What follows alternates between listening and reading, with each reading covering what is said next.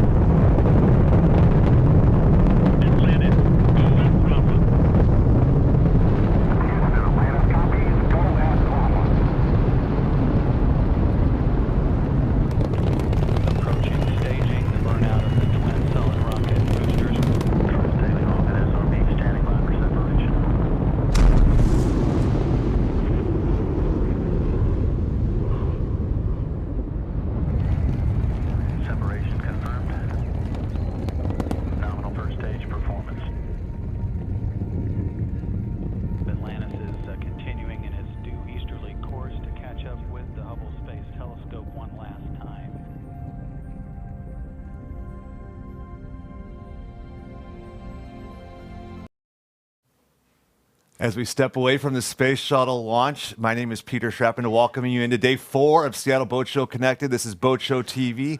I'm with Northwest Marine Trade Association, which owns and produces the Seattle Boat Show Connected. I'm joined by Denise Whitaker. Good morning, everyone. Welcome back, Denise. Whew, this is exciting. Yet another full day of fun, information, connecting with other boaters. I always get goosebumps when I watch that Space Shuttle launch. It Right? never gets old. I think about in 4th grade when they'd wheel in the TV and we could watch it. And I've been looking at Neil Armstrong's life a little bit in the last couple years, and there's a story that I just wanted to share at the outset here. He was practicing landing the lunar lander before he went to the moon, and it ended up not going so well in one landing, and he ended up having to take a parachute back to Earth, and he got back to Earth, and the worst thing that happened was he bit his tongue, but he lost the lunar landing for the next part of the program. Later on, he was filling out the paperwork and was asked what happened, how'd it go, and he never brought that up, which reminds me of my kids when something falls and they yell out, "Nothing broke." Nothing's wrong. But I also think about the fact that if there is a link between the different speakers and the programs we have today and yesterday and starting on Thursday, it's the fact that history is over, but what we can change is the future, and really embracing what's in store in our backyard here in the Northwest, here with the opportunity the Seattle Boat Show has. We've seen so many incredible speakers: Eric Pettigrew, Annie, Sean. This is just off the cuff here. Stephanie. All the opportunities that they've maximized throughout the course of their life. Sean Murray breaking his MCL, ACL, PCL, whatever that PCL is, I'm not sure yet. Right. I don't want to know. He got back on the wakeboard and started wake surfing almost immediately as soon as he could, and I think broke several more world records after that. I'm not going to say you're going to break a world record on the wakeboard. Maybe you are, but I think that there's really all this opportunity in the Northwest waiting for you inside Seattle Boat Show Connected at the $5 rate. So we're going to be here all day, but we really want you to go inside the Seattle Boat Show and see what it's all about. I don't think that we have taken a step back at all, but rather I think it's more of a meta boat show, if you will. I think it's a chance for us to really tap into all of the opportunity that's been available. We just haven't really looked at because the Seattle Boat Show has run so smoothly for the last 74 years. But this year we've got the seminars, over 84 hours of seminars that have already been recorded that are available not just today, not just yesterday, but in the future. When Denise and I go off the air at 8 p.m. tonight, you can watch those for 7 more days. So to get the notebook out, you heard, I think it was Tommy talking about when he was a kid, he'd have to go to the boat show, these sold-out seminars, and be the first one there. That's not needed anymore. You can watch these from the comfort of your own couch with your slippers on, your jammies on. and really hear what Mark Bunzell is doing at Boat Show University is going to make you a better boater. It's going to make you more comfortable with your boat, and it's going to make you want to decide to go boating versus looking at any other sort of fun activity or spending time on TikTok or any other discretionary time you want to spend with your time. And Mark's starting up in about 10 minutes, I think, is when he starts today. Tom Nelson's on right now, so if you've got that $5 ticket or you just need to get it right away, go ahead and get in it, because right now Tom Nelson's talking saltwater strategies for fishing. At 10:30, they're talking albacore tuna. At 11, Central Washington fishing. So we're coming off the coast a bit, going to Central Washington. We've got diesel engines going on right now. That's a seminar that just started at 10. Used boats and motors is coming up after that. That's a big one because not everyone is buying a new boat. You got to figure out what to do there. And then at 11 o'clock this morning, Cruising Alaska. That's a good one because that's what many boaters in this part of the country certainly aspire to. We've always been famous for our seminars, and now we've got the Seattle Boat Show TV here, but there's also another whole host of different activities inside the show, which we'll get to in a little bit. There's over 200 exhibitors, 600 boats, over 1,000 accessories. We've got about, I want to say 12,000 photos. I've kind of lost count. Was never really a good counter, but there's well, that's a high count. That's a large, large takes number a while. of toes and fingers and other things that keep tallies on. But you can not just see those photos, we can curate them in a favorited section. You can add the seminars to the convenience of your calendar. Mm-hmm. We've individualized the boat show for you. We've created these customized experiences for you. We've got I haven't even mentioned the word chat. There's a chat function inside the boat show where you can chat with these boating experts, the boat dealers, the different repair facilities that are exhibiting the different marinas. You can take advantage of all the bells and whistles inside the show. So don't hang out here with us. Hang out inside the Seattle Boat Show. And as we go to break before we bring George Harris on, why don't we pay homage to the Seattle Boat Show commercial where it is kind of the 2018 one? Logan, why don't we take a look at this one always gives me goosebumps too. That's number 47 on my bingo card.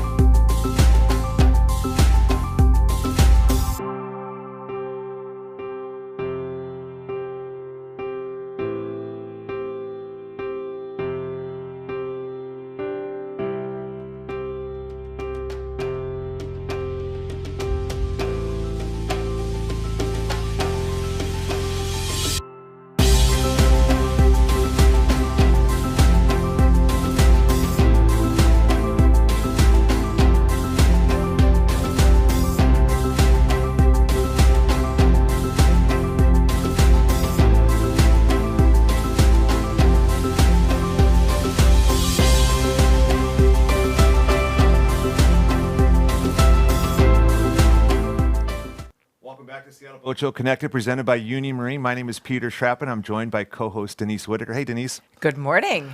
I wanted to get that off my chest as we got started, so thanks for listening to my preamble. I've been thinking about that all morning. I got at 5 is the Denise Whitaker hours. Yes. Thank you for You bringing got the up that scones early in. today. It just happened. I was pretty wired. I'm Okay. excited. Did you get to sleep early last night? You were drinking a lot of Coke I yesterday. know. Yeah. No. It went away. It went Okay, away. good. I think. Yeah. No. I'm excited to be here for sure. Hope you're excited at home. And right now we're going to bring in NMTA President George Harris to get us going on day 4. Hey, George. Hey, Peter. Hi, Denise. Good morning. Good morning. George, I've been thinking about this morning about the Seattle Boat Show Connected presented by Union Marine and how we've really honored the past. I wrote this down, engaged the present, and we're looking to the future. I was wondering if you could just touch upon those 3 principles with Seattle Boat Show Connected. Well, I think the past is that video that you just played in the break gives me goosebumps too. You know, the history, the rich history of the Northwest Marine Trade Association and the Seattle Boat Show. I think about all of the great work the association has done for the member businesses for 74 years. And Denise, I liked your Como spot I saw the other day about, we've had 73 years of the Seattle Boat Show, and as an organization, we made sure that there was a 74th. And I am really pleased and proud that we have maintained the quality of the Seattle Boat Show in its 74th edition here during these unusual times. So I think that moves us up to the present and then into the future. I want there to be a 100th Seattle Boat Show in 26 years. And I think a lot of what we've done this week is going to carry forward. So kudos to the NMTA staff. I love to say big show, small staff, and I'm really, really pleased with how it's going. Yeah, when you say small staff, George, I mean, it really is small. Remind us again just how few people put all of this together. Well, there's 8 of us on the NMTA staff year-round, and then we have some business partners that we've been working with for, in some cases, decades. And I love to say that the Seattle Boat Show brings out the best of everybody, whether it's in person or virtual this year. And I am just amazed, whether it's our staff or our partners, Bullseye Creative, the Web Doctor, on and on and on for what they've done this year and bringing this all together. And everybody just works so hard, and then that's the event business, whether it's in person or online, you are on call 24 hours a day. I was just talking to Alicia here and kind of in the green room before I came on, and just like the in-person show, you can't get up early enough. So good for you, Peter, for getting up at 5 a.m. It's a big deal, and just really pleased with how things are going. George, I've heard you use the reference maybe a week ago about how you never want to buy a snow shovel or a sled on a snow day. Some people might be wondering, why in the heck are you doing the Seattle Boat Show in January? What is that all about?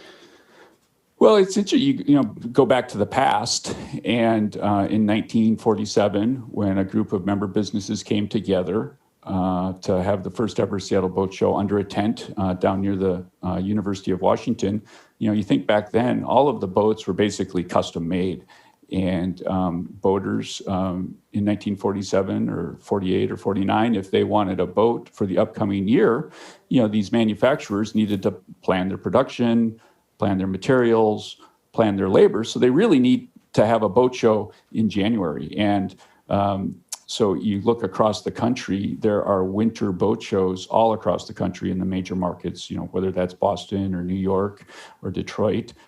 These wintertime boat shows set the manufacturing schedule for the year. And fast forward to 2021, it's really kind of the same thing right now. These businesses, some large, some small, they're trying to predict the future with their crystal ball. How much inventory do they need? Do they need 10 boats? Do they need 100 boats to get them through? And true, this year, there have been some supply chain disruptions because of COVID. So the inventory is a little bit tighter. So if somebody is interested in getting into boating, upgrading to a new boat or something this summer, this is the time to start looking for those boats, because there is some supply chain disruptions, and there's just a little less inventory this year. So kind of feels like 1947 all over again. Yeah. And so many people looking for boats too. I know within the last 6 to 12 months had a little difficult time finding boats for sale if they were on the used boat market. So it sounds like you guys really are helping to grow boating, as you're always trying to do. Yeah, that's our mission, increase participation in boating. And great news is, participation was up this fall. It's hard to measure. Sometimes it's anecdotal reports. You can check in with the marinas on how many guest nights they had, and some of the launch ramps keep counts about how many launches they had. The one thing we can measure is new and used boat transactions with the State Department of Licensing. And it was up. I mean, it's not like astronomical up, but it's been a very good year for recreational boating as people recognize that boating is a great activity right now in the world we live in, combination of travel, family time, that sort of thing, and being in the outdoors.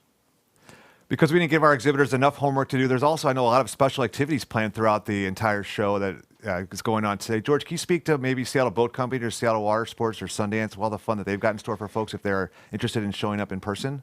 Yeah, so these businesses, they're, some of the larger stocking dealers, and they have inventory right now. And they've gone out and put up tents, if you will, maybe back to 1947, keep using that metaphor. And they've got tents, they've got outside heaters, they've got refreshments, they've got food, they've got swag bags. So they do want you to come down to their dealership, whether that's up north in Bellingham or on the east side or down in Fife or Tacoma or Portland.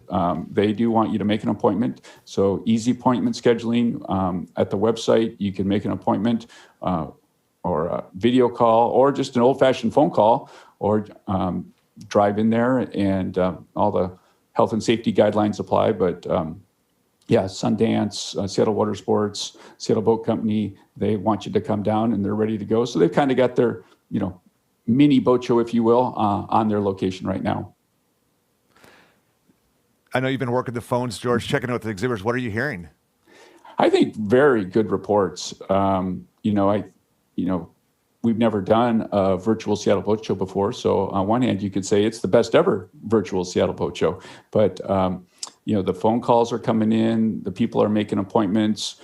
They're pleased with what we've done on the website. I think that was perhaps what I was most worried about is, was the website going to be as good as a Netflix or a Redfin or a Zillow or something like that? And those are big names I just dropped, right? But I think the website is smooth and easy to use, and the navigation is working. So they're very pleased with the way we're getting people to the show. Just like we say, start online and then end up on the water, meaning, get in touch with those dealers, talk to them, maybe get down to their business. And I know even I was talking to Kelly Hawley at Tom and Jerry's this morning, and he was very busy yesterday doing sea trials out of his business at Tom and Jerry's up in Anacortes yesterday. So sea trials up there. Right. So people don't only have to stay online. They can definitely, like you mentioned, the tents and the dealers, they can totally head out the door and make those appointments and do that as well. Yeah, that's right. And, like I like to say is there's no bad questions right now. Even if it's a 3-minute phone call to one of these businesses, they want to talk to you. They've got the answers. You just have to ask the questions. Yeah. I'm going to pull out the Netflix CEO's memoir here, Reed Hastings, That Will Never Work. It's the story of the birth of Netflix. I'm going to pull the page. I actually have it marked, George. Page 145. We want to become the Seattle Boat Show connected for movies. So that's how they're looking at us. So I thought that was pretty cool. That's pretty neat. We've already. Wow. I'm just kidding about that's not a true statement. Thanks for playing along there. No, that would be cool though. But that's exactly right. So the 3D Matterport technology, that's a polysyllabic word. What does that mean for people that have never experienced that 3D look and feel, George? Well, I think what it does is, I think a image gallery, we've got that where you can look at, 10, 12, 20 images of the interior of a boat, the exterior of a boat. That's good. Then there's the video tour of a boat, which many of the dealers have done, the manufacturers have done. So, a 3-minute video tour narrated by the dealer or the manufacturer. So that's better. And I think the best is the Matterport tour. And that combines the still images, the video, and then the high definition quality, and you can navigate through the vessel, through the boat or the dealership or the retail location, and you can move left, move right, look up, look down. So, you get into some of these boats and you can look 360 degrees in every direction. You can see what the headliner looks like. You can go into the engine room and you can zoom in to see what sort of fuel filters are on that engine. You can get up onto the bridge and see what sort of electronics they've got on the station, because you can zoom in or pan out. And I think that is the absolute best experience for a virtual tour of a boat. And our society, our lives are going more global every single day. People can buy boats from anywhere in the country, have them shipped here, but people all over the world are tuning into this show as well, not just for boats, for products, for expertise. Yeah, so this is, it has, technically, the Seattle Boat Show name is the Seattle International Boat Show.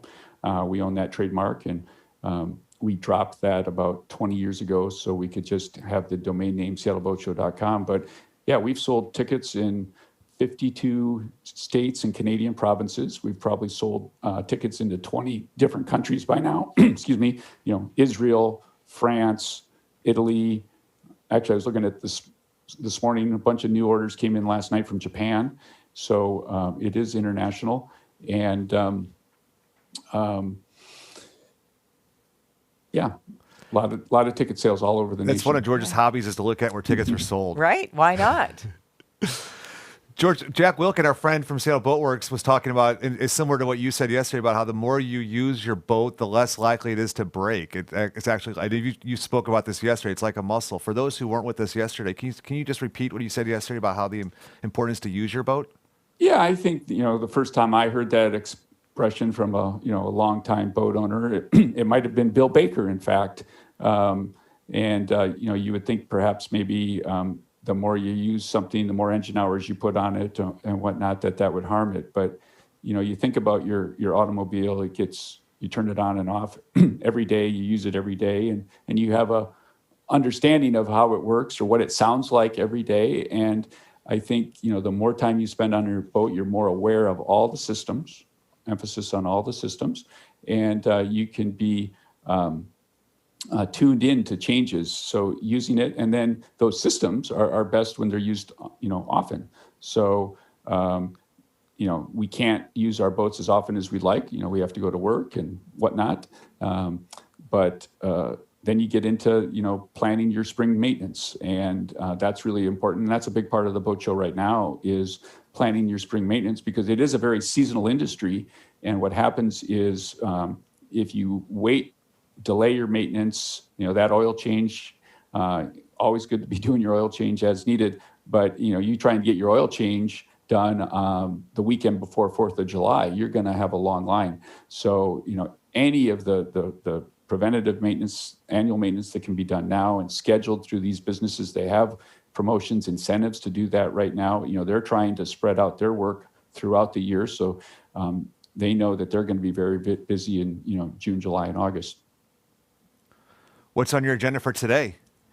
Well, I love checking in with the businesses. I can't do that enough, so we have 218 businesses in the show, and I'm just going to keep checking in with every one of them, every minute that I can. So that's my favorite thing to do. I think I told you yesterday, I got caught watching a couple of seminars midday, and I was looking at the lineup today. Carol Hasse, she's famous here in the Northwest. She's got an awesome video that's going to be on this afternoon. And then we've got a private screening, a 90-minute film, the Race to Alaska film. I think you've actually seen it. Have you, Peter? It's amazing. I have, yep. Dwight Jones suggested that I watch, so I dropped everything and watched. It's only available at certain times of the year. Yeah, so we were able to put together the screening. So that's going to air tonight, I think at 6 o'clock, 90 minutes long, kind of close out the show with that one. So I'm looking forward to watching that. And then I think Spin the Wheel. You're not spinning the wheel for me right now, but we can. Well, let's just say it landed on apps. What's my favorite app? Okay. One of my favorite apps is the Navionics app on my cell phone. It's just amazing how much information is on that. And I think I'm like everybody else. I probably use 2% of what it's able to do. Good for daydreaming about my next trip on the water. But anyway, Linda Lewis is going to be doing a seminar on the Navionics app this afternoon, and she does a great job with that. She really does. George, you have so much information that comes across your desk and access to so many different programs, radio or otherwise. What are some of your favorites? I know the Outdoor Line. I just listened to that this morning when I was walking the dog. That's always a great one to increase your boater IQ. Navionics you just mentioned. What are some of your faves? Well, there's a lot of boating publications. And first of all, the Northwest is really unique because we have two of our own, Northwest boating publications. We got Northwest Yachting and 48 North. So I think those are absolutely must-read publications. And I think they do a nice mix of, for the boating user consumer, but there's a little bit of industry news in all of those, and your column, Peters, and Northwest Yachting every month. So I really like those locally. Those are must read. But the other one that I like from a national standpoint, my absolute favorite from a national boating magazine is the Boat US magazine. And I say that a little bit intentionally because at the admiral level, it includes an annual membership to Boat US, their basic membership, and you get the Boat US magazine, which is my all-time favorite. I just think the photography, the writing, serious and fun is excellent there. And they do frequently have a Northwest feature in the Boat US magazine. So that's, I think, something worth checking out. We had a good time visiting, like this, George, with Duncan McIntosh yesterday of Sea Magazine. That's also available at that $89 level. And Duncan's claim to fame yesterday was that he believes he might be one of those first exhibitors at the Seattle Boat Show back in '47. They've been around since 1908. They have. And actually, it's great, all the support that Duncan has given the Seattle Boat Show over the years. And if you go into our office, and we've got our wall of programs going back all the way to the mid-'90s for the Seattle Boat Show. The oldest program I've been able to find in kind of our archives is about 1952. And you'll see that Sea Magazine was the sponsor of the show back then. Little Boat Show trivia. Yeah. Boat Show Maven. Seattle Boat Show CEO and President George Harris. I like to say George is now the conductor of the Seattle Boat Show. I just read this recent blog by one of my favorites, Seth Godin, talking about conductors, George. And I was just going to paraphrase it that a conductor transforms the me's into we's. That's certainly you. They develop a point of view and they balance it with the listener, the patron, and the musician all at once. I'd say that we've successfully checked that box. And it's a form of leadership, George, that happens in private a lot, but once in a while we can see that in public. And that's certainly been the case with you this last 4 days as we've unveiled Seattle Boat Show Connected, presented by Union Marine. Just want to thank you for your time, and I hope you can check back in with us before we say goodbye at 8 p.m. tonight. All right. Thanks, Peter. That's very kind. Thank you, Denise. Great job. See you later. We're going to step aside here. We're going to hear from Denise Whitaker on how you can better maximize your time inside of Seattle Boat Show Connected, presented by Union Marine.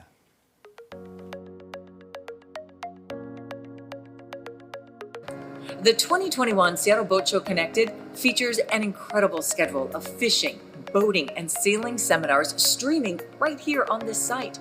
With more than 100 hours of content and even more Boat Show University classes, you'll want to watch it all. Lucky you can rewatch any classes you missed or may just want to see again for up to an entire week after the show. You can add a seminar to your personal calendar or save to your favorites list. If you're attending the show from another region, you can even set your time zone preferences so the schedule will display in your local time.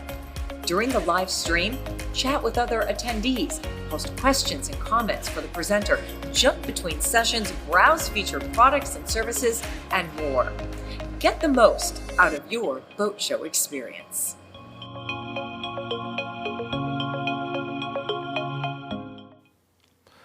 Good morning. Welcome back to Seattle Boat Show Connected. My name is Peter Schrappen, Order of the Moose winner, 1989. And Emmy Award winning Denise Whitaker. I got to kind of keep up here, Denise. That's all. Okay. That's right. So how's it going? It's going great. How are you doing today? Good. I've been thinking about a lot of metaphors this morning. Yes. We're kind of like the opening check-in at camp. Okay. Camp counselors here, we don't want you to spend all your time at the registration desk, which is kind of where we are. We Okay. want you to get inside the show and take advantage of all the various activities Dive in. that are in store for you. And we've got a number of activities we wanted to share with you right now that are available at the $5 level. Denise, what are some of the activities that have drawn your attention? You can go to the pirate ship and go up to the crow's nest. You can take selfies. There's a whole selfie booth. You can hunt for the treasure because there's a whole treasure hunt. I really like the way those treasure chests, they're just like big treasure chests on the virtual show floor that you can just kind of move around and find. And then there is a Seattle Boating Yearbook. So we want you to tag photos because we know people did get out and use their boats last year. So chances are all you have to do is scroll through those photos on your phone and find some good ones and then just put them on social media. So what you want to do is you want to tag Basta Boat Lift. So that's BASTA Boat Lifts, Basta Boat Lifts, at Basta Boat Lifts, at Seattle Boat Show, and then use the hashtag Boat Show Yearbook. All squished together, of course, like hashtags are. They're a big sponsor of our show, and I just want to show a little story about them. That's number 28 on my bingo card, Logan.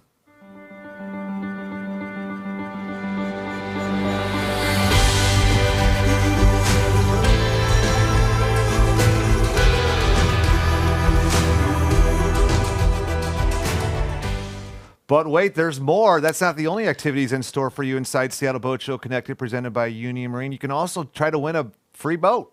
Yes. For a beautiful pink boat. A handmade, recently forged boat that's thanks to our friends in North Carolina, the KL Cancer Fund. And we've got a little bit of a better story than what I'm doing right here to give it justice. So why don't we go and take a look at the pink boat that's available at the $100 level with a raffle ticket.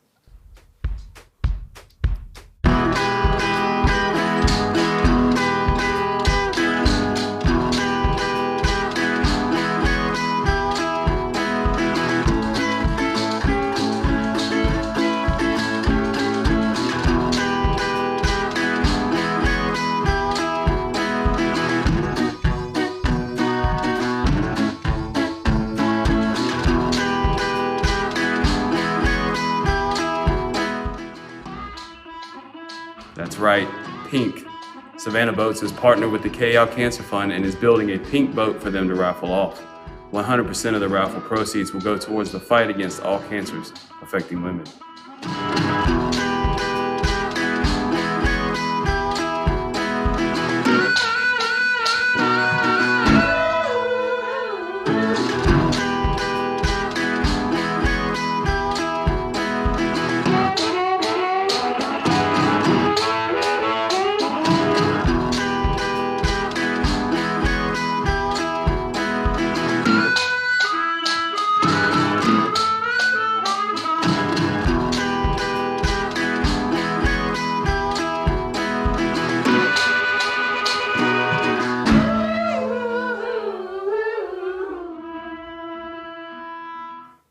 So all you've got to do is just click on the tab right there, click on the logo. You can learn more about how to win a pink boat, thanks to our friends at the KL Cancer Fund.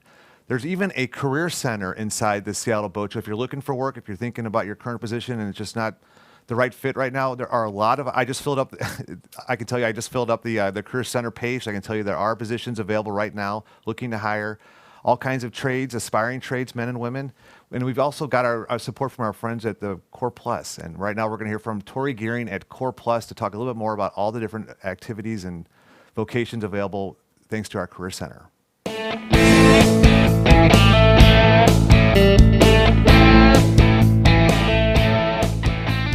The Core Plus program gives kids the opportunity to get into an industry that is very diverse. It's a curriculum that enables students to actually go out and have career pathways. For Core Plus, it kind of puts all the pieces together, kind of formalized, put it together as a package, which helps educators, giving us the resources, the materials, science camps. These students are going to be able to apply their math and science skills so much better. Core Plus definitely helped me with my math skills. They were a bit weak coming in. It's practical math and science. Just like what they're doing here in the shop, there's math and science. Core Plus is just, let's get the doors and then they can choose which one to open. When you have a great shop class and a great shop teacher that can get them in there, teach them that stuff, they can decide if that's just a skill they need in addition to the other things they want to do, or if it's like, hey, this just sparked something, this is who I am. It can give them a different sense of how they can end up in a rewarding profession. Once I got to learn more through the Core Plus program, it kind of solidified my choice and helped me pick a career path.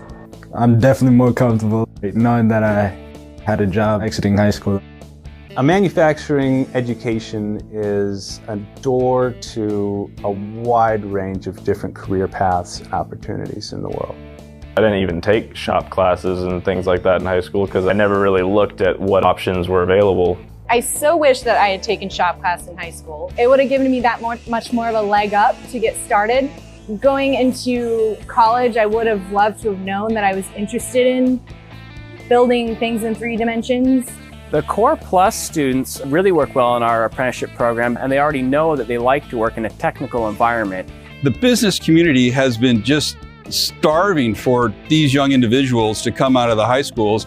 I love giving high school students a career opportunity. I want to be able to express to them all of the different trade skills that are out there. There are a lot of great careers available in manufacturing. The compensation and the benefits are fantastic. It's extremely satisfying coming out and seeing Nathan working here, and it makes me so happy. The possibilities are endless for him right now.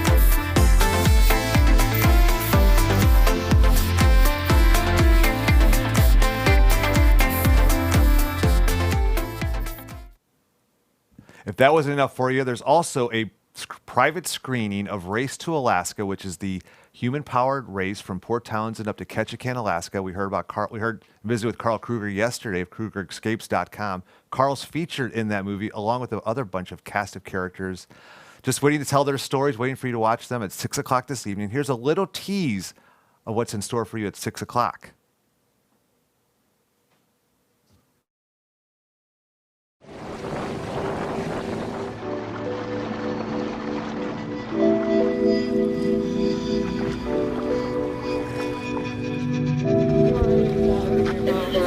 To turn on your trackers. 2 minutes to restart. 2 minutes to restart. Time. 30 seconds. Let's go. Race mode. Race to Alaska. There's a starting line in Port Townsend. There's a finish line in Ketchikan. $10,000 for a first prize. And the only rule is that your boat can't have a motor on board. It's a bit of an anarchist race. Getting on a boat and just looking at the chart and going, where are we going today? This is an adventure race. It's months of effort. There are any number of things that can go wrong. I mean, the success rate is like around 50%. There were decisions made that were dangerous and irresponsible. I love it. I only search for live people. I don't search for bodies. This race is very risky. Better get the red carpet ready. Get the beers on ice. I want them beers to be iced. Yeah.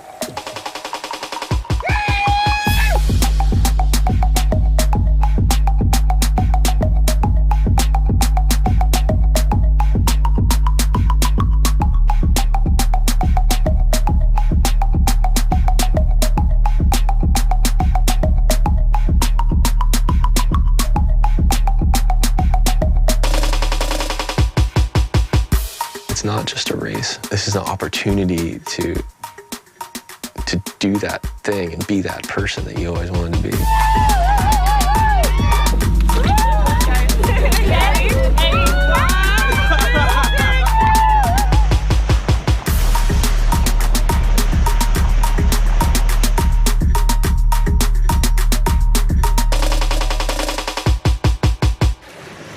We're gonna be there shortly and we're gonna be doing some bell ringing. You! Ding-a-ling-a-friggin' ding! Wow, that is so amazing. Every time I just think of anyone entering that race and actually completing it, it's just spectacular. Yeah, Carl and I are friends. I don't Really? I know. I don't know. In my book, we are. I've met him twice on Zoom. I know you're signed up for the next one, right? Yeah, exactly. Yeah, you're already exactly. building I your think boat I'll sign and up your for the next idea. viewing, maybe potentially. Yeah, that's at 6 o'clock tonight, so you can watch that movie. You know, the other thing George told us, and I think this is so cute because I remember last year when Dogs on Deck premiered. And I thought, well, that's kind of fun. You know, how many people have their pets on board and their dogs with them all the time? Most of us do. So George said he was really worried. He said last year, before the show, his biggest worry was getting these dogs in and out of the convention center, which, of course, you had to show up with. Did you bring your dog? Did not. Okay. No, yeah. So you had to show up with the paperwork to show that they've been vaccinated. Everything had to be current. You couldn't just walk in, of course, with a dog because nobody would know what was, what this dog, where it had been. So he said that was his biggest worry, but it went great and it was tons of fun. I think people really enjoyed it. So this year, since you're not taking the dog anywhere, you can go to Dogs on Deck and post pictures in the virtual show as well. So we're still getting our best friends involved. What I love about that story is that was our biggest worry last year. Was the dog part. Right. This year, right. it's like... this year, it's like everything. Yeah, exactly. But I think the show is working out great. I've just been exploring the pirate ship again. That's really cool. If you've not done that, get up on the pirate ship. And then, have you done that? Haven't yet, no. So you can actually walk all the way up onto the pirate ship, and then suddenly, you're no longer in the convention center. You are with blue waters all around you. So it's really quite calming as well. An insider tip apparently is to look up top, then look up at the ceiling. Did you do that? No, I will have to. So take a look upstairs and see, or to the ceiling. And then you can look down on the convention floor. I think that's what I'll be doing during our next break. Okay. All right. So more to learn Check from it me out. on that one. But yeah, so that's the part of all the activities that are in store there. So we've got the seminars, the activities, the exhibitors, the red carpet, the selfie station, on and on and on. Inside, waiting for you. We're going to take a little break here, hear from Denise on how to spend some time inside Seattle Boat Show Connected, presented by Union Marine. Welcome to Seattle Boat Show Connected. Browse through the digital booth spaces of nearly 200 unique dealers, vendors, and exhibitors. You can search for what you need or filter by brand and product types. As you visit an exhibitor's profile page, you will be able to connect via text chat, phone, website, social media, or email. You can even schedule an appointment or video chat for later by clicking the red button on the top of each page. When you're ready to meet safely in person, use the maps for convenient driving directions. Most Seattle Boat Show Connected exhibitors are offering boats, products, services, and accessories with incredible show-only prices. Be sure to check out the awesome videos and interactive 3D tours. Don't forget to save exhibitors and products to your favorites list, and you can always come back later for the latest and greatest offers and announcements.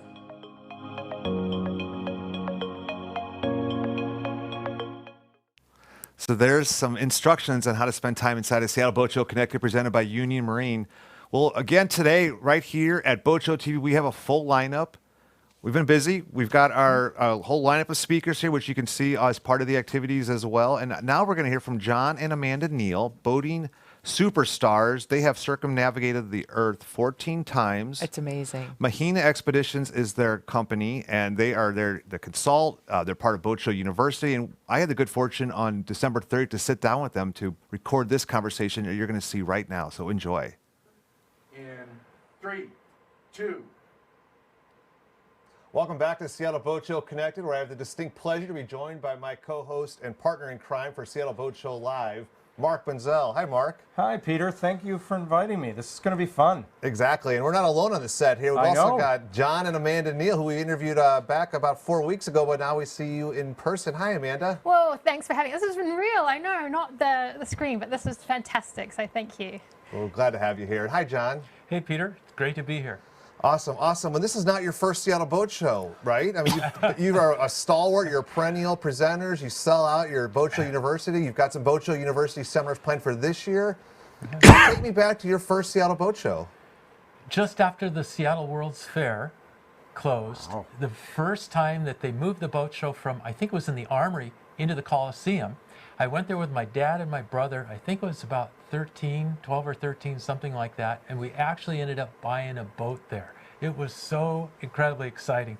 So I was into water skiing then because we had a cabin on Lake Goodwin north of Everett. And it came with an old wooden plywood boat with a 1955 Johnson 25-horse motor. We did almost get to go fast to water ski with 2 skis, but 1 ski was roar.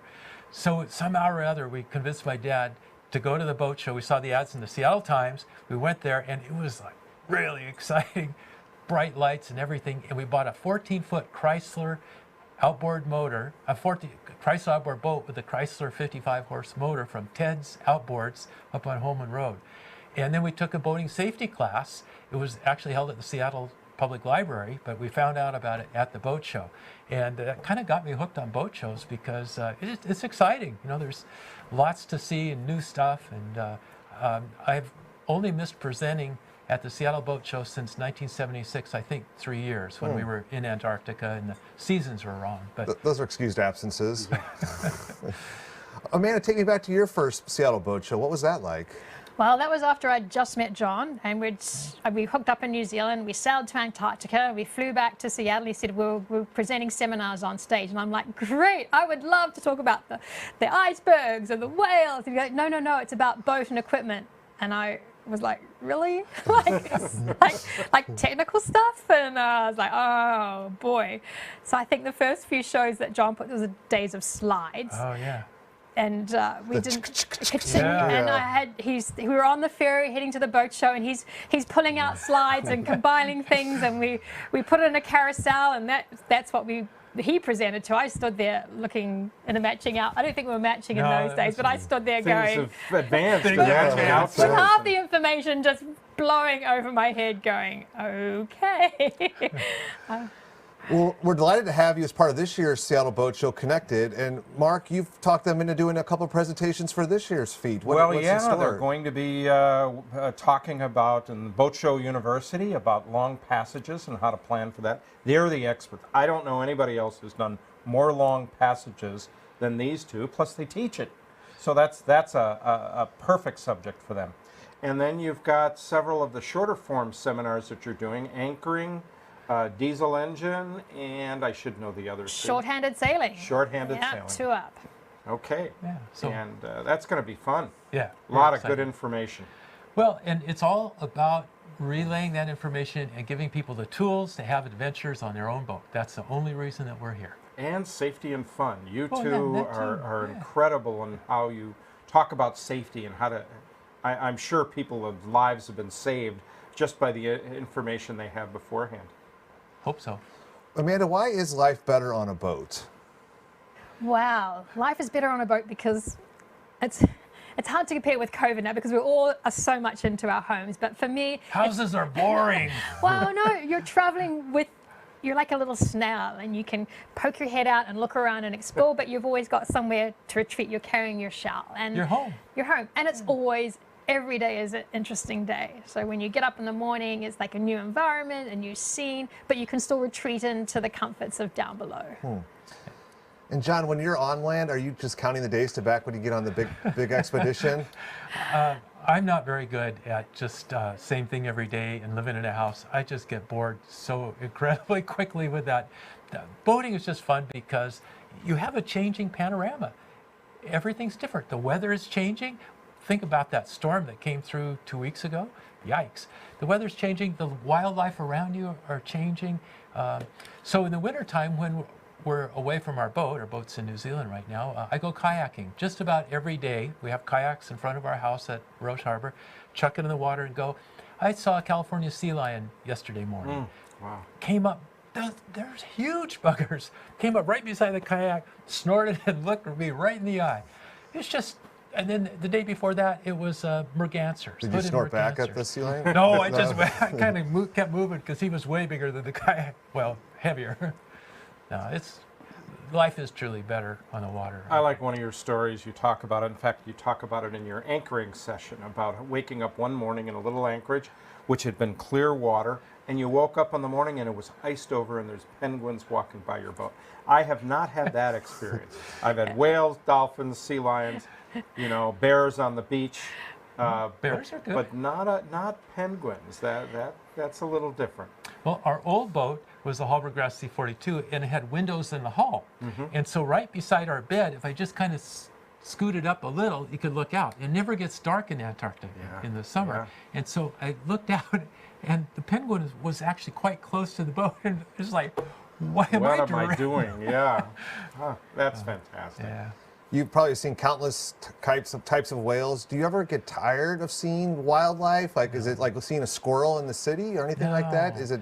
I'm trying to remember and to learn more about them. And so we've got these plastic laminated cards that have all the different sea mammals of the Northwest and then the seabirds of the Northwest. And it's really great. I take that kayaking, the one on the seabirds. It's really nice to be able to identify and say, oh, that's a cute duck, but say, oh, there's a marbled murret, or there's a tufted puffin. So trying to increase the knowledge is fun. Yeah, I'm the same. We often have birds land on the boat when we're mid-ocean passage, and you try and nurture them. You don't really know what they're supposed to eat, but you give them this. They're tired, so they're tired. So you put them in a box and give them a warm home, and hopefully they'll survive. But as soon as we get to land, I'm on Google, like, oh, what kind of swallow was it from, and where was it flying to, and how long's he out for, and like, what should we have done? But yeah, that's amazing.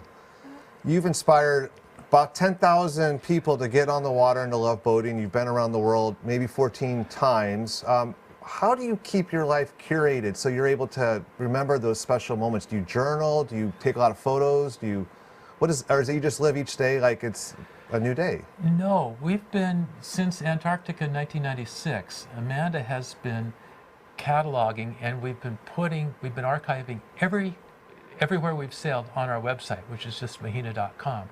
And so Mahina.com. Ding, ding, ding. Is that a bell, like a Wagner guy? Yeah, like a Wagner guy. No, but so Wagner guy, you've sponsored the bell? No. But it's a good idea. Don't give it any idea. Well, last to know is my idea. It is your idea. So what we do is we just put log updates. So everywhere we sail is an expedition log because we have students that we're training. And so this year we did just 4. So we have 2020 log 1, leg 1, 2, 3, 4. And we just take photos, we do screen captures of charts, we do hot links to marinas that we use. And we actually do this to help us remember because we tend to go back to places we like. And so we can look at the update and say, oh, Pierre's Marina. Let's click on that and see if they're still there up in the Brotons. Yeah. And so we use that. And we just want to leave something. Since I love doing the research. I love getting the cruising guides and the charts, but I don't want to lose all that time that I spent. And so I figure if I log that and make it accessible for someone else to use, then they can access it and they can find those cool spots and tell us about it. Well, it's great for your guests too. And I should mention that the business that they do is to take people out and to teach them while underway, while out on the water. Going to cool places. And it's not inexpensive, but well worth it. And just about everybody I talk to talks about how great it was and what they learned. But you've got that experience then documented right on your website. Yeah, and it's free. And yeah, we don't. That's fantastic. Yeah, just share it, because that's what boating's about. It's about sharing experiences. It's a lot of work, though, cataloging that and posting that. I've tried it various summers, and I get about halfway through the summer, and I go, oh, I gotta update the log again. Well, we've got a team of professionals that have the office above ours, Tiffin Gift Creative, and they are who are responsible for. Amanda, I do the initial, she organizes it, and then Chris and Melanie take that and produce it and put in all the hyperlinks. And yeah. Oh, that's fantastic. So, Peter mentioned it a moment ago, but we had an incredible weather event, and I thought of you when it happened, and I started to look up the background of that. For those of you who don't remember, about 2 weeks ago before the boat show, we had an extreme low come out of Siberia, blow across into the Bering Sea, and it was in the about 926 millibars, which is extremely low, and some high seas. The forecasted seas, when I looked at them, were going to be 15 meters. And for where? For the right now in the Pacific, in an area on the sea state forecast and analysis, 15 meters. 47 feet. 47 feet, exactly. Yeah. I can't imagine. And so what are the biggest seas the two of you have been in? Well, recently there have been few because of weather routing. So as you said, you're watching the weather, and that's what we're doing on board. We're studying weather miles before it comes across, days before it comes. We're hiring professional weather routers. We have got a greater understanding. Our boats sail at 7 knots. We can get out of the way of weather patterns. So, I mean, we used to do storm seminars at the boat show. We haven't been in storms for 10 years. So that seminar is by the wayside because of weather routing and information, so to get out of the way of big seas. That's a great comment, because so many people are afraid to do those long passages because of getting caught in weather. And as you're pointing out, with the proper knowledge, you'll know. Now, my question for you is, this is sweeping across, it's coming across the bottom of the Aleutians and north of Hawaii. What the heck would you do if it was coming towards you? No, Head Mark, south? No.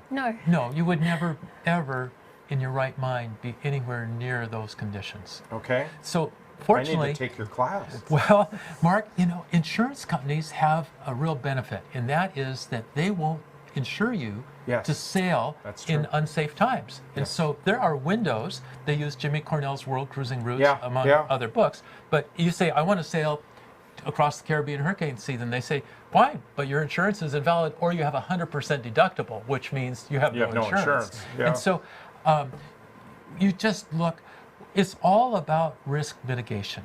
You can't eliminate risk, but you can mitigate it by not being there at the wrong time of the year.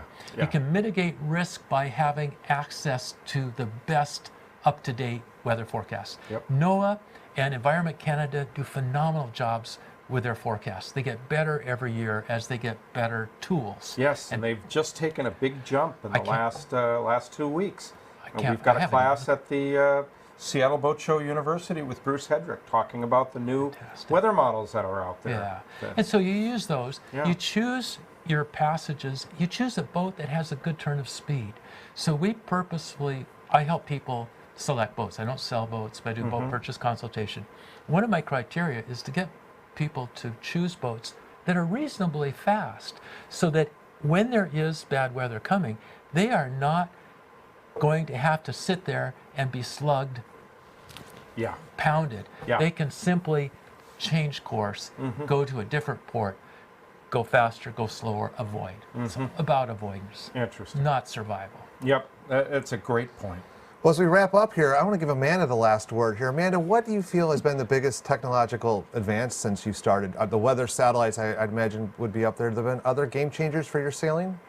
I'd say definitely communication. Because when I left as a cruising kid, sailing up to Seattle, we talked to nobody. From New Zealand? From New Zealand, yeah. And so just not having to be able to get help, information, details, that connection. So I think we're all pretty human. We just like to be in touch. So Iridium satellite telephone with Go, so you're getting emails on board and you're not feeling so out in the middle of nowhere. Well, along those lines, where can people find you? find us. Yeah. The internet, mahina.com. Mahina.com. Yeah, we have Facebook, a little bit of YouTube, and definitely Instagram. So and you're always telling people on your website where you are with one of your trips, correct? Yeah, we actually have a satellite tracker that shows up, and when we're on board in the expedition mode in the South Pacific, you can see, it's pinging all the time. You can see right where we are. And I've done this where I've sent John emails in the middle of the night. John, where are you? And he's, well, it's a clear night under the stars, and the water is just fantastic. And I'm going, oh, John, please. You guys live the dream. It's a wonderful life, and I'm so glad that you share it with all of us. Thanks so much for being here, and check out your shows on Boat Show University. And I want to thank you all for listening. Stay tuned. We're going to take a break right now, and we'll be right back.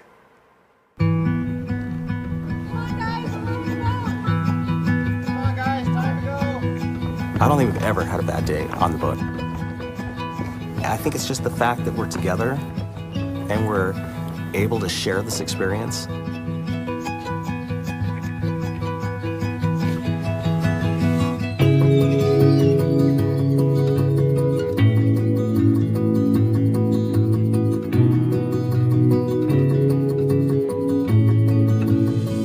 Sometimes I don't decide where we're going to go until we're already on the water and moving. Sometimes we're going to a restaurant just to have a quick lunch.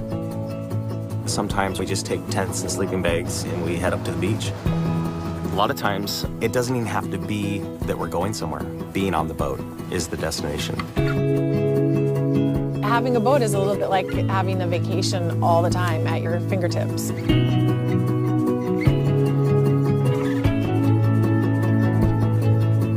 The reason I wanted to buy this particular boat was there was so many things about it that were unique to a family experience. The boys can be out on deck, and what's around them is just the world. When you're out on a boat, it just looks completely different, and for some reason, it's always more beautiful.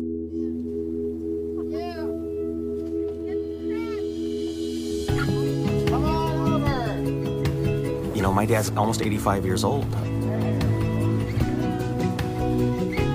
I don't know how much more time that we're gonna have where he can come boating up to us,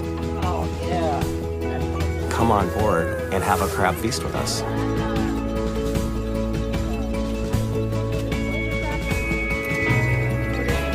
Those are experiences that will always be with me, and hopefully always with Anderson and August. I think they're things that they're gonna wanna share when I become 85.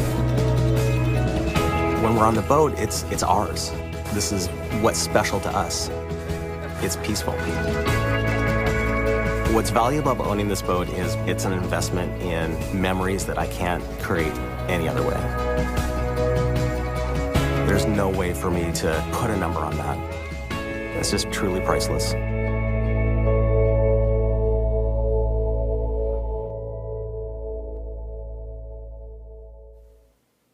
And we're back live here in our Boat Show Live TV studio. Very exciting. I'm Denise Whitaker from Como News, and Peter Schrappen from Northwest Marine Trade Association was kind enough to have me along on this wonderful journey that we've got going on this weekend. You know, watching these videos and listening to people who have done so much, it really makes you want to stop the dreaming and take the action to get there, right? There is no perfect time, as we were talking about during the break, that if you want to over-rationalize any sort of decision in life, you're going to always can talk yourself out of something. But really, the cost of not doing an action, not upgrading your boat, not looking at that new accessory is really a cost in and of itself, because it's really going to potentially minimize your fun that you're going to have on the water, the opportunity you're going to have on the water.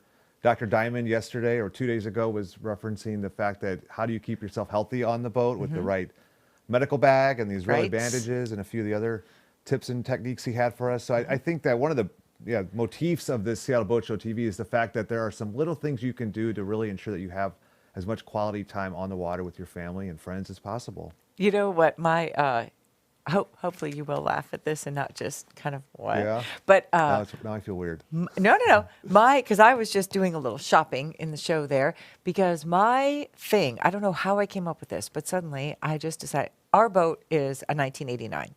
Now, we do know that it was sunk at some point and rebuilt two owners before us. So I don't know how new or old some of the equipment is on board, but I told my husband a couple of months ago, I said, you know what my dream is for this year, what I want on the boat? Just two little things.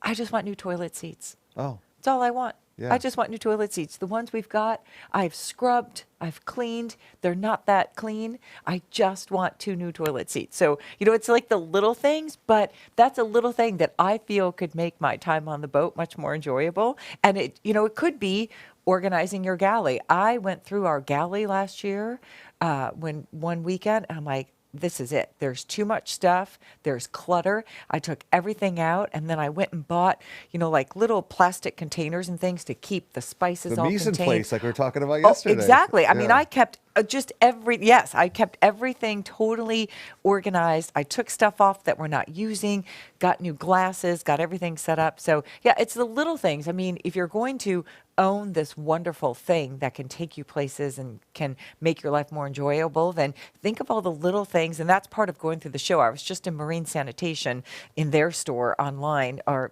part of the show in the convention center, trying to figure out what we might need to make my heads a little bit better on our boat. Have you ever walked through your boat with a pen and paper, or walked through a friend's boat as like a secret shopper?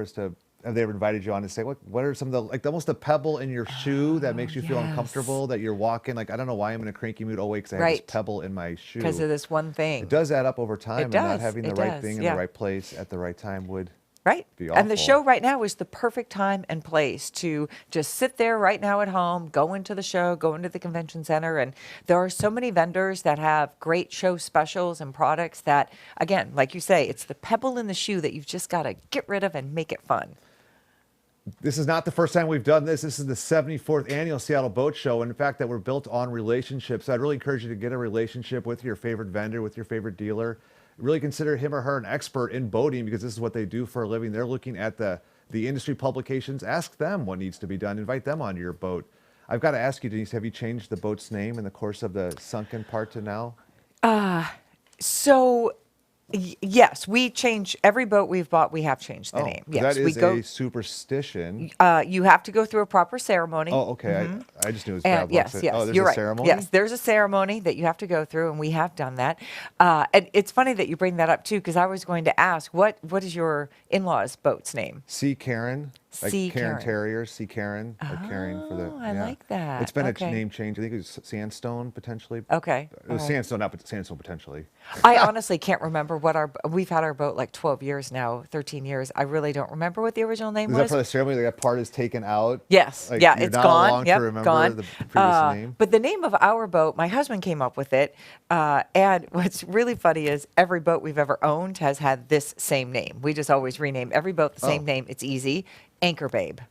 Got it. So we are the Anchor Babe, and my husband thought of that since I'm a news anchor. And Yes, the boat it's has got to an have some anchor, sort right? of Yes. pun. And then last summer, so I mentioned at some point over the course of the show that we don't have a windlass. So when we anchor out, then I am physically the windlass, and I have to pull up the anchor and do all that myself. And so it was funny. We were in Andrews Bay one weekend, one of the weekends last summer, and I'm pulling up the anchor, and this boat near us said, "I get the name of your boat now. You're the Anchor Babe," which that was his interpretation, which is fine too. It doesn't matter. Tell me about the ceremony that goes into the name change. Gosh, I knew you were going to ask me that, and I can't remember all of it now. Okay. That was 13 years ago, and Yeah. I know we also did the ceremony on my dad's boat when he bought a boat years ago. They wanted to change the name. We did the full ceremony there. You find it on the internet, you do the ceremony, but bottom line is you either believe in superstitions or you don't, and I'm not a superstitious person. Okay. But, I'll tell you this story too, because it's pretty funny, and I don't even remember what it was, but a friend of mine returned from Thailand years ago, and she had been a guest on our boat before, and when she was in Thailand, there was some sort of little wood thing in a paper thing that was sort of like, shaped like this or something. And she brought it back and said, "This is good luck on a boat." I thought, okay, great. And this was a gift she brought us from Thailand and when she was on our boat again. So I had it on the boat for the longest time. And we had one engine problem or issue on the boat after another. And finally I'm like, that thing's got to go. And I just took it off the boat. And I think we've been running a little bit more smoother since then. But so I guess in that regard, I kind of had a superstitious thing. But generally speaking, we're not superstitious people. Okay. So New Year's Day looks like any other day, or New Year's Eve? There's not a It door. does. Okay. It does. I look at my birthday as my new year. Oh, okay. Yeah. I always make a point of planning my birthday to do something that showcases what I'm going to be doing for the following year. Like most of my birthdays here recently, I climb a mountain on my birthday. And then, that kind of sets the pace and the tone for my next year. What's the next mountain you're going to climb? I would like to climb Glacier Peak this year because I've not done that one yet. Does that involve a ladder? That doesn't involve a ladder. That it's a long hike in. Okay. It's not an easy mountain. People don't normally choose that one because it's more difficult because of where you start and how long you have to hike in order to then start the climb. Yeah. I've heard this definition of tradition, like it's peer pressure from the dead. Okay, say that again. Traditions are peer pressure from the dead. Why? Because you're doing something that you may not even be that into, but you feel like this kind of need to do it kind of thing because you've always done it that way. Right. It was on one of the 45th Avenue in Wallingford. It's kind of like Chevron. There's famous for their cutesy things, and that was one of their little marquees that they had, and I always remembered that. Yeah. So, are you a New Year's resolution type guy, or? We open the door at midnight. Yeah. And why? Because my wife's grandparents-in-law would do that every. Interesting. Yeah. And what is the purpose Welcome of that? in the new year. Okay. Yeah. I kind of like that. My dad would eat pickled herring on New Year's Eve. Oh, love herring. Yep. Okay. Well, my point was to my dad was like, if you love it so much, you could actually. I don't think he liked it that much, but you could have it the rest of the year. You just, like I don't think you're enjoying this experience. Right. It is available. It's not just a one time a year kind of thing. But oh well. So yeah, I don't know. I think I could think about that a little bit. Yeah. It's funny. I ask this superstition question a lot in my podcast, and everyone says they're not, which is like I find that a little hard to believe because people in generally are. I think. How do you view Friday the 13th? Decatrichophobia. Fear Is that Friday. what it's called? Fear Friday the 13th. I don't think that's a big deal. Okay. Yeah. I mean, I just lay in bed all day, but I don't. Right. No, I'm just kidding. Oh, I love Friday the 13th. I look at Friday the 13th as like a fantastic day. Oh wow. I kind of celebrate Friday the 13th. Really. Do you do anything for full moons? Oh, I love full moons too. That's another trip that you'll have to plan at some point, and that is to charter a boat down in the British Virgin Islands. When we did it, we happen, fortunately, to get there during a full moon. They celebrate every single full moon. It's a ginormous festival. Oh, really? And it is so much fun. I mean, so much fun with the people on stilts. Now, I can't remember what they're called there, but, the people who do all they're walking on the stilts and they're in costume and they do all fun stuff, and they've got fires and fire dancers, and the food is, it's a celebration. Like every full moon is an actual festival celebration there year round. So it's really worth it to plan a trip down there if you can, to be there during a full moon. So you're there for the full moon festival. Yeah, it's pretty neat. I didn't know that. Yeah. Have you brought any of that back here? Like No. put out crystals or anything? Or No. Okay. I just, have that I enjoyed memory. it. Yeah, I have the memory and I enjoyed it. What's interesting to think about life and how many full moons are in your life. Like you're only going to be, I don't know, we're only on this blue marble for so long. And I think that's true also of that summers we talked about. If you think about how many summers you have in your life, and Idaho's tourism department has a great little, we could play that at some point during this show, about just 18 summers. You have give or take, if you have kids, you only have about 18 summers with your kids, before they start venturing out. And how are you spending that time? What are you doing with your time? Are you preparing for that time? Summer is right around the corner. Now is the time to be setting up for summer camps. There's a whole bunch of summer camps. Sales standpoint, those puppies sell out quickly. There are so many fantastic camps for kids around here. Now, you did get up early this morning too, right? Yeah. Did you notice how much earlier we're getting daylight now? Not really. Oh, I did. Yeah. Well, we have skylights Yeah. in our bathroom and my closet when I get up in the morning, and that's the first thing I notice. I'm like, oh yes, it's getting so it was lighter like earlier. 7, 7:30? I don't know, maybe 7:30ish it was. Yeah, I went back I was doing laundry this morning when I got up, so I was making scones. I made scones for the crew. Yeah, I Yeah. made some Wow. cranberry scones this morning. Got some laundry going. I need to dive into Watched some those. videos on some of our guests. Yeah, We've got Sarah and Will Curry coming up. Right. I think they're out of Mexico right now, but they're going to be talking about making the South Pacific a reality. Why don't we take a quick break here and share with you what's going on inside of Seattle Boat Show Connected, presented by Uni Marine.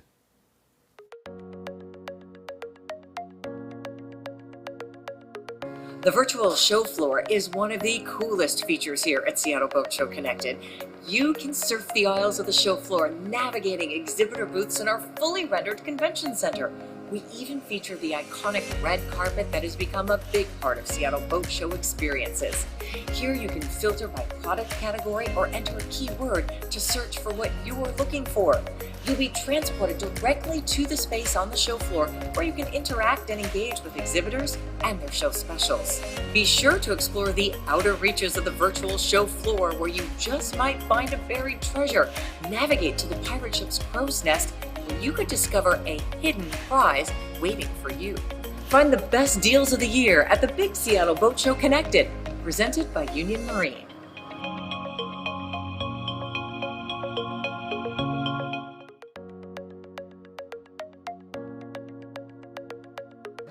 The 2021 Seattle Boat Show Connected features an incredible schedule of fishing, boating, and sailing seminars streaming right here on this site. With more than 100 hours of content and even more Boat Show University classes, you'll want to watch it all. Lucky you can rewatch any classes you missed or may just want to see again for up to an entire week after the show. You can add a seminar to your personal calendar or save to your favorites list. If you're attending the show from another region, you can even set your time zone preferences so the schedule will display in your local time.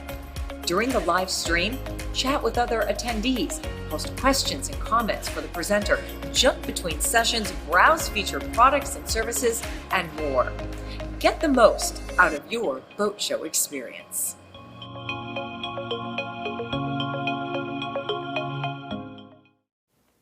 Welcome back to Seattle Boat Show Connected, presented by Union Marine. My name is Peter Schrapp, and I'm joined by my co-host, Denise Whitaker. Hi there, everyone. Thanks for joining us. We've got our next guest all lined up, Sarah Curry. I misspoke earlier. Sarah's not in Mexico right now. She is in beautiful British Columbia. Hey, Sarah. Hey, how's it going? It's going good. Thanks for joining us. You are no stranger to Seattle Boat Show Connected. I understand that you already have a few seminars already recorded that people can view. What's in store for viewers when they tap into that resource?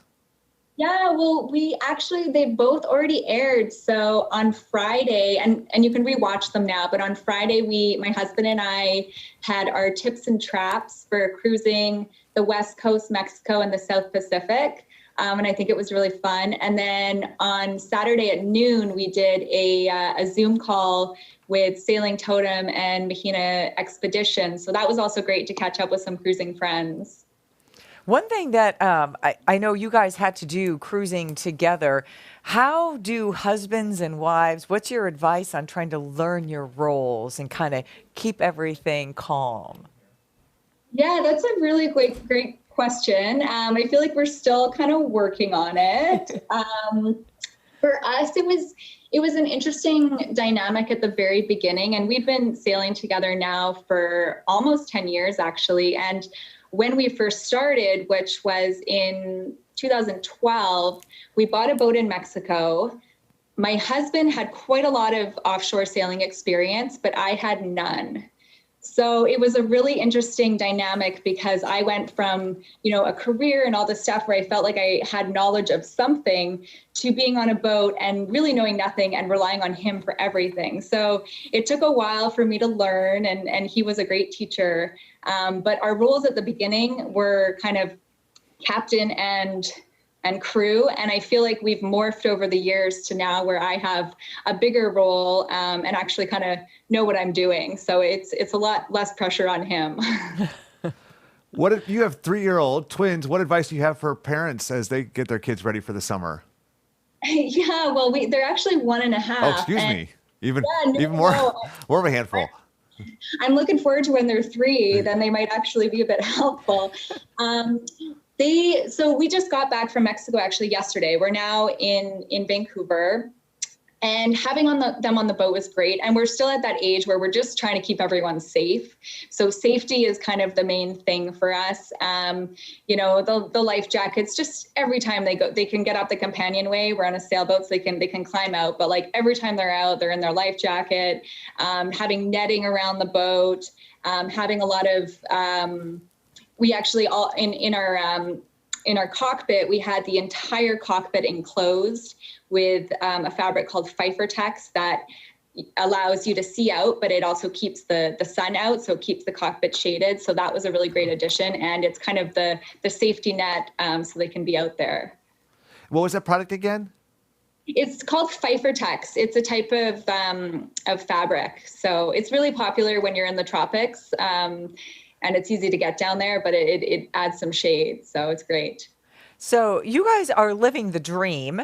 I know you work and you know, but in essence, you're living the dream that a lot of us kind of aspire to. So, you know, what would your advice be? Because you guys, you saved, right? You bought that first boat, and have you ever looked back?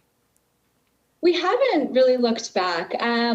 I mean, it's the living the dream is not as easy as it sounds. It's a lot of work, and I feel like we push ourselves really, really hard, but it is so worthwhile. And I would just say, I mean, as advice, it's as soon as you can get out there and do it, because you can do, and Seattle Boat Show is so great for this. You can do so much preparation and planning and learning, but at some point you just have to kind of cut those dock lines and just go out there and figure it out for yourself.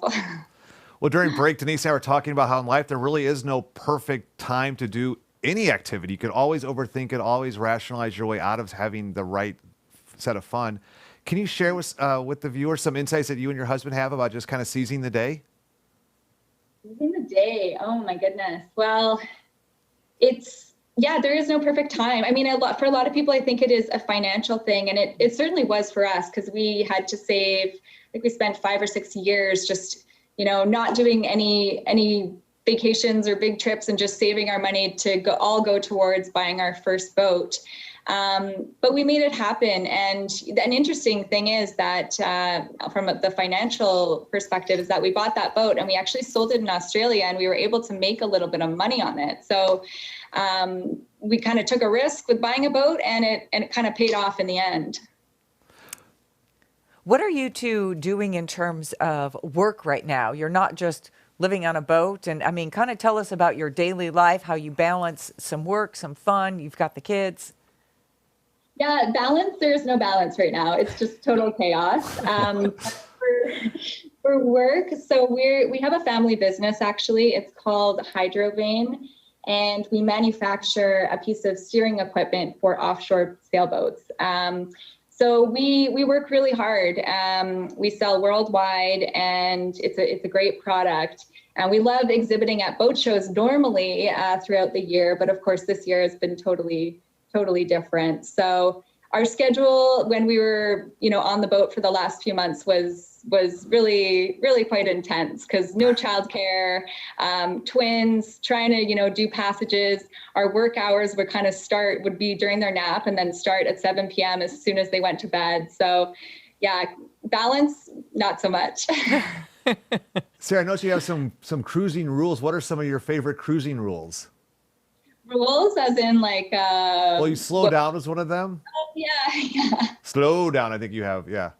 Yeah, so we kind of set those rules for ourselves because we learned some lessons. On our first boat, we crossed the Pacific in 2013, and we crossed the whole Pacific. So we left Mexico and we got to Australia all in kind of one season, which was about 8 months. And that's really quite fast, actually. And so we did learn a lesson from doing that, and that is to slow down. So we bought our current boat, which is a Jeanneau 43 up in Nanaimo, British Columbia. And it has literally taken us 3 years. Yeah, we left in 2017. And it's taken us almost 3 years to get down to Mexico. So we are going so slow. Leaving the boat places like in San Francisco, coming back to Canada for a few months, and kind of doing this more commuter cruising style where we come and go, and we don't really have anywhere we need to get to. We're just taking it 1 year at a time. What are some of the bucket list items on your short list? Oh, the bucket list. I mean, to be honest, we really, really want to sail back to the South Pacific. I guess we've kind of already checked that one off, but it's just it's so magical, and it's kind of every cruiser's dream. So once we train up these new crew members and they're a little older, we're definitely going to head back. And what do you want your kids to learn as they do age? You know, what are the lessons? What are the things that you want them to experience and that you want them to take with them in their adulthood? Yeah, the appreciation of being out there. We had some really special moments already, like sailing a sunset at sea where you're sailing along and you're visited by dolphins. And it's just such a magical experience to kind of be alone in your own little world and see these beautiful animals. And I think just like taking those moments and really realizing how amazing our planet is and what we need to do to save it and just really valuing Mother Earth. And that's the kind of one thing that we hope that the cruising life will bring to them, and also just an appreciation for other cultures as well. I know that Will grew up sailing with his family and has kind of a way of talking to people and not being shy, asking questions, and just this inquisitive kind of personality that I think can develop from exploring the world at a young age. Sarah, how do you stay organized? What are some of your favorite techniques to make sure everything has its place? On the boat, you know what? That's not my department at all. I am not an organized, neat person. That is my husband. So he's actually downstairs right now, locked in our basement with the twins, and he's the guy that keeps everything shipshape. So back to those finding your roles and sticking with them, huh? Yeah, exactly. He's the organizer.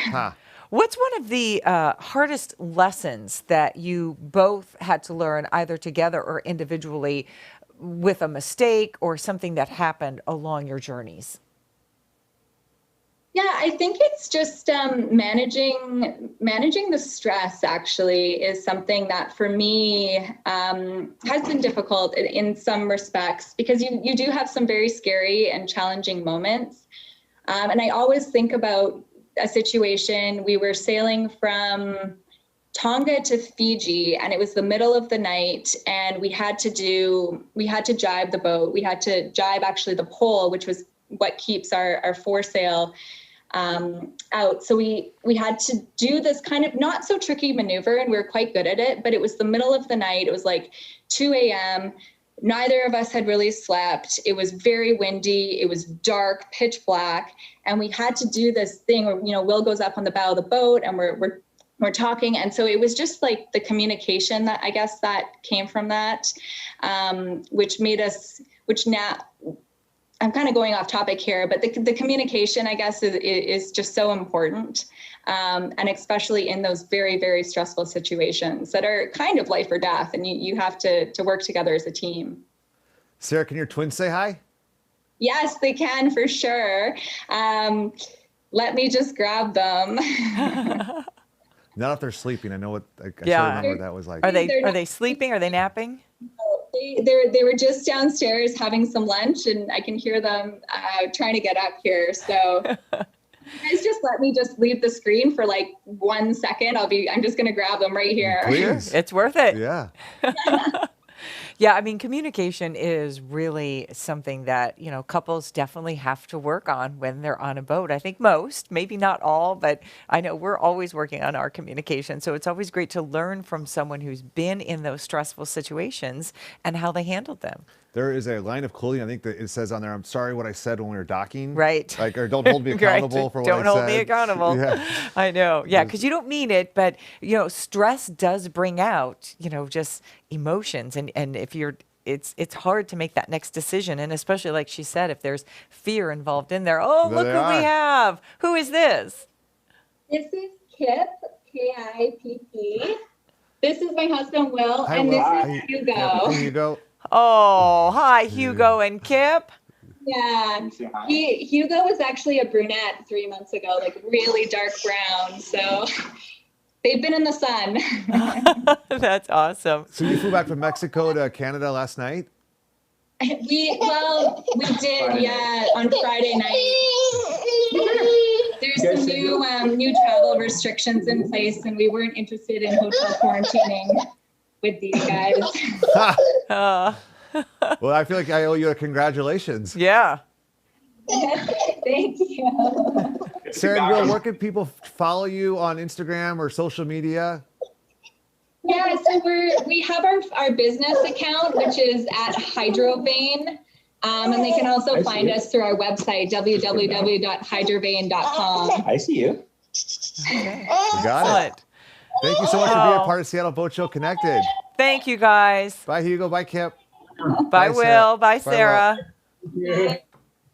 That was the first twins we've had on Seattle Boat Show Connected. Oh, they were so adorable. That's right. Gosh, a lot of memories there. We're going to step aside for just a second, hear from Denise Whitaker and how you can best enjoy Seattle Boat Show Connected, presented by Union Marine.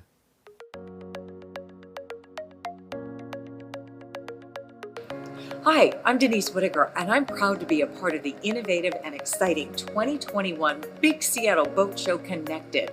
Join me and NMTA's own Peter Schrappen as we host the Boat Show TV channel live all 4 days of the show right here on the site. We have an exciting lineup of guest interviews and boating topics, including how to maximize your time on the water, discover new ways to make more memories in the magical world of boating. Plus, you'll meet boating leaders from the Puget Sound area, across the U.S., the world, and beyond, and so much more. Don't miss the boat. We'll see you online and on the water. It's all right here at SeattleBoatShow.com.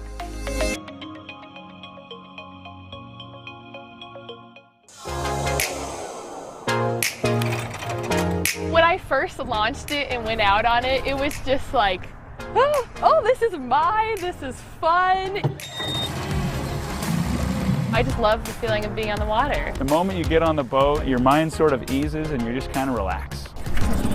I'm like the weird unicorn amongst my friends. Like everyone's like, can we go out on your boat? And I'm like, why don't you guys all have boats? And then I tell people how cheap it is, and then they're like, wow, I could do that too. These millennials have figured out that you don't need to have a mega yacht to have a good time on the water. The name of my boat is Little Red. 25-year-old Kate Anderson spent $6,000 and used lots of elbow grease to make this 1968 Performer her own. She's a beaut. Kate says finding a boat that's older than you are is a good first step to boating on a budget. I get a lot of looks, especially when I'm in it solo, but that's okay. I mean, I like being one of the only young gals owning a boat. Karsten McIntosh is 28. There's no better life than a life on the water, so I decided it was time. He bought his 14-foot aluminum boat new, but it didn't sink his budget. So this boat cost me about $7,000, all said and done. It's so light, he trailers it behind a hybrid. He fishes and crabs from it, and has even taken it up to the San Juans. It's kind of a vacation on demand. Argon was the 1,000th hull built by San Juan sailboats. We found it off Craigslist. Samantha Marin and her partner had zero sailing experience, but they wanted to learn something new. Yeah, this used to really freak me out. This 70s vintage sailboat with a sleeping area and a galley was also an incredibly good deal. This boat was $3,000, and it has like a brand new outboard engine. It came with 8 different sails. It's got local history to it. Being out here is so amazing. These boaters have advice and encouragement for anyone who wants a boat to call their own. It's easy. I've definitely asked a lot of questions. One of my family friends asked me, well, how do you know how to do this? And I was like, oh, I don't. You gotta just jump right in. You're missing out. I mean, look at this day right now. There's no better place than right here. So close to like all of these amazing waterways. It's like, unless you're like utilizing it, it's just like, you just have to use it. It's so beautiful. And it's literally on Seattle. We're surrounded on 2 beautiful bodies of water. Thank you, Jim. The average boat sold in the state is about 18 feet long and has an outboard motor. I mean, it's not fancy, but it will get you out on the water. Welcome to Seattle Boat Show Connected, presented by Union Marine. My name is Peter Schrappen, where I am now joined by the homeowner where I find myself here, Captain Ozzie Weiss. Hey, Captain Weiss. It's a pleasure to be here. What an opportunity. What a great show. Wow, it's awesome. Did you ever, in your wildest dreams, think that you'd be hosting the Seattle Boat Show? Well, I always told George Harris, the President and CEO of the Northwest Marine Trade Association, that I'd like to help contribute to the boat show in any way possible, and this is clearly something special without question. So we're in your home. You've got your photos here. You've been an integral part of the show in the past, staffing the information booth and walking the aisles for years, taking lots of photos you've seen on Sea Magazine and a whole bunch of other industry publications. You love boating. I mean, I could go on and on about your love of boating. What has the Seattle Boat Show meant for you through the years? Gosh, I just get so excited whenever the show comes up to be there, to be around the boat. It's like the instant you step on a boat, it's like the second you're on vacation. One of my favorite places is actually Elliott Bay Marina, which I've been boating out of since 1995. And they're still am integrally involved with that, doing some photography for one of the companies that work out of there. And then I actually teach basic boating classes out of there as well. So it's a great place. What a beautiful city. Some of the pictures in the background actually are of Elliott Bay at sunset that I just took with my phone. So it's pretty amazing. So. We really don't have, outside of Annie, we don't really have a photography session as part of the Denise and Peter show. What are some tips and tricks and advice you have for burgeoning photographers? Well, I think one of the most important things is if you're going to be on your boat with your phone a lot, I would highly invest going out and spend a few dollars so you can actually attach your phone to your wrist. I had a friend here recently that wasn't quite paying attention, and he lost his $1,000 phone overboard with all his pictures. He wasn't backed up to the iCloud or anything like that. Says, oh my God, Wow, that's a good one for sure. And then there's the realtor that has all his contacts, and he inadvertently hits the rail on the boat with his phone, and there's 20 years of contacts literally down the drain. So that's a bad thing. Yeah. But boy, the sunsets we have around here in Puget Sound, around Elliott Bay, is if you look at the background photos, probably over half of these pictures were actually just taken with my phone. Just the opportunity here is just absolutely fabulous. So. Yeah, that's something you mentioned, that some of these beautiful photos are from your that one, for example. It's that's from just your off phone. well, there's another one. Yeah, so you don't need to run out and buy the latest and greatest Minolta, but No. you can just trust your old phone. And then just some basic positioning, kind of the rule of thirds. Either 2/3 sky and 1/3 water, or 1/3 water and 2/3 sky. And if you've got something big on the left, put a couple things small on the right, and it's kind of just take an extra second before you actually click the photo to make sure it's lined up properly. When I was about 10, I heard some photography advice that I always remember. I was in Table Rock Lake in southwest Missouri, and a family friend, George Wallner, said, Peter, don't bullseye your photos. If you're going to take a photo of scenery like here, I'm tempted to want to make those boats there the center of the photo, but rather have the landscape and then try to find a color to have in the corner to bring the eye to it. Is that something that you've heard? Does that check out? Offset it. Offset it, okay. Offset it, yeah. That really makes for better pictures. If you find yourself like looking in some magazines like that, you'll look where there's like the things are balanced. It's like if you pretend to do like a tic-tac-toe board, to kind of fill in the squares with two things, upper right, upper right, lower right, far left, to kind of circle that. And then look for balance or reflections rather than just looking at that one little thing. Look at for the reflections of the water. There's a great reflection shot there where the blue sky and blue sky and the water just really acts for some pretty amazing views that you can get. And we got some of the best scenery in the world here. And from the water especially, it's absolutely amazing. So you also teach beginning boaters. What's some misperceptions that you've noticed in your classes? I think being afraid of docking actually is probably the #1 misperception. Matter of fact, you guys had a seminar here, I think it was Thursday night, opening night, specifically that dealt with docking, and be cautious, and practice. Joe Namath years ago had a great phrase, it wasn't practice makes perfect, it's perfect practice makes perfect. And if you find some time to go out and just practice doing some things, so it's when you need it, that's when you need to pull on those resources of, I think maybe an example is like one of the famous basketball players, Steve Curry. He's pretty famous for being able to make 3-point shots, long distance shots. Recently, they counted he made 105 3-point shots in a row before one of the games. And so he's practiced that a lot. He's learned muscle memory. And so when you practice docking, where it becomes where you don't have to think about it, then it becomes really easy.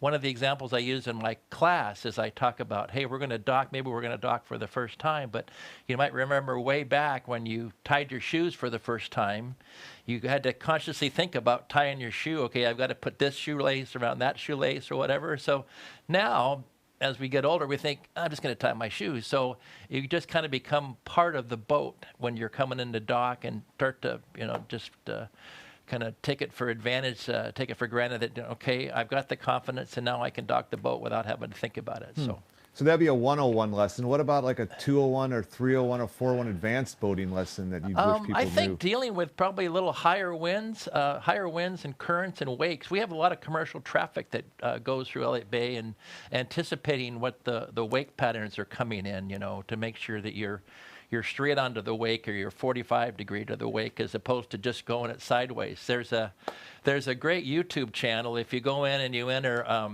small boats and big waves, there's a ton of examples of how not to go across the wake in Elliott Bay, paying attention to what that does, And sometimes, if you combine those two with your photography skills and the bad weather, just because it's bad weather doesn't mean it's bad pictures. We can get some pretty amazing pictures in that regards.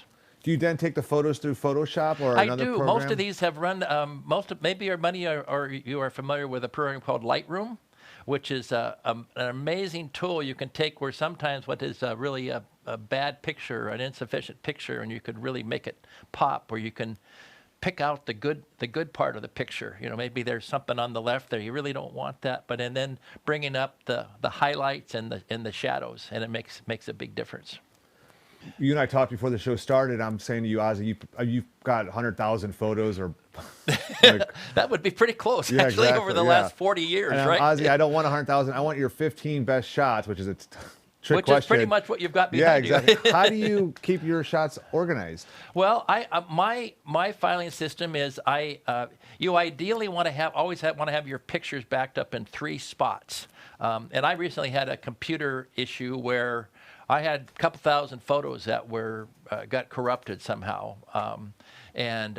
So the beauty now is with the solid state hard drives to back photos up. So the simple thing is the basic filing system is to have the year, and then the month, and then the title of what it is. It may be by a boat name or a boat size, all 40-foot boats, or what the event was. Like, for example, well, here's like last year, the Seattle, you'd have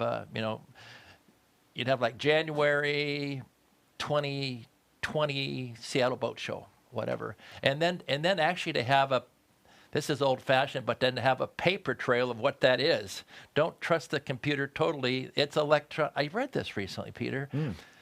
Electronic things break. No, stop. That is hogwash. And so anyway, it's really good to have like just a written table of contents of what you have on your computer things. And that's for charts and everything. Like, we can't rely on. I know. What's on And the then to label things. How many have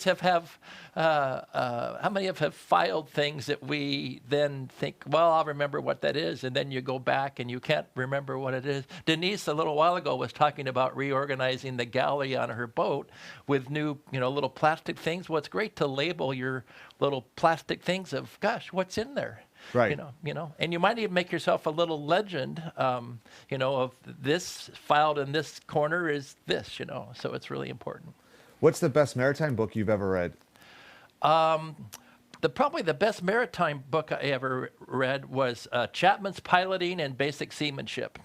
That is the best. Even when I was refreshing my captain's license here last year, some of the questions that were in the captain's test that I couldn't find resource anywhere was in that book. And it's got a great section about, we talked about docking earlier. So it's got a great section of how to docking and using what's called spring lines that you can use to, when you find yourself in a tight spot, like maybe you've docked someplace on a long dock and nobody's there, right? And then, well, then somebody docks in front of you and somebody docks behind you. It's like, uh-oh, how am I going to get out of here? Well, that goes through in details exactly how to get out of there, because it's like, oh, I can't make it, but yes, you can, Awesome. Well, thanks so much for playing host to us since Thursday. Well, you're very welcome. We'll be out of your hair come Sunday night around 8. And well, you can, it is an honor. You guys are just doing such a terrific job. Thank you. You've really done a great job with all this. Appreciate what that. privilege. Thanks, Ozzy. I never thought I'd be working out of your home and putting on this or working on the Seattle Boat Show, but here I am. So what are you going to say? There you go. Thanks so much for being on the show. We're going to take a break. Here we'll be back with Johnny Flavin from Aspire.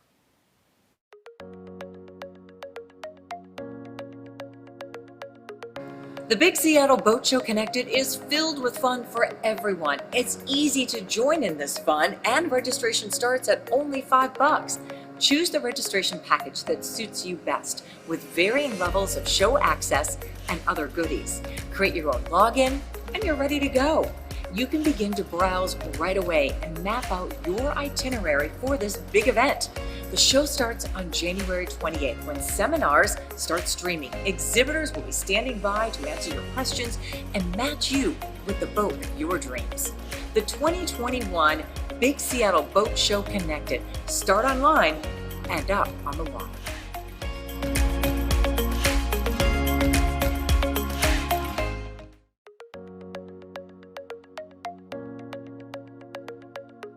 The virtual show floor is one of the coolest features here at Seattle Boat Show Connected. You can surf the aisles of the show floor, navigating exhibitor booths in our fully rendered convention center. We even feature the iconic red carpet that has become a big part of Seattle Boat Show experiences. Here you can filter by product category or enter a keyword to search for what you are looking for. You'll be transported directly to the space on the show floor where you can interact and engage with exhibitors and their show specials. Be sure to explore the outer reaches of the virtual show floor where you just might find a buried treasure. Navigate to the pirate ship's crow's nest where you could discover a hidden prize waiting for you. Find the best deals of the year at the Big Seattle Boat Show Connected, presented by Union Marine.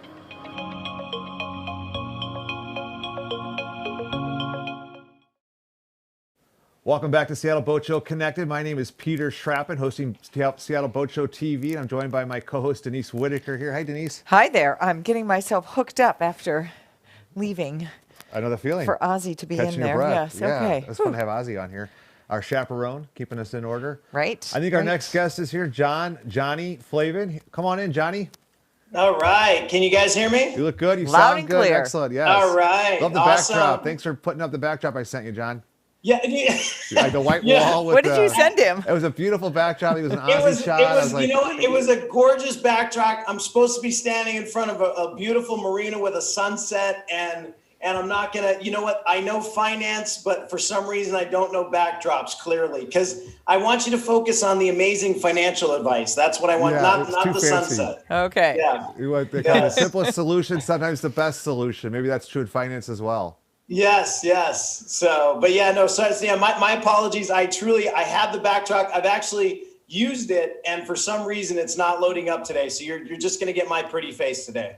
Love it. Well, Johnny, we don't have anyone else on the show to talk about financial advice, so no pressure here. Don't screw this up. But what do there's been so much in the news since the year started. Even this past week, there's been a flurry of news around GameStop. Yep. What would you like people to know about where we are with the market right now? So, you know, what we're basically telling clients is that we're definitely going to see volatility for the probably at least a minimum for the next 6 months, if not over the course of the rest of this year. The bottom line is that there's so many things going on right now, and not that each year doesn't have things going on, but at the end of the day, we've got, they're still trying to figure out, how fast and furious we can, address COVID, just what kind of economic policies are going to actually get through. Because, a new president comes in, they propose a lot of stuff, but then the reality is what actually gets through Congress. So what I've been telling clients is like, hey, listen, we're going to have some choppy waters. Sorry, pun intended. Oh, good one. Mm-hmm. Thank you. So we're going to have some choppy waters, and we're going to need to navigate that, accordingly. So what we do is wherever the client is at in their point of their lives, career, retirement, et cetera, we manage things slightly different, meaning that for people that are actually, retired and living off of their money, we're not subjecting that money to these market fluctuations. And just kind of in plain layman's terms, meaning that if, let's just say, someone needs money out of their brokerage account for the next, 6, if I'm sending them money monthly, I'm actually taking that out of the market right now. I want to be very clear. We're not panicking or anything like that, but simply living expenses, I'm not subjecting to this crazy market swings and GameStop and AMC and all that kind of stuff. So hopefully that makes sense. Yeah, no, it did. Yeah. We had a little pre-meeting, Johnny. We talked about budgeting, the importance of budgeting. Yes. And just if you don't have a plan is made for you. What advice do you have for people as they think about living on as little as possible so they can go out and have as much fun as possible? Right. Fantastic question. I think it was one of the ones that I loaded you up. Loaded you up. Thanks, loaded you up with ahead of time. Yes, exactly. Great question there. Yeah. Appreciate it, Peter. So anyway, so one of the key things is, they always joke that people don't, plan to fail, they fail to plan. And one of the key elements is creating that retirement budget. And most people's budget is the money comes in and then we spend whatever came in that month. That is not a budget. So what we recommend is saying, and this is where people can actually enjoy retirement, if let's say they want to go out and purchase a boat, things like that, is literally spend a couple of months, because don't just do it for 1 month, because sometimes there's anomalies, but literally go out and say, oh, you know what? We're going to sit down for the next month or two, and whether you check your, look at your check register, your bank statements, or if you have something, for example, like a budgeting tool like Mint or, some other thing like that, literally go in there and do a budget and figure out, okay, what are my actual expenses and where's all the fluff? What's the extra stuff? In financial terms, what we call discretionary income. And then that way, when you're looking to do these quote unquote fun things, you can say, oh, okay, you know what? If I've actually been averaging $200 to $300 a month on my, Starbucks lattes, well, you know what? If I were to cut those out and actually make my own coffee, I can go, afford that boat, that $300 a month boat payment or something like that. So the bottom line is that, especially during crazy times in the market, or if I just want to know, hey, can I actually afford to do something extra? The budget does two things. Number one, it actually tells you what you really need to live off of. And number two, it gives you those, hey, can I cut something here so I can afford something there? If that makes sense. So is there any sort of a formula or math equation to come up with a timeline for all of this? We were just talking with Sarah Curry about she and Will buying their first sailboat. She said they really planned for 5 years. So that's a long-term commitment in some people's eyes to save for their first boat. So how do we figure out the timeline? I'm looking forward to this answer, Johnny, because I asked you something similar about 2 weeks ago. So what do you got? Yeah, no. Actually, no, actually, that's an X. So as far as, there's kind of two halves to that answer. There's the saving up for the boat, and then there's actually having this boat for the next 10, 20, 30 years. So what I do is I tell people, there's nothing wrong with having debt or anything like that in a budget, as long as I can, safely sustain and maintain that debt. So for example, and obviously I realize that boats, range and, it's just like a car. You could buy, a Geo Metro all the way across to a Ferrari. But the point, what's that? And my Mazda 2. And your Mazda, yeah, you could buy the Mazda. That actually fits really well into the budget. So if you're going to buy a little rowboat, or if you're going to buy, a nice big sailboat, I actually tell people this. I say, listen, don't put it in there. Just, obviously there's going to be the time period where you need to save up for the down payment, but there's nothing wrong with having debt over the long term in your financial plan, as long as it fits in there. And what I mean by that, I'm going to take that question and answer it with a really big one that comes up all the time.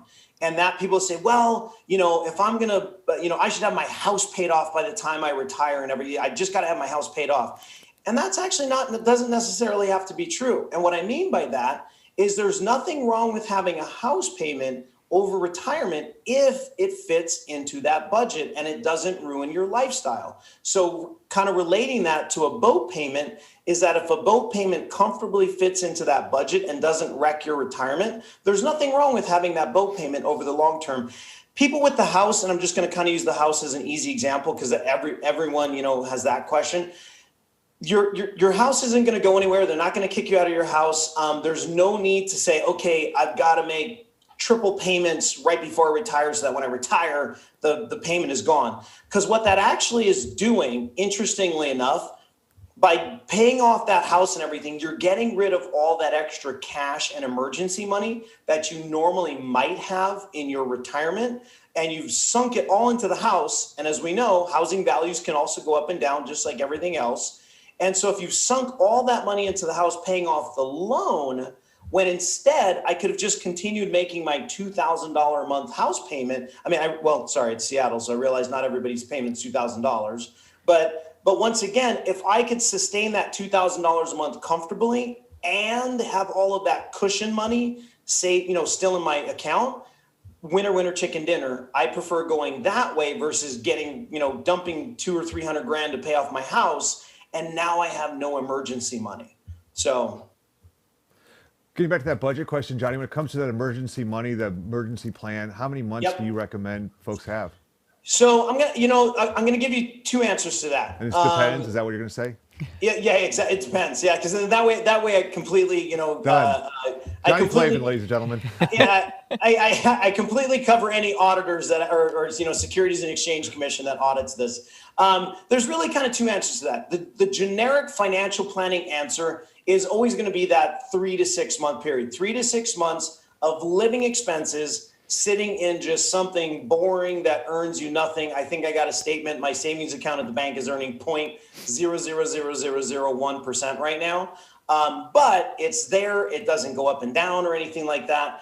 And so that way, if I'm out of work or something happens or anything like that, I can dip into that and not worry about, oh my goodness, COVID just hit and the market's down 34%. I don't want to be selling anything low. So the generic answer is that 3 to 6 month period. But there's other ways too that just having that extra cushion. So here's an easy example. Sometimes people have a home equity line of credit on their house that just sits there. I'm not saying don't go out and spend it, on unnecessary things. But in case all of a sudden I needed, $10,000, because of an emergency, I have that home equity line of credit sitting there, and I can use that and then just pay that off over time. So that's kind of the two halves of the equation. Having money in the bank, that the generic answer, the 3 to 6 months worth of savings. And then number two, as kind of a backup savings, if I have something like a home equity line of credit that I can dip into and so forth. Johnny, as I was preparing for this interview on this morning, I heard on Outdoor Line just how cheap money is right now. Now is the perfect time to tap into the low interest rates. They are giving it away, and that's a great question. And it's funny because for the last probably 3 to 4 years, every year we're like, oh, interest rates are so low. This is crazy. It's never going to be lower than this. And I've been doing this now for 26 years. I know. Yeah, come on. I know. I started when I was 5. So you must have been really good at 5. Yeah, exactly. I was an amazing financial advisor at 5. So you peaked when you were 5, Johnny. No offense. It was that lemonade stand. Right. It was that lemonade stand. Right. It was hard to get people to give me their retirement money at 5, but I figured it Huckster. out. So yes. So anyway, sorry, I the lemonade stand threw me off. I lost track. Johnny got thirsty. Giving away free money. So what I do recommend to people, and here's kind of an interesting thing, and we talked about this briefly, Peter, is that don't be afraid to refinance, even if you've been paying 5 or 10 years into your mortgage or something like that. Right now, interest rates are just absolute historical lows. I mean, I've seen some clients getting money at 2.75, probably right now you're going to range between 2.75 to 3%. There was kind of a really big dip and a few people got it as low as 2.5%. And this is on a 30-year mortgage. So what I tell people is that there's nothing wrong with refinancing that. And the kind of the follow-up question is people say, well, but I've been paying for 10 years. Like, I don't want to, extend it back out. 2 quick, easy answers on that. Number one, there's what's called a crossover period, meaning that the cost of refinancing, usually you make it up within a year or two. So as long as you're not going to sell your house within a year or two, you make up for that. And number two, you can always pay extra, so if let's just say I went from a 4% mortgage down to 2.75, if I really want to stay on that track of paying it off, let's say in 15 years, because I was almost 15 years done, you can still pay extra towards principal, but I'm saving money on having it at 2.75%. And really easy financial, just to get this financially speaking, is simply this, is that if let's just say over the long term, I know that in my brokerage account, and I'm not going to say something aggressive or anything like that, but let's just say you're in moderate level risk temperament, and you're going to earn 6% or 7% over the next 10, 20, 30, 40 years. Well, if I can earn, let's just say I can earn 6% on my money and I'm borrowing at 3%, well, there's no reason to cash in all my savings and pay off the house. If I can borrow at 3%, I'm still netting 3% on that money every year. So I'm actually making 3% on that money versus paying off that loan. And then I can use that, and I can use that extra cash flow as well to do something like, I don't know, purchase a boat maybe. So anyway, nice, nice. There we go. Yes. There we go.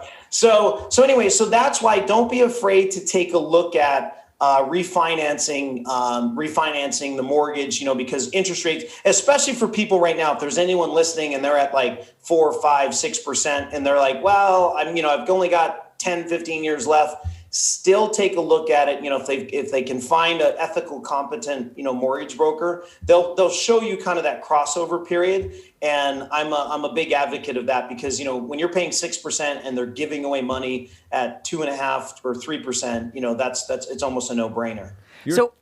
I was going to say, how do you what's your checklist for finding a good person to help you through all of this? Great question.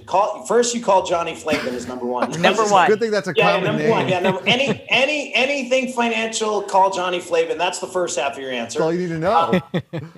But on a serious note, you want to check the reputability of them. Sometimes we get people that, that can refer to them. I have a gentleman that I personally like to use that has been in the business for a long time. I've sent other clients there. Here's an interesting answer to that, where I actually really knew that this person was ethical, is that I sent a client to them, and because of just certain situations in the loan, they actually said, no, don't refinance.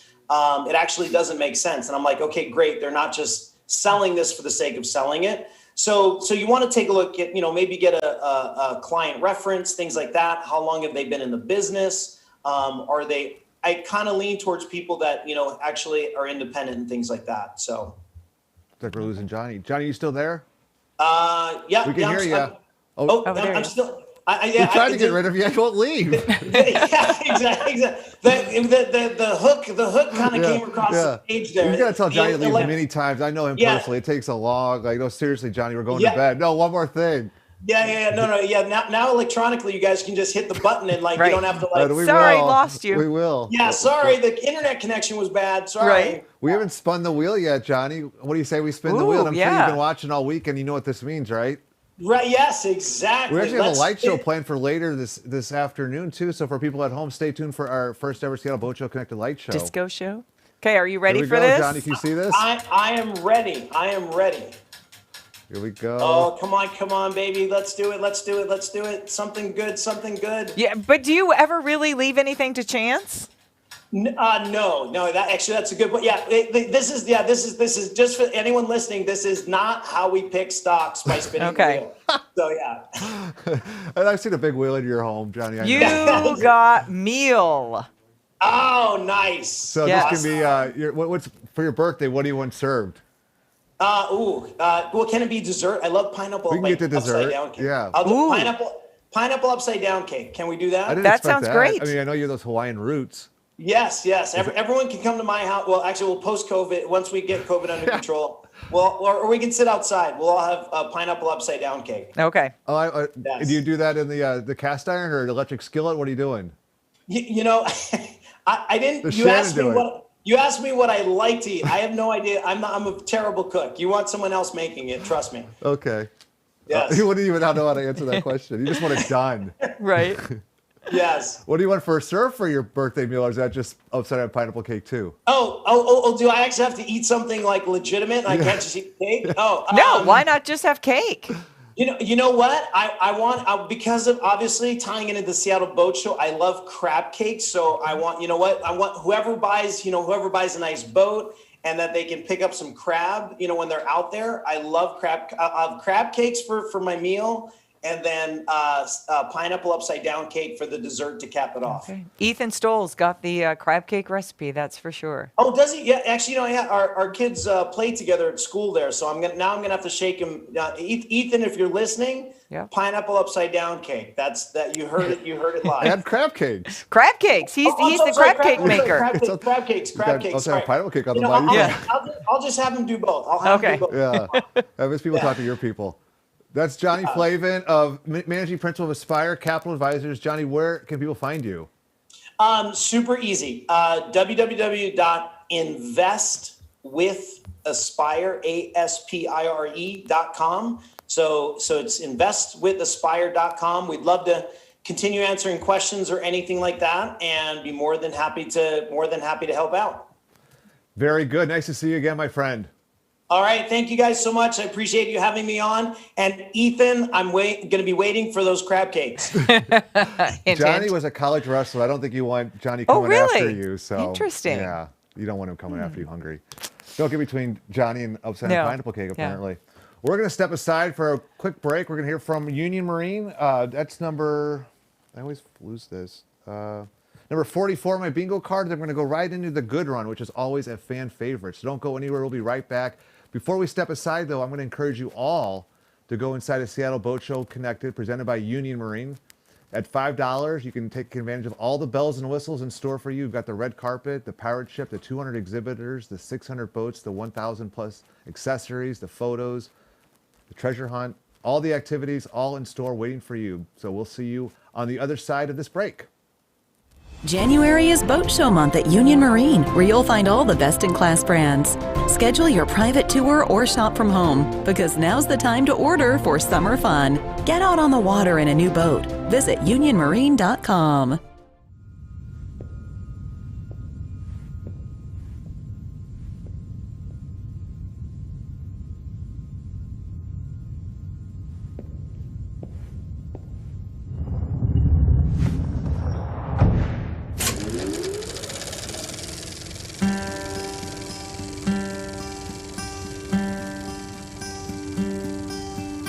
Once was a sailor, a young man and brave. Da-da-dum-day, da-da-dum-dee. The nights were unsleepless, the peace I would crave, carrying me home to the sea. Da-da-dum-day, drift away, sailor boys on the deep sea. Worry no more, for you're safe now with me. Rest in my arms and my sweet melody.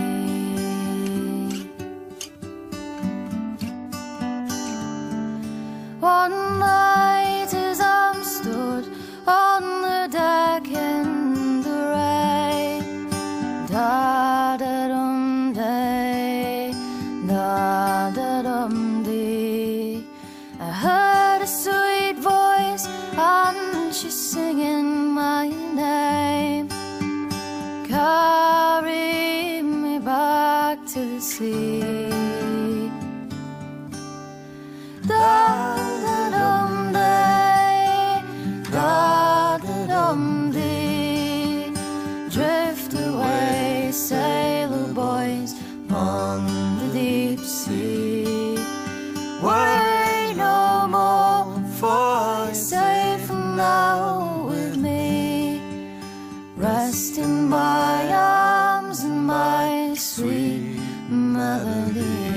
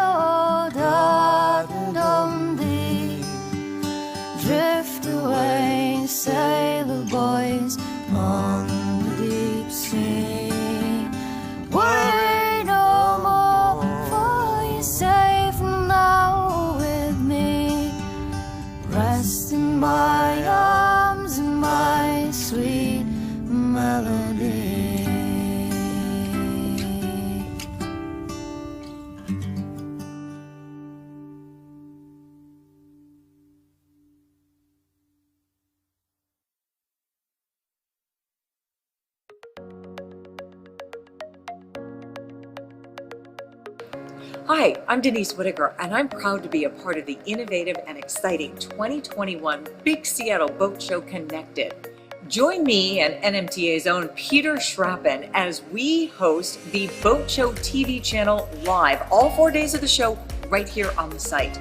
We have an exciting lineup of guest interviews and boating topics, including how to maximize your time on the water, discover new ways to make more memories in the magical world of boating. Plus, you'll meet boating leaders from the Puget Sound area, across the U.S., the world, and beyond, and so much more. Don't miss the boat. We'll see you online and on the water.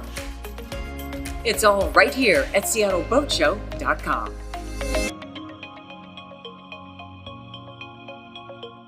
In the beginning were the rental boats. One morning at breakfast, Colleen said, "We have to do something about the lake. We have seen the end of an era."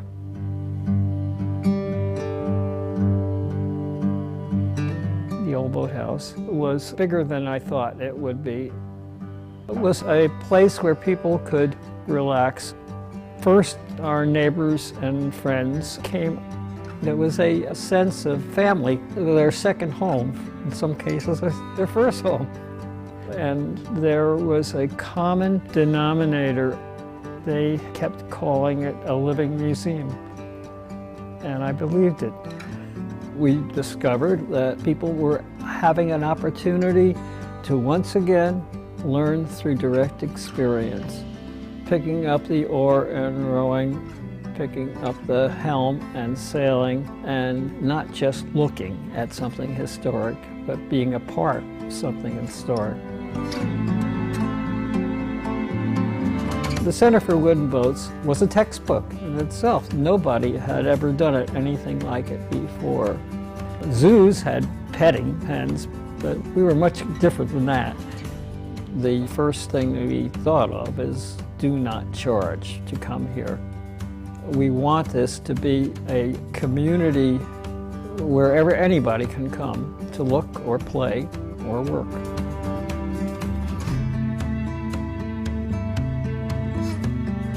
I imagined a place where people would come and find themselves smarter, happier, and more proud of their accomplishments.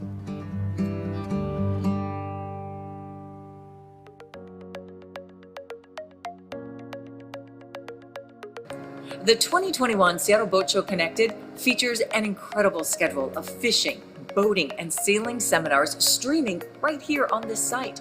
With more than 100 hours of content and even more Boat Show University classes, you'll want to watch it all. Lucky you, you can rewatch any classes you missed or may just want to see again for up to an entire week after the show. You can add a seminar to your personal calendar or save to your favorites list. If you're attending the show from another region, you can even set your time zone preferences so the schedule will display in your local time. During the live stream, chat with other attendees, post questions and comments for the presenter, jump between sessions, browse featured products and services, and more. Get the most out of your boat show experience.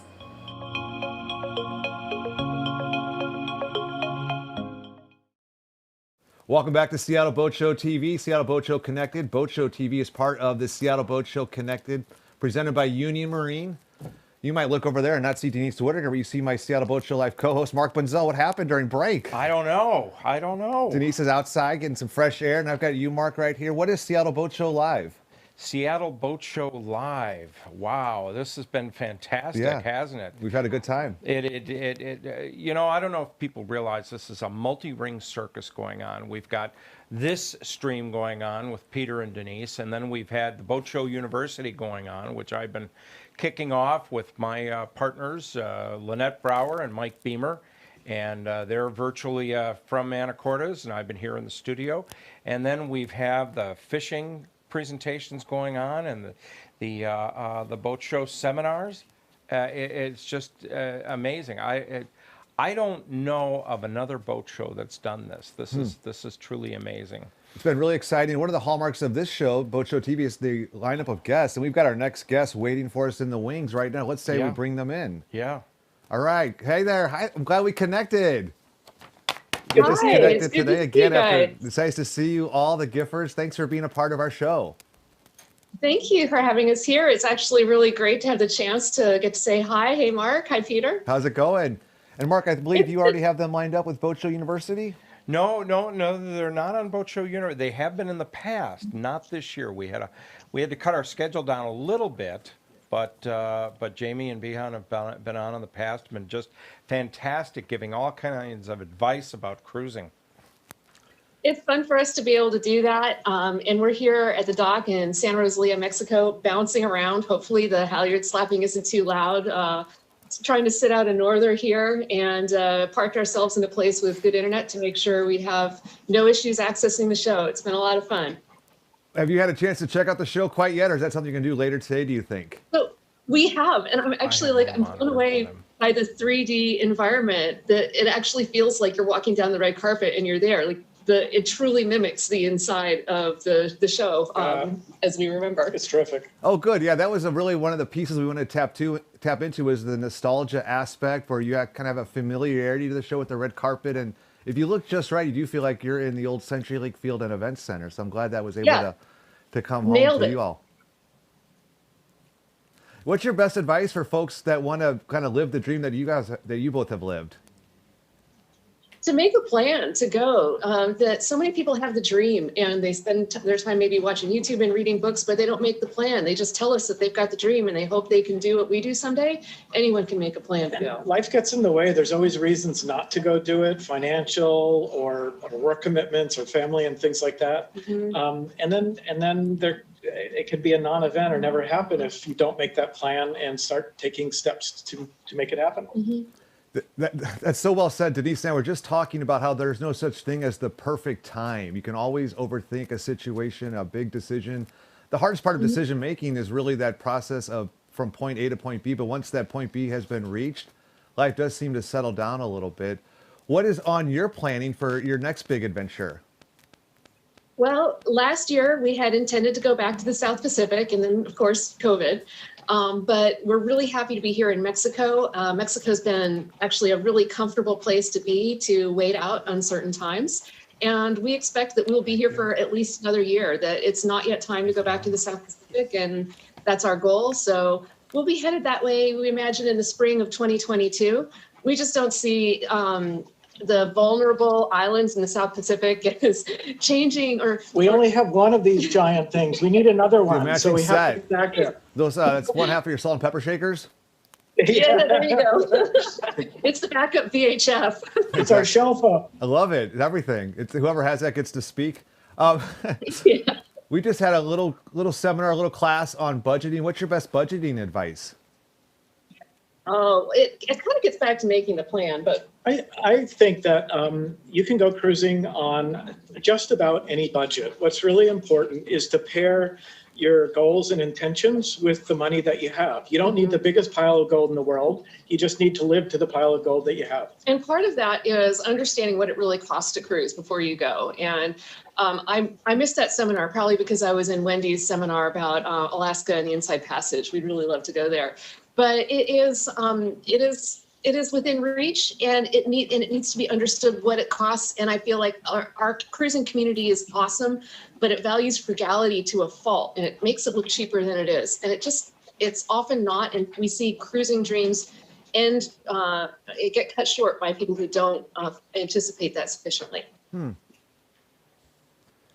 With so much information out there, I mean, you try to Google boating and you'll be overwhelmed. So don't do that. But how do you stay on top of the latest and greatest techniques, or do you really rely on what's worked in the past? What we often like to do is ask online about what is the best anchor, and and get the arguments really going, and that way we learn Mono versus mono. new ways to debate old topics. Now, I think it's important for our own particular cruising needs and interests that we that we stay current with gear changes, equipment changes. We sat in on Nigel Calder's seminar about batteries last night. I mean, he's the top of the heap for information about that in our community. And continuous learning is one of the things that makes cruising really great. And we advise and coach a lot of people, so it's important for us to stay on top of it for that as well, because stuff does change. For example, weather technology and forecasting has changed incredibly since we started cruising, and the benefit is massive if you're up on the tools, you know how to use them. They enable us to stay that much safer and that much more comfortable, and they didn't exist when we left in 2008. It has gotten significant, and this afternoon we've got Bruce Hedrick coming on, who will be talking about some of the latest, greatest technology, including the new computer models that are now improving the forecast and allowing more accurate forecasts further out. And he'll be on the Boat Show University channel later on. Good point. As Bihan mentioned, Nigel Calder's part of Boat Show University as well, and that's available at the $89 ticket level. So we encourage everyone to pop into the show at the $5 level and take advantage of all the seminars we have in store for you. Maybe it's fishing, maybe it's boating, maybe it's all the above with Boat Show University. And at $89, Mark, you guess what also you get? You get a Wagner cruising guide, and everybody can use one of those. That's right, new and approved. A year's membership with Boat US. Which I believe includes a lower level towing package and a few other things. The magazine subscription to Boat US, Yeah. C Magazine. You can watch the recordings up to 7 days afterwards. So I'm delighted, Giffords, that you're taking advantage of all the offerings of Seattle Boat Show Connected. Yeah, and shout out to Wagner too. In our seminar about what it's like cruising during COVID, one of the things we brought up is how to keep on top of what's happening when times are uncertain. And what Wagner did in this last year to provide current actual information about what marinas were open and what was accessible and what different restrictions were that you could readily filter to see as you progressed. I mean, hopefully things are going to be a little bit more stable now in terms of what we know about where we can go, but that was invaluable, and it's the resource we called out to make sure people tapped into. Yeah, I appreciate you bringing that up. That's been part of our Seattle Boat Show Live that Peter and I co-host every Thursday night. That's been a lot of fun to bring that out in video format, beyond just print and beyond what's available online. And boy, people did flock to use that online update to see what the actual status is. And of course, Peter, what's the most popular question we get on Seattle Boat Show Live? What's for the next week? Oh, every week it comes up. What's the most popular question we get? What's the status of the Canadian border? Is my mom watching? That's a popular one. But yes, the Canadian border is right up there as well. But yeah. And we don't have any new news yet. That's the unfortunate thing. Yep. We try to bring it up. I was trying to forget that part. That discussion has been going on this week with the Premier for British Columbia, but no progress there. That's right. So unfortunately, we don't have a good answer. Come to Mexico, the border's open. Yeah, Mexico never closed, and restrictions existed at in different places at different times. But in general, we've been able to move about the coast and self-isolate in beautiful places and access things when we needed them. Yeah, yeah. Giffords, where can people find you? Where on social media do you like to hang out? We've got all of our socials tagged to Sailing Totem. Just those two words smushed together, and that's our website, that's our Facebook page, that's our Instagram handle. We welcome anyone who wants to come visit there to get a peek into life aboard or learn from some of the resources we have. We've got some information there about Jamie and his sail making and about the coaching services that we offer to help people get cruising. But really, hopefully it's just a way for people to get a glimpse in, keep their dreams fed for long distance cruising and see what can be done. Awesome. Well, thanks so much for being part of Seattle Boat Show TV, Seattle Boat Show Connected, and we really appreciate seeing you both in Mexico. Stay safe. Good to see you. Likewise. Thank you for having us. Have a great one. Well, as we step aside here, bye Giffords, as we step aside here, we're going to get ready to hear another update from the international side of the house. We just were in Mexico. We're going to hear from Kitty McGowan, president of U.S. Super Yacht Association. She travels the world in one fell Zoom swoop, and she meets with boating international leaders. So don't go anywhere. And if you're going to go somewhere, hopefully it's inside Seattle Boat Show Connected at the $5 level. So I'm going to look over to Logan and see if we're all ready for that one. We're all ready to go. Enjoy. Hey, everybody. Welcome back to the U.S. Super Yacht Association Update USSA. I'm very excited to have a group of our international guests. And I know you're going to, in Seattle, are going to say international and U.S. Super Yacht. How does that work? Well, here at the U.S. Super Yacht Association, we don't just represent the United States. We have members in 25 different countries all over the world.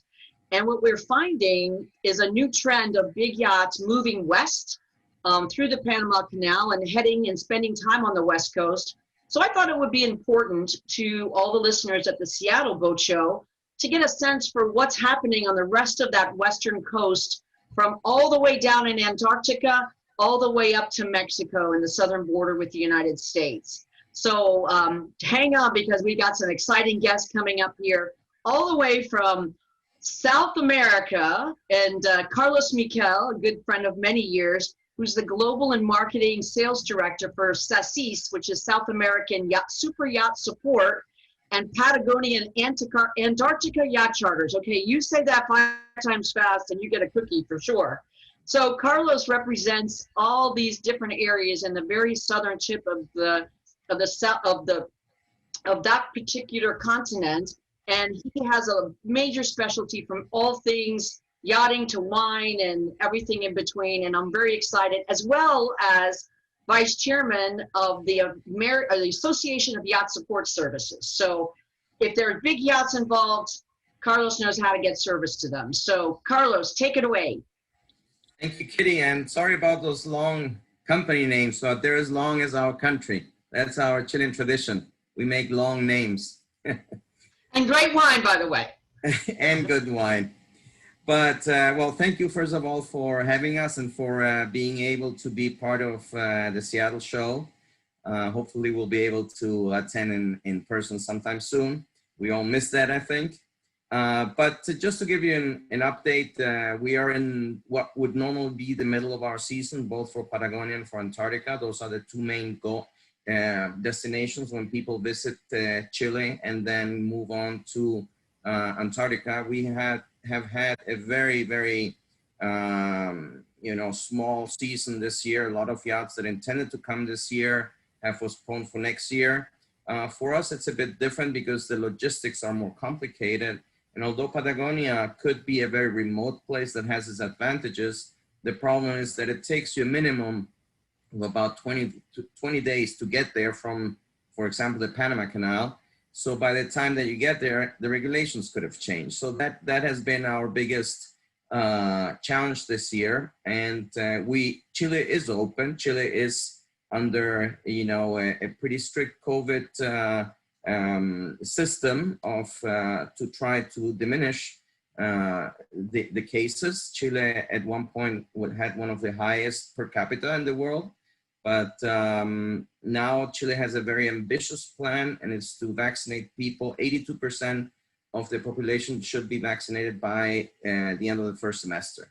So the yachts that we have talked to that intended to come this year, they all have postponed for next year. So next year, we're actually meaning next season, which will be basically from November of this March, April of 2022, should be a monster season if, we manage to get things under control. Chile's done a very good job at it.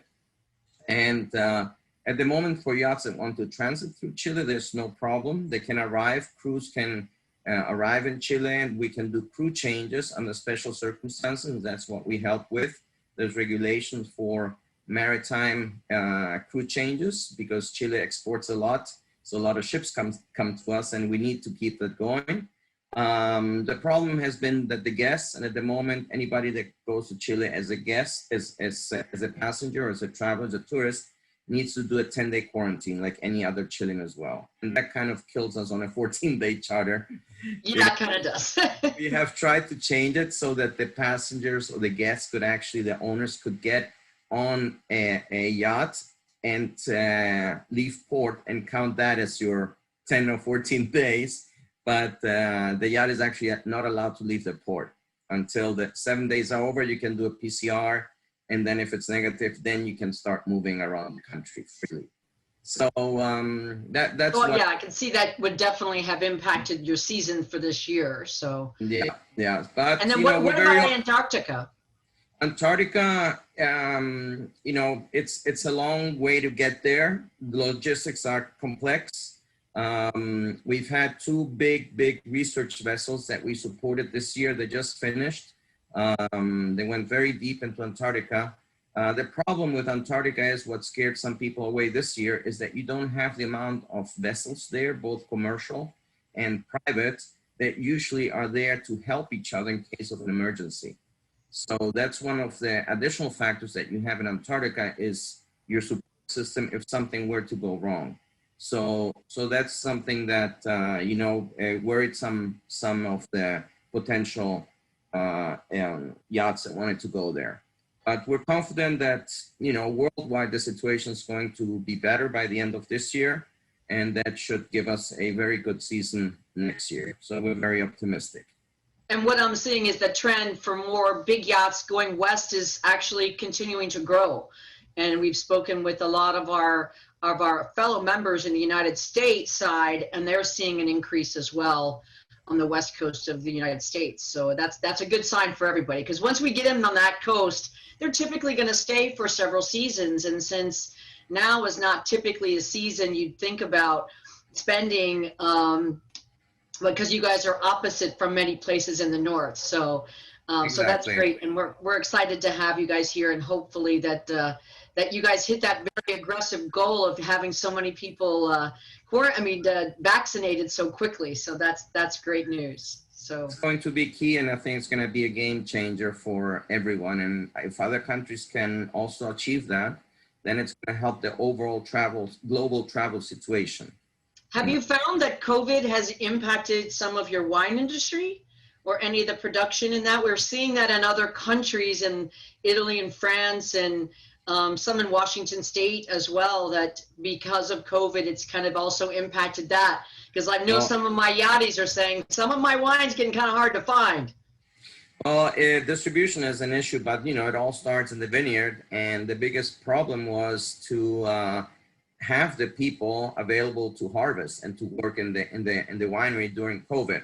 So what one winery that I know did actually last March, is that they stayed in the winery for a whole month. They slept there so that they would not have to come in and out of the winery. So they left their families, everything, their wives, their kids, to make wine. So I would say that's pretty passionate and shows a lot of commitment.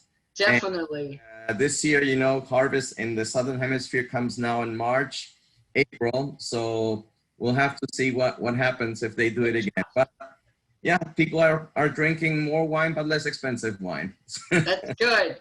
Well, actually, we saw that a lot with the yachting charter side, whereas vessels were, a lot of the owners had chosen to stay on board their yachts and use their yachts as an escape, so that the crews were, the normal crew transitions or the crew changeovers that would allow you to have a couple months off weren't happening. And so there has been a lot of very exhaustive yacht crew members out there that are really intensely affected by this as well. That happened to us this past season, the 2019-20 season, where usually yachts leave Chile in March, April, but we had some that arrived in February, March, and then COVID started hitting the world and places started to shut down.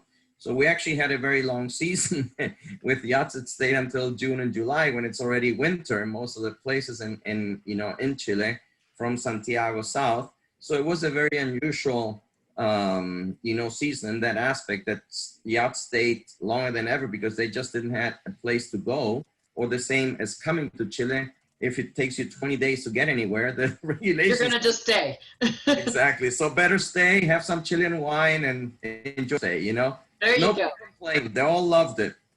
That's awesome. Well, we're finding a lot of this very similar things here, where travel to the normal corridors between the U.S. and Europe has been very interrupted because of a lot of the countries in Europe being on much stricter lockdown, that a lot of the yachts just chose to stay here in the United States. So, but we're going to stay south, and we're going to move a little bit north of Carlos to the Marina Coast, Peru. I'm very excited that this project is just still getting off the ground, but I thought it was important that our listeners up there and are watching in Seattle area, if you can add this to your destination list, for sure Peru is on my bucket list, as I've been telling my friends down there at Marina Coast, Peru. But please join me in welcoming Sergio Ubicic and Antonella Bertello from Marina Coast, Peru, to talk about a little bit about what's coming and how exciting this is to expand some of that, what Carlos was saying, that, you know, there's not a lot in between, and now what they have another place to stop in Peru. Who wants to start? Yes. Well, I'll start for a little bit. Hello, everybody. I hope everybody has a very successful show, number one. And thank you for inviting us, Kitty. Peru is a wonderful country. We have wine as well as Chile and pisco sour and wonderful food. And we are developing, actually building it already, Marina Coast, Peru, in the north of Peru, near Máncora in Punta Sal. It's very close to Ecuador and to the Galapagos Islands. We're 593 nautical miles away from Galapagos. And as we all know, Galapagos doesn't have any marinas and will never have any marinas. So I've been already in contact with a lot of the Galapagos operators and agents, because we will be the natural place for the boats to go on the way to Galapagos or on the way out, right? Very importantly, we also have an aerodrome or a private airport on site that is already fully operating and fully built, which has made travel to the area a lot easier, right? Before, there's 3 other airports that are kind of nearby, but all of them are at least an hour and a half away.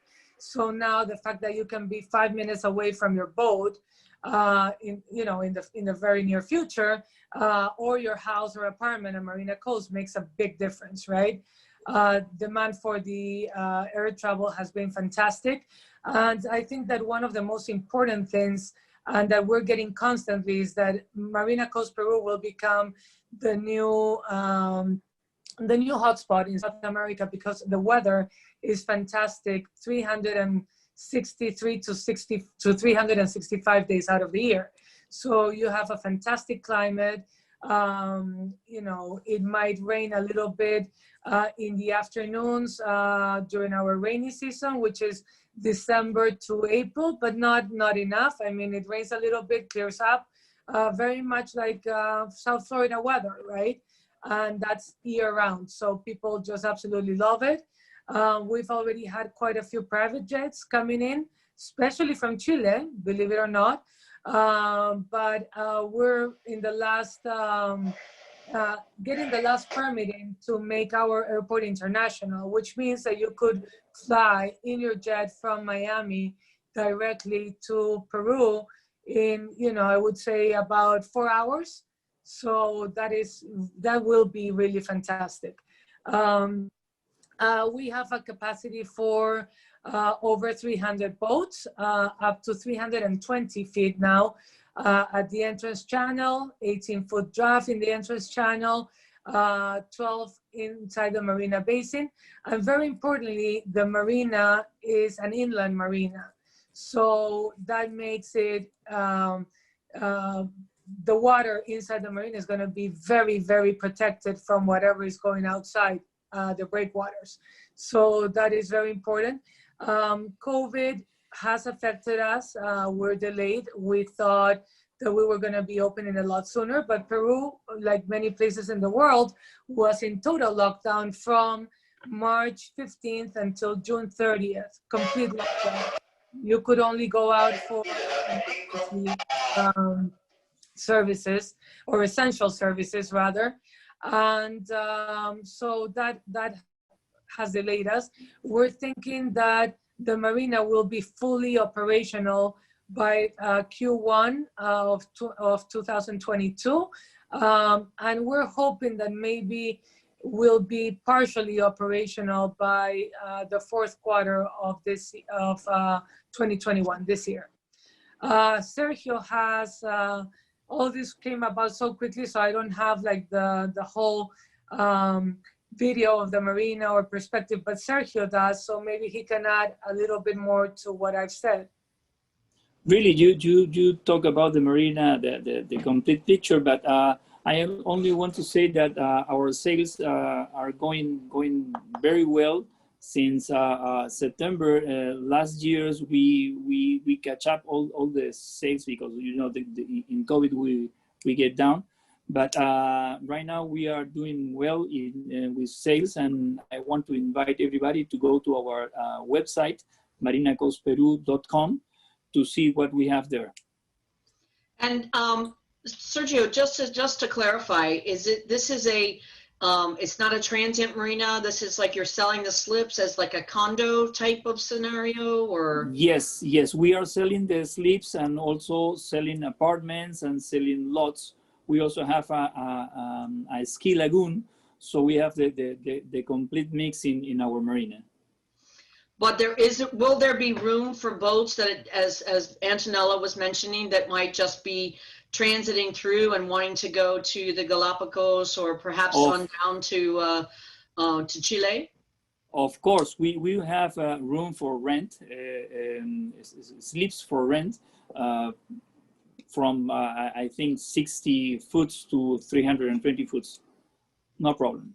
We will have it. And solid power, strong electric power that the boats can be able to plug in and not have to run off generators. No, we have electricity, water, and also the waste service. Huh?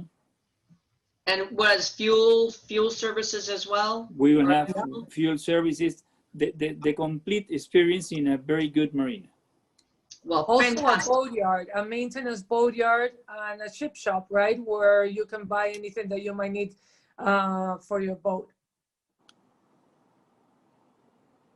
Fantastic. Well, we can't wait to see more pictures, and we'll have you guys back on. Hopefully we'll be able to continue to do these updates for the industry and our membership as well as we go forward, because we're definitely in a brand new world, as they say. So absolutely. And Peru is open at the moment for tourism. The Peruvian authorities do require something very similar to what's happening in New York. You need to take a COVID test 3 days before you get to Peru. And once you get there, basically you can have a test 4 days afterwards. And if you are clear, you're free to go. If not, you need to quarantine for 14 days. Great. Well, we'll definitely keep an eye on that, and we do update our website on the U.S. Super Yacht Association website, that I'll get updates from all of our guests as we go along. So thank you guys so much for joining us here today. We're going to continue to move up the coast. Now we're heading into Central America and into like one of my favorite spots. Is Marina Pez Vela, and it's somewhat southern, not as far south as Golfito, but fairly in the middle of that beautiful country. And we have the general manager, Jeff Ducheneau. Did I pronounce it right, Jeff? That's fine, Kitty. Ducheneau. Okay. It's like so Jeff, tell us a little about what's happening in Costa Rica. So, Kitty, first I'd say, how exciting is this? Just that we're not even over the equator yet. And how exciting is this West Coast become, right? Starting down in Antarctica, Chile, Peru, you go to the Galapagos, and then you swing by Panama into Costa Rica. And we still got the rest of the equator north to go. Well, that's our plan. Is like once we keep them on this side, they're going to stay, and they're going to keep hopefully spending time between your countries down there and then the United States. So we're definitely seeing that trend, and we're happy to see that you guys are continuing to grow and expand your facilities down there. So tell us, what's happening in Costa Rica? Yeah, I think for the first thing that people need to know about Costa Rica, there's 5 touristic marinas on the Pacific coast. So it's not just Marina Pez Vela. There's 5 of us operating here, all with full infrastructure, all selling fuel. I mean, it's just a lot of places and a lot of choices, and each one's kind of got its own little specialty, et cetera. And it's a beautiful place. They can all take boats basically up to 150 feet. And then our 2 largest marinas, which is Papagayo in the north and Golfito in the south, they can take vessels up to 300 feet. So there's really good infrastructure. We also have a boatyard as well. So good to know there's a couple of boatyards kind of popping up along the southern Pacific coastline anyway. So we have a 200-ton travel lift at Marina Pez Vela. So always good for boats that need to be hauled out under 200 tons. So anyway, that's the infrastructure. So it's important to know that. I think as far as COVID goes, certainly the second half of 2020 and into 2021 has been better for Costa Rica. There are no longer restrictions to come into the country. So if you come in by air or come in by sea, There are no restrictions. There are no quarantine. There are no testing requirements. But the good thing is Costa Rica has 130 testing labs all around the country, including at all the marinas, to do COVID testing, PCR and antigen testing for your onward travel or for your return travel. So that's always an important piece of the puzzle for people to know if there's good COVID testing. But the good thing is that Costa Rica has almost always been known for quality healthcare from a lot of different aspects, and and good services from taking care of their people there. So that's good to hear that the testing labs are readily available and easy to get to. So that's fantastic. Quick story tying Chile and Costa Rica together. It was December 23rd, and we had our DHL plane arrive from Belgium with the first vaccines. And it stopped in Costa Rica, dropped off the vaccines, and then headed on to Chile. So that was the DHL plane. So, I mean, Chile and Costa Rica in December were already vaccinating, which is great. So I think both countries have a real good chance to have, at least half the population vaccinated by the first semester. So that's really good news for the overall COVID situation. And have you seen an increase in the number of vessels? I mean, has there been a lot of traffic? And I understand there's some really exciting news that we can cross our fingers about, hopefully with regards to charter and luxury charter yachts in Costa Rica. So yeah, I think we had a story similar to Carlos explaining Chile. I mean, a lot of boats kind of got stuck in Costa Rica in the middle of our high season, which is usually January to April, which is our best weather time. And those boats basically stayed on through the summer because there wasn't a lot of places to go. So yeah, we have reservations coming in. Certainly it hasn't been as strong as previous years, but we knew that was going to be a case. But certainly boats coming and going, which is good, which is what we want. So we're excited about what's coming. And yes, and Kitty, you've hit on it. We've been working on a new luxury charter law for Costa Rica for about 3 years. The whole Costa Rica Marina Association has been working on this. That's one of those things, you look back at COVID and, so many difficult, disappointing things, but yet, some bright lights of hope with this whole COVID situation. And one of those good things that came about was, this marina law all of a sudden got brought to the forefront of basically a big recovery package for Costa Rica's tourism industry. So we will have, it's just came out of committee. Maybe even by the time people are actually watching this at the boat show, this may have already been approved. But we have a marina luxury charter law, which basically means now you can always come to Costa Rica with your private vessel and private use of your vessel.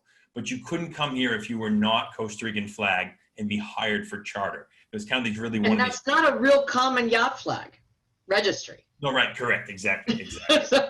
It's not like Cayman Islands or Marshall Islands or, it's not one of those things that you see the Costa Rican yacht flag registry all over the world. So it actually made this really an easy debate with the Congress, because we're like, guys, There's only like 3 vessels over 100 feet with a Costa Rica flag. So, I mean, This is kind of a no-brainer. That'll be a big game changer for Costa Rica, and that's good to hear. So it's 24. So the 3 big things of this law that's important for people to realize. So 24 meters or up will be allowed to charter in Costa Rica. So anything above 24 meters. At the same time, you get the temporary import status, which was limited to 90 days, for strange reasons in Costa Rica. That's getting changed, and it'll now be a 2-year temporary import. Wow.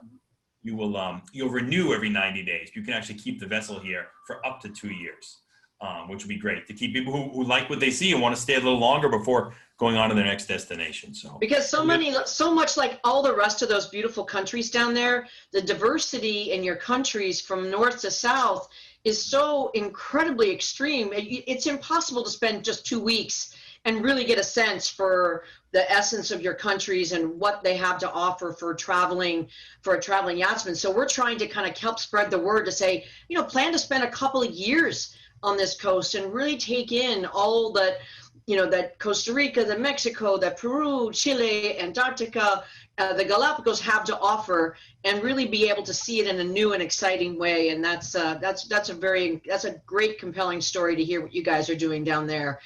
And Washington State is also working on a potential charter law change up there. So that'll be a good further incentive to allow boats to stay and spend time and be able to charter their vessels once people get past some of the fear of COVID. So, well, congratulations, Jeff. We're excited to have you there. And thank you again for all of your support of the U.S. Super Yacht Association. And for those of you who've never been down in those areas, the fishing is phenomenal.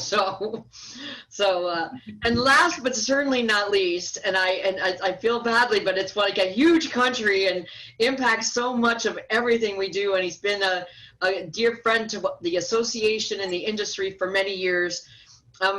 Please welcome my friend Gabriel Lee from Marina Costa Baja in Mexico, and he's also with the Mexico Marina Association. So Gabriel has so much to offer from every aspect of the Mexican waters, and has been, like I said, a dear supporter and friend of the industry. Gabriel, talk to me about what's happening in Mexico. Gracias, Kitty. ¿Inglés o español? En inglés, por favor. Okay, claro que sí, con mucho gusto, claro que sí. Thank you, Kitty, thank you all. Thank you for your kind words, Kitty. Actually, it's gonna be close to 20 years now in the industry. Time does fly pretty fast. 16 years here in Costa Baja and La Paz, and the tip of the Baja Peninsula on the Sea of Cortez side, and 3.5 years in Ensenada, my hometown, on the Pacific side. Having said that, I mean, Mexico has to offer 6,000 nautical miles of waterfront, and the diversity is just amazing. I mean, you just mentioned it. I mean, every country has its own charm, its own magic, and I know every country in itself has its own districts or states or regions. And the Pacific side, just shy of 7,000 nautical miles and 3,000 in the Gulf of Mexico on the Caribbean side. Mexico is widely open, no restrictions, but yes, there's a lot of local restrictions depending on each state, which means that we're doing this joint effort, not just in the industry, but in like every other country, to keep this pandemic low. Our season, well, here in La Paz, we did have a small little impact last spring. It picked up by the end of the year, and right now we're just seeing these mega yachts and the charter business pick up with its own restrictions. When I say restrictions, it's not restrictions, recommendations, let's put it that way. Mexico travel is active. Being so close to the US, I mean, we got daily flights to Cabo San Lucas, our closest international port, on a daily basis. Here we have 2 a week coming now from Dallas. That's the new international flight to La Paz. And we have seen the crew, as you mentioned, a little bit stressed on how their seasons have been either coming short or expanding or changing or cruising. However, the feeling of being in a clean environment and it's out there. I mean, yes, some vessel owners and some captains have delayed their arrival, shifted a little bit, and there's a little bit of everything.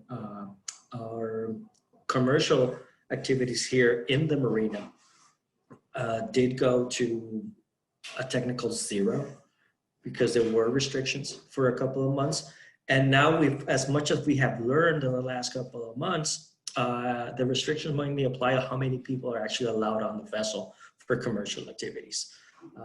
The marinas in this state of Baja, and I can say mostly, yep, the whole peninsula did get a little hit of maybe 5% of their occupancy in the first couple of months, but it picked up by the end of the year. Mexico has over 35 marinas that are in the Marina Association, and we all comply with all the health regulations and all the recommendations that the health department gives us. Like Jeff mentioned, in Costa Rica, there's multiple labs to do the testing. The whole Mexico Hotel Association is getting together to facilitate any travel restrictions that not only the US nationals, but I understand other countries might request a negative test before boarding their flights. I can tell you that we're not running short of tequila. We're not. Thank goodness for that. And the mezcal industry and the wine industry is picking up in the peninsula. Fishing is not as good or as impressive as it is in Costa Rica. But Cabo San Lucas can debate on who has the largest marlins out there. I was just gonna say, because some of the world's largest fishing tournaments happen in your country. So Yes, a tournament. And actually, this past Bisbee's was a no-show. Was a no-show. They could not bring one marling on the minimum weight out there, or nobody risked it. I mean, I know there was a couple of teams that said, right on the edge. Right on the edge. There was a lot of catch and release, but the penalties for bringing an undersized fish were pretty steep. So, which I'm not sure if they're gonna put that pot of money into the next year's tournament. But you'll just like roll over, and if you come back, let's put it that way. I actually started the fishing tournament series at Los Sueños, like 20 years ago, I guess. So yeah, so the fishing on the Pacific Coast is definitely in my blood. So, and I knew Mr. Bisbee very well, before he got out of the biz. He got smart and got out of the fishing business, and I went back to yachting. So, but well, that's good to hear. And you guys are able to charter in Mexico, correct? Yeah. And there's no major restrictions there, but there's the standard restrictions like in any country. You need to have permits. You need to have insurance both for the crew, for the passengers, and permits for the national parks. I mean, just like the Galapagos. That's the Galapagos, or maybe like Costa Rica. Mexico has its own restrictions for national parks. Espiritu Santo Island here close to La Paz, up in Loreto, also the islands in Loreto Bay. The Marietas down by Puerto Vallarta, and Socorro Islands, where the diving over there is just impressive. I mean, I can go on about, and being a Mexican national, I fear that I don't even know a third of the coast of our country and what every single port has to offer, but we're working on it. As Mexico Marine Association, we're relaunching the website to be certain that it gives out a little bit of what every destination has to offer. In the past, it was just more, it was an official website where you have just a contact list and what the association does. Well, we're going to do the next step and bring the audience and the potential customers a one-stop site where they can see, why not? Let's cross the canal and then move up the coast and every single option. Stop in Costa Rica. Stop in Costa Rica. Pura vida. Keep on, why not? From Costa Rica, go a little bit, go south and then up. Yeah, and then we're gonna spend some time. But don't forget about the U.S. and Alaska. No, definitely. Definitely. Do that loop. Exactly. Let's just keep it coming. Let's keep them on this side at least. So, yes, but there's just so much more we could continue to talk about it, and all the exciting opportunities from the yachting perspective that the West Coast of the United States, Central and South America have to offer for all of you guys in the yacht cruising industry. And I mean, all of these guys are available on the U.S. Super Yacht Association website. And it's ussuperyacht.com, and it's only one super yacht. But if you have more than one, you're certainly welcome to bring them all down and enjoy all the fantastic things that every one of these beautiful countries has to offer. And I hope that you all continue to stay safe, stay well, use your yachts, come spend some time on our coasts over here on the West Coast in the United States and in South and Central America and Mexico. And Peter, I thank you so much and everything that you guys are doing up in the Northwest Marine Trades Association and partnering with us on so many things. We're so happy to have you and happy to have all of you guests here with me today.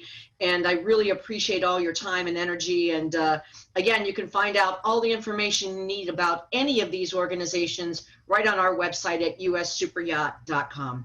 Thank you so much. And back to you, Peter, in the studio.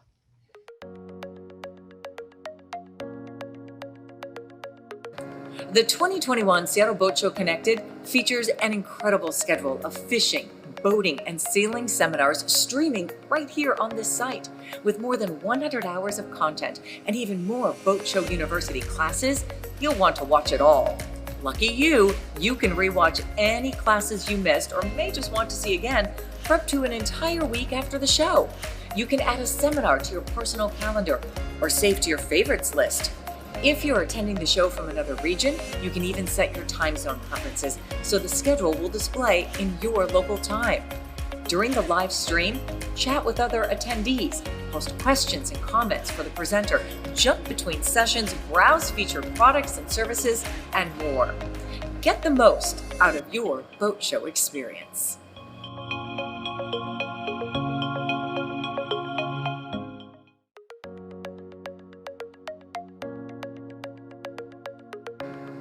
The Big Seattle Boat Show Connected offers a collection of contests, promotions, and games that you can play for fun and for prizes.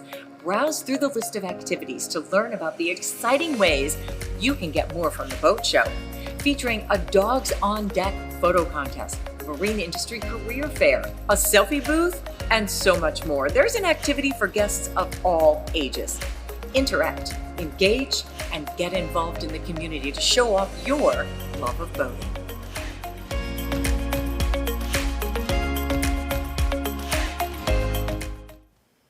Welcome back to Seattle Boat Show Connected, presented by Union Marine. My name is George Clooney, and I'm here. You just think Mick, you're that because you're Mick? dressed Brad Pitt? fancy now. Brad Pitt, thank you. Vic, that's nice of you. Well, apparently I look more like Brad Pitt. No, seriously, I'm Peter Schrappen, your co-host of Seattle Boat Show TV, and I'm joined by Denise Whitaker. You look very nice, Denise. Thank you. I was just saying, I think I need a spray tan, but it is Seattle in January, so what can you do? Well, you put on a tuxedo and evening wear and get ready to roll. The hits keep coming here. We thought we'd up our game a little bit. Yeah. And we're having a good time here. Hope you're having a good time at home. Hope you've checked out the Seattle Boat Show Connected. And if you haven't, you're going to be spending the next few minutes with Steve Duno, who's going to join us now. Who's going to share with us how to litter train your favorite canine. So come on in, Steve. Hey, Steve. Hey, how is everyone? We're doing well. We're doing well. Thanks for joining us. We've had a flurry of... No problem. Yeah, flurry Lots of fun. Thank you so much. And Steve, you are a well-read, well-published author here on the subject of dog training. You've published I've been at it a long time, yes. You can see from my Walt Whitman beard. That It looks nice. Very presidential. My COVID beard, yes.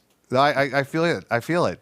Steve, I have a dog. Thanks for having me. And Denise, it's good to see you. Nice to see you too. Yeah. I'm a relative new dog owner, Steve, and I get frustrated because my dog won't always stop barking when I want him to do.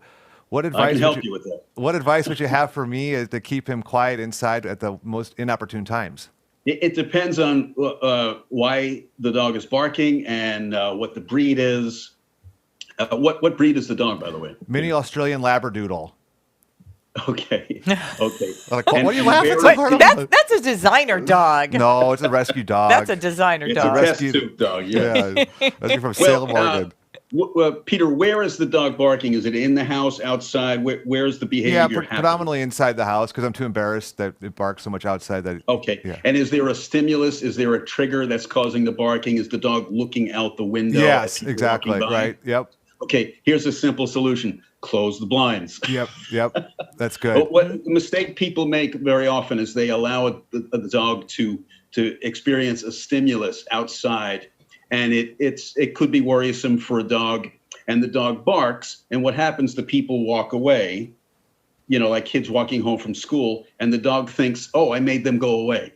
So every time someone walks by, the dog barks, and they go away. So it's a self-reinforcing behavior. So honestly, you close the drapes, you close the blinds. You don't give the dog access to seeing outside the front window. That's a very human thing. We want to look outside, but we don't think that perhaps for a dog who's very territorial, we're thinking that the dog wants that same experience, but it's better to close those drapes. So that's the first thing. The second thing, sometimes it can be sound that sets it off. So if you want to have a little background sound going on, like some talk radio or music playing, no Ozzy Osbourne, but something, so you need to you need to take away the trigger. You just manage the situation as best as possible. Now, go ahead. I'm sorry. I was going to say, now you can't take away the trigger necessarily when you're out on a walk, right? That's true. That's true. And when I'm walking my dog, it is twofold. I'm getting my exercise, but I also allow my dog to sniff because I also have a rescue dog, but he's a Australian Shepherd Husky mix. He's about 95 pounds. Okay. There's a lot going on there. A lot going on there. So, but Yeah. I never know which dog he's going to bark at when we're passing and which dog he's just Yeah. going to continue sniffing. It's called leash reactivity, and there are many causes for it, and we often contribute to the problem. The first thing is, Denise, think about the walk as being your walk and not the dog's walk. Okay. So that you're the choreographer of the walk. So you decide once every block or so to let the dog sniff or relieve him or herself. You choreograph the walk. You walk fast, you walk slow. It's yours. It's your walk. And the dog will pick up on that. Most people allow the dog to dominate or choreograph the walk and allow their dogs to walk 3 or 4 feet ahead of us. Well, they're not really geared to be in charge at that level. And they're also thinking about, is this safe? Is it not safe? So when they take over the walk, they may see another dog and have a little anxiety over, or a person who's walking strangely, or a wheelchair-ridden some person. So they worry, and what do? They bark, or they act out. They react. What a better thing to do is, if you have a couple of friends that have dogs, go for a group walk. All of you with your dogs. No sniffing, no playing with in between the dogs. Just go for a walk. And what happens very quickly is they begin to tribe up, and they think that they're on a mission together. And it's a confidence building thing. Plus, they're getting socialization with other dogs without having the burden of being off leash and playing and competing and contending with each other. They're just on this mission. And over a period of time, I call this directed walking. Over a period of time, it lessens the need for the dog to overreact. So find yourself some friends that go on group walks. And then call me. Okay, thanks. SteveDuno.com. Yeah. Steve, the topic we also wanted to visit with you on is how to train your canine in a litter box. What's the top 5 or 6 things I should be doing? I mean, what am I talking about, right? Exactly. I had to ask twice. Actually, I asked Denise that a second ago. Like, did I get this right? Yeah, it's and I've helped do it a number of times for people who live on houseboats. And if you're going to be out on a boat or in a situation where there's no open property for the dog to go. It's not easy, but it can be done. It's better to start when the dog is a puppy, and it works much better with a smaller dog. Denise, you said you have a 90-pound dog? Right. Yeah, you would need a barn. Right. For that. It's not easy with a 90-pound dog, but with an 8-pound Chihuahua or a Yorkshire Terrier, it's much easier. They're smaller, they're cat size. What I would say first is you start, if at all possible, when the dog is a puppy, you get a litter box that's as large as possible, maybe the lid from a Home Depot Tupperware container, and you fill it with, you don't use regular cat litter. There's a product on the market called Purina Second Nature, and it's a very big, coarse litter made of recycled paper. And it doesn't have a scent, and it's not clay. If you use a clay-based litter or a cat-based litter, it gets in the paws of the dog, and the dog will spread it all over. So you use this coarse litter. And then you put it in a place where it's appropriate for the dog to go, maybe in the yard at first. And then you encourage the dog to go to this area. You can even spread some of this coarse litter in a larger area in a yard and encourage the dog to go on it. Then you use the litter box. Then you begin getting the dog to at least urinate in it and hopefully defecate in it. And you really praise the dog when that happens.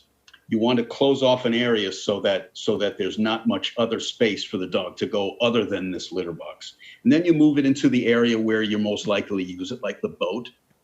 And you just want to always encourage the dog to use this space. You can put some puppy pads around it just in case. But they're very smart, and once they start doing it, there's a scent trail there. They smell that this is where they're relieving themselves, and they'll start using it.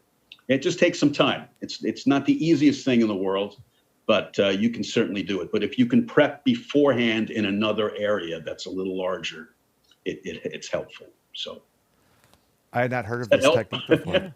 Well, I've always been so jealous because I have had friends who have trained their dogs to, in fact, I had one friend who she trained her dog to just do his duty up on the bow of the boat, and then she would just go clean it. So there was no, litter involved in any way. And I've always been jealous of that because, my dog will get me up in the middle of the night on the boat, and I'm like, oh, and I've got to put clothes on and a coat and everything to get outside. Yeah. You'd have to be careful if you hit too big of a wave when the dog is on the bow in that prone position. Right. Might be a real problem, but and it works much easier with smaller dogs than with large dogs. It's almost problematic with a German Shepherd or a Husky, what have you. There's just not quite enough room.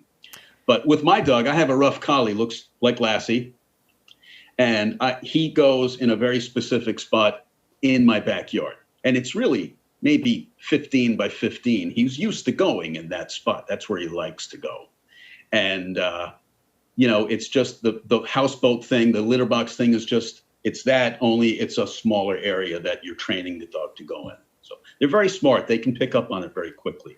Are there any, do you need to be worried if someone's shopping for a dog, trying to choose a breed or a dog to be a boat dog with them?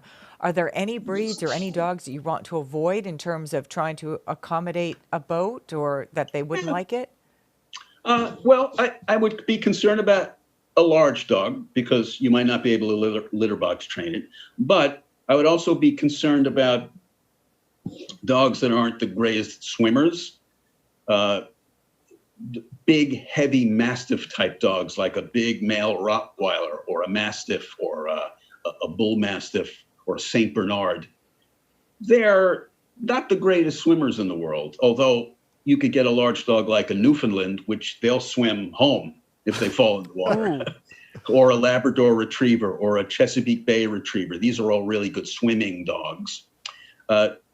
Smaller dogs can swim quite well as well, but you want to avoid a dog with a tremendous amount of coat, especially a double or a triple coat. I don't know, is your dog, Denise, a good swimmer? Oh, he's a great swimmer, and he loves being on the boat. We've just learned because of his size, we don't take him when we know we're going to be on anchor because he's not. The design of our boat, anyway, it's just not an easy way to get him on and off the boat, and it stresses him too much. How do you get him back on the boat? Well, we don't take him. We find doggy daycare, and we find, we don't take him on a trip if we're gone for a weekend that we're at anchor or we have to raft out on a dock. We just know that stresses him too much, so we leave him.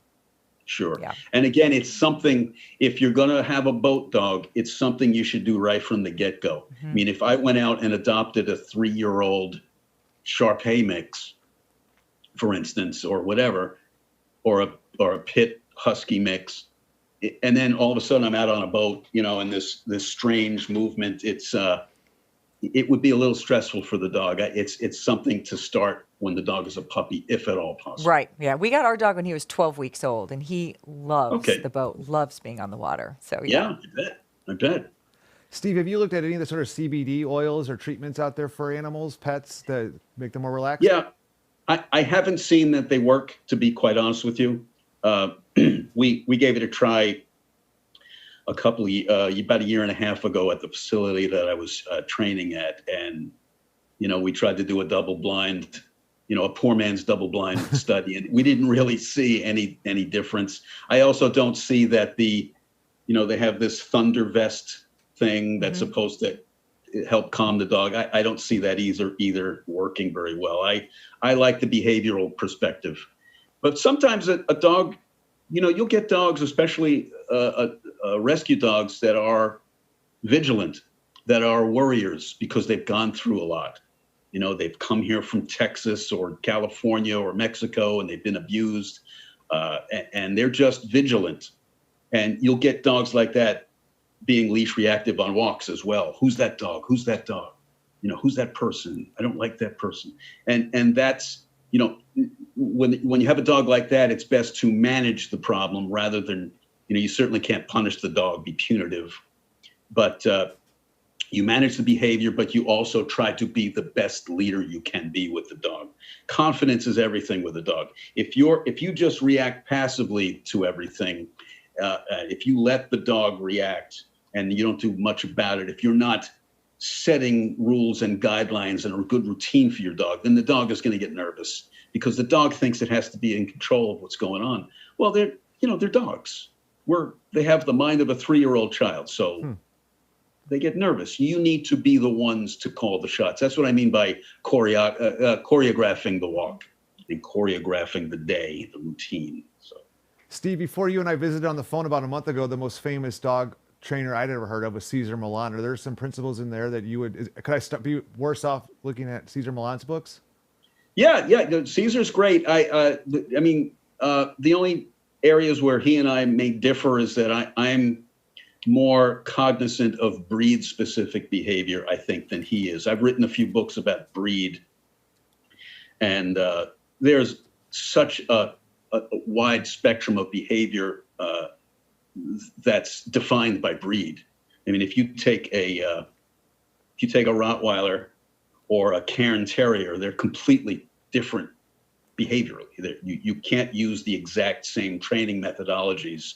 Or if you get a Greyhound, they're very gentle and very sweet, but they train slowly, as opposed to a German Shepherd or a Lab that trains quick, and they're very hardy dogs. You get a dog like a small, thin little Chihuahua. You have to go slow with them. So breed-specific behavior is really the only thing that we differ on at this point. But I wish I had his facility and his money. He's done quite well for himself. Yeah, he's gotten around a little bit. Well, so have you with the 16 books out there. Your latest book is called Last Dog on the Hill, and that's a memoir about a special dog that was very meaningful to you. Correct. As a matter of fact, if you can see right above my head, that's Lou. That's the subject of the book. And he was kind of a famous dog. He came from the wilds of Mendocino County, California. He was feral, and I rescued him. And long story short, he became quite heroic. He saved my life a number of times. He caught a rapist in the U District. He taught sign language to little kids. He had a vocabulary of over 200 words. He was quite the fellow. So read the book. You'll love it. Let's make a movie out of it. Sounds yeah, good. that sounds like a great idea.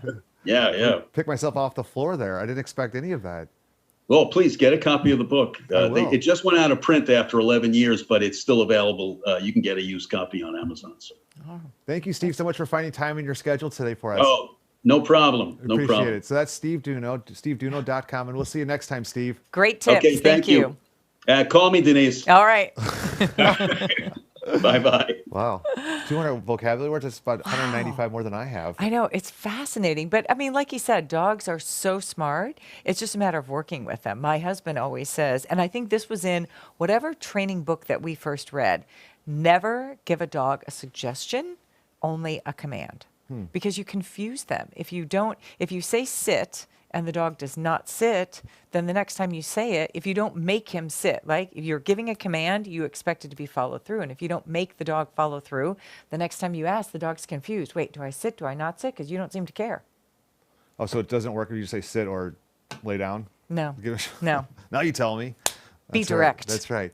Well, we're going to take a little break right here. Our next guest is already in the waiting room, Evan Ridley of Rhode Island Marine Trade Association, to talk about boat recycling. But before we hear from him, you're going to hear from Denise Whitaker about how to best enjoy Seattle Boat Show Connected, presented by Union Marine.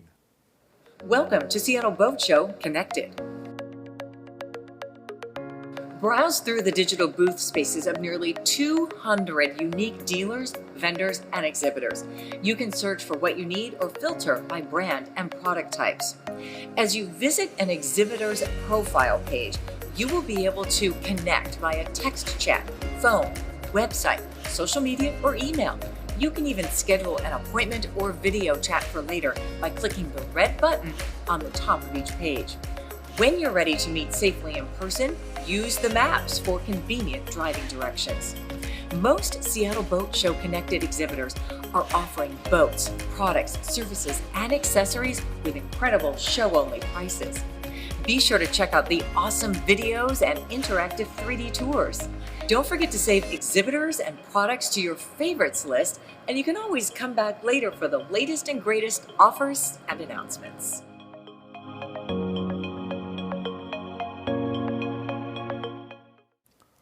Welcome back to Seattle Boat Show Connected, presented by Union Marine. My name is Peter Schrappen, the co-host of Boat Show TV, and I'm joined by Denise Whitaker from Como 4. Hey, Denise. We put our formal wear on for the end of the show because we're hitting the stride to the end. I think we're over the hump a little bit. We are. Yeah. But if you're at home just getting started with us, we've been here since Thursday at 4 o'clock, and we'll be here until 8 o'clock tonight. We've got a lot of great speakers coming up that we'll be visiting with in a little bit, including Evan Ridley, who'll be joining us in a second. But I just want to let you know that we're bringing trivia back. You asked for it. My phone's been blowing up. That might be a little bit overstatement. My phone. I've gotten a few texts. I've gotten one text from my mom who got 8 of the questions right last night. Oh, did she? Yes, She did was well. Really proud of herself. So we'll be bringing that back again at 5:30 tonight, Pacific Standard Time. We'll be sharing the pin and the ticker below in a little bit. But that was a fun venture with our friend Phil Meganhart, who's working on the questions, I believe, as we speak. So that's going on. We've got Evan Ridley. We're going to hear from Bill Baker again. We've got Diane Lander at 2:15, who's going to talk a little bit about pets as well on board. Okay. She's a big dog lover, and also how to stay organized. We've got Kevin Ritz out of the Northwest School of Wood and Boat Building from Port Hadlock. Have you been there yet? I've not been there. Port Hadlock is another one of those really nice, quiet spots. Right. Jefferson County, not too far from Port Townsend. So we're going to hear from Kevin. A lot in store for you. So settle in, hop into the show. Don't just hang out with us. For $5, you can experience the entire show, walk the red carpet, check out the treasure hunt. There's Ivers prizes in store for you in that treasure hunt. There's a real-life pirate ship. I keep saying it's a real-life pirate ship, which is, in fact, it's much larger, unless you're like Snuffleupagus. It is a very large... It's a big pirate ship that you can hop on and hop off, walk the plank. There's a selfie station. And up to $89, there's a ticket there for you as well. Just about every different lover of boating. We have a package for you at $89. You can get the Wagoneer Cruising Guide. You can view the recordings up to a week afterwards. We've got a Boat US membership, which includes the magazine, Sea Magazine membership, so a lot there as well. So why don't we say hi to Kevin Ridley from the Rhode Island Marine Trade Association. What's going on, Kevin? Hi. Hey, good afternoon. Great to be with you both here, joining you from a very cold and gray Newport, Rhode Island this afternoon. Yeah, Evan, is it snowing there? I understand there's some snow on the East Coast. Snow, in and out flurries, but mostly just cold and a little thick in general. So yeah, we'll expect some accumulation over the next few days, I assume. Wow. Well, if I could just set this up a little bit, Evan phoned me about 2 weeks ago and started sharing all the success that they've been having with the boat recycling program out of the Rhode Island Marine Trade Association. And even more than that, also bragging about Washington State's leadership in that area as well. I said, Evan, time out, I've got a show for you. So I kind of cut him off, Evan. I said, would you please join us for Boat Show TV? So that's kind of how you end up being in everyone's living room this morning. What's going on with the recycling program that's going great guns in Rhode Island? Well, I think that everybody that has familiarity with boats and boating can, express their familiarity with the fact that throughout their life cycle, boats can be really hard to manage. And we're all aware of this legacy fleet that's expanding in population across the United States. Boats that have reached that end of life status, that retirement status, where the cost to keep them up and keep them running and keeping them on the water, it's eclipsed by just the value itself. And so you're dealing with a situation here where as this legacy fleet expands and this increasing demand for boat disposal infrastructure expands, there's really a limited amount of resources right now that are available to deal with them in a sustainable fashion. So that's really where the work that RIMTA and our network of partners got started. And over the last several years, we've been able to work towards addressing a viable alternative to landfilling when it comes to these end-of-life fiberglass boats. Is fiberglass that much more difficult to get rid of? I mean, what happens to it when it goes to a landfill?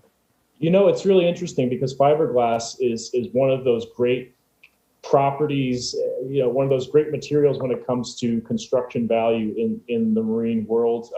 You've got glass fiber when enhanced by a plastic-based resin. It's sturdy, it's lightweight, it's durable, it lasts a long time. I think the average lifespan of a recreational hull these days is somewhere in the realm of 40 years, and certainly maintenance and proper care can take it even longer. But its best property is its worst, in the sense in dealing with it at the end of its life cycle. Separating the polymer resin and the glass fiber from one another can be extremely difficult and extremely energy consumptive.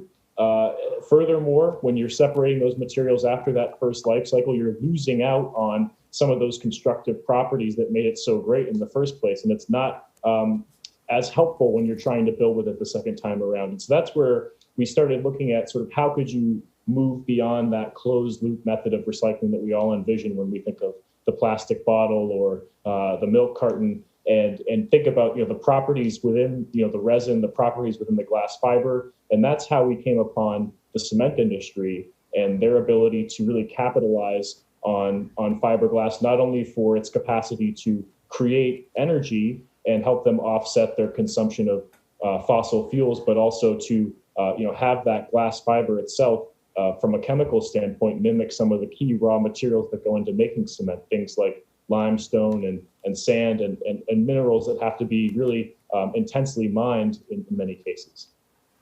Well, in politics, they say all politics is local. When it comes to boating, oftentimes all boating is local. Can you talk about Washington State's role in this pilot program?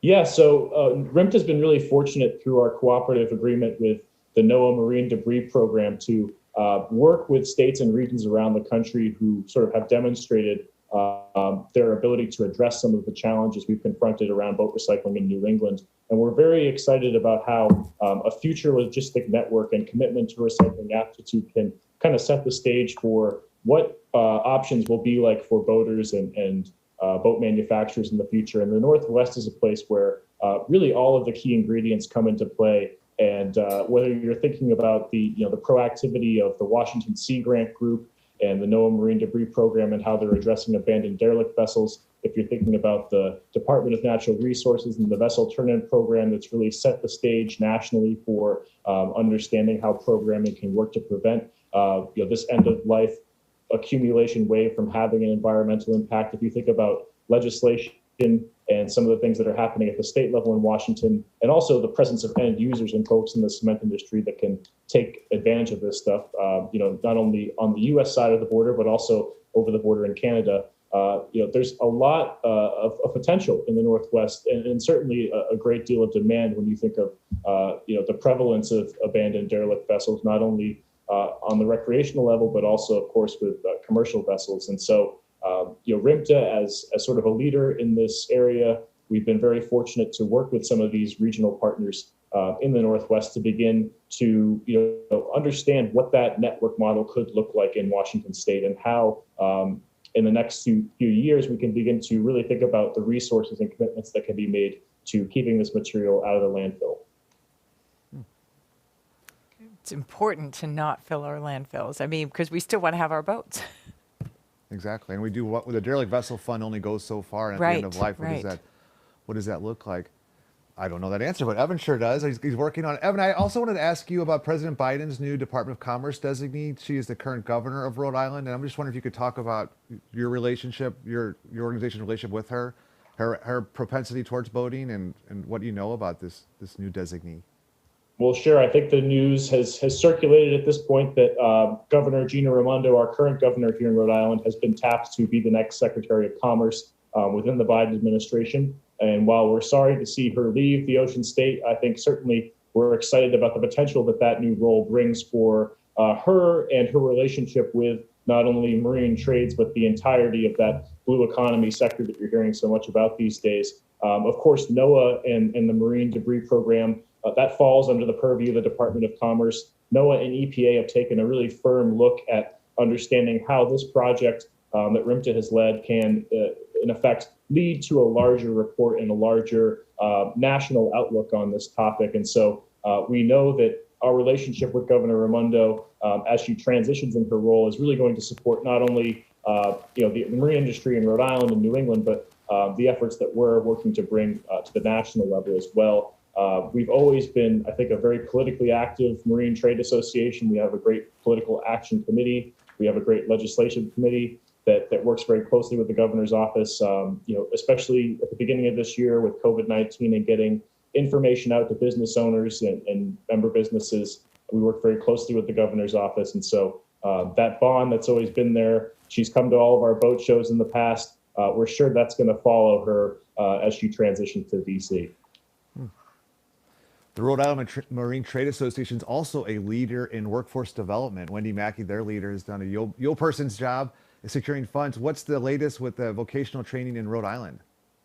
Well, we've really been able to, I think, show the world how Rhode Island punches above its weight with the 10+1 workforce development plan. On the pilot scale, we continue to work with our Department of Labor and Training at the state level and a host of other non-governmental partners to really look at how we can show that the marine industry is a wealth of opportunity for not only employment but advancement in career and technical skills. That's everything from folks that are working through their careers all the way down to kids that are just getting out of high school.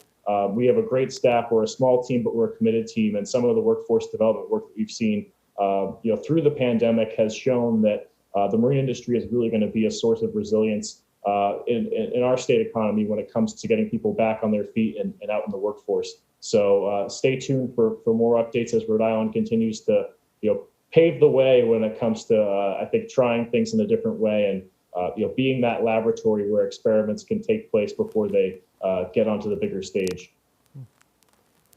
For boaters at home, Evan, what should they know? Where can they go to learn more about the recycling program? So you can keep up to date on our recycling progress on our website, rimta.org. That's RIMTA.org. We're very fortunate to be working with the likes of the Boat US Foundation.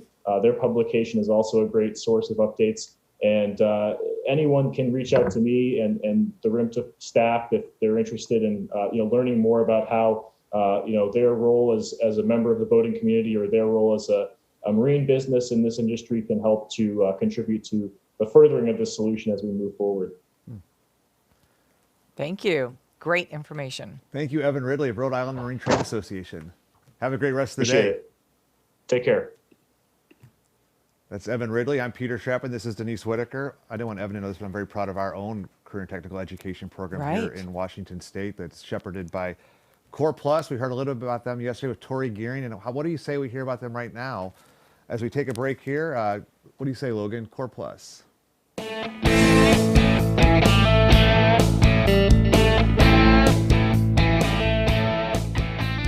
The Core Plus program gives kids the opportunity to get into an industry that is very diverse. It's a curriculum that enables students to actually go out and have career pathways.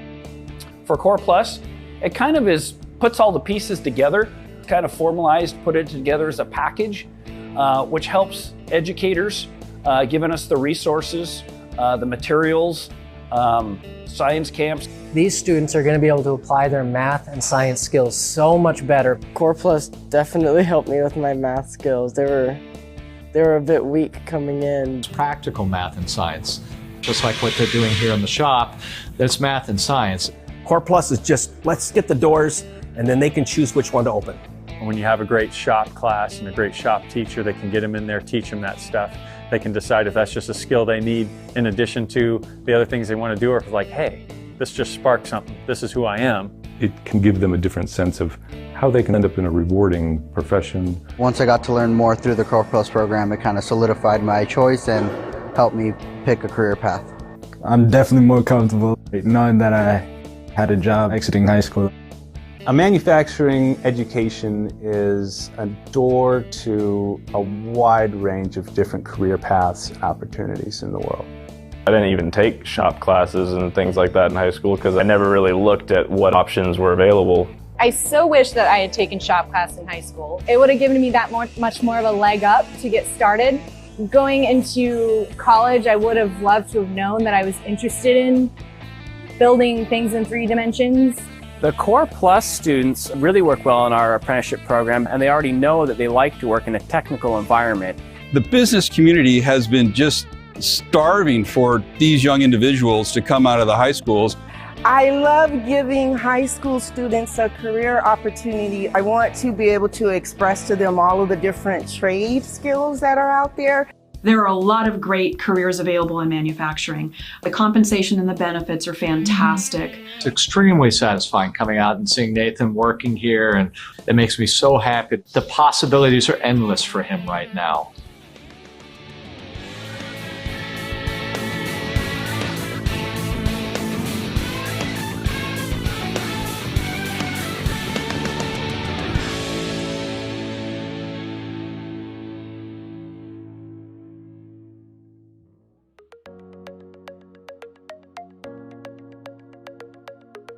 The Big Seattle Boat Show Connected is filled with fun for everyone. It's easy to join in this fun, and registration starts at only $5.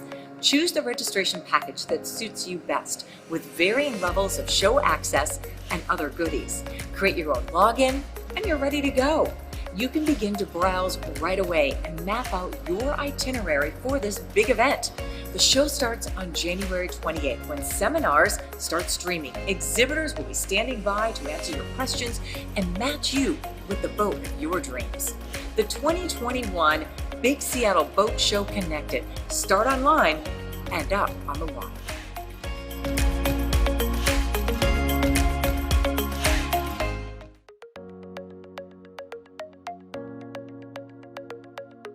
The virtual show floor is one of the coolest features here at Seattle Boat Show Connected. You can surf the aisles of the show floor, navigating exhibitor booths in our fully rendered convention center. We even feature the iconic red carpet that has become a big part of Seattle Boat Show experiences. Here you can filter by product category or enter a keyword to search for what you are looking for. You'll be transported directly to the space on the show floor where you can interact and engage with exhibitors and their show specials. Be sure to explore the outer reaches of the virtual show floor where you just might find a buried treasure. Navigate to the pirate ship's crow's nest where you could discover a hidden prize waiting for you. Find the best deals of the year at the Big Seattle Boat Show Connected, presented by Union Marine.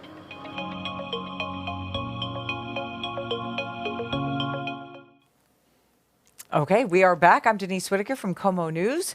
Peter Schrappen with Northwest Marine Trade Association. We got all gussied up for the rest of the day. This was your idea. Why did you want to go all formal? Well, growing up, I would remember watching the Jerry Lewis telethon. And I felt like they were always dressed, I don't know why, they always had to get so fancy, I guess because that's how Jerry Lewis rolled back in the day. That is how he rolled. So at this point, wearing a tuxedo for 4 days was maybe a little much for me. A little much, yeah. I don't remember the last time I was in a tuxedo, but I thought maybe we could end the show with this. So why not? That was what I was. And you used to host that telethon. I did. It was so fun. Was it? Yes, it really You've been was. trained on that. As I was like, I was bragging. Like, I used to watch that, and you're like, you kindly said, Peter, I used to host that. I did. Well, because you had your individual hosts at every station around the country that had it, and Jerry Lewis actually held a seminar for all of us in Vegas. So I got to go to Vegas and I learned directly from him the things to do on the show. Which it was really fun. What are some of those secrets? Oh, gosh, I don't know. Just, to get the message out and be kind and make sure that you were really welcoming people in, allowing them to really tell their story. Because by people hearing about stories of those that you're trying to help, then, it helps them open their pockets. Are there some of that same sort of similarities with Seattle Boat Show Connected? Absolutely. Show TV? Okay. Absolutely. Yeah. We want people to feel comfortable. I hope you feel comfortable there. I mean, you're comfortable in your slippers, so dress slippers. We're good. Dress slippers. Yeah, okay. I do remember the tuxedo show. Slippers. Exactly. That's the next biggest thing coming to TikTok. Now, I do remember the host in St. Louis, the St. Louis equivalent, to be wearing the tuxedo with the white tennis shoes. And yes. I think slippers, frankly, are more comfortable than tennis shoes, so I went with that. Each person's got to have their own shtick. That's right. And I'm comfortable. Yeah. Well, the last episode of Cheers, Cliff Clavin is asked, what's the secret to life? Okay. So everyone sits in. Because everyone wants to know what John Ratzenberger, famous Puget Sound resident boater. And he said, you know what he said, Mick? Thank you for saying that. Comfortable footwear. Socrates. Jesus. Sandals.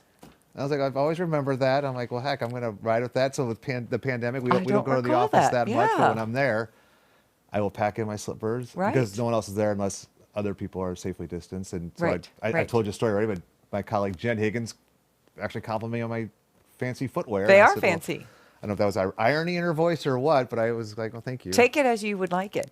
I'm going with it. So, I believe we actually got to break a record here with Boat Show TV. We were bringing back a guest he's the Steve Martin of Saturday Night Live. Bill Baker, why don't you come on in? How's it going? Hey, it's going good. You know, I got to say, you guys look gorgeous. Oh, thank you. Thanks, Bill. I feel totally underdressed. We like it that way. Did you expect this or not?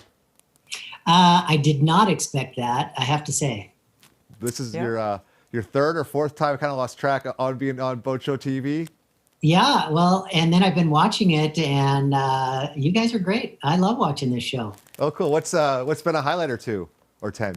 I thought it was kind of funny this morning when I can't remember his name. I couldn't get his virtual background. Oh, Johnny. Right. Johnny. Yeah, that's right. Yeah, that was kind of good. I brought the dog on this one for you, so he's up on the bow of the boat, and just in my trend of going north, I thought you should have a glacier. So here we are. This is Tracy Arm. I think this is Tracy Arm. So this is one of the Sawyer glaciers. Fantastic. How many times have you made that trip? Actually, to Tracy Arm 3, I think. Yeah, I think it's three times up into there. And one time it was so foggy we couldn't see as we're cruising up there, and we're going through on radar, and you're going slow enough that you don't really want to hit an iceberg, even a little one. So it was kind of exciting. I think the most important thing for boat owners is we want the boat to be as comfortable for you as possible. Bill, what are some little things that people can do to make their boat maybe a little more livable so they'll want to actually spend time on it as often as possible?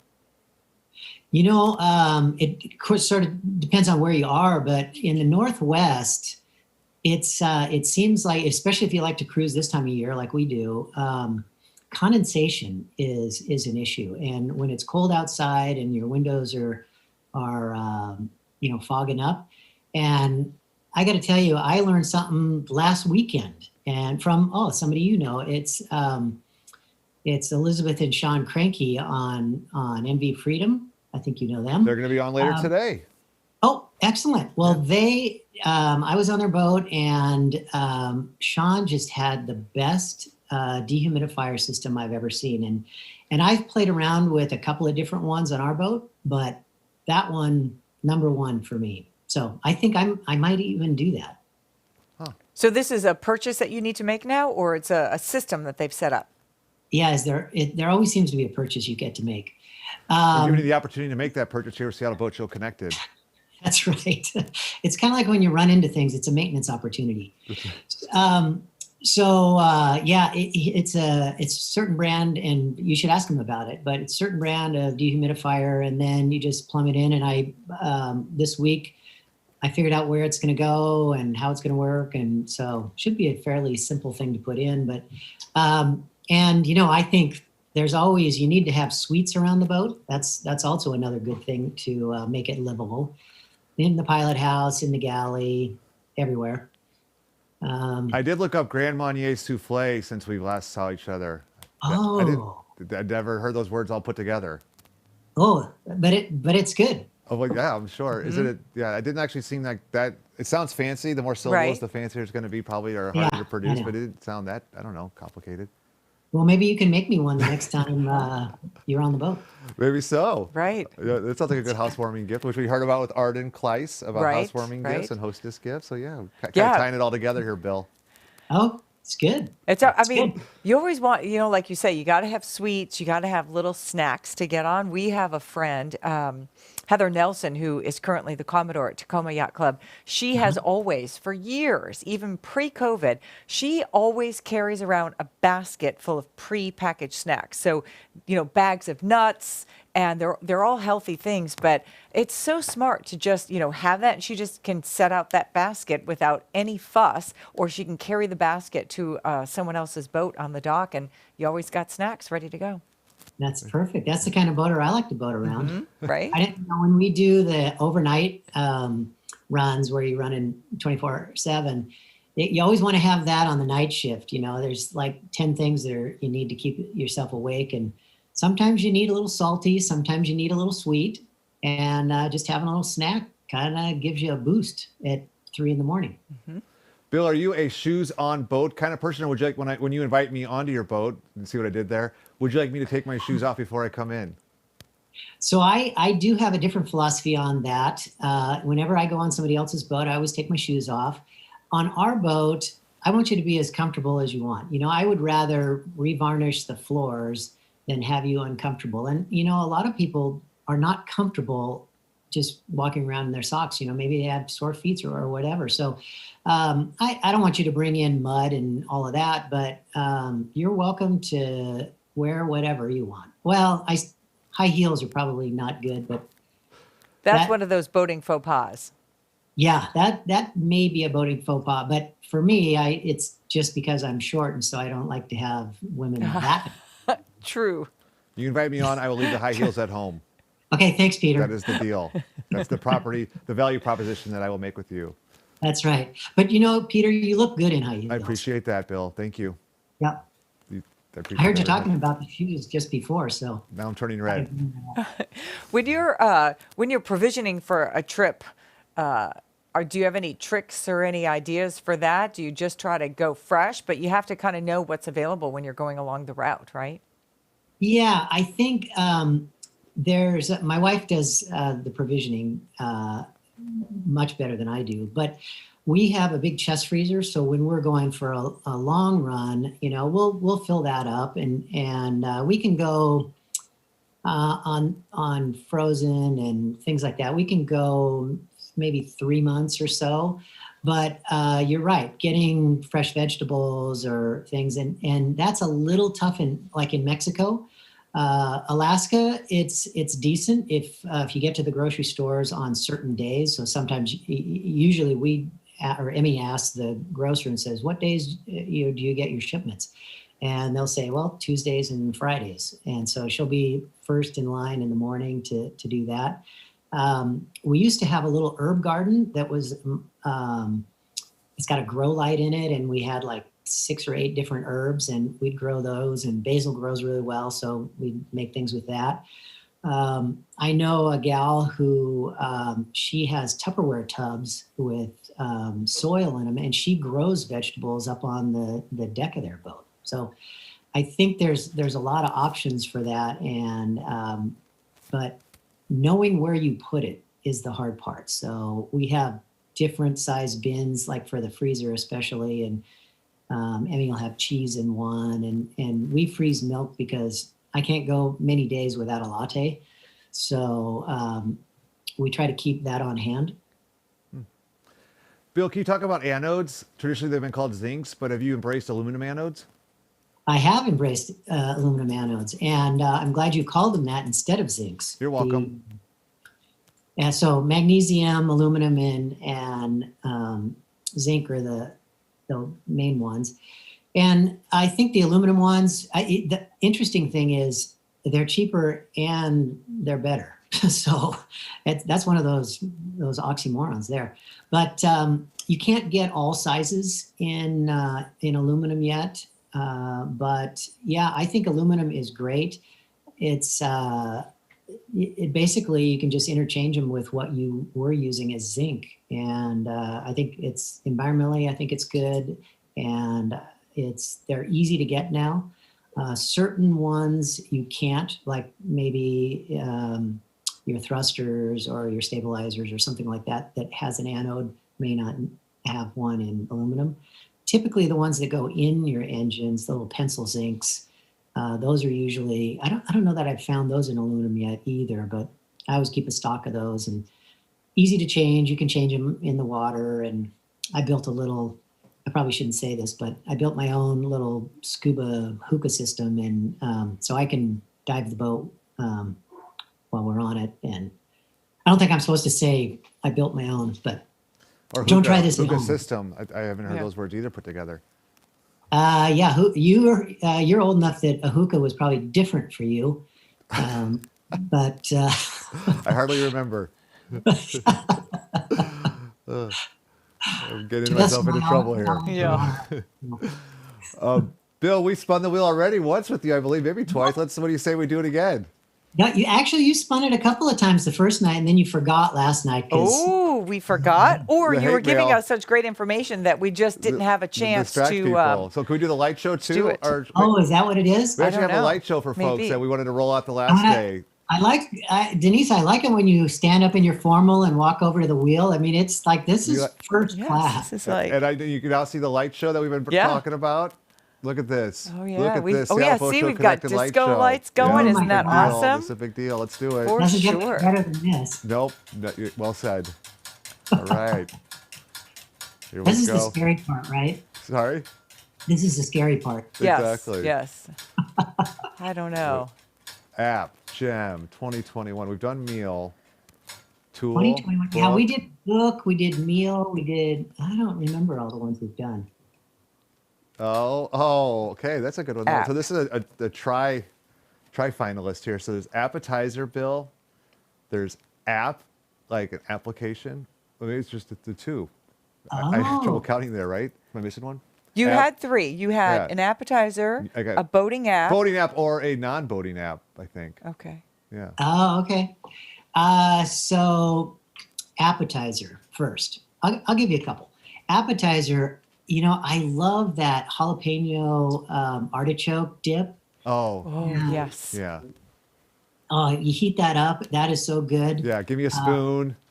Yeah. And then my wife does a fried brie that has I don't know what you call it when it's got a pastry crust on it. That's Puff pastry? Yeah. Puff pastry? Yeah, that's really good. As far as apps, there's a lot of really good apps. One that I've used kind of all over the world boating is Windy. Windy.com has just been really kind of a go-to when you're coming up the coast or if you're looking. It seems to be accurate. I think that it might have been first designed or developed by like surfers or sailors. And so it's really good kind of inshore, but it also is good offshore. So I think that is good. Off boating app, I don't do that much with apps. In Bill's world, it's just boating. It's all boating all the time. So it's hard for you to boating kind all of. the time. I know. I'm just kind of a boring sort of boating guy. Not true. Don't do that. We Not talked true. about that negative self-talk, Bill. Oh, that's right. You are what you think most. So I got to secret. start thinking all the good stuff. That's right. Love it. Thanks so much, Bill, for being a returning guest here. Hey, I love being on this show. Just, get to hang out with you two. In fact, I feel very close because on my screen, you're only about half an inch apart from me. Ah. Kind of keep Yes. reaching out for us. Hey, Peter, remember you had homework you were supposed to do. Remember that from last This night? is indicative of my college career here. Right? Same blank stare that I would get. You when did asked have for my- homework. I actually don't recall what the homework was, so hopefully I did, and it's already. I know.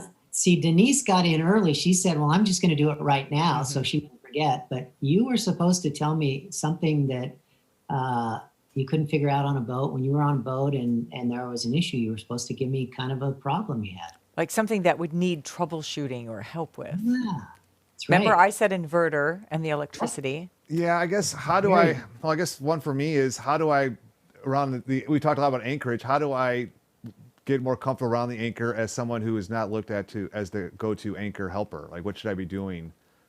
Well, Like, you could. What be can the I go- impress my father-in-law about anchoring that I would know that he may be surprised that I knew? Like maybe the ratio of anchor chain to.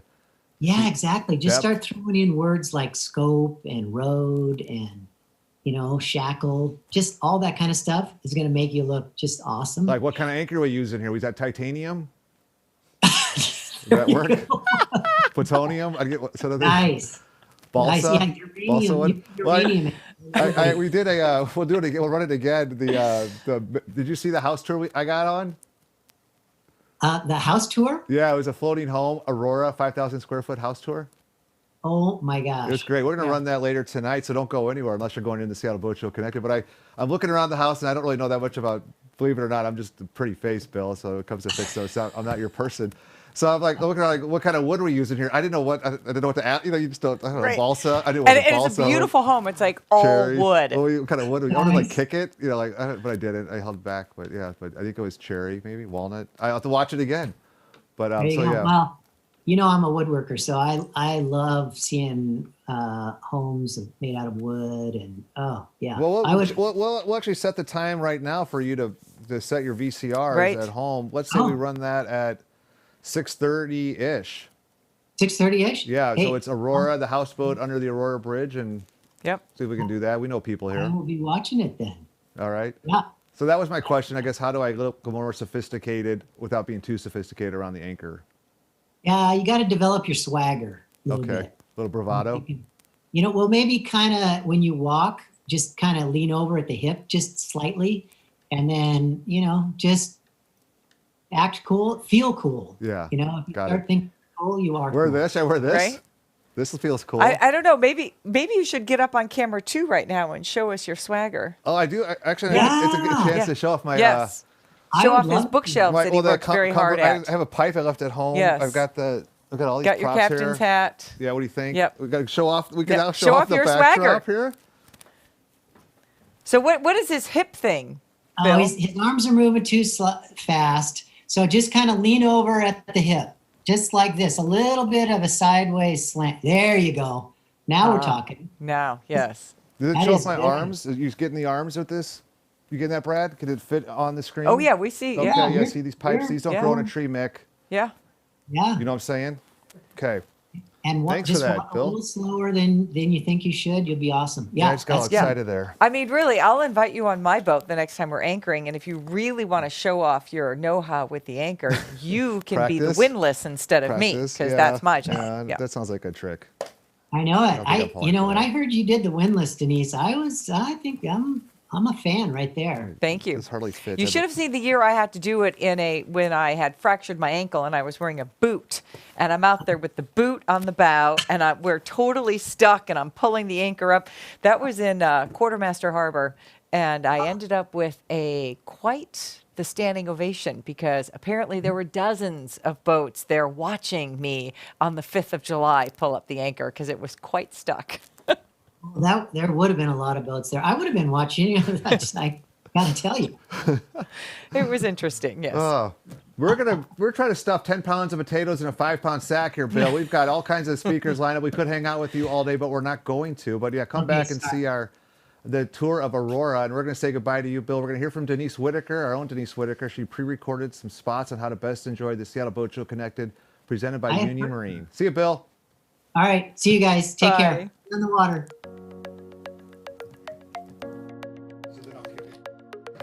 The 2021 Seattle Boat Show Connected features an incredible schedule of fishing, boating, and sailing seminars streaming right here on this site. With more than 100 hours of content and even more Boat Show University classes, you'll want to watch it all. Lucky you can rewatch any classes you missed or may just want to see again for up to an entire week after the show. You can add a seminar to your personal calendar or save to your favorites list. If you're attending the show from another region, you can even set your time zone preferences so the schedule will display in your local time. During the live stream, chat with other attendees, post questions and comments for the presenter, jump between sessions, browse featured products and services, and more. Get the most out of your boat show experience.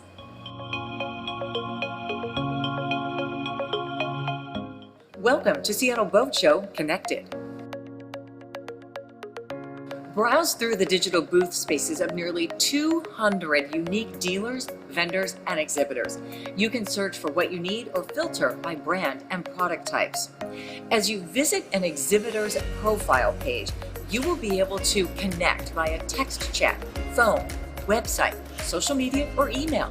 You can even schedule an appointment or video chat for later by clicking the red button on the top of each page. When you're ready to meet safely in person, use the maps for convenient driving directions. Most Seattle Boat Show Connected exhibitors are offering boats, products, services, and accessories with incredible show-only prices. Be sure to check out the awesome videos and interactive 3D tours. Don't forget to save exhibitors and products to your favorites list, and you can always come back later for the latest and greatest offers and announcements.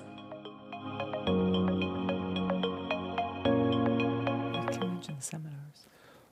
Welcome back to Seattle Boat Show TV. This is Peter Chapman with my co-host Denise Whitaker. Hey, Denise. Hey there. I was just looking at the seminar schedule. Uh-huh. So I want to let people know, if you don't mind, that instead of, they can hang out with us, but really, if you just go into the show, it's only $5 to start if you haven't already gotten your See the show. registration. See the show. So coming up right now at in a few minutes at 2 o'clock is Navionics. You know, several people have mentioned that app.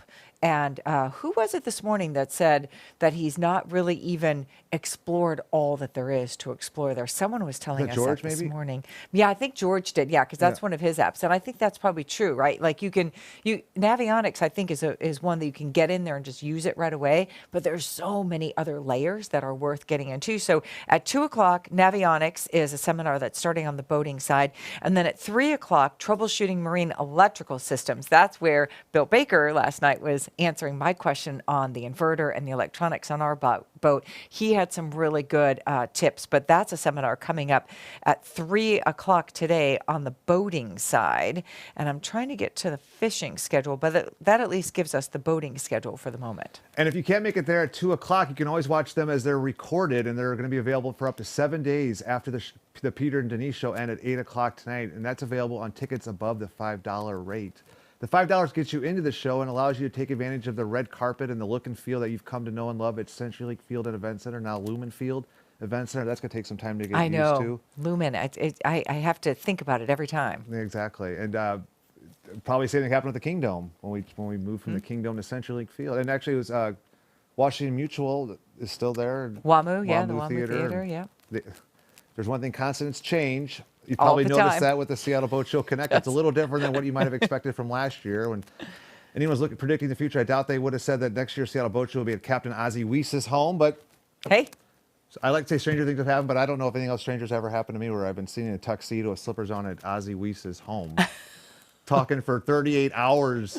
Nonstop. For those people keeping score at home, we have about got a lot of math here. Yes. 6 hours left here. We've got a lineup of guests, star-studded. We haven't deviated from that plan whatsoever. We've just had Bill Baker sharing some insights there. We're going to talk about activities now at 2:15. We're going to hear from friend of the show, Diane Lander, as we got inside her boat. And we did a little bit of a pre-record. We had our videographer out with us, and we were able to see what advice she has, how to stay organized in household. We got a twofer with Diane. Okay. She also is a dog lover. Oh, great. And so she gave us all sorts of secrets, her secret sauce on how to have the most fun with your pooch on board. We've got Kevin Ritz coming up, Pam Wall, who's an international sailing star. She's out of Fort Lauderdale, thanks to the beauty of Zoom. We'll be able to ask her a few questions as well. She'll be at 3 o'clock Pacific Standard Time. And like I said, Kevin Ritz. We've got Boys in the Boat author encore screening of that sometime today. We haven't quite figured out that schedule. We've got trivia. My phone will not stop. I can't wait for trivia. Trivia was a lot of fun last night if you missed it. We did trivia last night. There was a little difficulty of some people, or they didn't get the word to kind of log in and get into that. So we'll give you the pin at 4 o'clock this afternoon, and I'll put it on Facebook. You can find it that way. You know what? I'll put it on Twitter. You can find it that way. I'll put it on Instagram. We'll say it here. We'll have it scrolling on the bottom of the screen, but you'll want to sign in for that because it really is fun, because you guys have come up with some phenomenal questions for that. Well, it felt good for me to at least share what's in my head with other people for a change. You know, it kind of scares me. I've got my roommate doing this thing at night, and I'm like, will someone listen to me? So I was able to at least pretend I could do that with the trivia game that Phil Megan, our longtime friend of Seattle Boat Show, and I were able to come up with. So thanks for playing home. That's actually only capped at 50 people. Right. So you're going to want to get that pin at 4 o'clock and start logging in. And cash prizes and all kinds of gear will come your way, or some sort of fun will come your way in the box from Amazon or another spot we still need to determine. So yeah, and we've got a career center inside the show, which if you're looking for employment, I know some people are, there's all sorts of opportunities.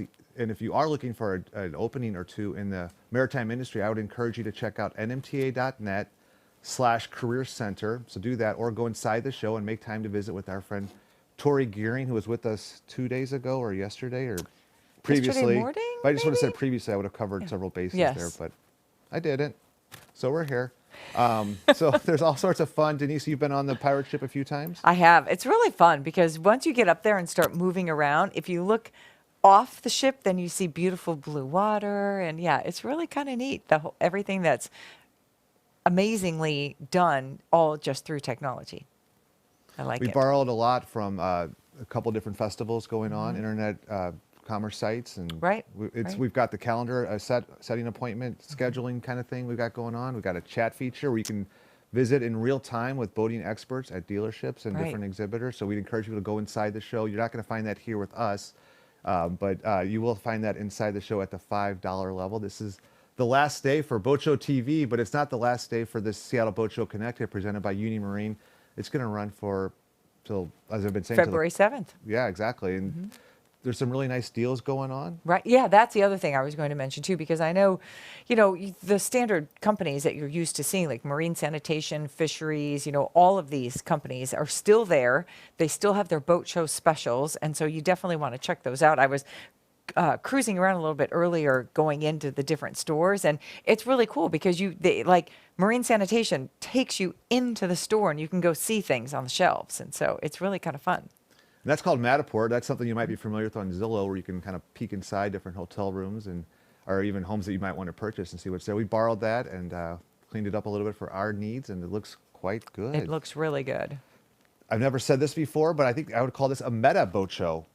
A meta boat show. Meta boat show. Yeah. Boat show on steroids. Yep. Like, it's not just something that you can do in person. A lot of our exhibitors, I know that Seattle Water Sports has a big tent out front today waiting to visit with people, but also, before you do that, I encourage you to contact them, maybe via chat, to see what they're doing. But we've got, like I said, 200 exhibitors doing their thing, cutting the deals. So many of them. And, Bill was just mentioning the dehumidifier. Mark Bunzel earlier today was saying that he's got a friend who just got a freeze-dried food thing to freeze-dry your food. And then that's another way you can easily take stuff on the boat. Bill's using a chest freezer. There's so many things that if you just start talking to people that you learn different ways and ideas of doing things when you're getting out on the boat. My in-laws swear by their freeze-pack-dry machine that I think Costco sells. So they do have a freeze-dried machine that they do exactly. it So you go to themselves. Costco, you get your Copper River salmon, and you can just freeze it. Nice. Because it's not vacuum-packed at Costco, but you bring it home, and then it's a production. Yes. And you can have it the entire year because that technology has come a long way in a relatively short amount of time. I was actually doing a little bit of research this morning. 1947, the first year of the Seattle Boat Show, as you probably know by now. Also, it was I've been stuck on space, as you can tell, with our space shuttle launch every morning. 1947 was the first time that an animal went up in space and came back. Guess what type of animal that was? A beetle? Close, a fruit fly. I saw a fruit. What I read, and it must be true if it's on the internet, it said that it parachuted back to Earth, which is a very funny, cute little, I don't know, track that thing down. Okay. Yeah, 1947. All right. First year of the Seattle Boat Show, first time a fruit fly, maybe first and last time that a fruit fly came back to Earth. So we've come a long way, not only with space exploration, but also the Seattle Boat Show. But also the show, yeah. But we're still here at Captain Ozzie Wies's home, so maybe we haven't. That was fun to have Ozzie. We had not covered photography. Fun, yeah. So to get some photography tips and that's whose photography is behind us here. Yeah. And Beautiful. the bottom third, upper third, and those are some good tips there. And I like the fact that all I need is my phone. Right. These days that is all always you need. with me. And then running those through, I think he said Photoshop. Yep. Make them look even better. And Instagram has several filters. Yeah, there are lots of filters you can get. I find that I have loaded filter apps on my phone, but I'm not one to spend the time doing it. So I typically just use the filters that the phone provides, within the photo app that already comes on the phone. So, but certainly you can get a lot fancier. Our Como Morning co-anchor Ryan Yamamoto, he is like the filter king. I don't know what app he uses, but he can pull colors out of photos really well. So, like during Breast Cancer Awareness Month, we'll all have pink on, and he plays with the photo so that all you see is pink and the rest of the background is sort of black and white, and it's really cool looking. Cool to track that one down. Yeah, I'd like to know what that is. And we actually talked to Instagram yesterday with Brandon Baker from Port of Edmonds. I'm not on Instagram. I certainly am a little familiar with Instagram. Did you learn anything there that you want to take back? I did. So on Instagram, here's what he made me think about. Insta. I think that's how you kind of like. Well, you can do Insta stories and all kinds of stuff like that, which, I learned something, and then as soon as I learned something, poof, it's not even that popular anymore. So I was really happy for him to tell me that Insta stories are still a thing. But what I learned from him is for instance, people who are planning a wedding or planning an event or a party, people go to Pinterest, right? Because Pinterest is where you get all these ideas. What he gave me is plan your trip by going through Instagram and going through the Insta photos and stories that are on there. And I never thought to do that. It makes perfect sense to plan a party or to plan something going through Pinterest, even planning a house remodel. You know, a lot of people keep their Pinterest boards for a house remodel or a room remodel or something like that. But I thought that was a great idea to just scroll through those photos, find out where they are. And if you see something really cool, well, then maybe you want to go there and you can plan your trip that way. And just favorite that? Yeah. Yeah, okay. Yeah. That's the thing. I take all these photos. I remember a tweet from Jake Wittenberg, King 5, Jake Wittenberg, morning anchor, saying, oh, great, that's a photo. That's one of 33,000 photos I will never look at again, which is like exactly the truth. I mean, I've got all these photos that and I have not curated them. I don't. Yes. They're just gobs and gobs of photos. And you know, you can easily do that on your phone as well. You can create albums and just kind of move them into albums. I don't think I knew that either. Yes. That sounds like a good snow day activity. Yes. Yeah. Today's got kind of a snow. I know that it's snowing on the East Coast. Right. So if you're on the East Coast, I've actually heard from my friend David Dickerson in Washington, D.C. David, if you're watching, this has got the Jerry Lewis. Thanks for watching us in Washington, D.C. and all over the country. I know my mom's been watching us. We've sold tickets in several different countries, Japan, Israel, Portugal, Singapore. We've taken this on the road. We are everywhere in every corner of the world, thanks for the beauty of the World Wide Web. For sure. So later tonight, we've got trivia, as we've mentioned. We've heard from boat recycling, and up next is staying organized on your boat with Diane Lander, who's involved with Northwest Women in Boating in the Seattle Yacht Club. What do we say we take a break? We hear from Denise Whitaker on how to get inside the show and enjoy your time there.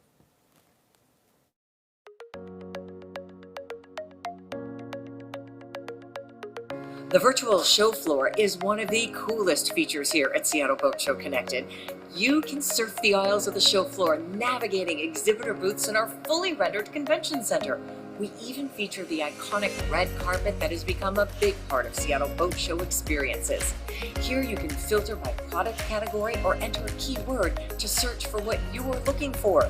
You'll be transported directly to the space on the show floor where you can interact and engage with exhibitors and their show specials. Be sure to explore the outer reaches of the virtual show floor where you just might find a buried treasure.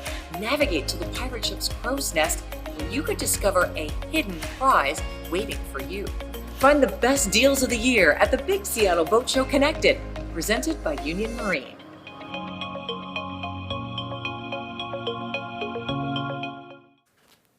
Welcome back to Boat Show TV. My name is Peter Schrapp, and I'm joined on stage with Denise Whitaker of Como 4. Hey, Denise. Hi there. There are a lot of different kinds of boaters out there, and as I prepared for this, I tapped into some Discover Boating resources from our friends at NMMA, and they talk about different kinds of boaters. Okay. Oh, boaters, not just the boat. No, people. boaters. Okay, yeah. Got it. I don't know if they're still embracing this, but because I did not recycle it, I'm still embracing it until they tell me otherwise. But there's gear guys. Yes. Merry mates. Luxurious. What's a merry mate? Merry mate is for merry mates, family is at the core of everything they do, especially their activities. When it comes to boating, merry mates rarely plan events, but they love going along for the ride. Oh. For them, boat ownership is the best way to connect as a family. Okay. So all about merriment. Exactly. I can get my head around that. Gear guy, that's not me. The gear guy are young men motivated by knobs and hobbies and special equipment. I don't even know what these words are. No, but yeah, that's definitely not me. How to spot them? They'll care more about what's under the hood. Yes. They'll want to talk to people who own the boat they want. People like to talk to me about boats. Yes. They'll drive a hard bargain. Okay. Luxurious leisurers. Mm-hmm. Water weekenders. Mm-hmm. Seclusion seekers. Ah. You like that one? Yes. You like that one, Mick? Okay. Which one are you, Mick? All of them? Yes. Nautical natives. Nautical natives. For nautical natives, boating is in their DNA. That'd be Bill Baker. Yes. Nautical natives understand the appeal of boating and taking joy in getting on the water with lots of experiences under their belt. They see themselves as boating experts. Mm-hmm. Their desire to own a boat is rooted in continuing a family legacy. Over 68% of all boaters boated as a child under the age Really? of 12. Like, Interesting. So, yeah, if you want to take a bet with if someone's a boater or not, it's a good sense that they probably boated as a child. It is. Eric Pettigrew, on the other hand, who we had earlier, kind of fell into boating a little bit later in life. He was one of my more favorite. I mean, I loved all. I love all my kids. Everyone's been great. Yes. But yeah, he was a fun stood one. out. Yeah, for Yeah, sure. The fact that he just kind of didn't even have to take the boat out. You'd No. sit on the boat. Yeah, you don't have to. So, didn't someone have a word for that here this weekend? It seemed like somebody had a word for that where you just, maybe it was Eric. It was either Eric or someone, I think it was someone else after Eric had a word for that or a phrase to describe. Because when we used to have our boat at Elliott Bay Marina, I always saw so many people that I swore their boat never left the slip. But they were always entertaining, and they were always having people over. So they were enjoying the scenery and the beauty and the friendship they had there. Have you gone over to Kirkland and taken advantage of the marinas over in Kirkland? I have. It's been a few years, but yeah, for sure, I've gone over there as well. Yeah, Kirkland's got a nice different do. scene there. Beach volleyball and Right. It's just it's what 6 minutes from Seattle, but it definitely has a little bit of a different look and feel to it. You know, I'll tell you what we used to do. We used to come in when we were in Elliott Bay Marina. It's all about just going someplace different, not a far thing. Right now, we're in the lake. We like to just go out to Bell Harbor and spend the weekend at Bell Harbor. And then you can walk around all over the place and shop and see different things. When we used to be in Elliott Bay Marina, we would enjoy going into Carillon Point, and we would stay, get a slip there and stay at Carillon Point, and then I could go in and get a spa service. We could go in and have a nice dinner, spend the night. So, yeah, I mean, there's lots of things you can do that you don't have to go far or spend a lot of time. It's just a matter of doing something on the boat. Mentioning Bell Harbor Marina made me think of Angie Brady's conversation we had about the future of. Oh, I can't wait for all that to be done. What I like about Angie is you get to see the future today and what it's going to look like. And did it look a little bit different than you were expecting? No. Okay. Yeah, it's what I was okay, let's say it was what I was hoping it was all going to look like. So all of the renderings she gave us of the entire Seattle waterfront and what's coming next. I'll tell you what did surprise me that I didn't know about were the various beaches. That I did not live here when they used to hold concerts on the pier that they used to have concerts on. Was that pier's? I'm not good at the numbers. Indigo Girls played. Yeah. So now that pier is back, and now what I did know is she said you can go all the way down and touch the water, that there's a ramp there that goes all the way down, that you'll eventually be able to kind of dock there for a little while, not spend the night. Of course, Bell Harbor's for that. But yeah, and then the Yesler Beach is the other one that I had no idea. Have you been on the waterfront recently at all? Yes. Okay. Yeah. Because the other thing that's great is now they're still rebuilding Coleman Dock. Obviously, that's a big project that State Ferries is working on. But, right next to the new Coleman Dock, the King County water taxi. So that's the... Is that next to the Ye Old Curiosity Shop? No, it's just south of Coleman Dock. So just south of Coleman Dock. It's a beautiful walkway down to that whole little ferry terminal for that. And that is the West Seattle Water Taxi. That is the fast ferry from Bremerton. That is the... There's another... Isn't there another fast ferry that comes over from Vashon as well? I'm trying to remember. Anyway. Now, the other thing, I don't know if you knew this, but the other thing that we'll have to see if Expedia, if this gets done. But when Expedia took over that campus, and they're building their big building there, but they redid the beach down there. Have you been down there? I didn't know that. That's near the Sculpture Park? Yeah, it's all the way, it's a little bit further from the Sculpture Park. You have to take Elliott Bay Trail all the way up there, but that's one of my regular running routes. And it's the beach at Expedia, and it's a beautiful space that they redid, all public, but Expedia did it. And they're hoping, because that old fishing pier shut down because it can't be used anymore for safety reasons.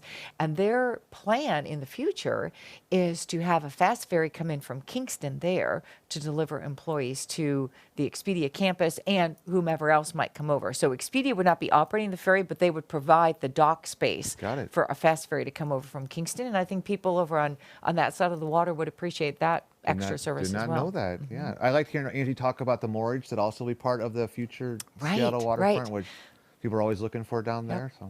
Just seeing the promenade and how much space there's going to be on the waterfront for people to walk and enjoy and see the space and just see the beautiful city. Yeah. I for one, was so unsure of how things were going to happen with the viaduct coming down and the Right. tunnel going in, Right. simply because that's my commute route. And, you know, a little selfishness there, like, it's going to be clogged know who with I traffic am? and everything. Yeah. Well, you know, a lot of people coming from West Seattle Sure. and using that route from the south end, from Burien and from Des Moines, it's, nobody likes to sit in traffic. So, but it's going to be just spectacularly beautiful when it's finished. 2024 Is that what it when was? We'll see all Okay. that, yeah. Oh, good. That's what I always kind of try to remember, but I always Yes. seem to forget. Well, up next for Seattle Boat Show TV fans, we've got Diane Lander, who was kind enough to allow me to get on her boat. We spent some time there recently with Kyla, our videographer, and we put together a nice video for you that's going to be queued up right now. What do you say, Logan? Hi, I'm Diane Lander, and we're here in Lake Union. This is my boathouse and my boat, the Marion II. She's a 1928 42-foot Lake Union Dreamboat. I've owned her since 2014.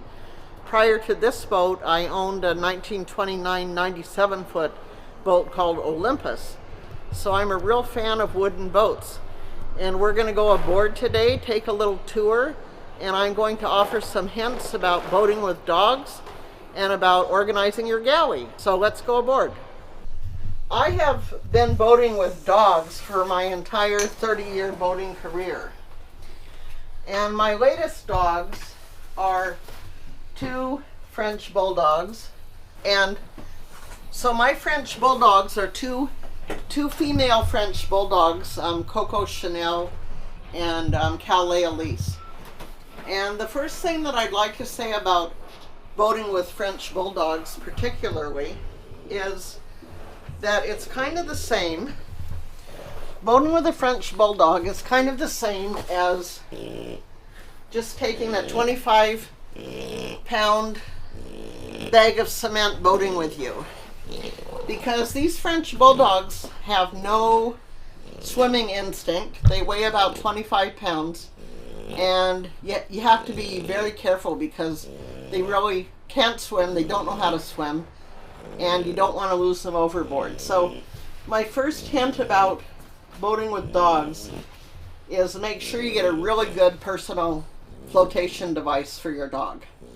And with the Bulldogs especially, the thing that's really important about the flotation device is the under the chin flotation. Because these dogs carry 60% of their weight in their head and in their neck. So if you don't have a lot of flotation under the chin, if you have flotation more in the body of the life jacket, it's going to pick the back of the dog up, stick their head in the water, and drown them. And so you don't want a personal flotation device to do that at all. So here we are with the doggy flotation device with tons of flotation under the chin. And this girl, Coco Chanel, has tried out her doggy flotation device several times, and it works. And she's still with us, and she's 6 years old now. So my second biggest hint, other than the dog flotation device, I have 2 of them, one for each of my dogs, is when you're out boating, try to keep their food really consistent. Because if you change their food, they can have all sorts of stomach upsets, which makes a big mess in your boat. So I do the best to just keep their food as consistent as possible. Another important thing is to try to keep their sleeping and exercise routine consistent. Like, these dogs usually share my bed with me, so they just sleep with me here on board too, and that's easy. And I'm generally not underway for more than maybe 6 hours a day. So figuring out where the dog's going to go to the bathroom is always an issue. There really isn't any good open on-deck space for this boat to have the artificial grass or anything. But I just take him out for a nice long walk before I take off in the morning and try not to be underway for more than 6 hours a day. And then you can look for dog-friendly marinas and places too. And Callie, my other French Bulldog, she's over there barking in the background because she knows where the treats are. So anyway, the biggest issue with boating with dogs is safety, if you ask me. Non-swimming dogs are a big problem, but you know, certainly the retrievers are really popular. People like to boat a lot with the golden retrievers, and I think one thing particularly, I have a friend who has a sailboat, and one thing that she says is if her retriever sees a dolphin or something off their sailboat, it could start to jump, and so they actually secure their dog to their sailboat in the same way that you would tie a kid to a sailboat. Huh. I think it's a good safety hint. Yeah. Yeah, well, Northwest Women in Boating is just a great group. It's a group of women who are interested in both sailing and power boating, and who love boating in the Pacific Northwest. And there's a number of women who have actually circumnavigated, who have sailed all around the world. And every year at the boat show, when the boat show's not virtual, we do a thing called Knot a Boat, K-N-O-T, Knot a Boat. And basically we do a knot tying seminar. And it's really, really popular at the boat show. People can practice tying knots. It's really fun. Yeah, so it sounds like a great group. If you want to get more involved in a boating group, that there's no dues, there's no logo, there's no committee to join. It's just a chance for women to get together once a month with compelling speakers and have some fun and eat some wine and drink some wine and have some cheese. And we get together. Our meetings are held, I think it's the third Monday or something.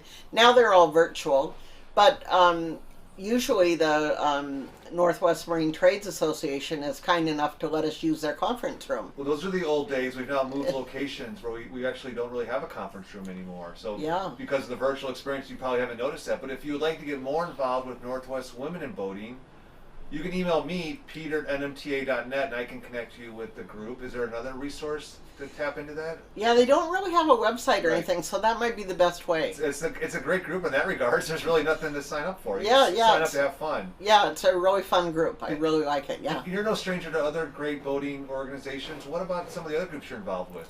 Well, I'm the Commodore of the Classic Yacht Association, which is a 50-year-old organization whose goal it is to promote the preservation and maintenance of classic wooden power yachts.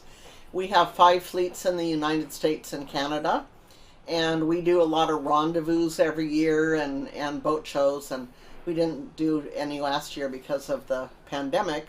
Well, we had a couple cruises last year, but anyway, that's a great group. Do they have a website? Yes. Okay. They have a website. If you just Google Classic Yacht Association, you can find it. Great. And if you're just anyone can join. If you just like old boats, you can join instantly, which is great. And then you can add a boat later if you own a boat. And there's a ton of resources on their website, including right now there's 36 beautiful classic wooden boats that happen to be for sale. We have free classified advertising on the site, and there's a lot of information on there. Is there a group of fans of this style of a boat? Well, this style of a boat is called a Lake Union Dream Boat, and I think there's about 11 or 13 of them left in the country now from the builds.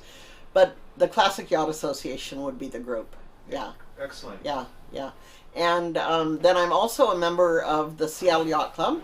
Sure. And the Seattle Yacht Club is a great club with 9 outstations in the United States and Canada. And we sponsor opening day of boating every year.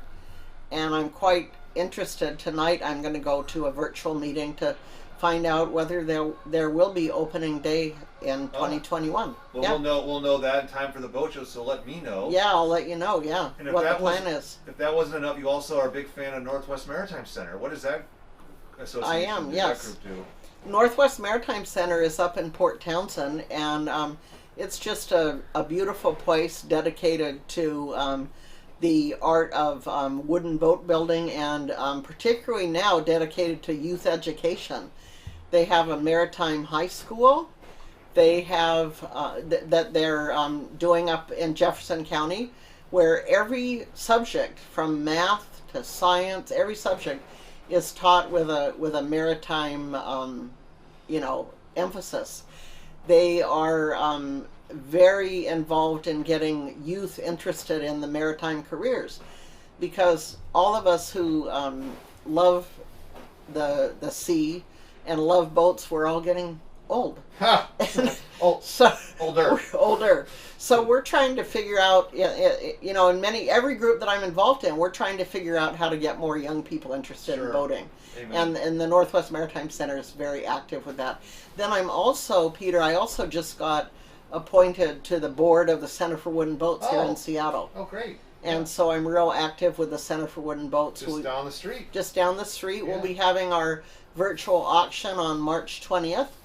And one of our auction items at the Center for Wooden Boats auction is going to be an insider tour of Lake Union Dry Dock, the 100-plus-year-old shipyard where we are now. And, you know, you get to go into all the old buildings and you get to see what they're doing now. They've got some big, huge Coast Guard and NOAA ships in here now that they're working on. And then after the tour, you get to come over here to my boathouse and see the Marion II that we're on board now, and then have cocktails and stuff. So Nice. that'll be really fun. Yeah. Diane, what do you typically do Thursday nights from 7 to 8 in the evening? Well, I almost always, I'm not going to do it tonight, but I almost always go to the Boat Show TV. Oh, look at that. Yeah. Seattle Boat Show Live? Seattle Boat Show Mark Live, Bunzel and yours truly? Mark Bunzel and Peter, and you know, it's really, really a good show, and I would say that it's gotten a lot better as you guys have gotten more experienced.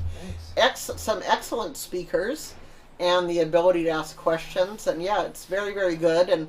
And Mark Bunzel and Wagner's Guide and Lauren and the Landons. the Landons have made a tremendous effort. They did all last summer, and now, you know, just kind of telling people what's open and what's available in COVID times for boating. We have a website too called openforboating.com that we try to keep up to date. It's not as good as the Landon, but we're sure giving it a yeoman's effort there. Oh, good. Now, the other thing I was going to talk about I'm looking around, Diane. This place is so organized. Oh, yes, thank you. How do you I was do going it? to talk about organizing on your boat. And mostly I was going to talk about some things that I have to help organize the galley. So I'll get those now. Okay, so these are some of my best top secrets for organizing your galley. Don't tell anyone. Yeah, don't tell anyone. Okay, so this is the first thing. This is a top hat. No, this is a collapsible sink. So I have one small sink down in my galley, and I have 85 gallons of water on this boat. My old boat, the MV Olympus, the 97-footer, it had 1,600 gallons of water plus a water maker and a commercial dishwasher and 5 showers. But I don't have that here. So what I do with this thing is I fill it up with hot soapy water, and then I put it on the counter next to my sink. And then I wash the dishes in here, and then I put the soapy dishes in the sink and rinse them off. And then you use way less water that way. So that's what the collapsible sink is for. Okay, now the next item, this is just a good item. This is just for storing eggs. And being a classic boat owner, I try to never have cardboard on my boat because cardboard gets mold spores, which is really bad for wooden boats. So I always take the eggs out of the cardboard. So that's another recommendation. There's treats in that top drawer. The next thing is this is a combination collapsible salad spinner and colander. So when I go boating, I love to go to farmers markets, you know, up in the San Juans or wherever I am, if they ever let us go to Canada again. You think they will? No, not this year. Anyway, so this collapsible salad spinner is a great thing because you get those those fabulous spinach greens that are just covered with mud. And so you rinse them out and you put them in here, and then you just spin them dry. And then you have lovely fresh dry spinach that doesn't have dirt on it to crunch in your teeth, and it's lovely. And you can also use this colander for draining pasta or things like that. So it's nice to have things on the boat that have more than one purpose. And then my last top secret kitchen organization item is these collapsible food storage containers. So these are really nice if you have leftovers or if you want to put something in here. And they snap and they're really tight. Well, let's see, I'm not doing so well at snapping it. But anyway, and then when you aren't using them, they literally collapse down to nothing. So everything that I've shown you here, I got on Amazon, except for the egg container, which I think I got in the camping section of a store. That's what I was going to say. It Yeah. was very camping friendly. And I would put a plug in for Safer Choice products if you're looking for the right detergent or soap, the dish soap. Yeah. If you're worried about the environment, as we all are. Yeah. The EPA's got a very nice way to tell what's green and what's not, and it's called Safer Choice. And you'll see the logo on the back. Just flip the product around, and you'll look for that logo, and that will tell you which products are better for the environment. That's great. Yeah, that's really great. Well, we can take a quick little look around the boat if you want to. Let's do it. Okay. All right. So one thing that's really nice about this boat is that the guy who designed it, Otis Cutting, back in the 1920s, he was a really, really tall guy, like almost 6'5". And so this boat, for an old boat particularly, has a tremendous amount of headroom. And so that's really nice. So it was repowered about 15 years ago. It has a Isuzu diesel engine that's just right here. And then this right here is the helm station. I'm the owner and the captain. And so I've taken lots of boating courses from Captain Linda Lewis and from Margaret Pomerant. Margaret will be on the show. The people who are going to be on the show. And I've learned really a lot about navigating. And this is a single engine boat with no bow thruster. So it's long and skinny. And if the wind blows, it can be difficult to dock and maneuver, but you just have to keep practicing. And then there's another seat over here for my lucky passengers. And then we'll go down here. A lot of this galley is original, so like where all these dishes are stored is all original, and they're really secure. They're not going to go anywhere, even in in heavy seas. And I have a Force 10 propane stove here with an oven. And there's a lovely head here that has been updated. An area that was once a hanging locker is now a beautiful tiled shower. So it's really nice. And I have a pretty decent hot water tank. I also have a solar panel up top. So I do not have a generator. So the solar panel does allow me to stay on the anchor a little bit longer. And then there's 4 beds here. These two back in the day were described as being double beds. I think they're pretty crowded for myself and the 2 French bulldogs, but anyway. Yeah, so there's 4 beds, and then up front there's a chain locker and more storage. Yeah, so 1928 Lake Union Dreamboat. Yeah. Thank you, Diane Lander, for treating us to a tour of your boat. We sure covered a lot of topics there. Boating associations, the Marion II, the history of the Marion II, the Dreamboat, staying organized on your boat, how to pamper your dog, all that and more. Thank you, Diane, again. And don't go anywhere. We'll be right back after these important messages.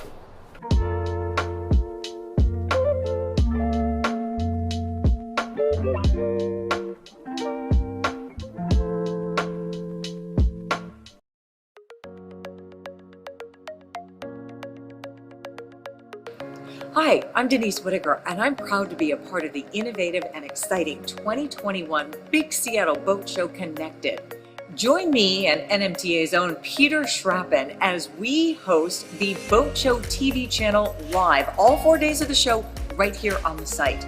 We have an exciting lineup of guest interviews and boating topics, including how to maximize your time on the water, discover new ways to make more memories in the magical world of boating. Plus, you'll meet boating leaders from the Puget Sound area, across the U.S., the world, and beyond, and so much more. Don't miss the boat. We'll see you online and on the water. It's all right here at SeattleBoatShow.com.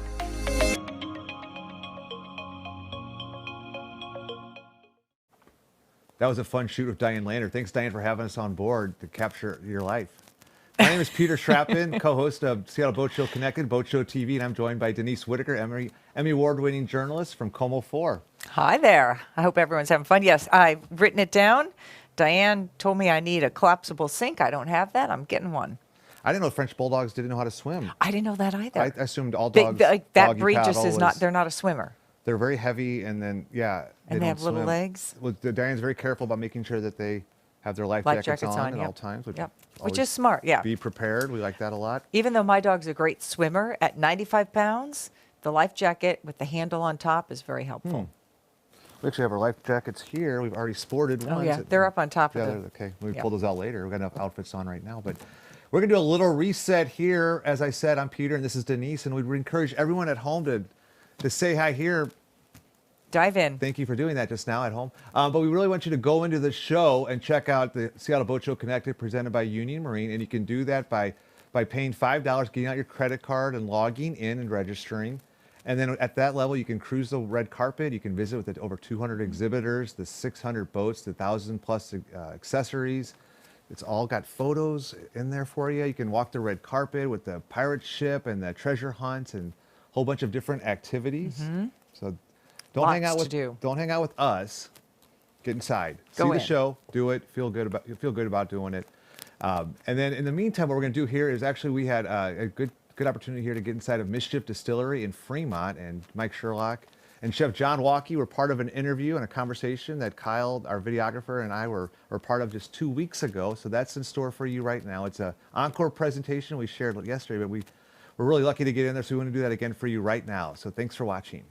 Welcome back to Seattle Boat Show TV. This is your co-host Peter Schrappen, and we find ourselves in the center of the universe, Fremont, Seattle, Washington, at Fremont Mischief Distillery, and I'm here with Mike Sherlock, co-owner of Fremont Mischief Distillery. Hi, Mike. How you doing, Peter?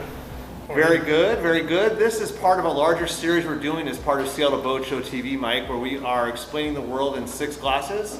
You've got more than a few different glasses here to choose from, and I just wanted to peek inside Fremont Mischief Distillery, get inside the method of your madness, where you got the idea for Fremont Mischief Distillery. Well, it just kind of came about. We basically were retiring and didn't want to retire, wanted to do something, and so we kind of came up with this. And when was that? In 2008. So we're going on our 12th year now, and we're probably we're like the 3rd distillery in the state. And we started out with ryes, and we're pretty predominant on the rye whiskey, and those are our brands. Congratulations, you sound like a true pioneer, but this was not your first career. What was your career in the maritime world like? Well, I used to commercial fish in Alaska and here, and then I ended up owning a shipyard. So I had a shipyard here in Seattle for quite a few years. And by doing that, we connected with a lot of locals, but a lot of the deadliest catch guys. And then that was kind of part of the little deal when we did the distillery. We used to do a lot of things with the shipyard as far as giving back and doing things. We figured when we started this, we'll create something to give back to the people. How is running a shipyard like running a distillery? Totally different. Not anywhere the same. So like when I had the shipyard, we had pretty much around 300 full-time employees. So it's a lot different. We had a lot of jobs going on all the time. And it was pretty hands-on. So that just got to be kind of wearing after a while. And moving into doing the distillery is a lot more funner, I think, a little more exciting, and get a lot of opportunity to work with some pretty cool people. Nice.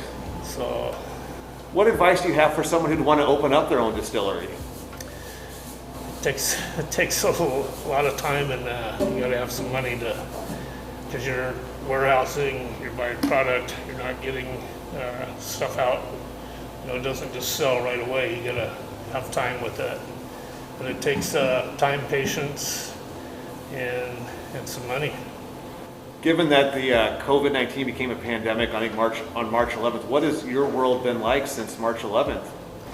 Well, the cool thing since all that happened, it helped a lot.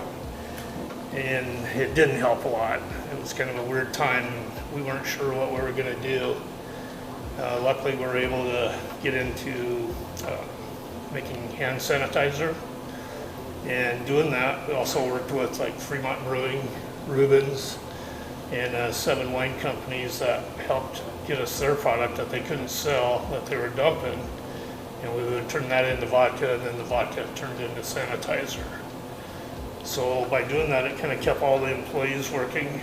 Everybody stayed working. Everybody chipped in and did whatever they had to do to keep everything going. And we had just opened up the restaurant here at Fremont, Mischief on Canal. And we were open for about 2 weeks, and then this all happened. So we got with everybody, the chef, John, employees, and they all wanted to stay working and do whatever they could. So we did the sanitizers, we were doing products, we were rebuilding a little bit. So that kind of kept us going. And then once COVID kind of straightened out a little bit, we opened up a little more. We had the rooftop restaurant going, and it just... Well, I know curbside pickup is new. How are you catering to the boating public that comes up and down the ship canal? Well, what we have is like the little electric boats right out here in the canal, and they'll call ahead, and then when they come up alongside, we'll run a bag down there. But we have lunches to go, and that's Wednesday through Sunday, and same curbside pickup. So, Mike, to get into the nuts and bolts of the perfect cocktail, what are the elements to the world's most perfect cocktail, do you think? Basically we think of good products. You gotta have a good product. And we're very careful how we farm it, where we get it, and our aging, our barreling. And then the rest kind of comes from our mixologists as far as, we have craft cocktails, and a lot of experimenting, a lot of playing around, and that's kind of the biggest thing. A little trial and error? Yeah.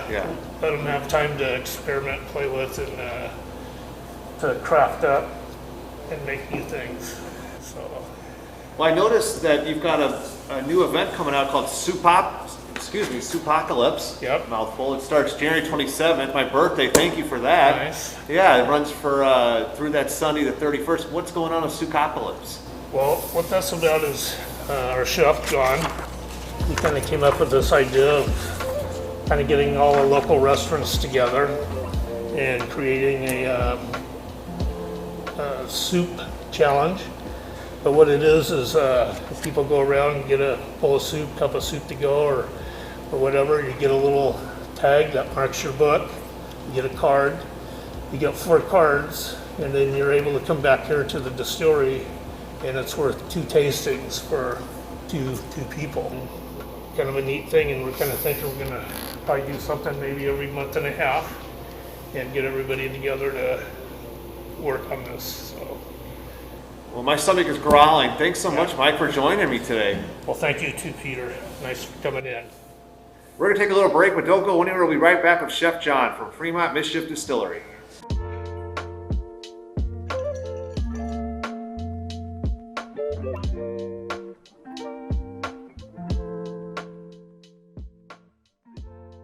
Welcome back to Seattle Boat Show TV. I'm your co-host Peter Schrappen, and I'm back here at Fremont Mischief Distillery with the executive chef John Wahlke. Hey John, welcome to Seattle Boat Show TV. Thank you. Appreciate you guys being here. Oh, it's our pleasure. Our pleasure. Because you're a real glutton for punishment, you decided to start up here in March when nothing else was going on. I understand. Is that yeah? We had great timing. I got about 3 days in, actually working in the kitchen, and then everything kind of turned. But I was lucky enough to be kept me on here and did some other things while we're kind of revamping.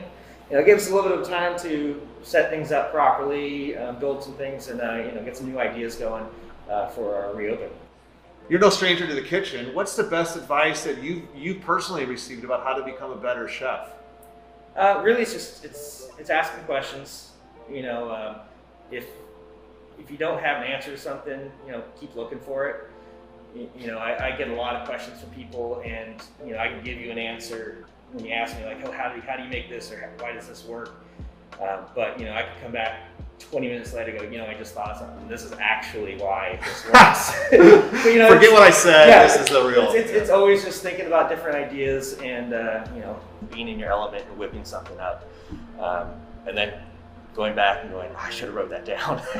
Yeah. But you can kind of format stuff that way, and just kind of it gives that creative element. You don't get that as much necessarily when you're doing baking, but when you are whipping up a soup, that's the best. Do you ever dream about recipes? Has that ever inspired you?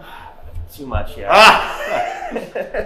Yeah. Sometimes it's just driving to work. I've worked at places where you have a special every day, and just that drive-in to work can be so just monotonous, and then all of a sudden you say, oh, you know what I'm really hungry for?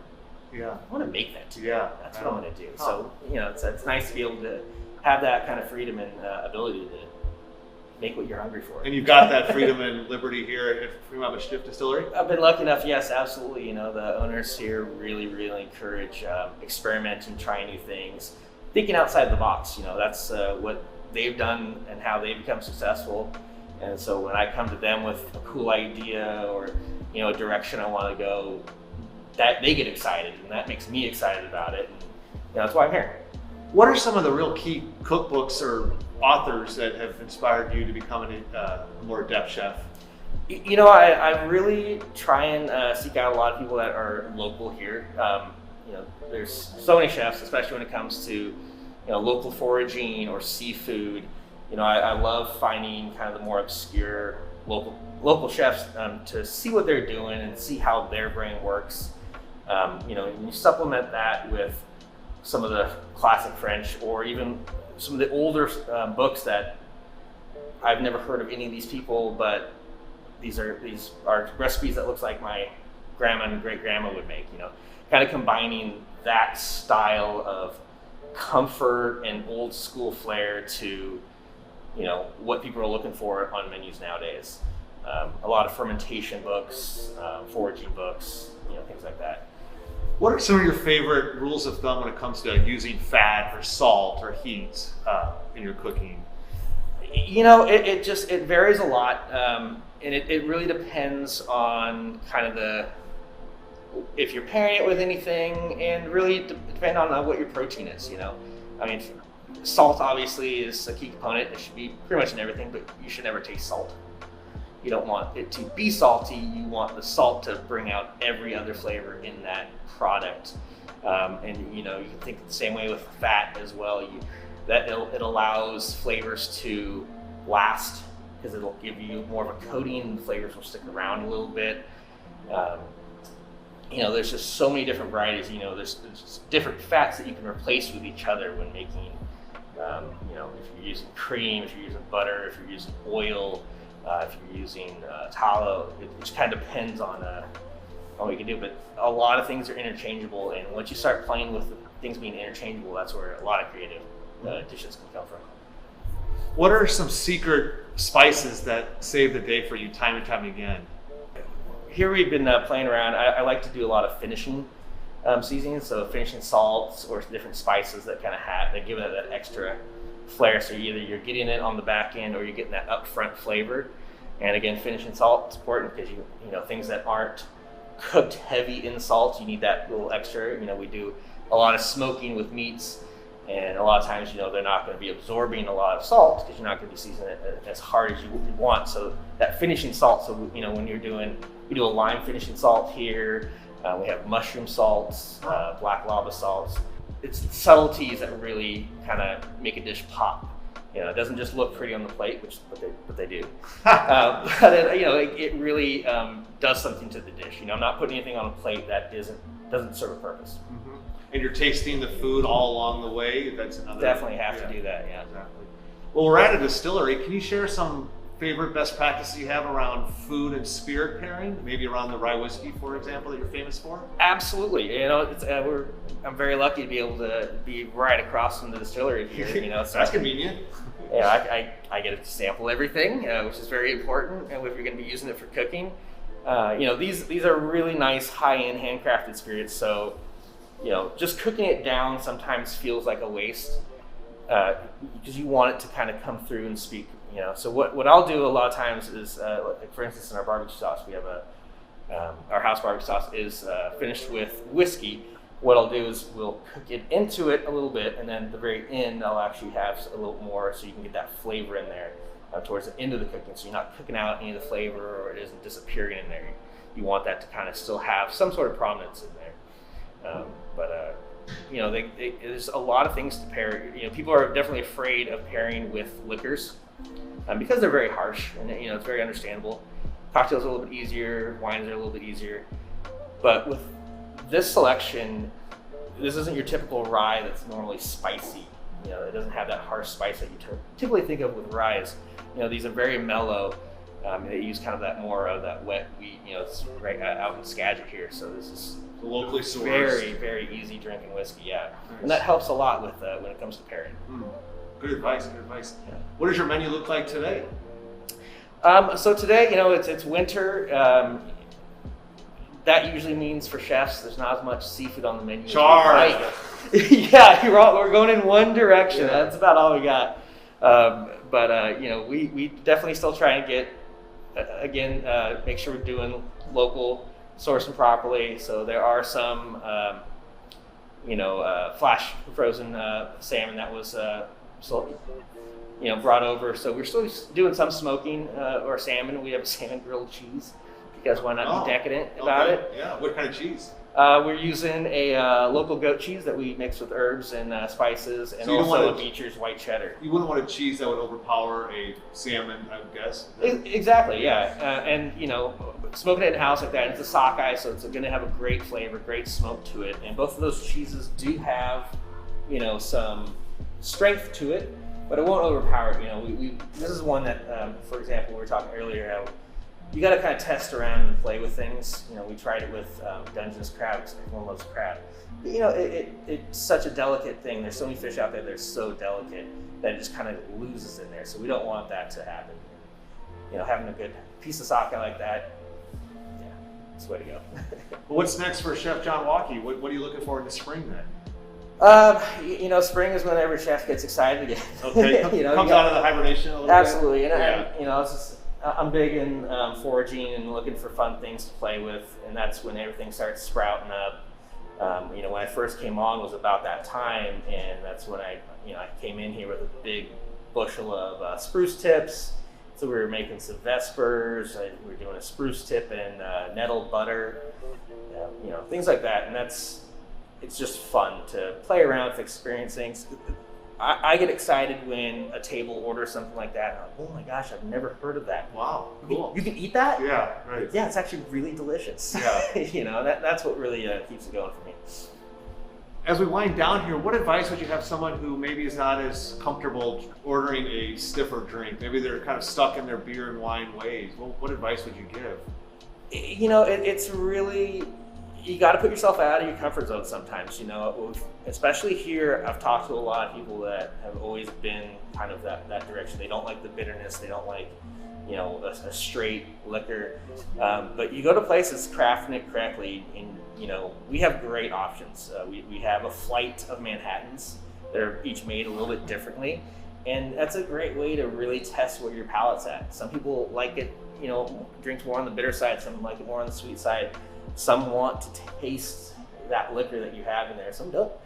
And, there's no wrong answer, but, having a good product, going to places that has great mixologists like we have here, and it's the way to do it. And I would suggest going kind of across the menu with it. And keeping some notes maybe, and absolutely. See how it strikes you and how the buzz is, and yeah. I'm Peter Straffman. That's Chef John Wahlke. Chef John, where can people find you? Here. There you go. Mischief on Canal. You can also check us out online. You can Google Mischief on Canal. We have a website, or go to fremontmischief.com.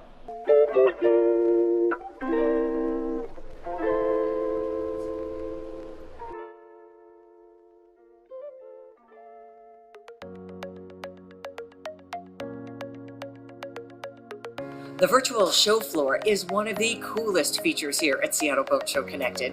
You can surf the aisles of the show floor, navigating exhibitor booths in our fully rendered convention center.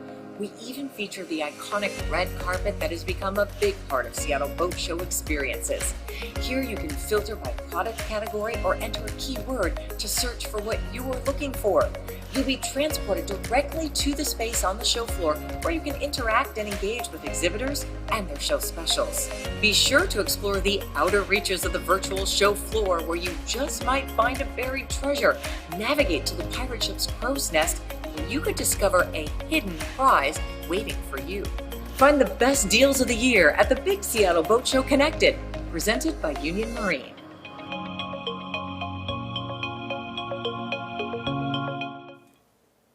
Welcome back to Boat Show TV. My name is Peter Straffman. I slipped into something a little bit more comfortable. I'm joined by Denise Whitaker of Como 4. Hey, Denise. Yes, this is my favorite outfit to wear all the time. This is what I call my Sunday outfit. Yes, why not? It is Sunday, and we've been going for how many hours now? We've got, only... Ooh, we're down to 5 hours. That's right. Only 5 hours left. So we thought we'd get all dressed up for you. Yeah. Why not? You deserve it. Yeah. So right now it's 3 o'clock on the Pacific Standard Time, West Coast. So we're going to actually jet all the way over to the East Coast and hear from Pam Wall, who I visited with not that long ago. And I'm so excited with Pam. I said, I'm going to stop visiting with you on the phone, and we're going to talk when I have you on Boat Show TV. So come on in, Pam. Oh, hi. Hey, Peter. Hi, How's Denise. it going? Hi there. Oh, this is so cool, isn't it? It's wonderful. Do you like the duds? Oh, my gosh. I'm very impressed. I was going to salute you. Oh, Okay. you still can. They're nice. Feels good. We thought we'd raise it up a little bit here. So, Pam, you're in Fort Lauderdale. You are a cruising consultant, and you've been featured in countless Seattle Boat Show seminars throughout the years, and you've actually recorded a few already for our friend Alicia Wartell. Pam, what's in store for folks when they tap into all the resources available in your seminars? Well, my website, I have a pretty active website, pamwall.com. So if you look at anything here, you don't have to think about, now let's see, what's her website name? It's, and I always say to people, if you can't remember pamwall.com, then I've been a failure helping you, you know what I mean? So that's the best way to keep in touch, or you can always write to me. I love writing to people, and my email address is the same thing, sort of pam@pamwall.com, pam@pamwall.com.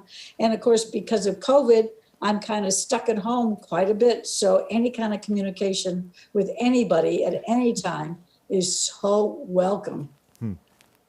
It's a beautiful corner of the world.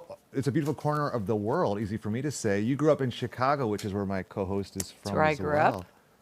Oh, really, Denise? Well, yes. People ask me, why do you live in Florida? And I say, because I grew up in Chicago. Exactly. My dad now lives in Arizona because we were from Chicago. Yeah, I grew up just blocks from Midway Airport. Oh, right. Well, I always used to say to people, because this is true, I did live right on Lake Michigan. My house was my parents' house, was right on Lake Michigan. And I'd say to people, I live by the lake, drop in. So your surroundings there in Florida are much better now. What when you look back at your years of cruising, especially with kids on board, that's one thing that I think people are always trying to navigate and try to figure out. What are some of your fond memories or some of your, ways to help others make it peaceful and fun? Well, I think the best thing for me to advise people who would like to bring their children with them but are concerned about it is to let them know that after a 7-year circumnavigation, beginning when my son was 4 years old and my daughter was 7 years old, was the most wonderful experience a family can have together. And if you talked to my children today, who are now adults, of course, although I lost Samantha Wall, but if you talk to Jamie today, he will say to you, the best thing my parents ever gave me was the time that we've had on the boat together. And I just want them to know they don't have to be frightened of it. They don't have to worry, but they have to always make the children their working crew. The children have got to have more than a screen to look at. They've got to have the responsibility of sailing that boat and getting praised for it. And of course, I tell you what, I think it has formed my children's adult life. I can't think of anything better. Does your son still love boating? Oh my gosh, my son is now the captain of my boat. I mean, I'm always the helmsperson. Okay, I've still got the same boat. It's right back here in my backyard, as a matter of fact. I always tell people, my boat's in my backyard, but not on stands. It's in the water at the dock here. And he and I sail it together just wonderfully. I mean, he learned from his father. Of course, he learned from me too. And he can sail that boat better than anybody, but he still lets me be the captain of it. So there you go. Nice. Well, Pam, your spirit, your esprit de corps, and the fact that you just really seized the moment with your family, you didn't overthink the situation, was really kind of inspired me and to kind of think about this entire Boat Show TV, about really not waiting for that perfect time in someone's life to make that decision to purchase a boat, but really go after it. Pam, that's really a essence of where you come from, as well as you thought about circumnavigating the world too, isn't it? Oh, listen, my second biggest piece of advice to anybody is to go while you can. Don't buy everything. Don't install everything. Don't don't put off what you can do today till tomorrow, because you never know what's going to happen tomorrow. And just get out there. It doesn't matter if everything isn't perfect on the boat. And the interesting thing is once you get out there, of course, you'll know better what you really need. What you can't even imagine what you're going to really need. I'm not saying want, I'm saying need, until you get out there. So it's not only a smart thing to do to leave as soon as you absolutely can. I mean, our boat wasn't even finished. We built our boat ourselves, and we took off after 10 years of working together. My husband and I both having jobs, our children being in school, and not in school, but being born, I should say, being conceived and born. And the list went on for miles and miles and miles. And finally, one day, Andy just said, let's go. And we left with a boat that wasn't finished yet. And you know what? I'm still working on it. I'm still working on it. So that would be my biggest, the two biggest things. But the last thing I would like to, not the last thing, but the last piece of advice I would like to give, and I don't have to advise people anymore, is that everything that I worried about never happened. And everything that happened, and there was a lot of things that happened in 7 years of sailing around the world with 2 little kids, we took care of. So, and you feel really good about it. You feel really good, when you're out on that boat, on the water, even if it's close to land or far from land, your safety and your happiness, your comfort, everything is dependent on you. And that is a marvelous feeling of not only freedom, but knowing that you control your lives completely. Love it. So it's a good feeling. That reminds me of one of the Stoic insights, is really loving what you have, not having to worry about keeping up the Joneses or hopping off the hedonic treadmill once in a while, to just embrace what you have and stop coveting and keep coveting what you can't get to potentially. Absolutely, absolutely. And you know, you can't worry too much about money and stuff like that. There's always ways around that. And a lot of people say, well, we got to save millions of dollars to go cruising, you know, in the style that we want to and everything. You know, it'll happen. It'll happen, and you won't even know what you need that money for before you leave. You know, you won't know. So don't wait till the children are older. Let me just tell you something, a little secret. It's much easier to sail a boat when the child is only crawling than walking, because before we left to sail around the world, we took our kids, our first passage with Jamie, who was only 9 months old, was to Bermuda. You know, that's a 650-mile crossing from here. And it was so easy because I could put him down below and he could, you know, crawl around. As soon as he started walking, oh my God, you know, and climbing up the companionway hatch and wanting to go on deck and everything, that's when the harnesses came out. And, you know, it was necessary to keep a very close eye on them. Yeah, I think, you know, you said worry several times, and worrying is like praying for something that you don't want to happen. So no need to worry about it, right? You just kind of seize the day and do it. I mean, people dream of what they might eventually do. So you have this advice on don't just dream about it, do it. Absolutely. And not only that, but worry creates so much stress. And honestly, when you think about it, the thing that you're working towards is so wonderful.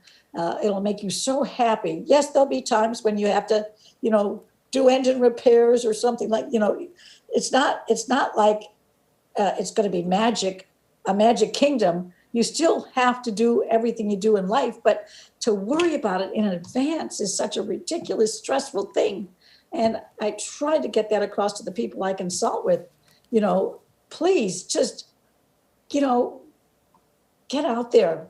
You'll find that you don't have to worry. You'll find that the most important thing that you worry about is, what are we going to have for dinner tonight? Okay. You know, which I worry about at home too. So there you go. Well, coconut shrimp is the answer, or buffalo shrimp at quarterdeck. Oh, poisson cru, fresh fish from the sea, marinated in coconut milk. Oh my God. I can't eat fish in a restaurant or buy fish at a store anymore once you've caught your own fish. And we would put a line out every day, and magically we would have the most wonderful meals all the time. Pam, I had the good fortune to interview Chip Conley recently, and I've referenced him a few times, and he talks about getting kids away from the WWWs and more into the IRLs, the in real lives. I bet you'd subscribe to that as well, eh? Yeah, right. Exactly. There's something about being on the water where the phones go down and you can concentrate, and oftentimes, hopefully, you don't even have cell phone coverage. No, and you know what? You actually have to be prepared for that. You know what I mean? You've got to have seamanship. That's another thing I'm going to stress. You've got to have seamanship, and it can't be from pressing a button on a piece of electronics, okay?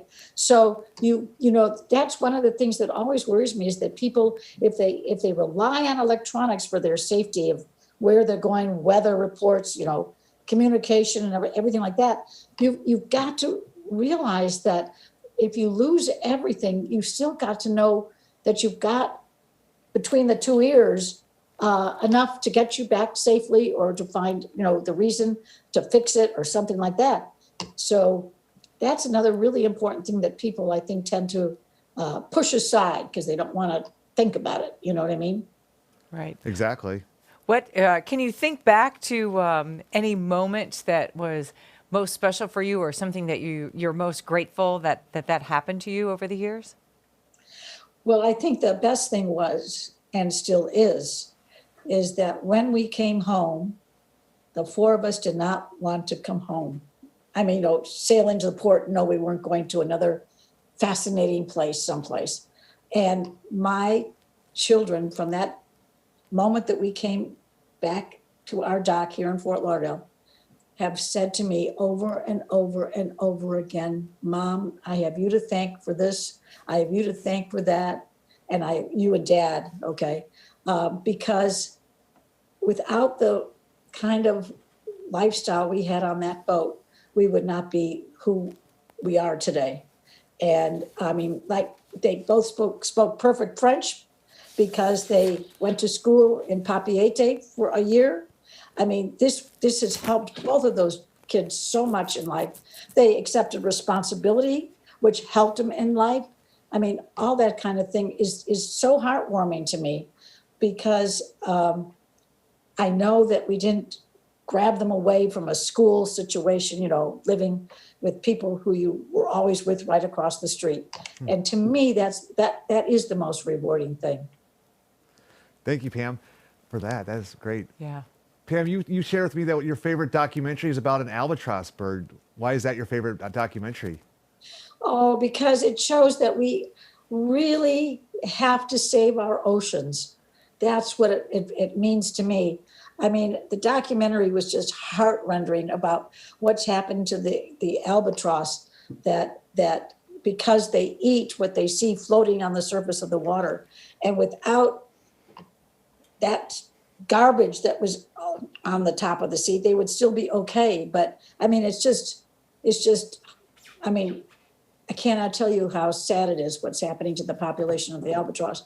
And it's because we have not gone far enough to protect our oceans. And we've got to do that. Every single person has got to do that. And that movie's called Albatross at Midway Island. I believe that's available on the internet. Yeah, I think so. I mean, I saw it on the internet, so it must be. It's really eye-opening, okay? And it's mankind that's polluting the ocean and killing the wildlife. I mean, it's, oh my gosh. Oh. Pam, you may or may not know this, but we have a wheel here we like to spin with guests. Can we give it a spin and see where it lands? And we'll ask you a question based on where we end up. Sure. What the heck? This is your first time to do this sort of activity? Well, with the wheel, yeah. You bet. All right, let's do it. We got we the go. light show going. The Got See How Bocho disco Connected light show. lights. Do we have a Okay. sponsor for the light show yet? That's interesting. We need one, right? Yes. That's Brought to you by really cool. Captain Ozzie Weiss. All right, here we go. We got meal, tool, book, luck, song, which means you have to sing a sea shanty, app. You don't want me singing. Yes, we do. That's the Gem. gem, an undiscovered gem that most people would not know about, but is at the top of your list, please. Say that again. Yeah, an undiscovered gem that you discovered that's at the top of your list that most people don't know about. An undiscovered gem that most people don't know about. I'm going to tell you one, okay? The gem was a situation. Is that okay? Please. We did not have a water maker, okay? And when we would get to an uninhabited island or an island that just had a well or something like that, of course, the first thing that we would do is try to replenish our water supply somehow on land. And we would take jerry cans ashore, kind of like an Easter basket. And we would have to search for water. And that little gem of a situation made us, actually not made us, but allowed us the privilege of meeting so many people and finding so many beautiful places that nobody would have found and getting excited about Mother Nature providing us with water. And I think, I know it sounds funny, but it was like, you know, finding the golden egg whenever we came to a place. And I wouldn't give that up for the world. So that's kind of a different take on a water maker. But I have pictures on my presentation about sailing around the world about several of the places that we found to not only bathe in, but to do laundry in, to catch little, I guess they were like crabs and have for dinner. And nobody would have ever found them, at least, no, I shouldn't say that. We never would have found them if we hadn't needed to get water. And we never had a problem getting the water. I have one picture there where we're in a sort of a waterfall, so we have a shower. I have another picture where I'm sitting in a rock that's sort of in a rapids situation, like a river. And we had our own jacuzzis too. And, you know, I mean, who needs it? So that was one gem of literally hundreds and hundreds of gems of our experiences while we were sailing.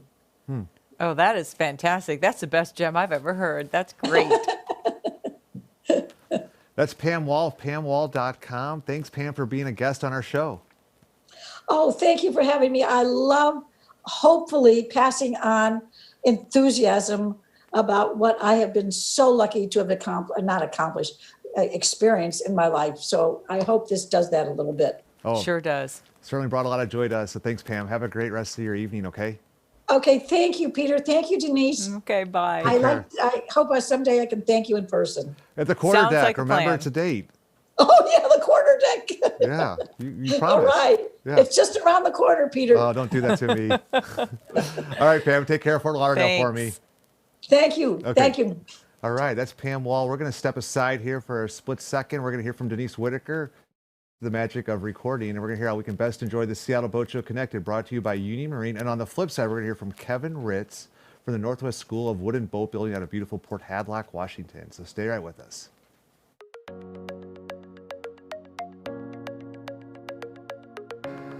The Big Seattle Boat Show Connected offers a collection of contests, promotions, and games that you can play for fun and for prizes. Browse through the list of activities to learn about the exciting ways you can get more from the boat show. Featuring a Dogs on Deck photo contest, marine industry career fair, a selfie booth, and so much more. There's an activity for guests of all ages. Interact, engage, and get involved in the community to show off your love of boating.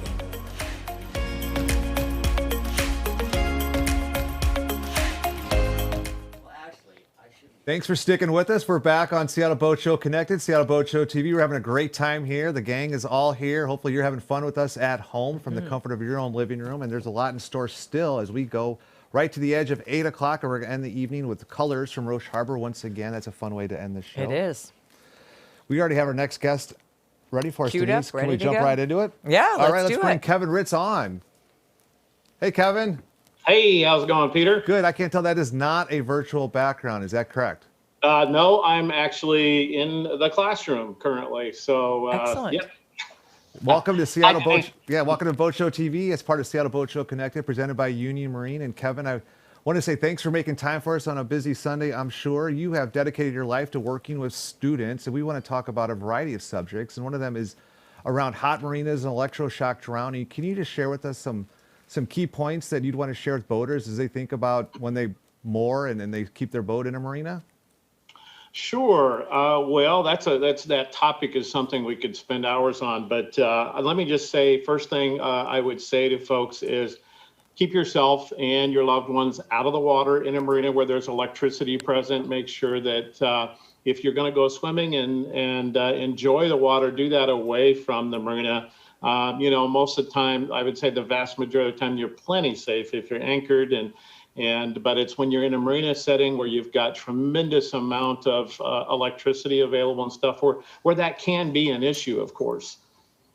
So there's some new standards that I would like Washingtonians and aspiring Washington boaters to be aware of. And Kevin, you're the foremost expert in my mind about standards.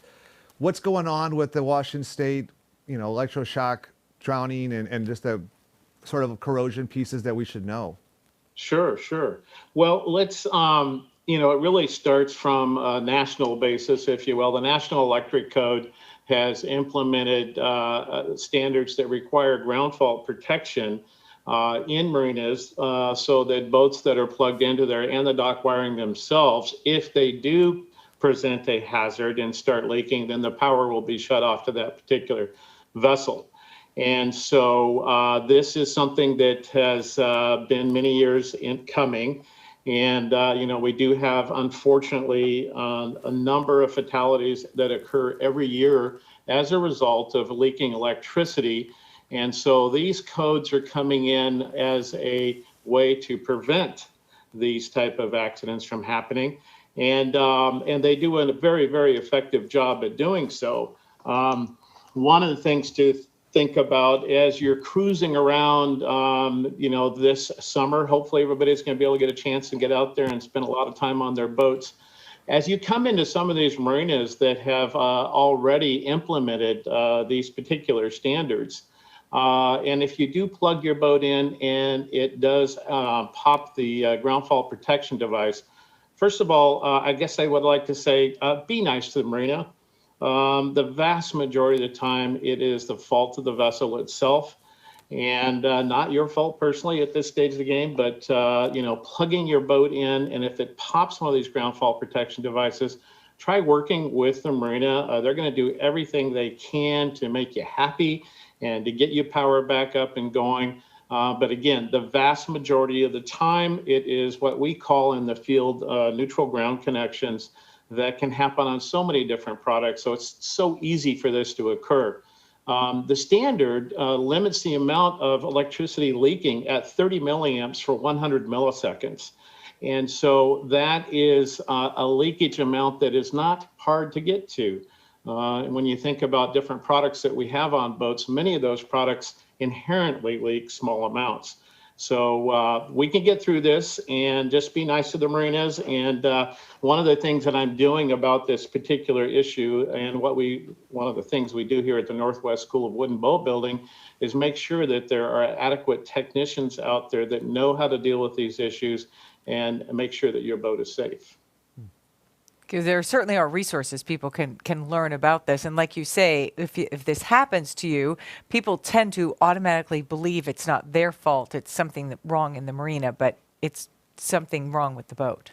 Most of the time. And if you understood how these ground fault protection devices work, they're measuring from downstream, from the pedestal to your boat. And that's where they're actually checking for this, what I'm going to call a magnetic imbalance with the conductors there that causes the ground fault detection device to work. So yes, unfortunately, sometimes a bitter pill, but most of the time the issue is the actual vessel itself. Now, if you want to be proactive on this, one of the things that I have been promoting for years and years is the installation of what we call an isolation transformer aboard your vessel.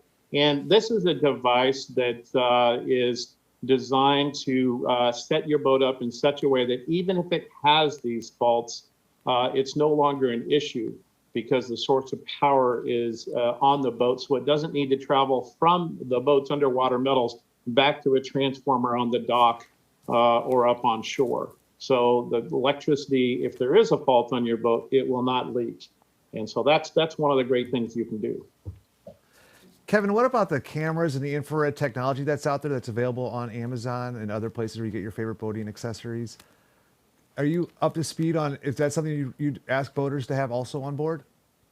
You mean you were talking about infrared stuff or spotting people that have fallen overboard or something like that? No, more infrared on if you've got some sort of hot appliance or something that is, yeah.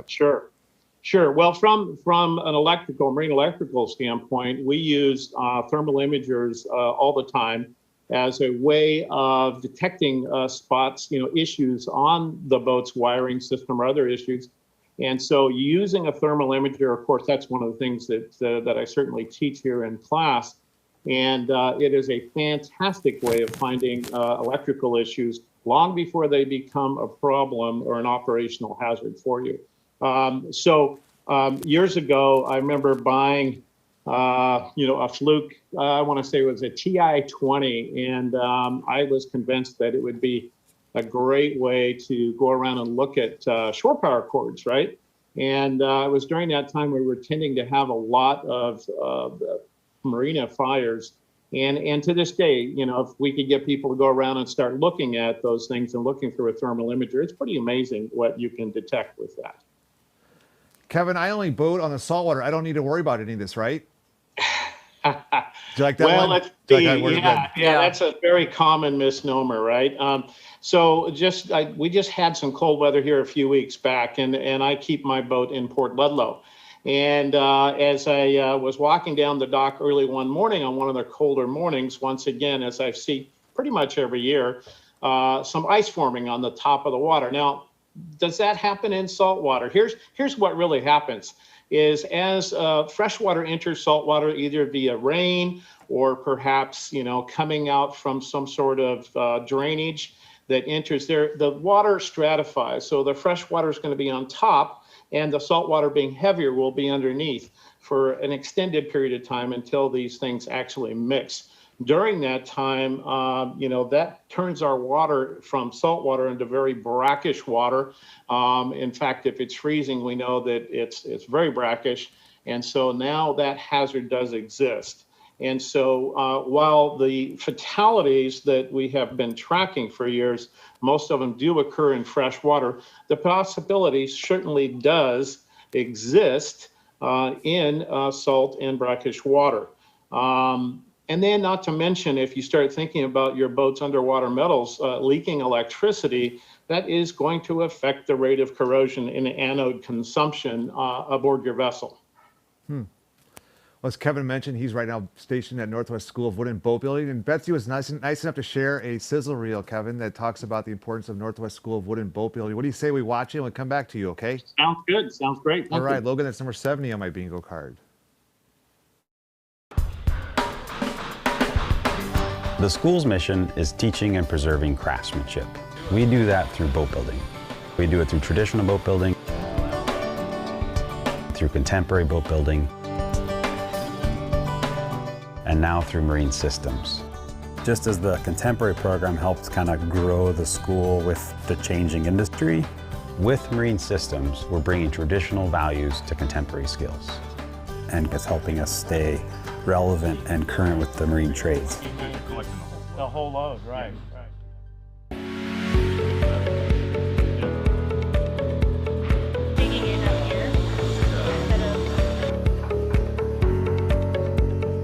We have an awesome campus. We have over 7 acres of campus located on the waterfront, Southport Townsend Bay, but we have also 5 individual shops that we're building all kinds of things out of. We have a systems shop, boat building shops, we also have a metal shop, and the beauty of having all of these in one facility is we can build anything. One of the primary skills we teach throughout the programs at the school is problem solving. We're showing you how to take two-dimensional ideas and drawings and objects and create three-dimensional objects. And boats happen to be the medium that we're using here, and take those shapes and problem solve through the construction of that boat. And along that way, you're inherently building all these other skills you didn't know you had. So it's not only working with your hands to build a boat, but it's problem solving through the different things that come out there. It's unpredictable. And so you're learning a whole new skill set when you come here. And that skill set doesn't just apply to boat building, it applies to all the trades. The skills the students are going to learn at our school are based in hand joinery. We spend a lot of time in the first quarter learning to lay out precise joints, how to cut those joints. One example I like to use is a handsaw. Drawing a line and then be able to split that line with a handsaw. And if you can't split the line with a handsaw, there's no way you're going to be able to split that line with a skill saw or a power tool. So we use our foundation of all the skills we learn in the beginning projects are based in the simplest form, using your hands. And throughout the year, you progress to learn to alternate and use power tools for the same skills. Ultimately, it's a combination of those two skill sets, hand tools and power tools, that make you the most efficient craftsperson. We build all kinds of boats. We build plank on frame, lap strake, all different kinds of wood composite boats. And one incredibly unique thing about our program is we build all different kinds of boats and different designs. We don't just build the same design over and over and over, which is its own attributes, but we build boats from 8 to 30 feet in all different construction styles, all different uses, power, sail, row. And what that does is it helps the students learn right alongside the instructors. So the instructors are building typically new boats they haven't built before, and with that, the instructors are having to learn about that design and about that construction process. And so it's not as predictable, but it offers the students a chance to see more of a real-world problem-solving skill set. That was impressive. When it comes to the type of students at the Northwest School of Wood and Boat Building, Kevin, what type of students does that draw from? Oh my goodness. Well, we have students from all walks of life. For example, I've got 18 incoming students set up for April 5th now. And we've got, people that are, just out of high school. I have a physician, I have an attorney, just a complete variety of people from all walks of life, people that are wanting to just change their career. We have people that are coming in that really, they've done a lot of stuff over a period of time, and now they want to learn really how to do things with their hands and do things that are a little are very rewarding for them. So I would say all walks of life, and our average age, let's see, here in Marine Systems, I've had someone as young as right out of high school, and I think 68. So, but our purpose, of course, is to build marine technicians that have the skills so they can jump into the marine trades, hitting the ground running. And how important is it to get those people to hit the ground running, like you say? Are we reaching a point where the current technicians are aging out or leaving the field? You said that. They call it the silver tsunami. And so those of us that know how to do a lot of this stuff are aging out, getting ready to retire. And there's a huge shortage across the country of marine technicians, people that know how to do this type of work and hands-on work. So that's been our focus, and our mandate is to build entry-level technicians that can get out there. And so far, we're starting our 5th cohort just on our marine systems program.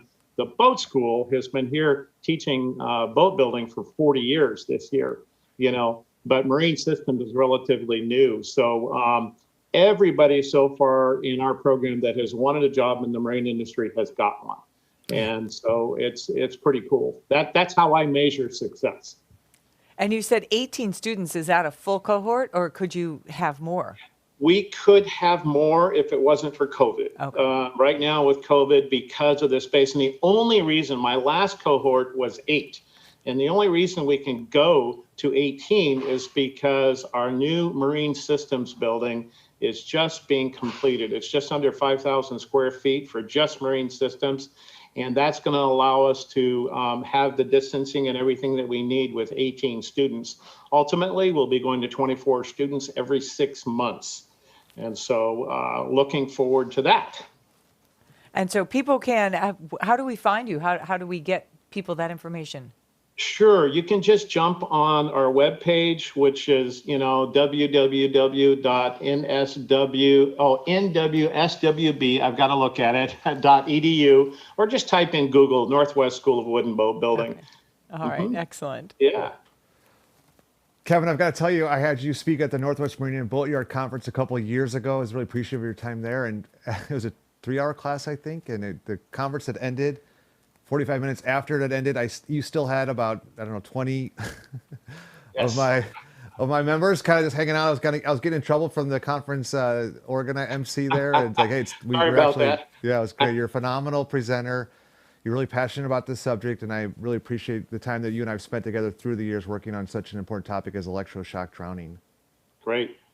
Ladies and gentlemen, go ahead, Kevin. One thing I was just going to mention, we talk about electric shock drowning, but I also want people to remember to make sure they have someone checking their anodes and making sure that those anodes are being changed, because it's going to be so less expensive just to replace those anodes than it is actually if you start having corrosion on your vessel. So that was something else I just wanted to say. Hey, summertime's coming. During summer, the water's warmer. We're going to have a higher rate of corrosion. So let's get a diver out to check those things. Kevin, have you converted over to aluminum anodes, or are you a zinc man? Oh, I'm absolutely an aluminum anode man. Yeah, me too. Basically there's 50 millivolts more negative driving potential, and that doesn't mean a lot probably to a lot of people, but there's 50 more millivolts doing what we wanted to do, right? And so that gives us that better, a little better protection. However, let me say there's a caveat. Let's not put aluminum anodes on a wood boat, okay?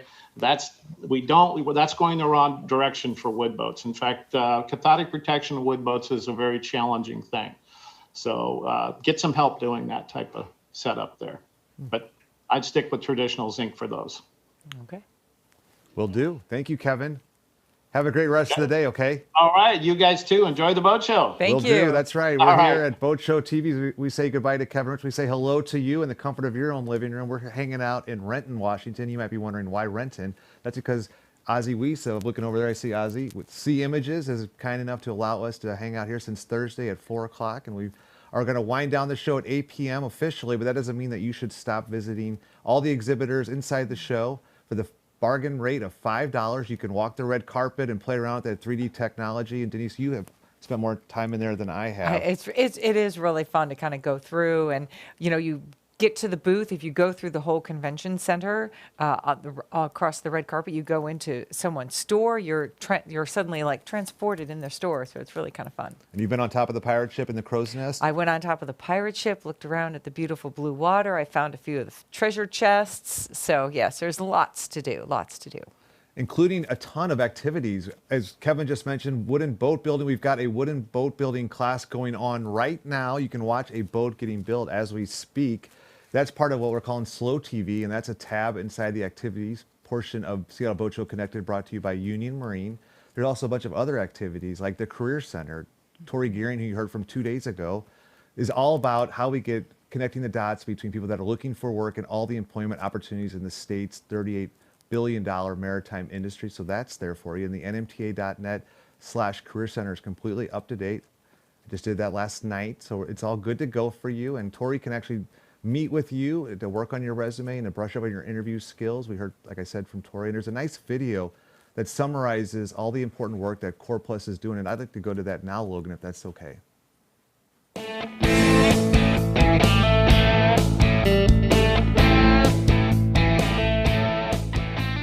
The Core Plus program gives kids the opportunity to get into an industry that is very diverse. It's a curriculum that enables students to actually go out and have career pathways. For Core Plus, it kind of puts all the pieces together, kind of formalized, put it together as a package, which helps educators, giving us the resources, the materials, science camps. These students are going to be able to apply their math and science skills so much better. Core Plus definitely helped me with my math skills. They were a bit weak coming in. It's practical math and science, just like what they're doing here in the shop. That's math and science. Core Plus is just, let's get the doors, and then they can choose which one to open. When you have a great shop class and a great shop teacher that can get them in there, teach them that stuff, they can decide if that's just a skill they need in addition to the other things they want to do, or if it's like, hey, this just sparked something, this is who I am. It can give them a different sense of how they can end up in a rewarding profession. Once I got to learn more through the Core Plus program, it kind of solidified my choice and helped me pick a career path. I'm definitely more comfortable knowing that I had a job exiting high school. A manufacturing education is a door to a wide range of different career paths and opportunities in the world. I didn't even take shop classes and things like that in high school because I never really looked at what options were available. I so wish that I had taken shop class in high school. It would have given me that much more of a leg up to get started. Going into college, I would have loved to have known that I was interested in building things in 3 dimensions. The Core Plus students really work well in our apprenticeship program, and they already know that they like to work in a technical environment. The business community has been just starving for these young individuals to come out of the high schools. I love giving high school students a career opportunity. I want to be able to express to them all of the different trade skills that are out there. There are a lot of great careers available in manufacturing. The compensation and the benefits are fantastic. It's extremely satisfying coming out and seeing Nathan working here, and it makes me so happy. The possibilities are endless for him right now.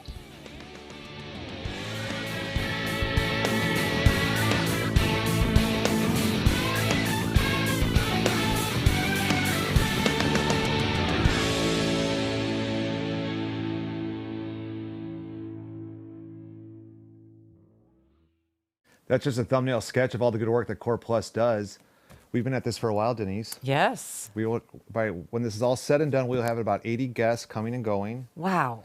We had 70 pages to crank through. There were a lot of pages. I think we're done with the pages. Yes. We're without a net. But we're not done with all the fun and everything that's happening just yet. Yes. Obviously not. I changed pens. John I Brill, noticed who might that, be watching, caught me. I've got the white pen for the first day, and then this is what I call my Sunday pen. I had also for Saturday, but yeah.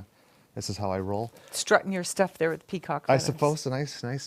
So what we're going to do now, because we've had so many awesome interviews, we're actually going to play an encore performance from when we heard from Daniel James Brown, who wrote Boys in the Boat, and then Nicole Klein, who's running the campaign to save the University of Washington hangar, was able to visit with us as well in that same segment. So we're going to do an encore presentation of that visit from Friday. So while you may want to watch that, I also would encourage those who've already seen it to go inside the show and check it all out because there's a lot in store. So thank you so much. We're really excited. I'm really excited about this next guest we have. We could bring him on. That would be excellent. We've got Daniel Brown here, who's going to talk about Boys in the Boat. Is he available right now? I'm here. There he is. Good morning. Hi, Dan. Good morning. How are you? Good. Excellent. Where are you coming from? I'm in California for a couple of months. Well, we're delighted to have you on Seattle Boat Show Connected, presented by Union Marine. And I wanted to talk with you a little bit about Boys in the Boat, which I've got right here. And what was that process like to write that book that became such a world famous hit? Oh, it was a wonderful experience. It was really an odyssey. It just came about by happenstance. I started talking to my neighbor, and she introduced me to her father, who turned out to be Joe Rance, an Olympic rower from 1936. And I sat down, started talking to Joe about his life and his experiences, and that launched me on what turned into a 4-year trip, meeting the families of the other guys in the boat and learning about rowing and learning about people like George Pocock. And it was just a marvelous experience. It was a huge journey of exploration and one of the most fulfilling things I've ever done in my life. When you were getting all of these stories, what was the one thing that maybe was most unusual or shocking to you that you just had no idea would kind of come out of left field at you? There were so many things. First of all, rowing itself turned out to be much more interesting than I thought. Like a lot of people, I went into this not at all sure that rowing was going to be a compelling thing to write about, but I learned a lot about the sport, and I actually found out that it's really a lot of fun and very, very interesting. But the best thing was I started this book off, as I say, talking to Joe Rance and just being completely overwhelmed by what a great life story he had. But I didn't really know whether the other 8 guys that rowed with him in 1936, what they were like. And one by one, I discovered through their family members the life stories of each of these other 8 young men.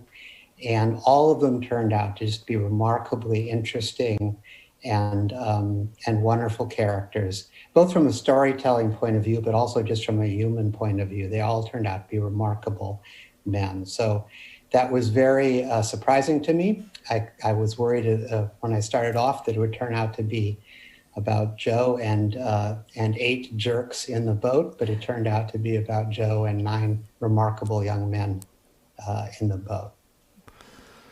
Having read the book, Dan, I'm just mesmerized by your writing, and I can't imagine this is your first foray into writing.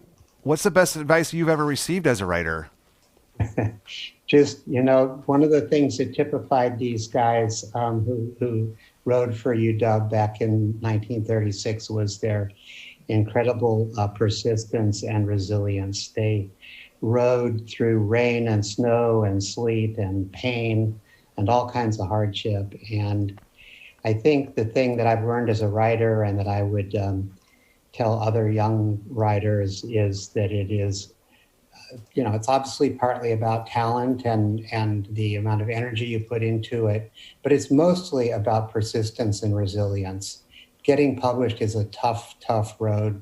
It's hard, and you just have to keep at it. So when I talk to younger writers, I talk a lot about the necessity of getting anything you can written out there into the world, and gradually the world will start to take notice.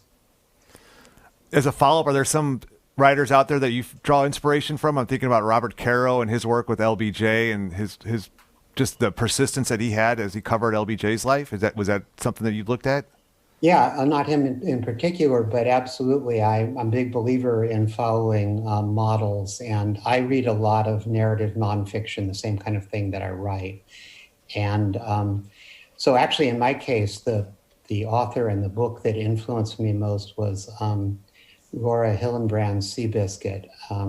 Right after I met Joe Rance, my wife and I were going to Hawaii on vacation, and I had an old beat up copy of Seabiscuit. I threw it in the suitcase, and the whole flight over, the whole time I was there in Hawaii and the whole flight back, I spent most of my time just marking up this old copy of Seabiscuit, studying what Laura had done in terms of how she approached her subject, the kinds of ways she opened chapters and closed chapters, kinds of language she used. And then partway through writing Boys in the Boat, she came out with her second book, Unbroken, and I did the same thing. I put down what I was doing and I just dissected Unbroken. So I learned a lot from her. I learned a lot from other similar writers like Hampton Sides and other people that write what I write. But more than anybody from Laura Hillenbrand. Do you have another project? What's next for you? Yeah, actually I have a book coming out in May. It's called Facing the Mountain. It's about, in some ways it's similar, in some ways it's very dissimilar. It's about 4 young Japanese American men and their families and the things they confronted at the beginning of World War II, right after Pearl Harbor, and how they dealt with those things. So in some ways, these again were ordinary young men dealing with an extraordinary circumstance, extraordinary difficulties in their personal lives that they had to overcome. So again, it becomes a story of resilience and persistence, seen through a slightly different lens, but in some ways a very similar kind of story. And like Seabiscuit, there's also going to be a movie. I understand that George Clooney has recently picked up the book, which I'm holding right here, making a major motion picture about it. How's that project going? Yeah, I mean, if it weren't for COVID, Clooney would be shooting that film right now, is my understanding. I talked to him a couple of months ago about it, and he's very, very jazzed up. He has read the book. He clearly understands it very well. He's very motivated to do it. They want to do it. He's doing it with MGM. And they want to do it on a big scale. They want to have big crowd scenes and make a big epic story, a big epic film, rather than a smaller, more intimate film. So that requires, that's something they really can't do during the pandemic. So unfortunately, they've put off filming until hopefully later this year, probably by late summer. If the pandemic's under control sufficiently that they can have crowd scenes and that kind of thing, then they are planning to start shooting the film roughly in August or September. So we'll see. You know, there have been a series of setbacks and the pandemic has just been the most recent one. But the good news is both MGM and Mr. Clooney are very much on board with this and very excited to do it. Will you be on set during the production? If COVID is figured out. I hope so. I mean, yeah. I think that would be a lot of fun. Like everybody else, I'm kind of, dazzled by Hollywood glamour. So I think it'd be fun. It's very unclear where they're going to film the movie. A lot of us have worked very hard to try to convince MGM and other entities that at least part of it should be shot in Washington State for obvious reasons. It's unclear yet whether that will be the case. I'm hoping they will at least shoot some what they call establishing shots on the campus, so that even if they shoot the rest of the film in Vancouver or wherever, somewhere in Europe, it will at least give the appearance that it is the University of Washington campus, and it'll help sort of stamp the UW identity on the film. So that's what I'm mostly lobbying for with them, to the extent that I can, is that they shoot at least enough of it on the campus so that the campus gets some publicity out of the film. That would be fantastic. Definitely. Speaking of bringing some publicity to the University of Washington, I know that one of the ripple effects has been the Boys in the Boat and how it's really working hard to save the Shell House. And I believe we have Nicole Klein, who is leading up that campaign. And I know that's an issue near and dear to your heart too, Dan. As we bring Nicole up now, that would be great, Logan. Can you tell us a little bit about how the effort is going to save the Shell House, Dan? Yeah, well, so it's been, we've been at it for a couple of years. It sort of started off with a few of us, a couple of faculty members and me and some other folks just thinking, this building is the last, in some ways, the last survivor from the boys in the boat. It's the only that, since the boys are all gone, the building's still there. It's a beautiful building. It has a big story to tell, and it's just been used for quite a few years now to store canoes and things like that. So a lot of us got together and started thinking it really would be a terrific thing if we can bring this building back to life, so that it can tell the boys in the boat story, but all these other great stories that are also associated with that building. It was an airplane hangar seaplane hangar during late World War I. It's involved in aviation. It's involved in boat building. George Pocock had his shop in that building. So it's a witness to a lot of history, and so we're plugging away, trying to raise funds to restore it and to make it into a really attractive space that can be used by the university and other parts of the Seattle community to hold events and so on. So it's a long road. It's going to take a lot of money, but we keep plugging away at it. I'm going to look over to my friend Shane. Shane, do we have Nicole there by chance? I know she's live. Great. Okay, there she is. Hey, Nicole. Hey. Hello. Did we lose Dan also by chance? Good morning, Nicole. Thanks for making the trip over to the University of Washington. There's Dan. What's it like going at the University of Washington right now, Nicole? Well, it's pretty empty. The traffic wasn't bad, and this is a very cold building, so I'm feeling, you can't quite see my breath, but it's cold in here, so I'm feeling the temperature of what the boys must have felt, because there was never heat in this building. No, exactly. And I've got the book right here. It's just a spellbinding book. Nicole, how did you get involved with this project? Well, it's sort of, let's see, 3.5 years ago. It was an opportunity at the University of Washington. I was already a fundraiser here in student life, and they said we have a capital campaign that has emerged because of the Boys in the Boat success in the book. Would you be willing to take that on? So I'm working with the Department of Recreation and the director, Matt Newman.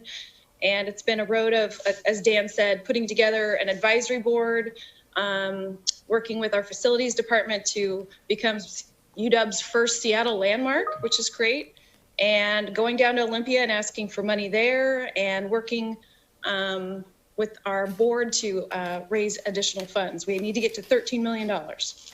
Wow, that is a big number. Do you have any idea why it was not ever done before now?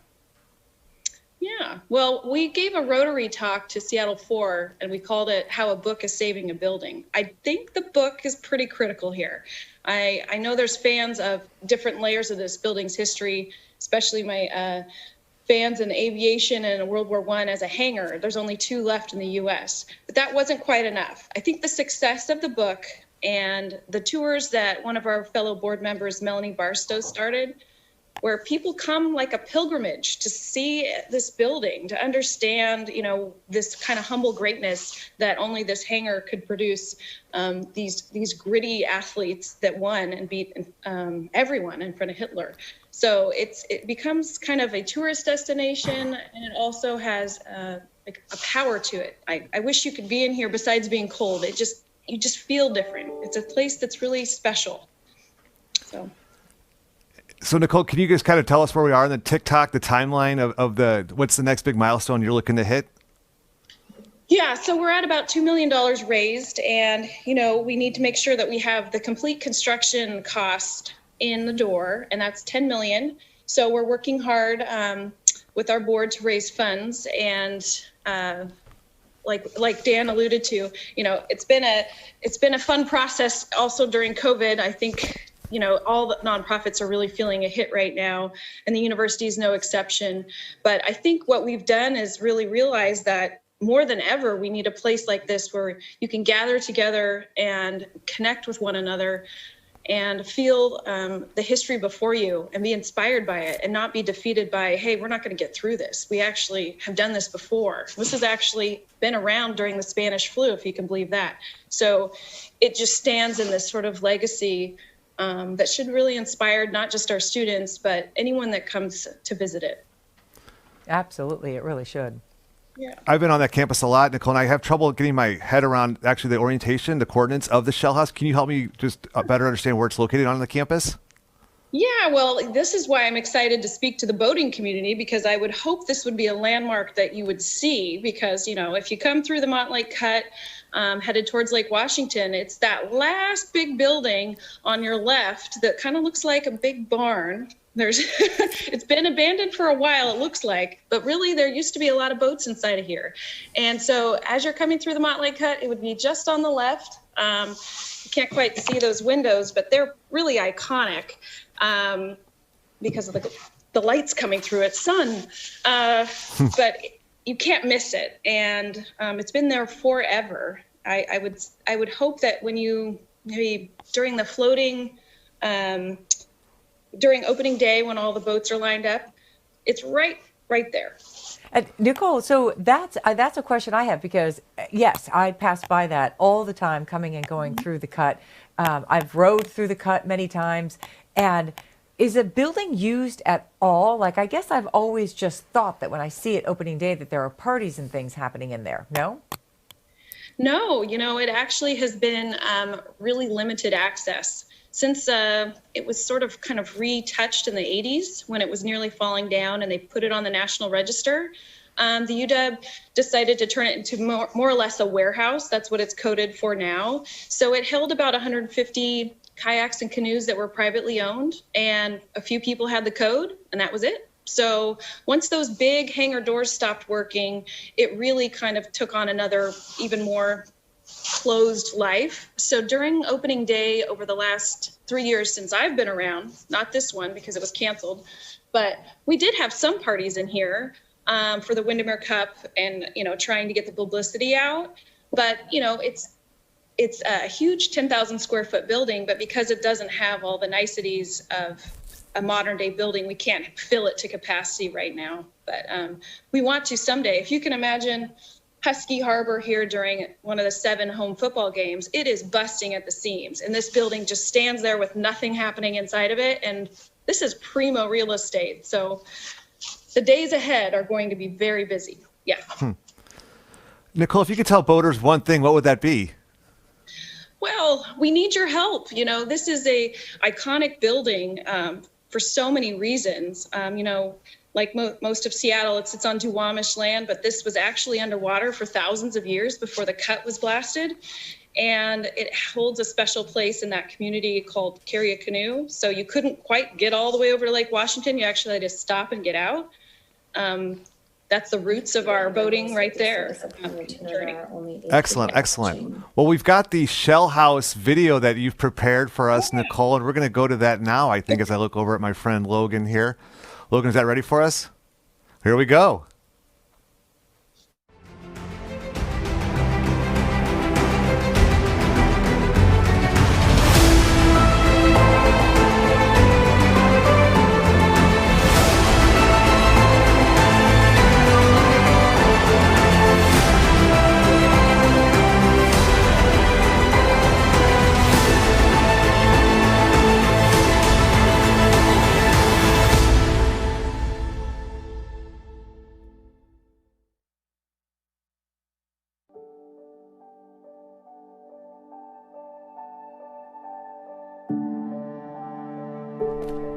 This building has so much history, and you can feel it even just when you walk in.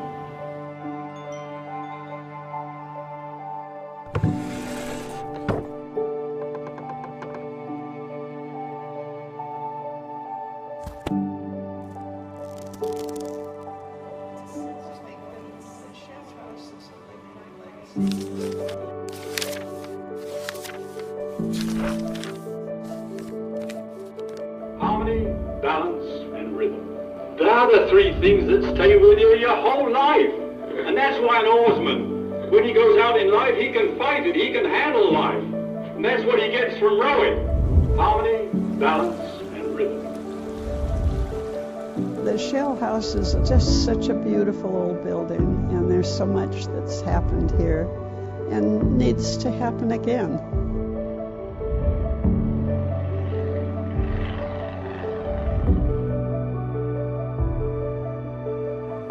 Our ancestors are on the beams above us.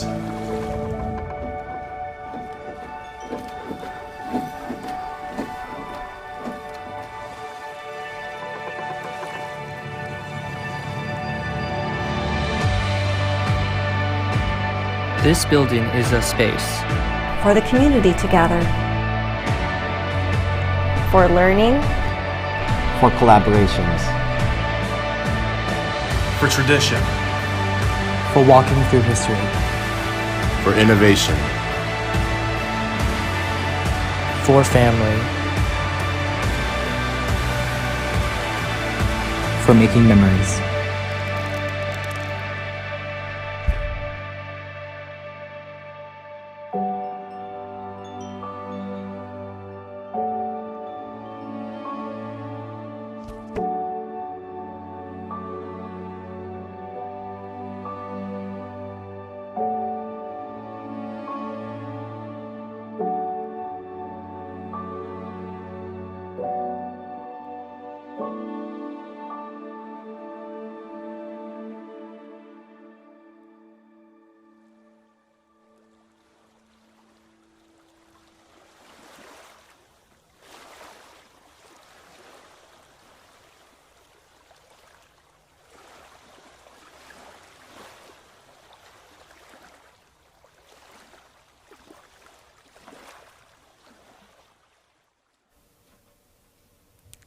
That is a great, great video.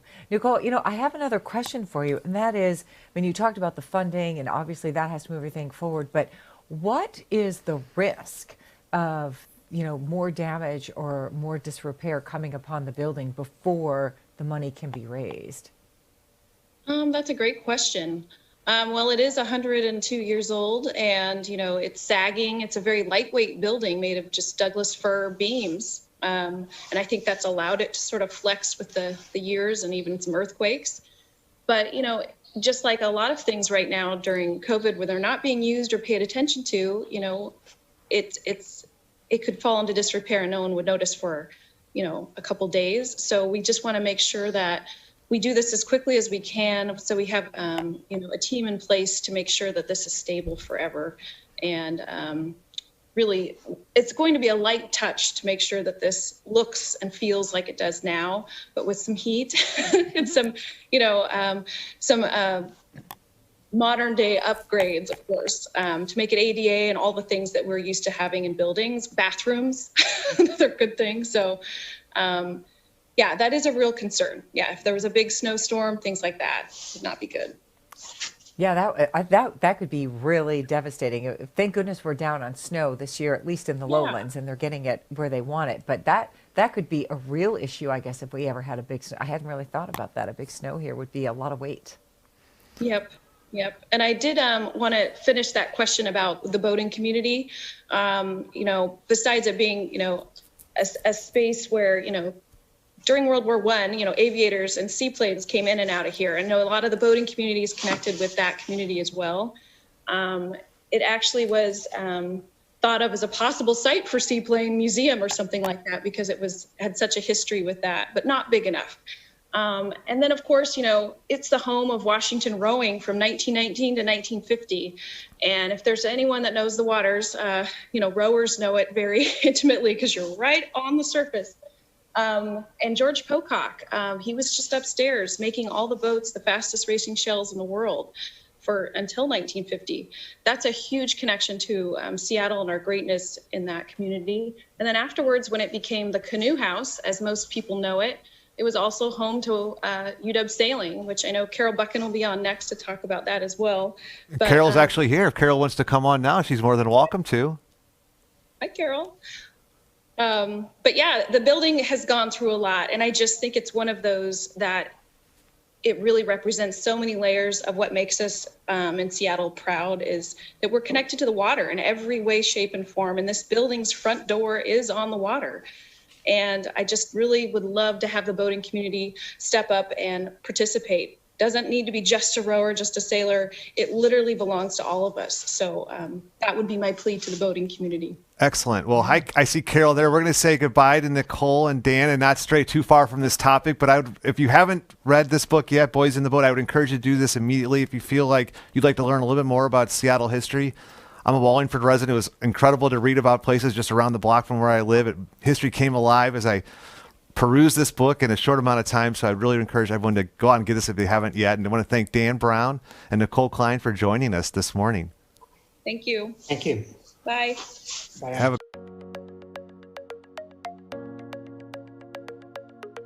The 2021 Seattle Boat Show Connected features an incredible schedule of fishing, boating, and sailing seminars streaming right here on this site.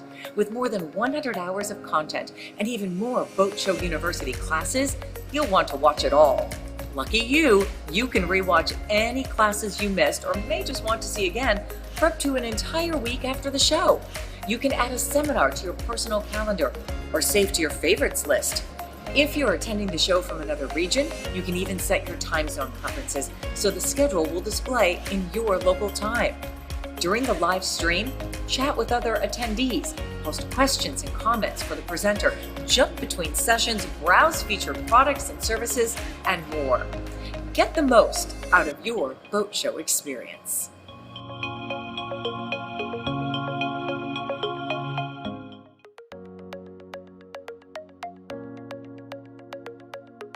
The virtual show floor is one of the coolest features here at Seattle Boat Show Connected.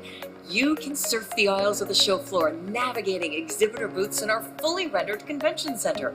We even feature the iconic red carpet that has become a big part of Seattle Boat Show experiences. Here you can filter by product category or enter a keyword to search for what you are looking for. You'll be transported directly to the space on the show floor where you can interact and engage with exhibitors and their show specials. Be sure to explore the outer reaches of the virtual show floor where you just might find a buried treasure. Navigate to the pirate ship's crow's nest where you could discover a hidden prize waiting for you. Find the best deals of the year at the Big Seattle Boat Show Connected, presented by Union Marine.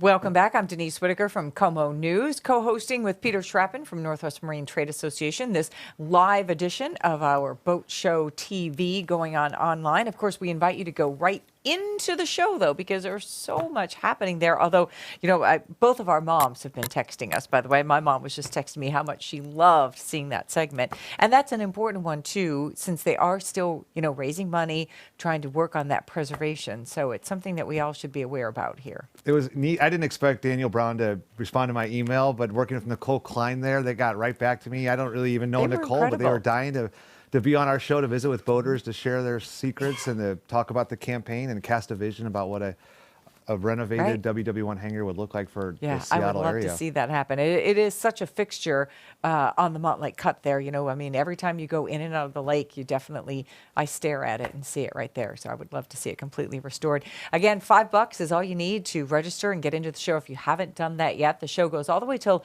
8 o'clock tonight, but then it goes beyond, because if you upgrade yourself to the $20 level or up beyond that, you'll see all of those online. If you've not already done that here on the website, then you can watch all of the seminars, Boat Show University, depending on what level you choose, and everything else, all the way through next Sunday. So a full week from now, a week from today, February 7th. So that's a great deal. Just because we end at 8 o'clock doesn't mean that you need to stop shopping. Well, the show is going to go on 24/7 for at least another week. And those boat show deals, it's always good to ask your favorite exhibitor, is there a boat show deal? And let's see what the answer is. There are a lot of boat show deals out there. And I've got so many notes, and I'm making lists of things that I'm going to have to get now. Like Diane Lander earlier was giving us organizational tips.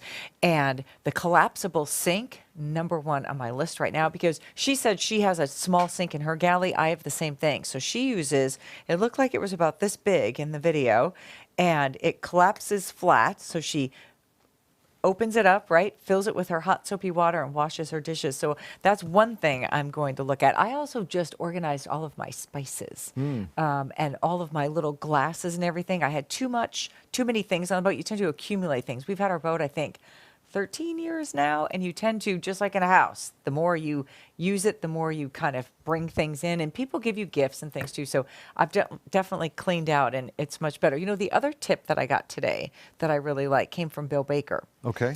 And that is, now they have a chest freezer, you know, when they go for months on end. And I was surprised when I asked him this. He's like, well, you know, it needs to last for 3 months. I'm like, whoa, okay, you're beyond my scope here. But he says they put everything in bins. So, for instance, all of the cheeses go in one bin and everything else. So I'm going to have to remember that. Even if I'm gone for a week, that's going to help me if I and I compartmentalize most things in my life, so I'm going to do it on the boat now too. I like that once a month cooking that we haven't really talked about, but you can just spend one day in the kitchen and Ziploc and freeze pack and decompress, or maybe that's the right word. Vacuum seal. Thank you. Exactly.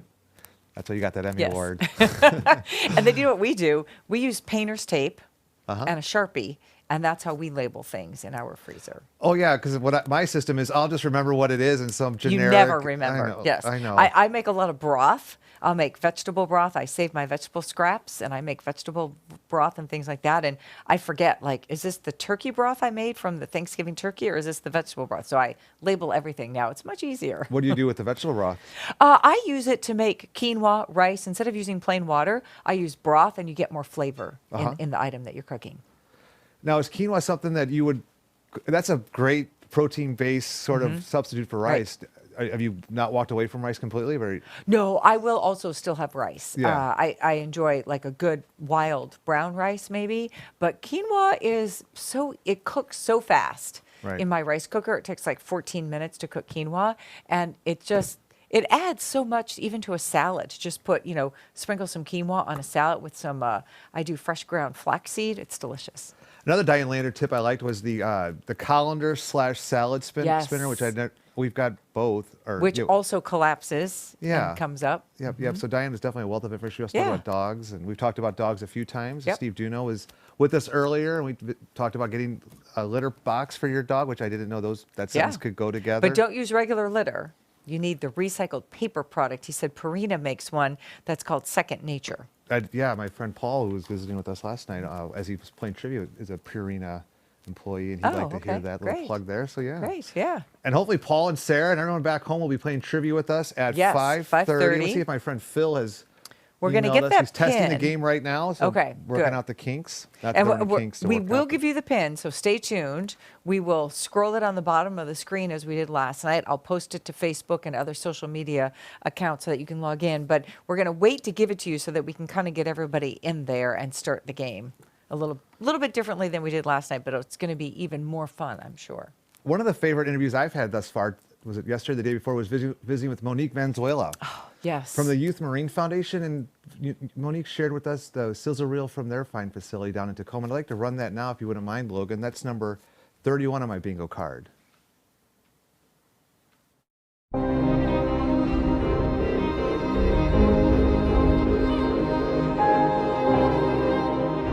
I plan to do very big things with my life. I plan to go places. And I think that comes from confidence of being a leader in here in Sea Scouts.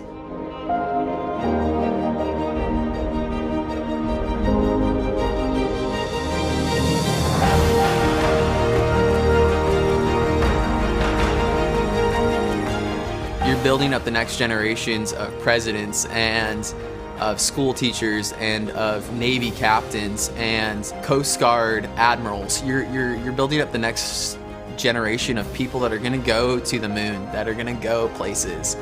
And if you want to see them succeed, this is a place to help them succeed.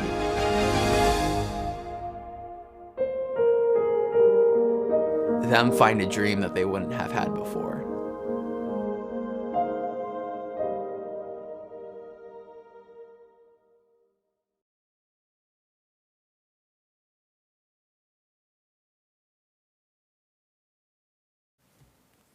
Welcome back. There are so many great programs like that one trying to help people get into the marine trades. We were talking with Kevin Ritz earlier, and they've got a new cohort starting in April. So it's just a matter of discovering all of the ones that are out there. We've been telling you about several of them with Core is another one. Core Plus. Yeah, Core Plus. So there are so many of them out there and so important right now. Like Kevin was saying, what did he call it? He called it the silver tsunami, where, people are retiring and we need to have the new younger generation coming in and taking over these marine trade jobs. So they're doing exceptional work. I'm Denise Whitaker from Como News, Peter Schrappen from Northwest Marine Trade Association, and we are still cruising along. We've got just less than 4 hours left with you here this evening. We're in the home stretch here, and we're hoping you're enjoying what you're seeing back home. And we've got our next guest ready and willing to come spend some time with us. It's Josh Anderson from Center for Wooden Boats. Hey, Josh. Hey, how's it going? We're having a great time here. Now, I'm going to guess that is not a virtual background. Is that the real McCoy? Yeah, this is the real thing. I'm sitting here in the Wagner Education Center. This is one of our Balso 13s sitting right behind me. Awesome. Well, thanks so much for being part of Boat Show TV, which is part of the Seattle Boat Show Connected, brought to you by Union Marine. And Josh, we spoke recently about all the good work that's going on at Center for Wooden Boats. I was just wondering if you could, for those who don't know, what is Center for Wooden Boats all about? Yeah, so the Center for Wooden Boats is just all about providing access to the water and connecting people with just Seattle's maritime heritage. We're a living museum, which means we're really active. Our museum artifacts are boats that we purposefully use and break and let the public get into, and then we fix them with volunteer labor. So it's been a really busy year for us, actually. One of the things that we do here is, lessons and boat rentals and all that kind of stuff, and it's all outdoors based. So it's been a way for people to socially distance, get out on the water, still have programming go on. So it's been really good to help people get on the water. And there are ways that people can come join in these days, right? What would they need to do to maybe get out on the water? Yeah, so we have a number of ways to get on the water right now. Everything is reservation based, so just go right to our website, cwb.org. And you can sign up for sailing lessons if you don't know how to sail, and you can learn to sail. We have all of our youth programs for the summer available. They're starting to fill up pretty fast. And then we have just normal boat rentals, sailing if you already know how to, or rowboat rentals. We have a new program actually that we started this year called the Public Peapod Program, which is completely free. So you can just go on our website and reserve a rowboat for free and get out on the water. It's been a really great thing this year, just seeing all sorts of families who've never, ever been on a boat before get out for the first time. That's one of the many things I love about Center for Wooden Boats is oftentimes you'll hear, how do I get on the water? Well, Center for Wooden Boats has oftentimes that answer. Exactly. Yeah, and then you can also volunteer with us. We still have active volunteering going on outdoors right now. But you can, if you don't know anything about boating, we're a great place to just learn and come spend some time on the docks and, learn how to tie a bowline and, all that kind of fun stuff. Josh, thanks so much for sharing the sizzle reel that you did. And we'd like to play that now and visit with you on the other side, if that's okay. Yeah, sounds good. All right, that's number 29 on my bingo card. In the beginning were the rental boats. One morning at breakfast, Colleen said, we have to do something about the lake. We have seen the end of an era.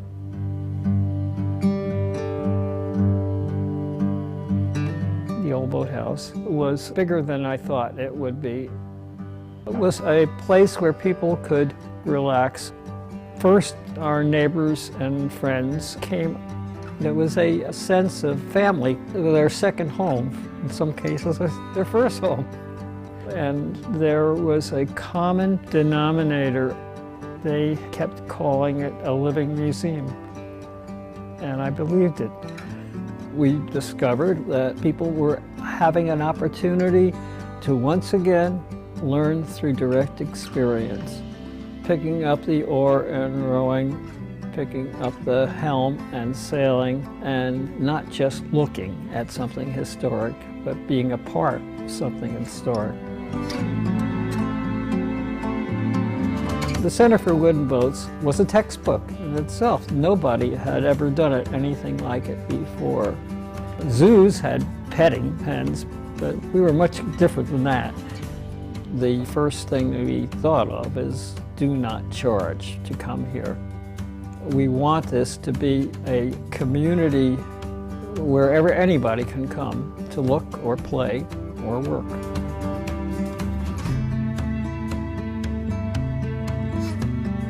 I imagined a place where people would come and find themselves smarter, happier, and more proud of their accomplishments.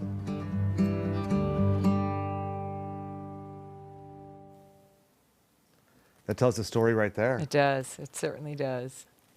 Josh, what did you do before you worked at the Center for Wooden Boats? I'm actually a professional wooden boat builder by trade. So I moved out here from Maine, where I worked as a number of years as a professional boat builder. And I came to CWB about 4 years ago as their boat right, so fixing all of the wooden boats that we have here. And in due order, I'm now running the entire show. So, Josh, for the uninitiated, what is it about working with wood that other people may not realize? It's just an amazing medium to work with. The thing about wooden boats is, they're like living organisms in and of themselves, and they require care and attention and detail. And just so every single piece is handcrafted, and there's just a whole world of knowledge and training that goes into doing that.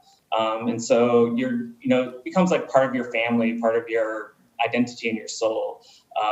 And they'll last forever. I mean, we have many boats here that are over 100 years old, and if you just keep up on them, they'll just keep on going. Is that I think that's something that is surprising to a lot of people, that they can last that long. Why is that? Is it the way it's built? Tell us a little bit more about that. Yeah, no, that's exactly true. It's the way it's built. They're built really well. Wood is a very, very durable product, and it's repairable. It's just individual pieces. Unlike maybe a fiberglass boat that's like an entire shell, that's one thing. It's like just a multitude of individual pieces. And so if something goes wrong with one of those pieces, it can be taken off and a new piece can be put on. And so, yeah, and that way it can kind of keep going, even if not an entire percentage of the boat is the same boat as originally existed. And you say you've got boats that are over 100 years old. Another thing that we've kind of talked about quite a bit throughout the course of the show and this weekend is the fact that you need to keep using a boat. So just like any boat and mechanical issues on other boats, a wooden boat, you can't just let it sit. You have to continue to use it, care for it, love it. Exactly. I mean, that's the whole point of us being a living museum, is we use everything. Just on Friday, we just went sailing for the first time in a boat that was originally designed and used by the Seattle Yacht Club as one of their first sail training boats. And all of the old boats have gotten neglected and rotted. We had a really old one here. And over the previous 2 years, we've actually been running a series of classes, and we built one of these boats. And then on Friday, we took it sailing for the first time. So it's literally the first time in maybe 50 or 60 years that one of these boats that taught kids to sail on Lake Union was sailing on Lake Union again. What did that feel like? It's just amazing. You spend all this time thinking about, like, how is this boat going to handle, and why is this a youth sailboat? And then it just takes off and flies, and it's like the boat knows exactly what to do, and you're just kind of giving it its wings again, if you will. Yeah.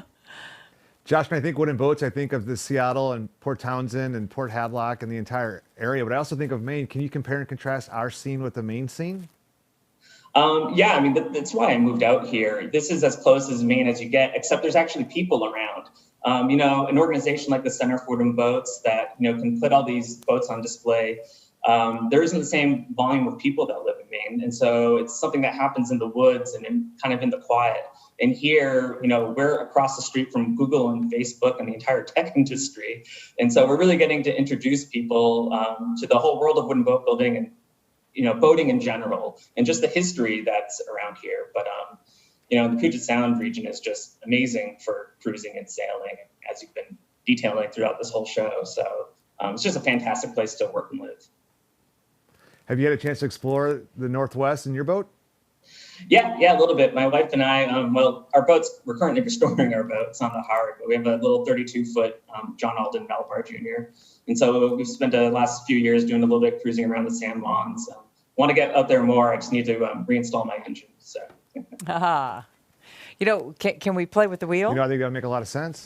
We have a wheel over here, all right, Josh, that we like to give people a spin on, and it's a category type thing, if you can see it. So I'm going to give it a spin, and then we're going to see where you Let's get land. those lights going. Lights brought to you by C Images, presenting sponsor of our lights. All right. Tool, book, look, song, app, gem. Ooh, that's a good one. So gem, Josh, you're going to be sending us your favorite precious metal, precious gem, please. Actually, we're both looking at silicon bronze. A piece of wood. What gem have you discovered maybe while you've been out in your boat, or a hidden gem that, don't keep it secret, now let us know what it is. I mean, I think the secret is just the history in this lake, in the Seattle region. I mean, you guys were just interviewing about the Pocock Shell House. You know, we have one of those hanging right below me downstairs. You know, just the knowledge and tradition of craft, I think, is the true gem in this area. Oh, that's a good one. That's a good one. And taking legislators around the Lake Union, Ship Canal, and having them see the water from a boat is just a really fun experience, because they have no idea. A lot of them don't have any idea really what the working waterfront looks like from the water side. So that's always been a fun experience. I would second your gem there, Josh. What's next for the Center for Wooden Boats?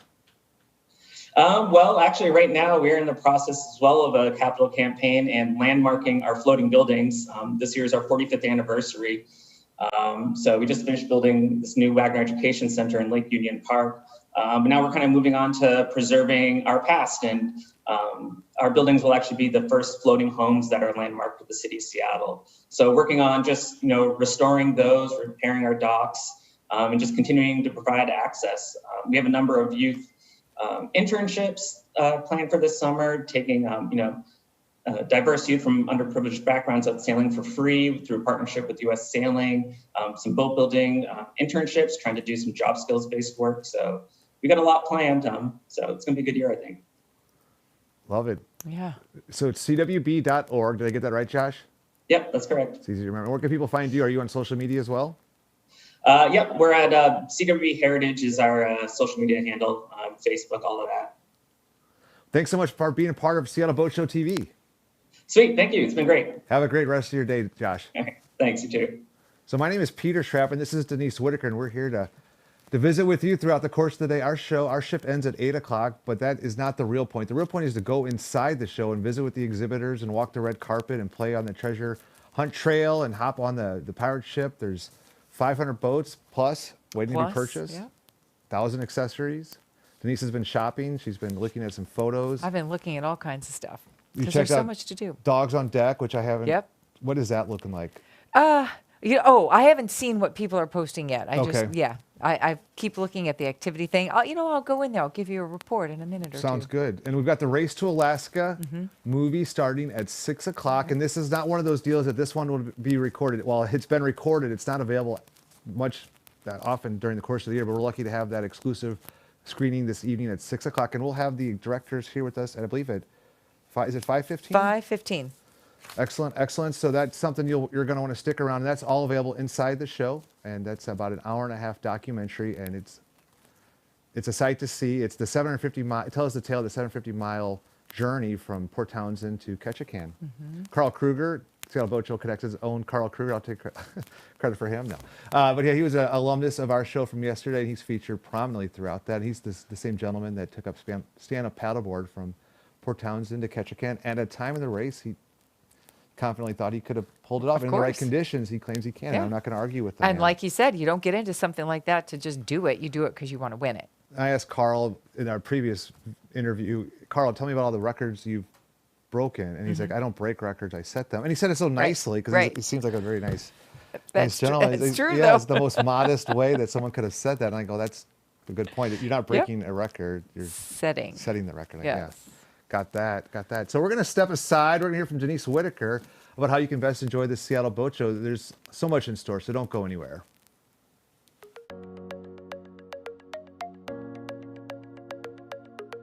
The Big Seattle Boat Show Connected is filled with fun for everyone. It's easy to join in this fun, and registration starts at only $5. Choose the registration package that suits you best, with varying levels of show access and other goodies. Create your own login, and you're ready to go.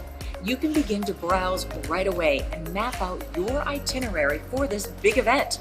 The show starts on January 28th when seminars start streaming. Exhibitors will be standing by to answer your questions and match you with the boat of your dreams. The 2021 Big Seattle Boat Show Connected. Start online and out on the water.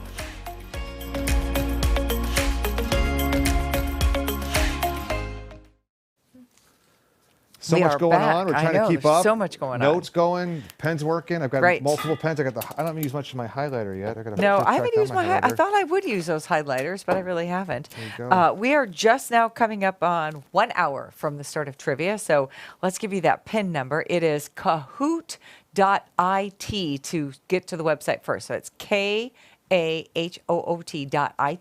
and then your PIN number. Once you get to Kahoot.it. 666-666-7906. 666-7906. So I know some people are already logging in. I've posted the pin. good. I'm hearing that people are logging in, so you can join them. That's backed by popular demand. It was fun yesterday. I enjoyed it. I played along, and I had a great time. So New questions. new questions, new answers. Yeah. Maybe people that spend time with us might have a leg up, so we shall see. But yeah, we're going to run hint, that through the hint. ticker. Maybe so, maybe not. We shall see. But I wanted to show the Aurora houseboat tour again. So for those who don't know, amazing. have never been to Seattle, we're famous for the Sleepless in Seattle floating homes, and I've always wanted to go inside them. So every other year, the Floating Home Association offers a oftentimes sold out tour like that. You can't get into a floating home. And if you're not from the Seattle area, you probably always aspired to see what's inside of one. Well, we didn't just get any floating home, but we got the big one, the whole Mac Daddy. enchilada. So it's the home is called Aurora. It's located below the Aurora Bridge in Seattle. It's a 5,000 square foot home. And Mike Sherlock, the owner, it's up for sale too, Denise. Oh. Yeah. Was such a gentleman and scholar. First we were in the Mischief Distillery, and then he took me back to his place, and we got a tour, and it's right here for you. So enjoy. Welcome back. This is Peter Schrappen, co-host of Seattle Boat Show TV, Seattle Boat Show Connected. Hope you've checked out the show. Because this is how I roll, not only have I invited myself into Mike Sherlock's Fremont Mischief Distillery, but now I've invited myself into his home, so Mike's going to give us a tour, and we're going to be able to peek inside a real-life houseboat. What do you say, Mike? How does that sound? That sounds really good, Peter, and thank you for coming down. Hello, everybody. Mike, when was this home built? This was built in 2012. Okay, excellent. So, yeah. So she's about 8 years old. Well, come on in. This is Aurora. What kind of wood are we using here, Mike? Okay, so there's about 30 different types of wood in this house. And this is all clear fir, and then clear cedar ceilings. The floors are different woods, cherry, hickory, maple. We just have all different types. Does the houseboat rock and roll at night? No, this boat weighs about 1 million pounds. Okay. So, and she sits in the water about 3 feet. And then it's got a keel on it that's about 28 feet long, and it's 5 foot wide, and it's actually a machinery room too. But that sits down under the water about probably 10 feet. So the only time this thing kind of rocks a little bit is when the police boat is up on step, the big boat, and you'll see the chandeliers shaking a little. Uh-huh. And your raucous parties. Yes. How long did it take to build this home? Well, what we did is it took 2 years because we built 4 of them all at the same time. So we built this one, that one next to us, the other big one, and then one more that we built for another customer. And so for people who get their bearings, are right below the Aurora Bridge in Seattle. Yep. And her name is Aurora. And the kind of the cool thing is what we did before we built this one is I took the whole wood crew down to Pasadena, and we went through the Gamble House for a week. So we went down there, stayed there, and I had them kind of study how they built that. So the Gamble House is built in 1911 to 1913, and it's 10,000 square feet. Aurora's roughly 5,000.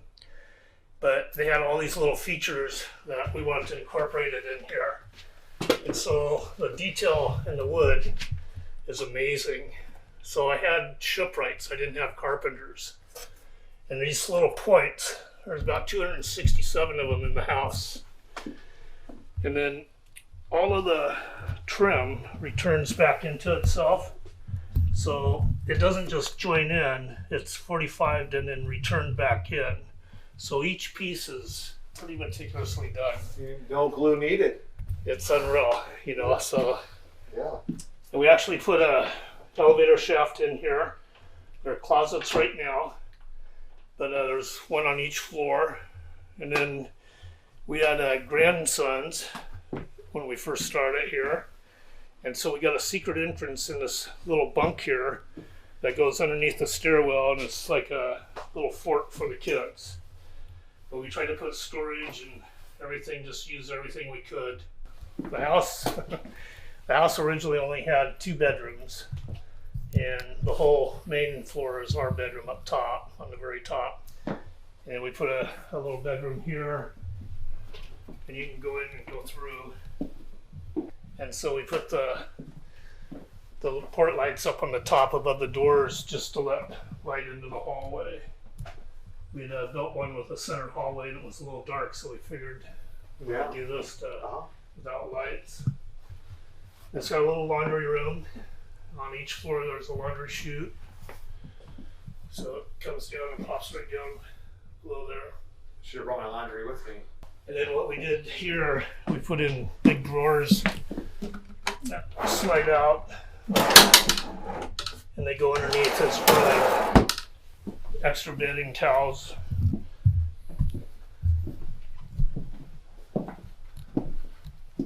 A lot of daylight. Yeah. Hey, Mike. Yes. I don't mean to be rude, but the one thing I feel like this home is missing is a home theater system. Well, Peter just happens to have one. Oh! Come on in. All right, let's do this. So we have 8 chairs. They all have rumblers in them. So you actually feel like if you're watching Jurassic Park and the dinosaurs are walking, you're actually rumbling around with them. And then it's got the screen goes up. Yeah, I could watch the Super Bowl from here. Not to invite myself over, but we've done that. Yeah. They all recline. Yeah. So it's kind of fun. And then another really cool thing here too is these Indian heads. So when I had the shipyard, we had a foundry that did a lot of our cleats and made stuff for us. And Patty and I found one Indian head. And none of this was, it was just this. And it was out of bronze. And so I bought it, and we had a bunch of them forged. And then we put them out throughout the house here, and we put the mica wings and the copper plates behind them. But they're very distinctive and cool, and so we thought we'd incorporate those into the house. And so this here is like a little TV room. This all opens up to the deck. And we had a barbecue and all that stuff out there, and then TV bar, kind of fun. Another shower there. Can you point to where your shipyard was located? Well, the shipyard was down past, I started out at North Lake Shipyard and then down at Emerald Landing. Emerald Landing. Where the shipyard was.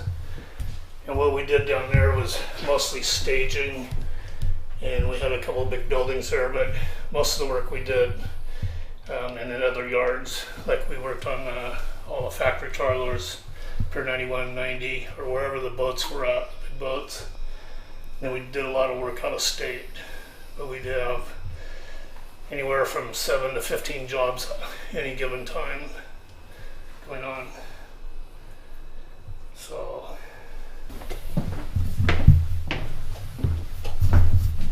But you find yourself still living on the water? What is it about living on the water that's so appealing? Yeah, you know, the big thing on the water is I don't think I could ever get away from it. You know, a lot of people say, why don't you go down to Arizona and stuff, and I just don't think I could ever be away from the water. I commercial fished for 27 years, and I grew up on Whidbey Island, and my brother and I'd always go fishing and rowing around, and I just could never find myself not being by the water or the sound. Or it's really cozy, comfortable. Yeah. All the walls are 2x6 inside and out.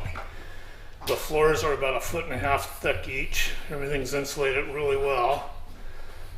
And you know, it's got a kind of a cool kitchen. So we have a Bertenzoni stove, color put on it. Nice. It's kind of cool. We sit here and have coffee and a breakfast, watch the boats. We got a sunroom. We kind of named it the Rainier Room because it looks out at Mount Rainier. So if we want to close it off, we can close the walls off. Yeah. But it's kind of cool. And that was a book somebody made. So I'll show you the one thing that's kind of interesting here. So everything I do in every house I build, I do models. So I actually draw everything out by hand. And then after I draw them out, we have them put into real blueprints. So, Mike, this idea for the home came into your head? Yes. And you, what was it, like Yeah, over a series of years, or? No, you know, I do a lot of drawing and designing. And so what I did is I just draw every level. And so Aurora probably had about 180 sheets. So I do each room individually. I always put the furniture in it.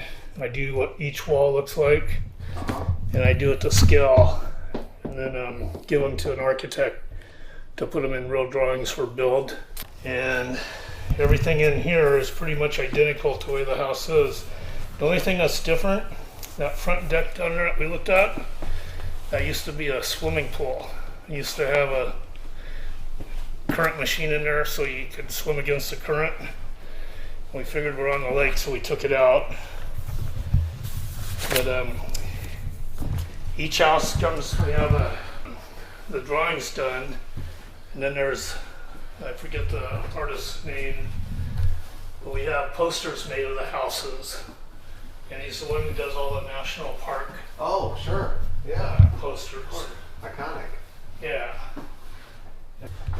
And it's so hard to clean windows. They all do this. Oh, that makes it easier. I'm running out of excuses not to clean windows then. Yes. And all the, and I kind of, nobody would do one that was so easy to just get in and out. And so I worked with the company to come up with this design to get these. Yeah. To do this. And we bought so many windows, they did it with us. I'll even look at this. I mean, just something as small as that, the craftsmanship. Yeah, it's just, you know, a lot of little dental work and, you know, the details. So we called this the Rainier Room. We'd sit here and have coffee, and you can look straight down at Mount Rainier when it's a clear day.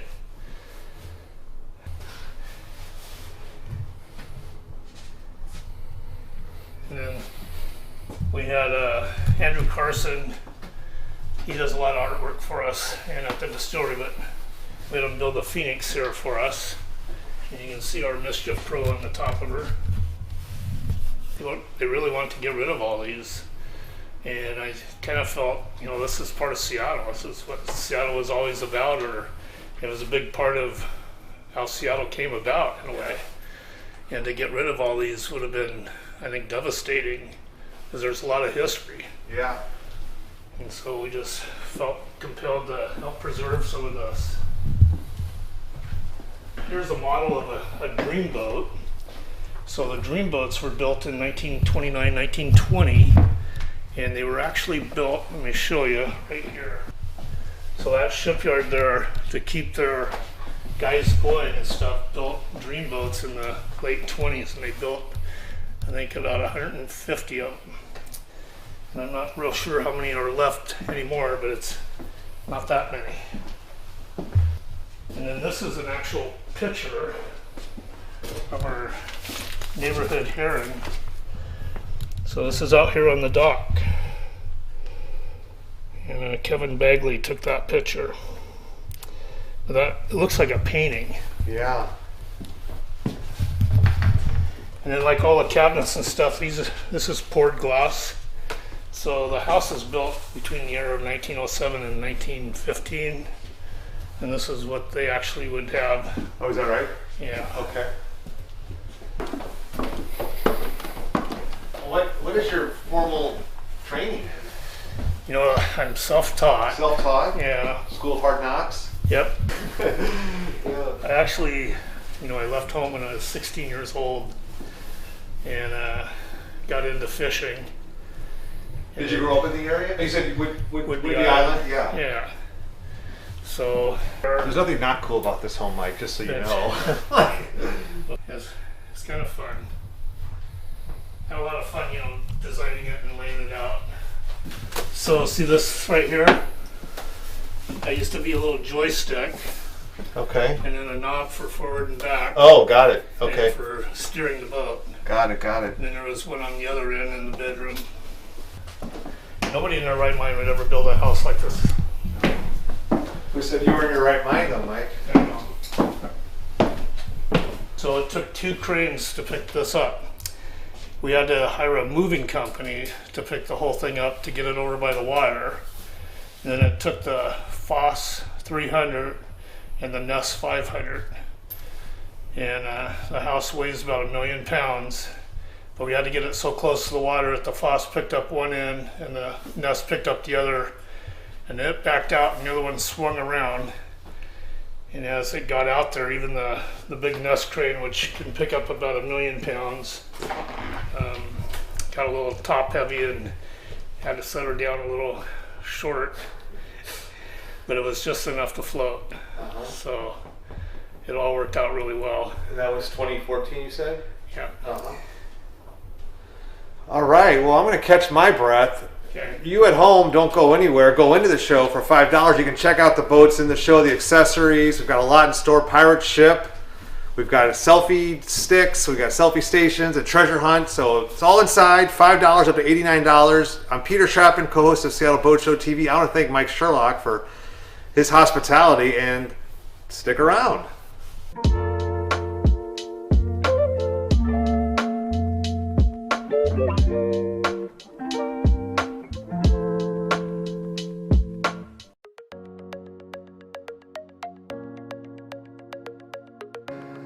The Big Seattle Boat Show Connected offers a collection of contests, promotions, and games that you can play for fun and for prizes. Browse through the list of activities to learn about the exciting ways you can get more from the boat show. Featuring a Dogs on Deck photo contest, marine industry career fair, a selfie booth, and so much more. There's an activity for guests of all ages. Interact, engage, and get involved in the community to show off your love of boating.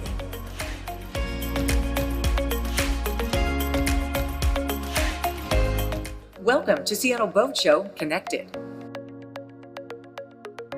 Browse through the digital booth spaces of nearly 200 unique dealers, vendors, and exhibitors. You can search for what you need or filter by brand and product types. As you visit an exhibitor's profile page, you will be able to connect via text chat, phone, website, social media, or email. You can even schedule an appointment or video chat for later by clicking the red button on the top of each page. When you're ready to meet safely in person, use the maps for convenient driving directions. Most Seattle Boat Show Connected exhibitors are offering boats, products, services, and accessories with incredible show-only prices. Be sure to check out the awesome videos and interactive 3D tours. Don't forget to save exhibitors and products to your favorites list, and you can always come back later for the latest and greatest offers and announcements.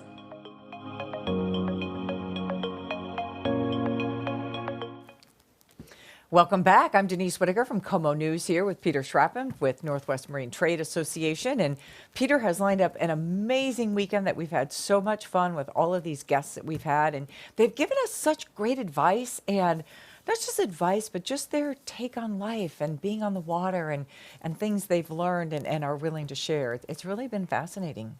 We've heard a lot of rules of thumb, a lot of heuristics out there floating around. We've heard from Pam Wall, who's in Fort Lauderdale, sharing about don't wait, but just make it happen. Get out there and seize the day. That was really Right. inspiring to hear Pam say that. And Mhm. her website's awesome.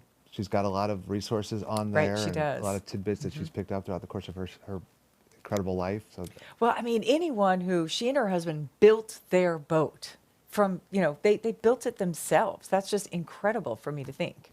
Midwesterner, realizing that there's some more boating opportunities Yep. outside of the Midwest, but there's a lot of boating opportunities everywhere, especially in the Northwest. And Right.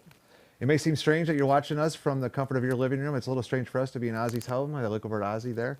But yeah, we did not expect us to be here, but we have not just, I would say, met expectations, but I think exceeded expectations. We're going to hear from George Harrison a little bit, at MTA president, and there's a lot of buzz in the showroom right now, I Right. understand. So you can visit Seattle Boat Show Connected, presented by Union Marine, well past 8 o'clock when we say goodnight. It's going to be available. All those deals that you come to expect with the Seattle Boat Show are there for you. With over 200 exhibitors, 600 boats, 10,000 photos plus that you can favorite. You can add the seminars, which are available up to a week after today, and that's at the higher ticket level. But the base level is $5, so that gets you into the show. And we've got trivia coming up at 5:30, so a little, 35 minutes or so away, and I can give you that pin. Yep. It's on the bottom of your screen there. It's 666-7906. That's what you need once you go to kahoot.it. It seems like a strange URL for people there, but if you just type in kahoot.it, it pops up right away. That's only for 50 people. That's right, so you got to log in to save your space. The scarcity principle, we shall see. It's like Yeah. those wine clubs that you have to, like Leonetti or something like that. Yes.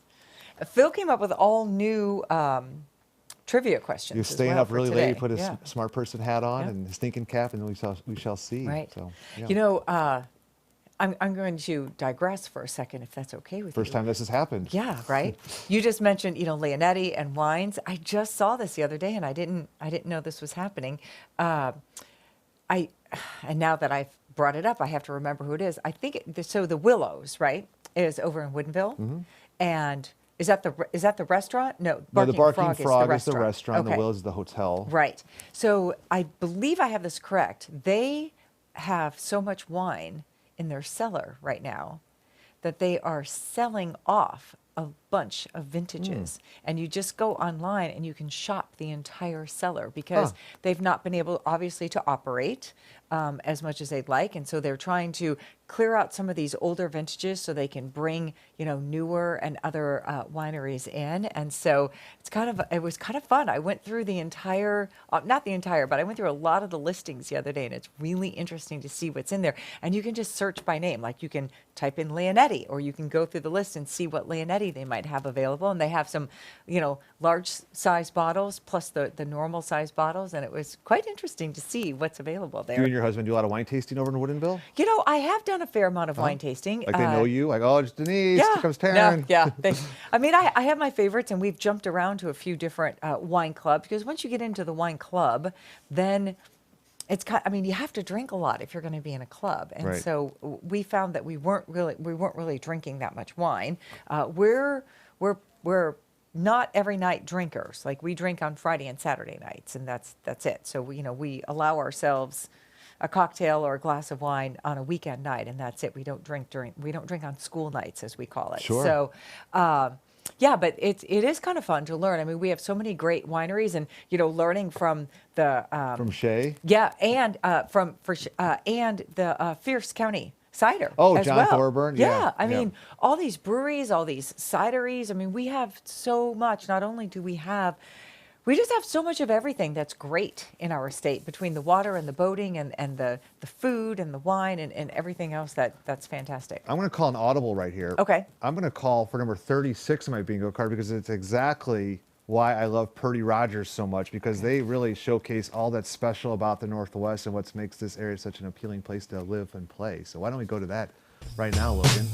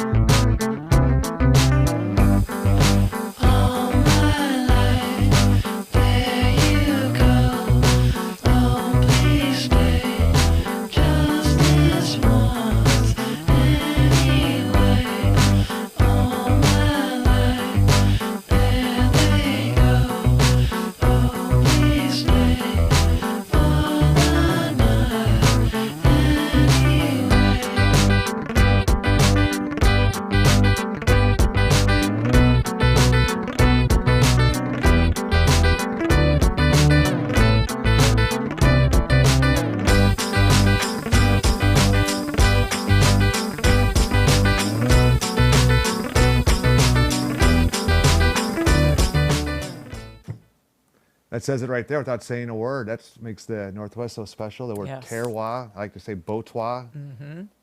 Have you heard that before? You No, make it sound like sure, because Peter. you have been saying it all week and I have heard Okay, it. Yeah. that's fair. That's fair. I can take it. That's fine. Excuse me. I want to revisit this wine topic with you, Denise, because Okay. a thing or two I know a thing or two about. When it comes to pairing wine and food, do you have any sort of guidelines or rules, or whatever you're in the mood for? Sorry, I suddenly got something stuck in my throat. You know, there's those rules out there. You match sweetness Right. with sweetness. You don't want to overpower the food. No, here's why. Yeah, you know, if you're having spicy food, right, like Thai or something, then I think you're supposed to have a slightly sweeter wine. Is the way it kind of works out. I mean, it's great if something comes out that way, but because I don't eat certain foods, like I don't eat any red meat at all, and right now, you know, I'll have a seafood Saturday, but I'm not really eating. I did eat turkey because my husband cooked turkey for Christmas, but I'm not really eating any of those foods. And so a lot of times when you look at these food pairings, here's what I wish somebody would do. They should come up with a vegetarian pair list to go with various wines, beers, ciders. Oh, okay. That's what I think we need. Let's put that on my to-do list. Right. I think when in doubt, a good wine that's really versatile is sparkling wine. Yes. So when in doubt, that's a good way to Yeah. start off a meal. And I think the reason that you don't want it with Thai food, you don't want to have a big red is because it's got that higher alcohol. If you've already got something spicy, right, to go with that high alcohol is just going to add heat to something that you may not want to Right. have a way to extinguish.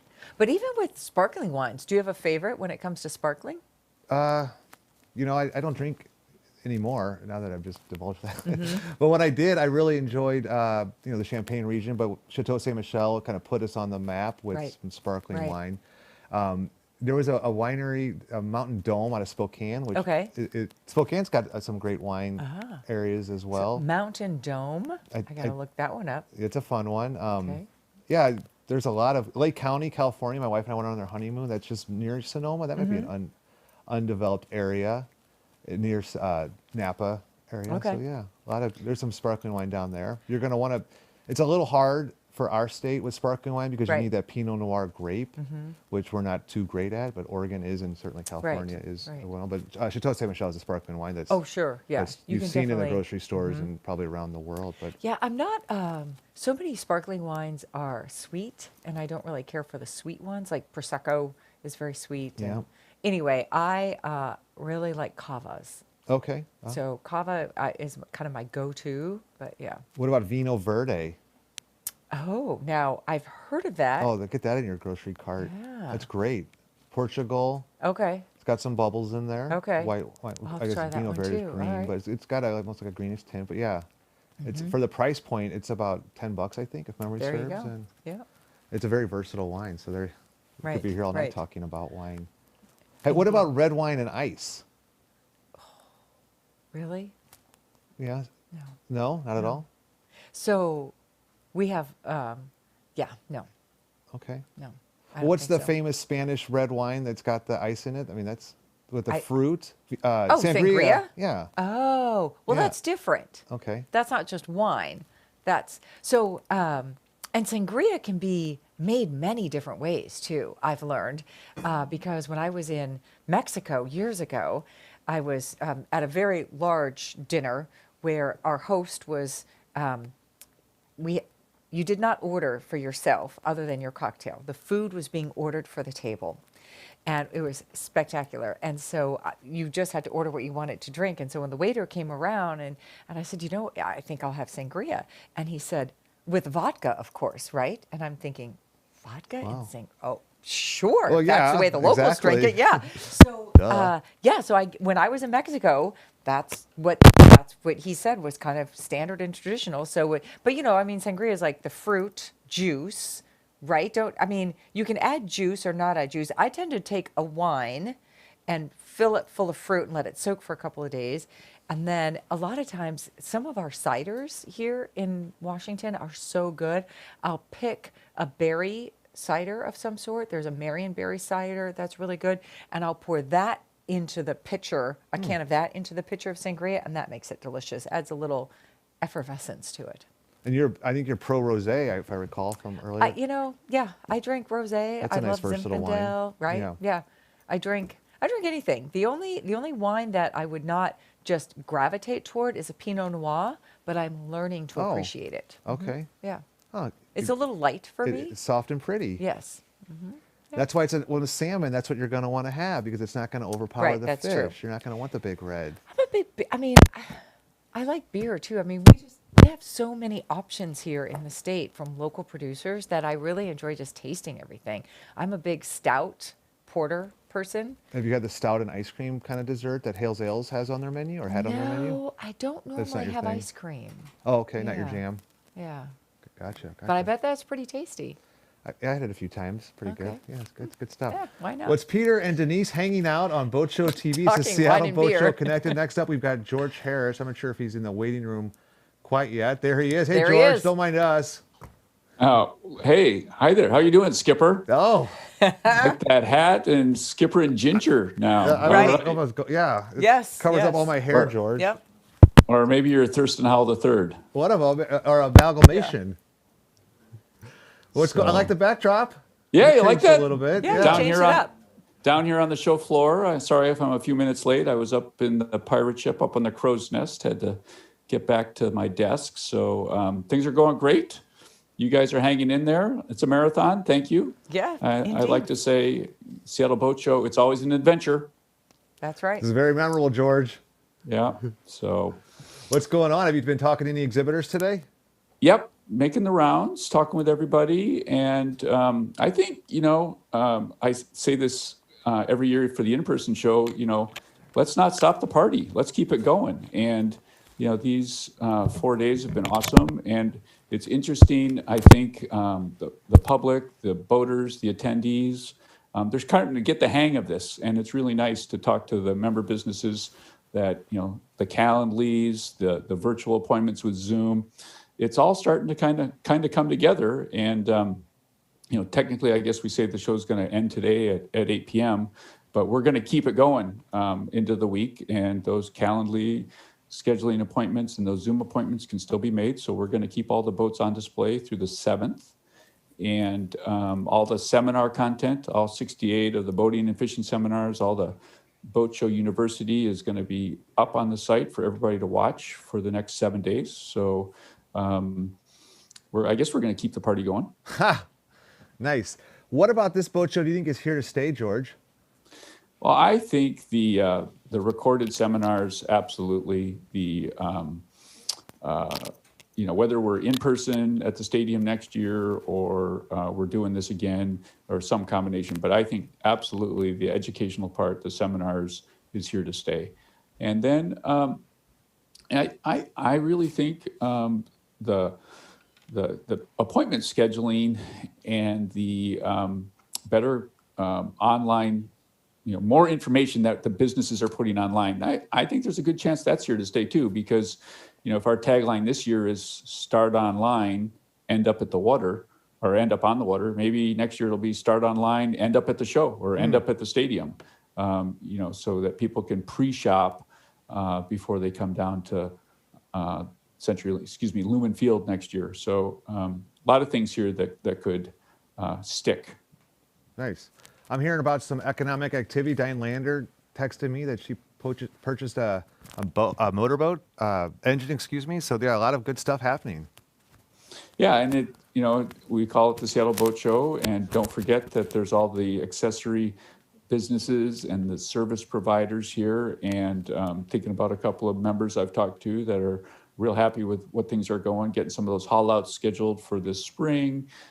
Accessories, I'm thinking about one conversation I had, a family that was super excited about some cruising, and they're actually hoping that the Canadian border is going to open so they can get up to Desolation. And so they were buying some things for that. So it feels pretty good. Nice.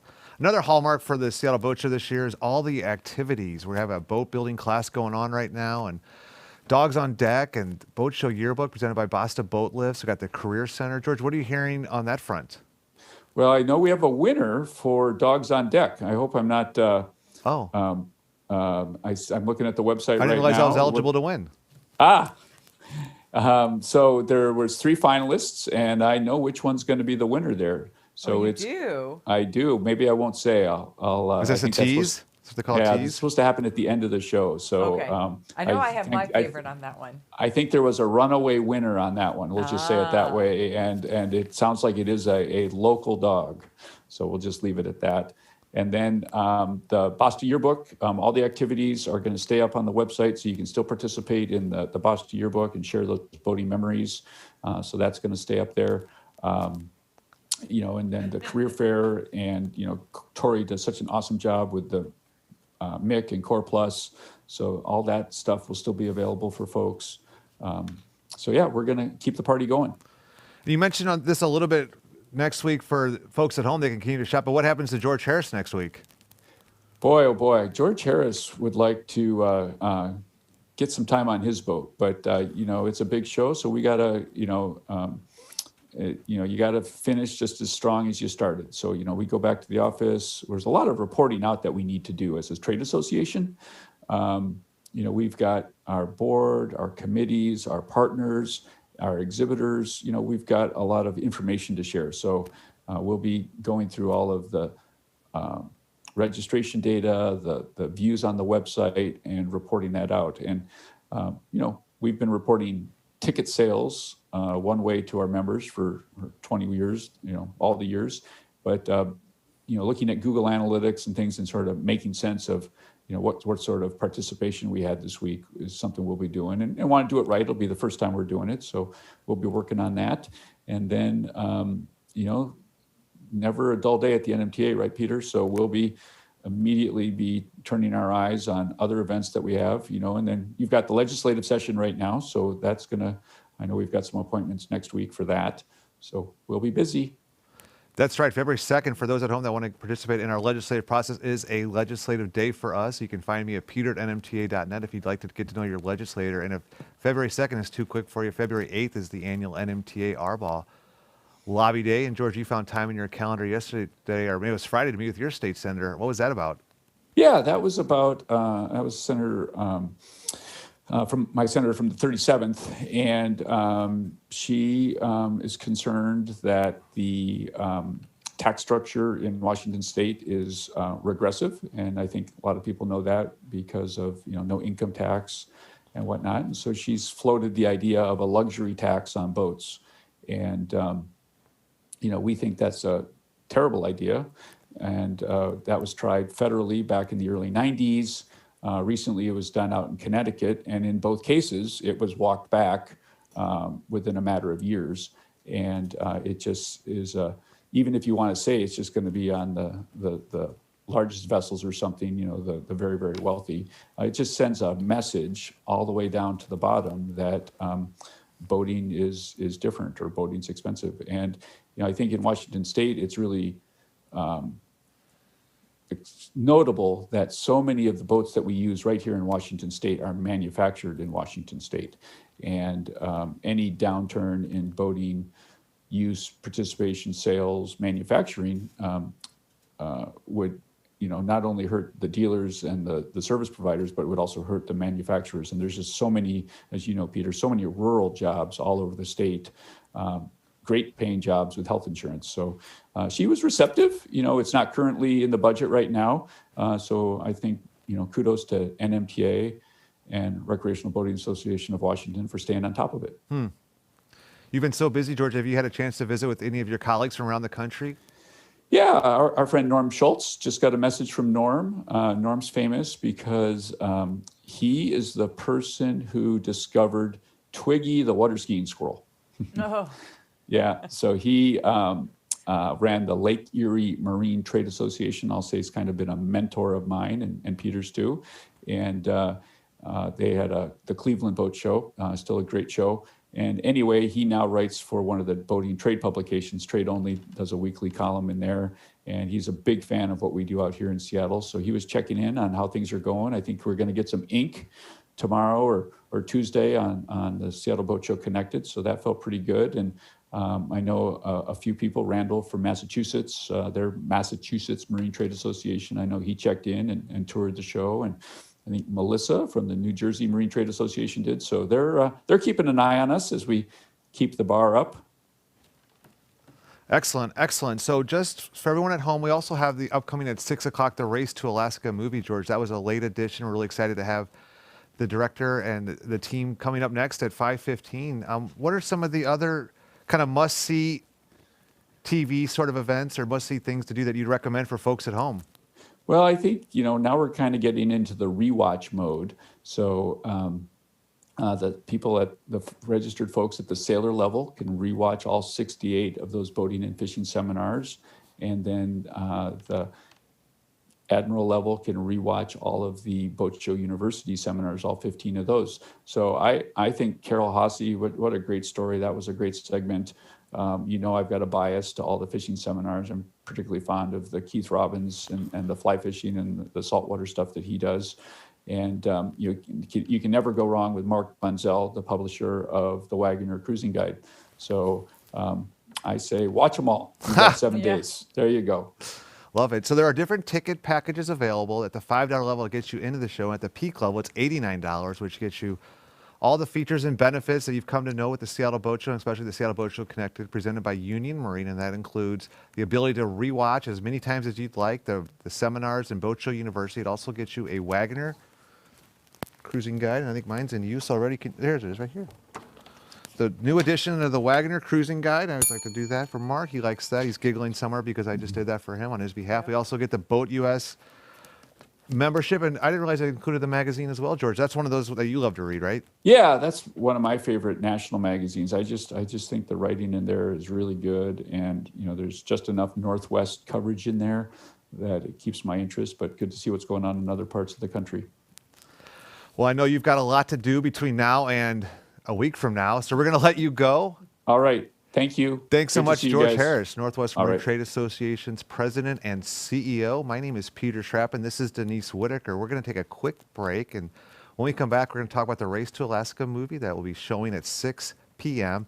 And in the meantime, I'd encourage you also to download Kahoot. That's Kahoot. Play along with us at home. We can only take 50 people, and there's a pin that's involved, and that is 666-7906. That is correct. Wow, those important things. Wow, it just that's kind of came to good. me in a flash.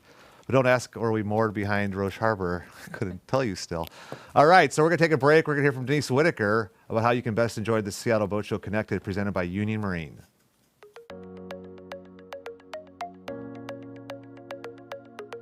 The 2021 Seattle Boat Show Connected features an incredible schedule of fishing, boating, and sailing seminars streaming right here on this site. With more than 100 hours of content and even more Boat Show University classes, you'll want to watch it all. Lucky you can rewatch any classes you missed or may just want to see again for up to an entire week after the show. You can add a seminar to your personal calendar or save to your favorites list. If you're attending the show from another region, you can even set your time zone preferences so the schedule will display in your local time. During the live stream, chat with other attendees, post questions and comments for the presenter, jump between sessions, browse featured products and services, and more. Get the most out of your boat show experience.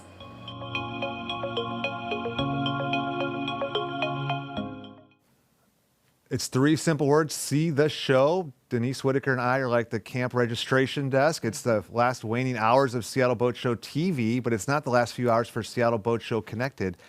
And in a little bit, I'm very excited about what's coming up at 6 o'clock. It's the Race to Alaska movie, and we've got the team that put this together. They're going to join us right now, Zach and Liv. Come on in. How's it going? Hi there. Hi there.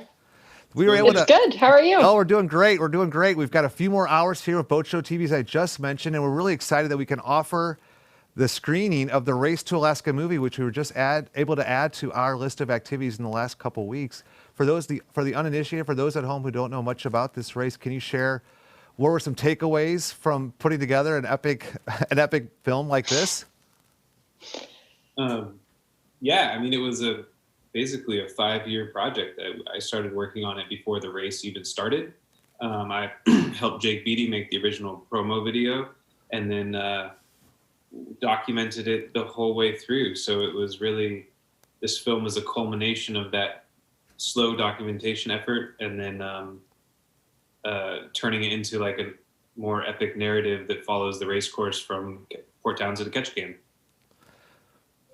What I really loved about it, having seen it about a month ago when it was part of the Wooden Boat Festival, it feels like a month ago. I've kind of lost sense of time.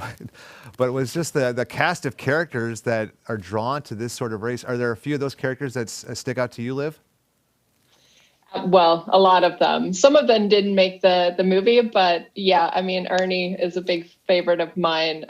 His words are always words of wisdom, words to live by. Katie is an inspiration. She's done the race now every year except the first one. And yeah, I mean, it's hard to pick a favorite. They're all incredible people doing amazing things. And what was it like for you guys how did you film it? Tell us kind of how that even came about. Well, it's always a challenge because you have a race course that's 750 miles long, and the boats can pretty much go anywhere except for they have to go through Seymour Narrows and Bella Bella. So we had a lot of really amazing volunteer efforts and stuff, everything from volunteer airplanes that flew us around to one year we had a sponsorship with Naiad Solus boats, and Lee and one of my other cinematographers jumped on this 16-foot rib and took that all the way up the inside passage. So we had quite a variety, but it's awesome to try to keep up with this fleet. And Lee, did you have a chance to hang out with Carl Kruger much?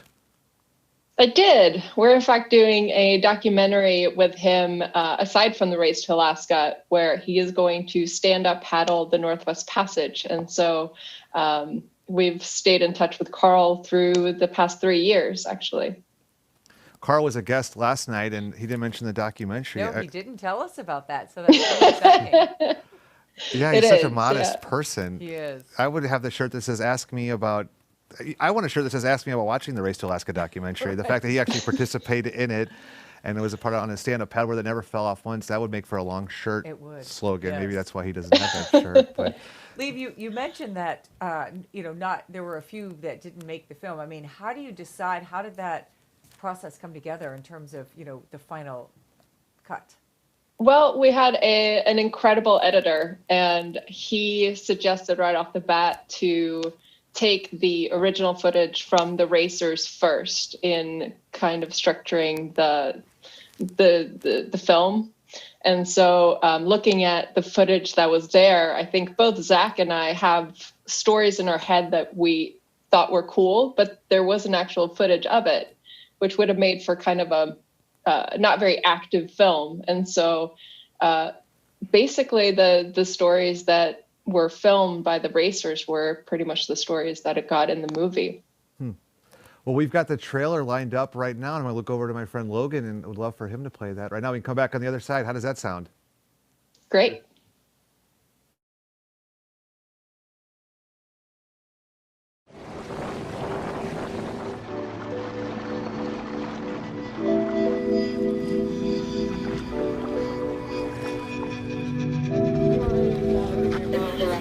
Turn on your trackers.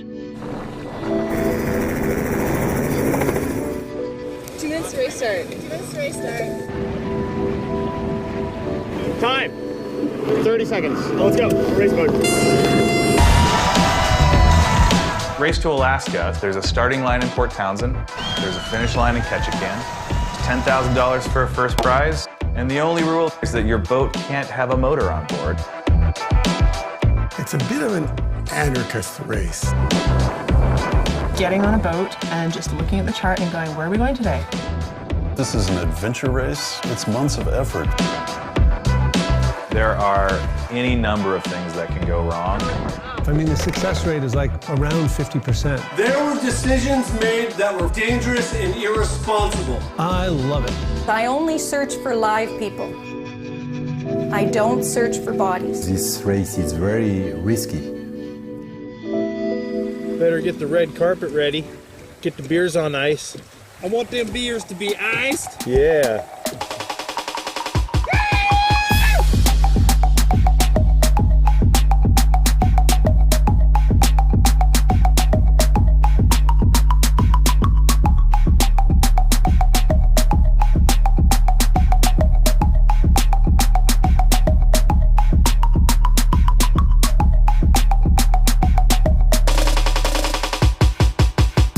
It's not not just a race. This is an opportunity to do that thing and be that person that you always wanted to be.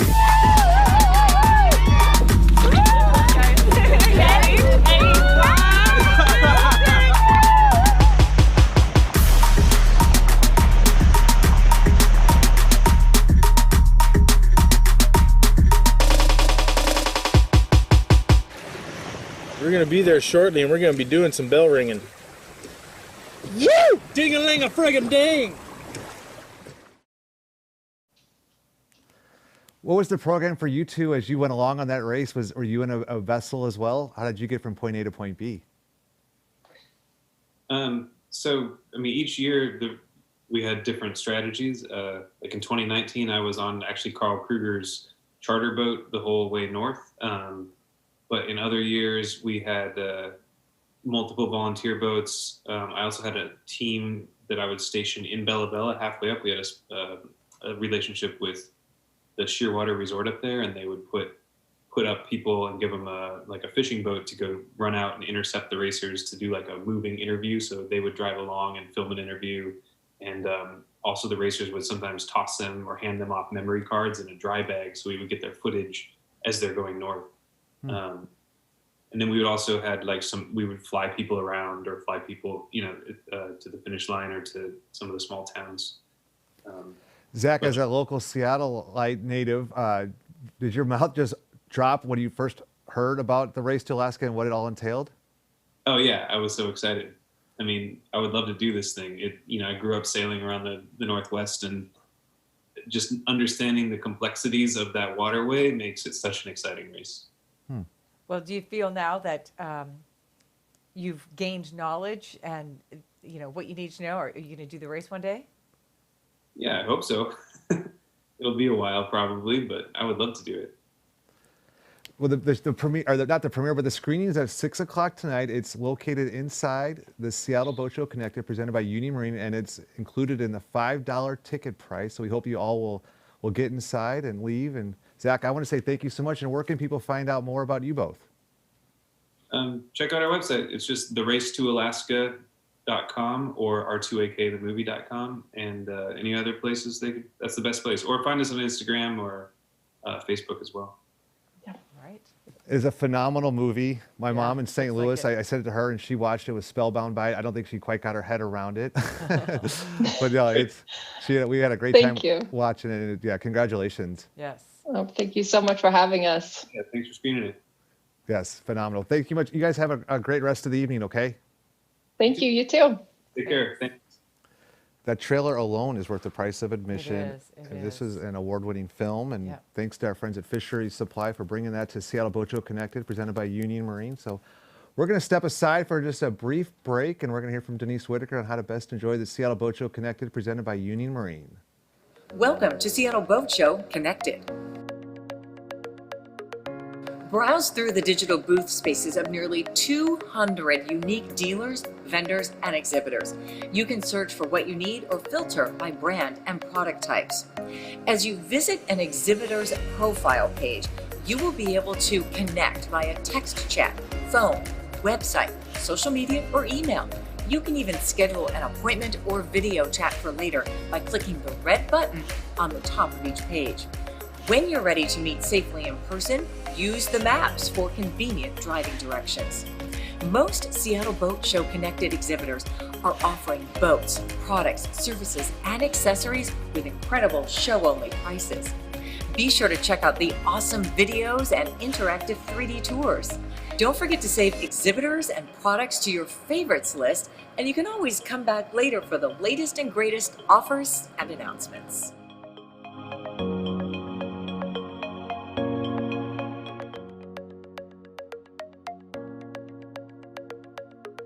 The Big Seattle Boat Show Connected is filled with fun for everyone. It's easy to join in this fun, and registration starts at only $5.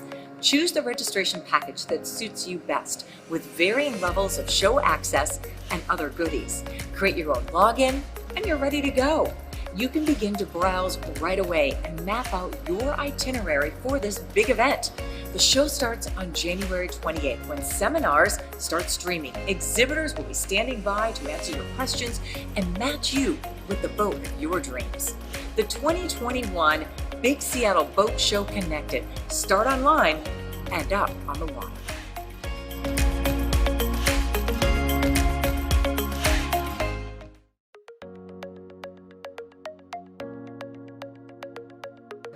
The 2021 Seattle Boat Show Connected features an incredible schedule of fishing, boating, and sailing seminars streaming right here on this site. With more than 100 hours of content and even more Boat Show University classes, you'll want to watch it all. Lucky you can rewatch any classes you missed or may just want to see again for up to an entire week after the show. You can add a seminar to your personal calendar or save to your favorites list. If you're attending the show from another region, you can even set your time zone preferences so the schedule will display in your local time. During the live stream, chat with other attendees, post questions and comments for the presenter, jump between sessions, browse featured products and services, and more. Get the most out of your boat show experience.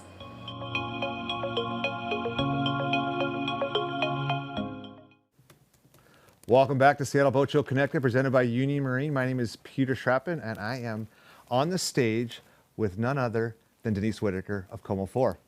Hi, everyone. How's it going? Going good. Yeah, Good. it's going good. It's trivia time. That's This right. is so exciting. That's right. Right. How is your boating IQ doing? I didn't do so well last night, so we'll see tonight how I come out. Okay. I mean, I'm learning a lot from all of our speakers and our guests, but, you know, there's a lot rattling around up there. I hear you. I hear you. Tell me about it. Welcome to my world.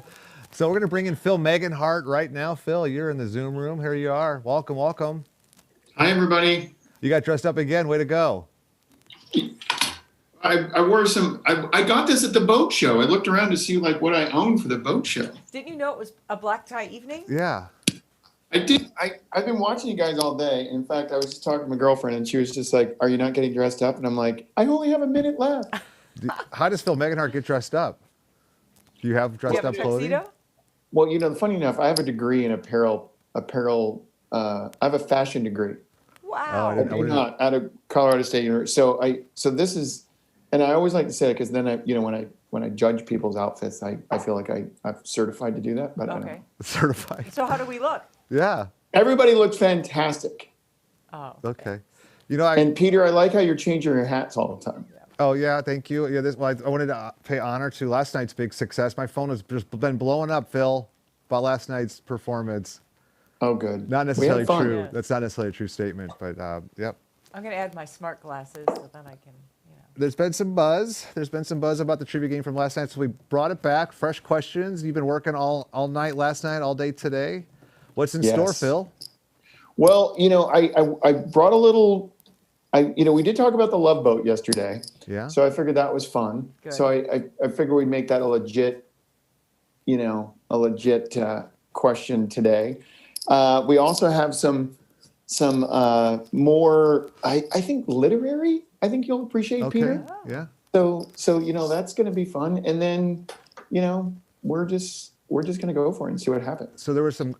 I heard of a few hiccups yesterday with the getting timed out, and I think at home people should have 2 monitors set up, maybe all of your whole bank of monitors set up.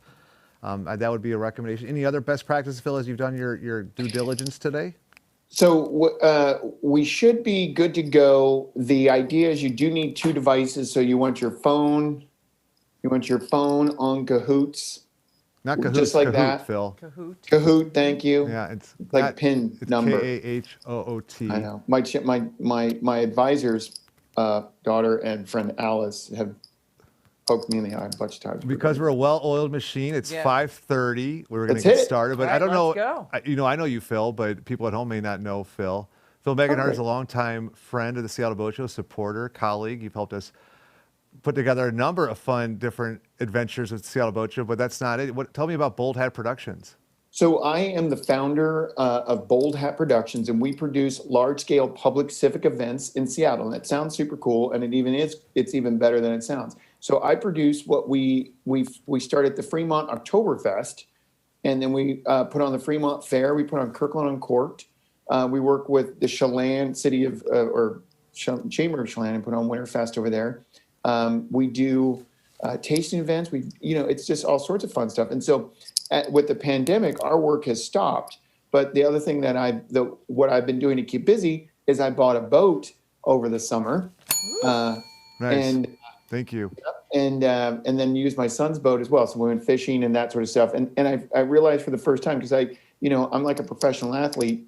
When summer comes, it's my game time. And, we're working 70, 80 hours a week, producing all these events that people go to and enjoy and don't realize that there's someone behind them.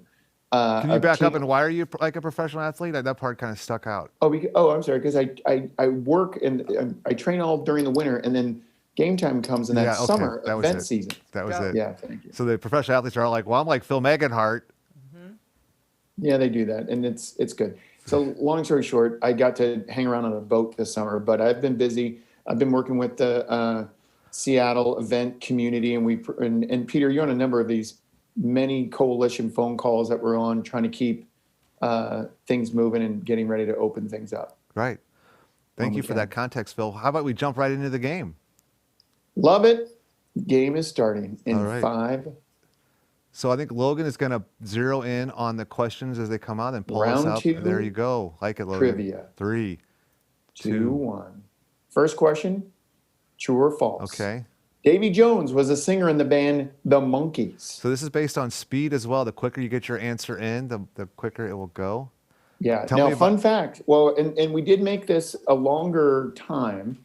People were dying for more of our. So blue is true. False is. People are dying for a minute true false question. I know that's something that's important to people back home. With that said, Peter, I prepared for that, and so there were 4 members of the Monkees. That was, of course, maybe he was or maybe he was not. Yeah. We have Peter, Mickey, a guy named Mike.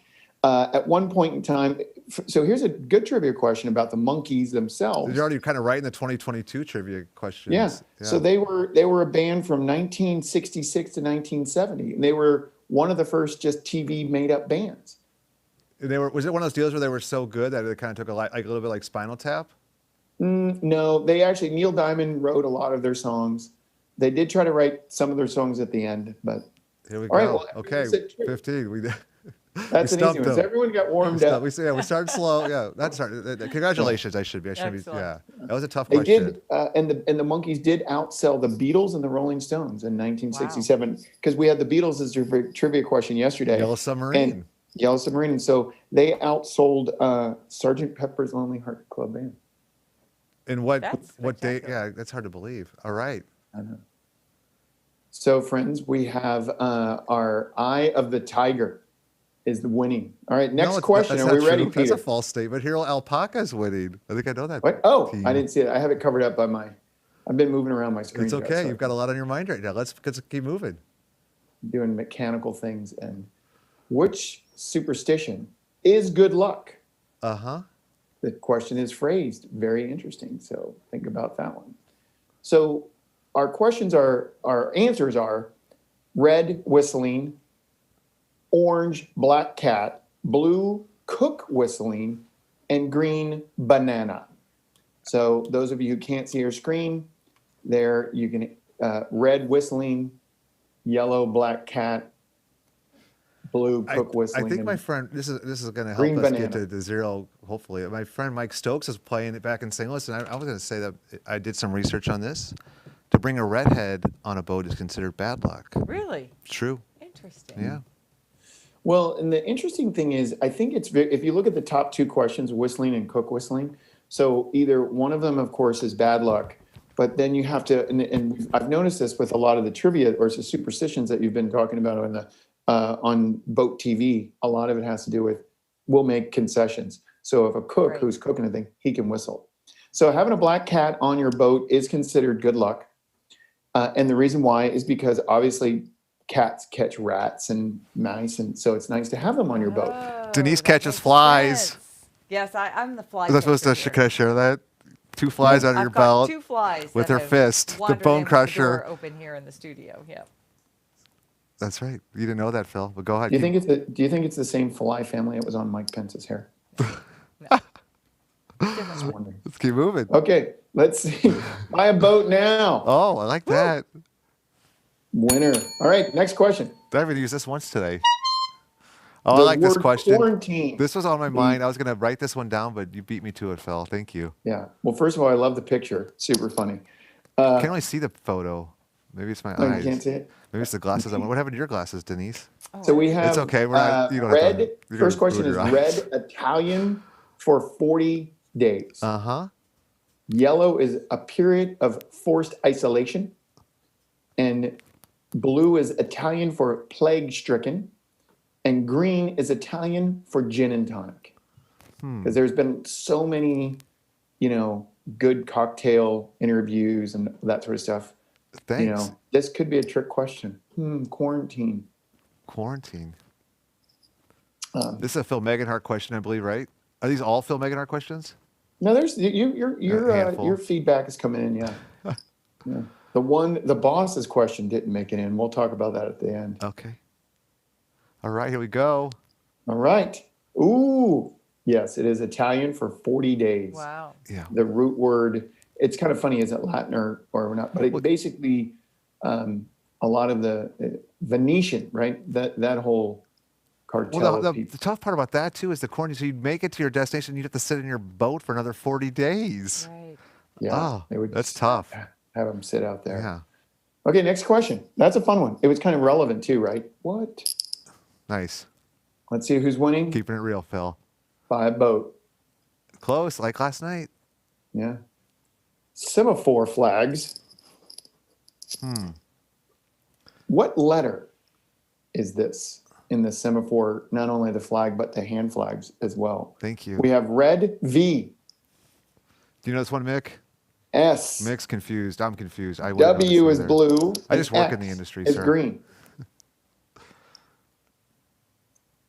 Well, it amazes to me. I mean, I don't know if anyone has seen that. I think it's HBO, maybe it's Netflix, but there's that Tom Hanks World War II thing. When he's a captain, it just amazes me, like what they can do with like flicking the Morse code and the flags and communicating to each other as a fleet as they help the convoys across in Washington in World War II. Amazing.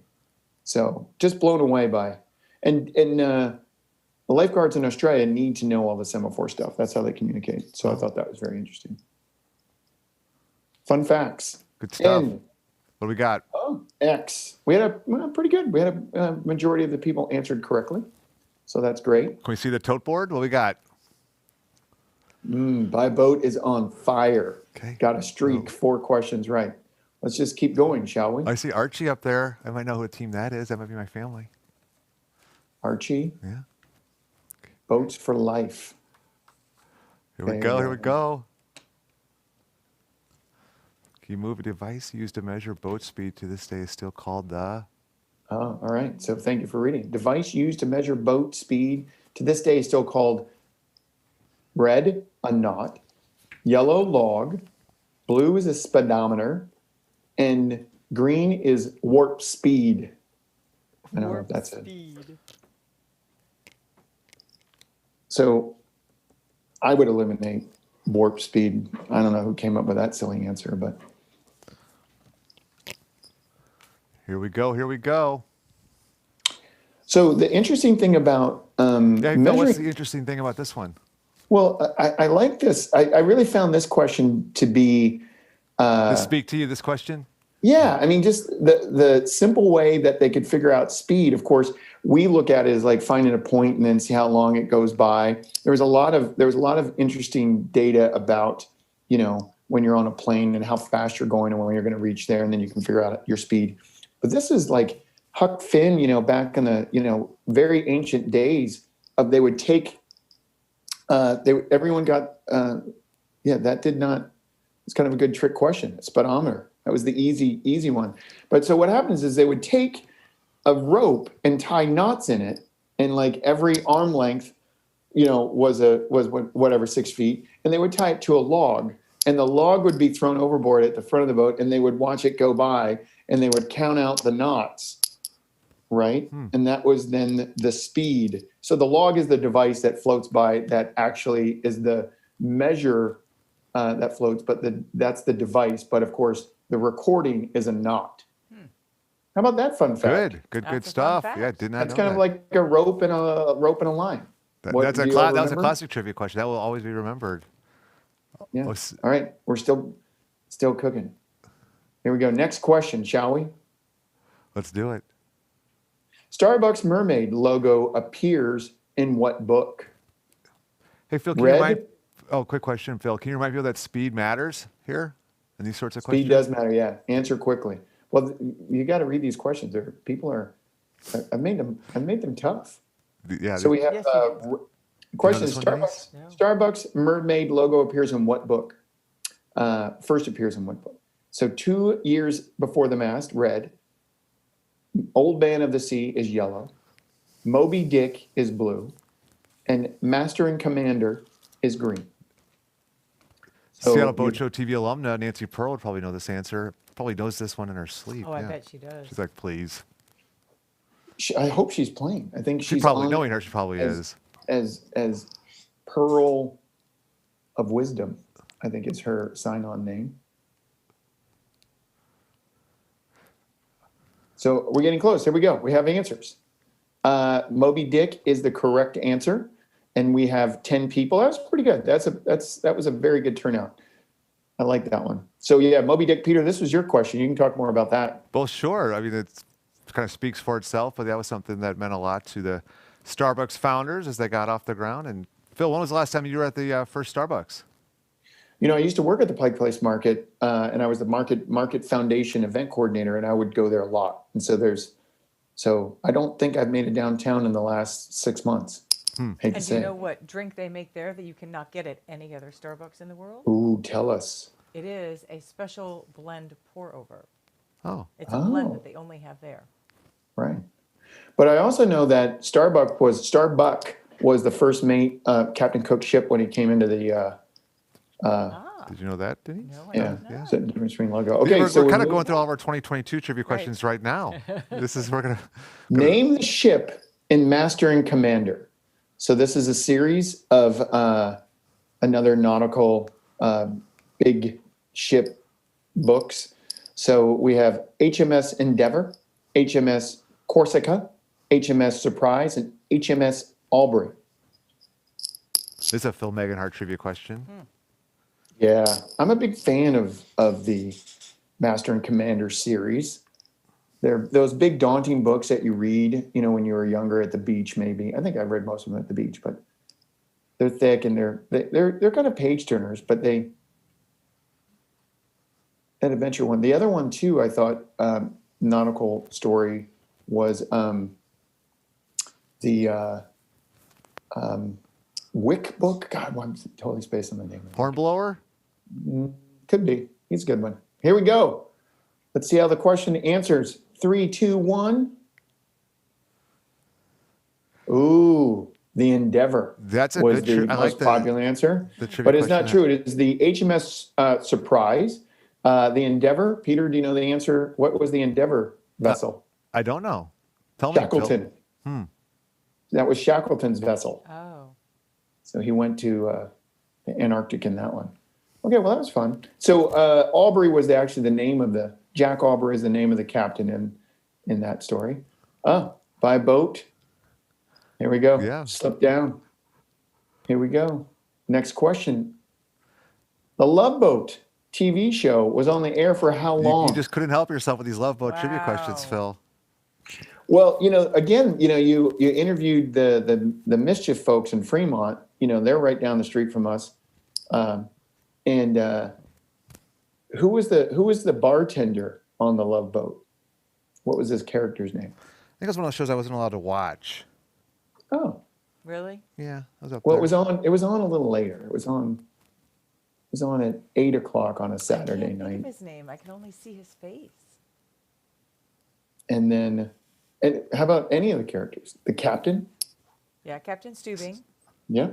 And then, of course, Julie. When I was in Right. Congress, I know that. Gopher. So fun facts, Julie. You like if people called Julie- him Gopher when he's Oh my gosh. Yeah, My husband Gopher. lobbied Oh. in DC. And yes. Not a you big could fan of not that. You could never refer to the Love Boat. Well, you could, but it wouldn't go very well. No, it would not go very well. So Julie McCoy, the actual story, so everyone did 10 years. Everyone did a pretty good job. 50, almost 50-50 split on that one between 6 years and 10 years. 10 years, it ended in 1986, started in 77. So those of you who are in your 40s and 50s spent time with that. Name the show that came on after The Love Boat for 10 years. I couldn't tell you. Yeah, I would almost guarantee. Fantasy Island. Yeah. Okay. Oh, Fantasy Island. Yes, The plane. Yeah. All right. So we're doing great on the scoring here. 6 correct answers for Stokey. Here we go. Yes, Next question. but Stokessi has got the Stokessi. streak, hot streak. This is for our fishing people out there. I was inspired today by watching your show. You had an interview. Yeah. So fishing line strength in terms of pounds is defined as a monofilament quality. That's red. Yellow is how much the reel weighs. Blue is the most weight that a particular line can hold before breaking. And green is how much the line can stretch. Phil, could you have made the font any smaller? Is it that? That's impressive. But don't you like the fish in the picture? I do. Yes. Thank you. We honor that. And that's a dinghy. And who is some of the people that are selling dinghies in the trade show? Well, we've got Stabbycraft here from New Zealand, probably winning the award for the farthest away exhibitor. Yeah, they've got. I did go and tour the boat show today. Yes. I did not see where any of the beer and wine areas were set up. I did see the pirate ship, but I think we're missing a booth. I just want to say. Well, now you know, beer and wine night's only on Fridays during the normal boat. I think. Okay, so we hold have that thought, Denise. Hold that thought. So we have a pretty good answer there. Everyone weighed in on that one. That was a great question. So good job. Let's see. Everyone's score is going to go up on that one. Yes. All right. Good job, everybody. All right. Let's go into question number 10. A hot streak here, 7 in a row. Bouchard Gardens has a special gate of boats. A special gate for boats. Sorry, I should have said it. So I watched the seminar earlier That's today. like a good trivia question where it's actually spelled out incorrectly. But that's okay. That's why we're doing this. Yes. So is Bouchard that where you Gardens. got the question from watching Yeah. us? Nice. Yeah, I watched you guys today, and you guys were interviewing the guy who said that, They said that maybe what, Phil? there's a gate for boaters. I don't know. What was that fella's name? That interviewer. Who was telling us that? Was it Bill Baker? It was not. I don't believe it was Bill Baker. Huh. I would say Bill. Well, Bill Baker was on here for so many times that. Right. But he did mention that Which most of the 80 people guests do. that we had on? What wasn't it? Why do I want to say it was Duncan? Duncan McIntosh? Yes, Okay. I thought it was Duncan because he could not remember Brentwood Bay, and I gave him Brentwood Bay. Well, I'm sure everyone, and us included, will be rewatching the entire Right, of 34 course. hours Who that Logan is packaging up for us, so we can get to this. Bouchard Gardens, the correct answer is true. I've only been there once, and it was by a bus. Yep. It was not a boat. But Is it the next Christmas time, light tour, Phil? No, it was a spring thing. Okay. So there we go. All right, let's see who. Everyone did well on that one. All right, here we go. Next question. Going number 11. What is this photo of? Now, we'll wait a little bit. I'm glad this one's a minute because the photo is, you'll see. Now, Peter, I'm not sure who that man is standing next to the large round object, flat round object with a hole in the middle. But those of you who are watching at home, it'll catch up here in a second. Yeah, I don't know who that person is, Phil. I hope we have their permission. I can come after. Well, that's actually my brother, believe it or not. Ah. He's hanging out there with the questions, the answers are red, that's the first wheel, yellow, a flour millstone, blue, a stone money, and green is a yap stone. So those are your choices. Yeah, this was one of those that rewards those that have been watching Boat Show TV longer than they should be, which is probably everybody. So there we go. So it is not a flour millstone. That is the currency that they use on Yap Island. It's a stone currency. And Peter, this was your question yesterday, and I think I thought I'd bring it to life for you because it was a everyone holdover. wanted to. So it sounds like you hit Wikipedia pretty hard between then and now. Well, I just wanted to see because I couldn't. You said it was limestone, so I didn't know if it was like a pebble or something large, and so I needed to know. So that was the money that they used. Was that big? Is it limestone? Yeah. Is it made of limestone? Limestone, yeah. It's made of limestone, and we're going to go straight to the next question. We are at looking ahead. Here we go. What is maneuvering? Close quarters maneuvering means. Peter, can you read these? You know, let me put my special glasses on. Denise is taking her glasses off. Red is looking ahead and knowing where you need to go. Yellow is a 1/4 ounce of illegal drugs. Quarters, I don't know. It's weird. I don't know where I was going with that one. Blue, being very or uncomfortably close to someone. That goes with quarantine as well. And green is docking in a tricky conditions. So I'll let you think about that. And I'm going to go and get my battery, my plug-in to plug in my phone, my computer. Because we're a well-oiled machine. Yeah, we're rocking this. Stand by. We thought ahead. We planned ahead, Phil. Good job on that one. Phil had one job, Mick. Execute the trivia game. And his phone was like on 2%, I bet, when he started. That's okay. That's where I paid the big dollars. Make people like Phil look good, the certified judger of clothing. Yes. He didn't know he would need electricity. Right. But he's still using... he's still using stone money. Stone money. That's going to happen. That's a problem. You know you've got a trivia game when the host is vacated. That's when you've kind of there's like the perfect the chorus. And no one noticed, Phil. We were able to keep this alive here. Yeah. Oh my God! And everyone got the answer. I just very nice. International folk dance. Yes, I'm glad I left you with the picture of Venice, though. That goes back to the earlier questions about quarantine. Let's see who's on the. Oh, here we go. Wow, Stokessi has opened up a, dare I say, insurmountable lead. Friends, this is great. Okay, 13. Phil's night at least good. The Chinese are credited with inventing the paddle wheel boat. Now, of course, the photo is a very classic Mississippi Power paddle boat. But I don't know how ancient this technology is. Could it be so old, or could it be? Yeah, another great minute of true false, Phil. River sort of thing. Is this a trick question? Yeah. So true is blue and red is false. For those of you who are listening at home. So the paddle wheel. One of the things that when you went into Pauper's prison, you would walk on a paddle wheel. That was one of the things that they used to crush gravel. It's awful to think about, but that was something that they did. But let's see if it's let's see how our answers.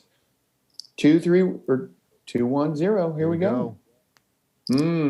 Peter, would you like to tell us the correct answer? Well, it's true. Well, we all can see it, but yes, it is. Yes, Phil, it's still true. Yes, it is true. Thank you. But tell us why. I don't really know why. I just thought it was interesting as I looked at other cultures and countries and their. Well, during the Shu dynasty, Peter. Oh, that's right. Okay. Well, when the Chinese really moved shipbuilding and ship warfare into a whole new direction. And so the paddle wheel, because it was an internal thing, so no one can mess with propellers, and they didn't have to row. Yeah, and the guys rowing. Did a certain warship make it your trivia list here, Phil? You know, it didn't, Peter. That's the one I wanted. That was like, I know. If there was one, Mick, I say to Phil, there's one question I want. It's going to be, we've now gone through 35 so questions, and the Seahawk warship didn't make it. Thank you, Phil. Well, the question was really hard because it didn't say much other than like, what was up with a Seahawk warship? I could have said, was the Seahawk a Chinese warship? Answer, everybody. Yeah. Yes. And the only reason that made it that's the sound of me taking Phil off of my Christmas card list, Mick. That's what you're hearing. I'm gonna use my fancy pen for double that point, one. friends. Yeah.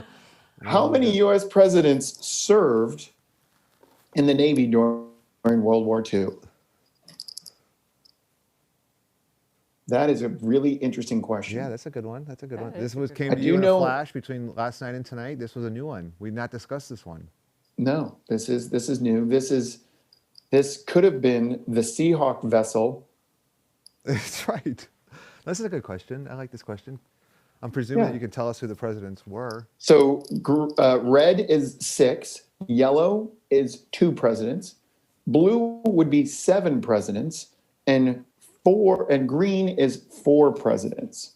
So if you really think about World War II, that started 1941. Oh, where's my daughter and her Depends AP? who you ask.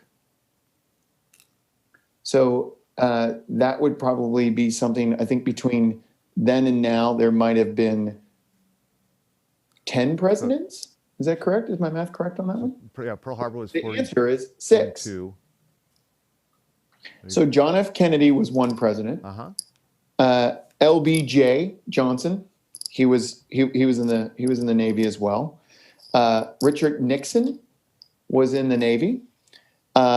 Gerald Ford was in the Navy.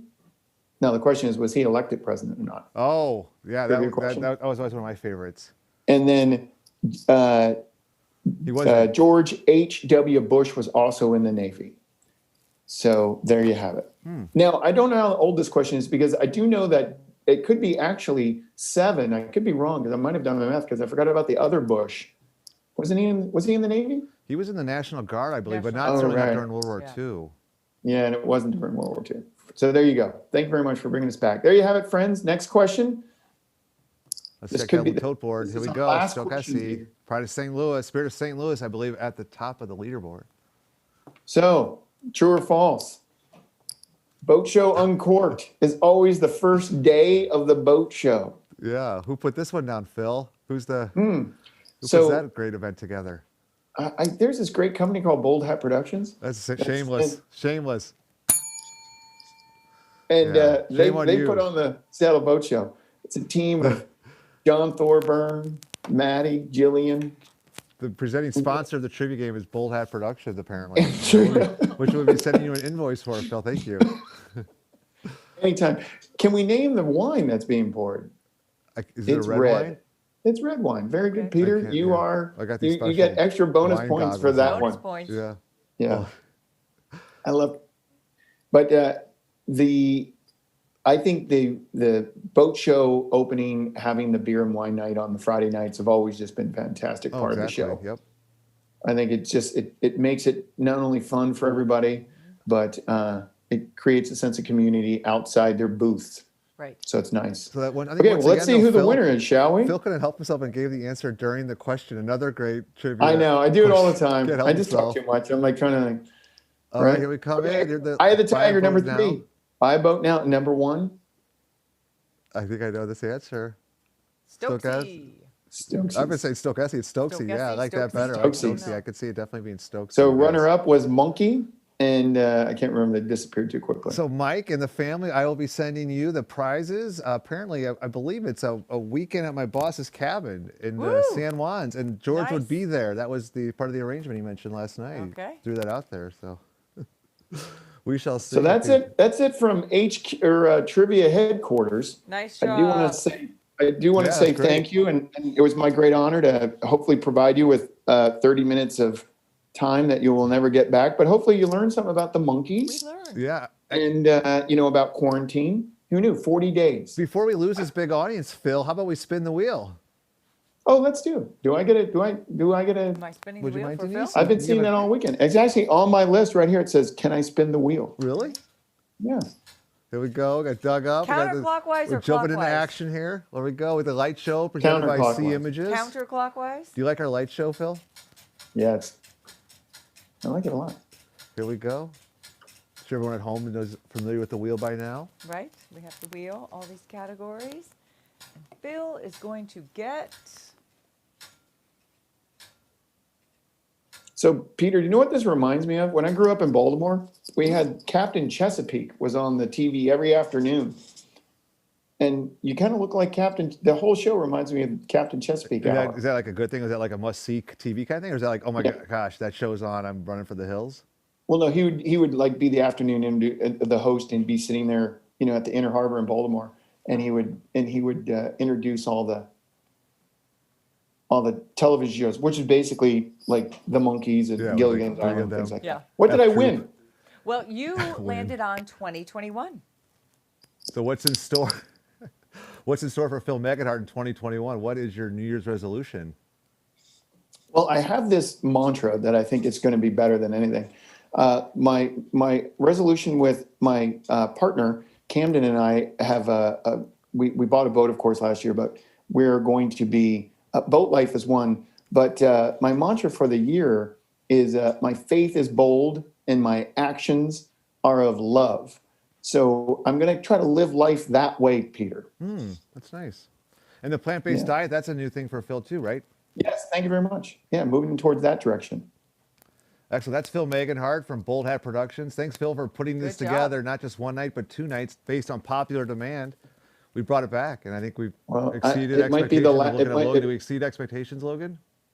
Oh, yeah, big grin. Big. I can't see behind his mask, but he looks very happy right now, and that's what's important here at the headquarters. Well, you guys have done an amazing job keeping everybody entertained, and I have found it very entertaining. So thank you so much. I don't know if you'll have me back next year. Probably not, but it was fun. I have a feeling we're not going to be. Hopefully, we'll all be in the same room, and I'll be pouring wine and beer. Okay, bye-bye. Sounds good. Thanks, Phil Megenhart. Thanks. All right. That was a lot of fun. That was fun. I learned a lot. It's always a good thing. Okay, well, hopefully you won't go anywhere. We have our next guest in the Zoom room. I say we take a quick break, and we'll be right back. Let's hear from Denise Whitaker to talk about how she's enjoying the Seattle Boat Show when she's not in front of you.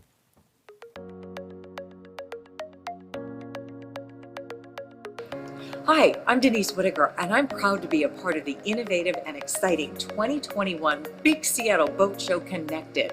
Join me and NMTA's own Peter Schrappen as we host the Boat Show TV channel live all 4 days of the show right here on the site. We have an exciting lineup of guest interviews and boating topics, including how to maximize your time on the water, discover new ways to make more memories in the magical world of boating. Plus, you'll meet boating leaders from the Puget Sound area, across the U.S., the world, and beyond. And so much more. Don't miss the boat. We'll see you online and on the water. It's all right here at SeattleBoatShow.com.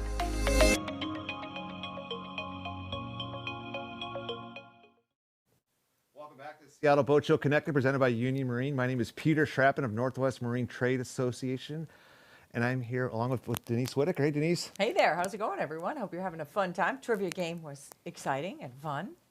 So my friend is already wondering what he won, and I will take good care of him like I always do. Who the winner is. I'm not surprised he won. He's sitting in St. Louis with his Funkin' Wagnalls encyclopedia. No, Mike probably already knew all this anyhow, so not surprised that he pulled it out. Yeah, because you win by answering quickly. That's right. Yes. So yeah, people can be Googling, and they might have been disappointed they had not won had they gotten them all correct. Yes. But yes, so we have our next guests here with us right now, Sean and Elizabeth Cranky. Come on in. Hey, how's it going?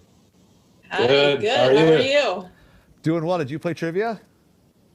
We did not. We had fun watching the end of it. But. Yeah, we got like 50% of the 3 that we saw. Correct. They weren't all that easy. Some of them were trick questions. So.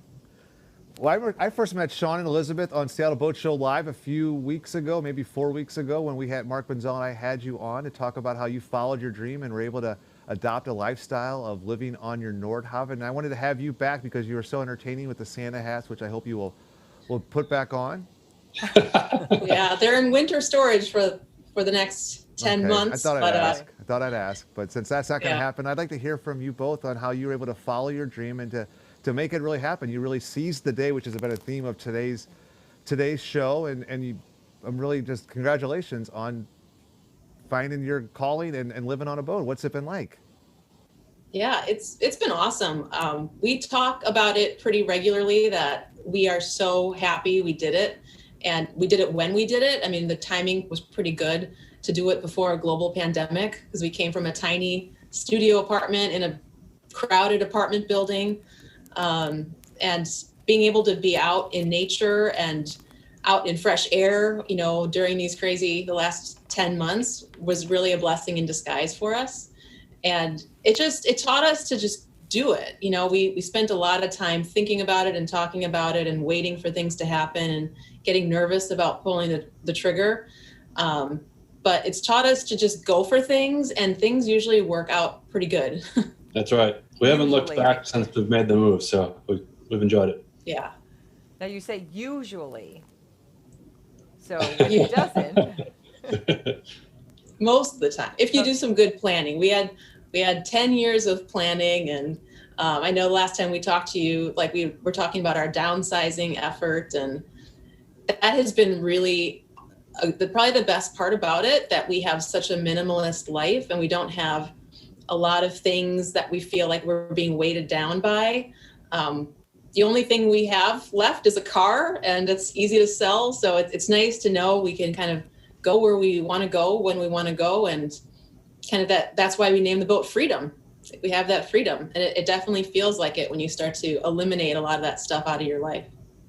Can you help people at home get their bearings? Where's your boat located, and the type of marina it is? Sure. Yeah, well, we're in Mars right now. Exactly. It looks a little different. Yeah, we have it on the show for a while, Denise. Yeah, home base for us is Shoal Bay Marina in Ballard. But we like to cruise as much as we can. And right now we actually happen to be at anchor. So we are at Quartermaster Harbor, anchored out by Vashon Island. Nice place to be. You know, I have to ask you, since you said, so I guess they had Santa hats on when you saw them before. So when you say in storage, is that physically on the boat, or do you keep a storage place somewhere? On the boat. You know, when we moved down to the boat, we knew we didn't want to have a storage unit. We knew if we had, you know, a storage unit, it would just be a place where stuff kind of goes to die. And you know, we wanted to make sure that we're going to take whatever that we want and need on the boat, and that's it. If it doesn't fit on the boat, then you know, we're not going to pay to store it somewhere else. So no storage unit for us. And if that's not that incredible that they've been able to keep all that stuff and continue, you also have a pet on board? Yes, we have Sully. He's here, buddy. He'll be here shortly. And we talked a little bit about pets earlier with Diane and Steve. What advice do you have for people that want to go boating but they don't know what to do with their pet? Maybe they put their pet at a doggy daycare. Yeah, you know, well, we've been really lucky. Prior to Sully, we had a yellow lab who passed away last December at almost 14. And she was just a trooper. She had been boating with us since she was 8 weeks old.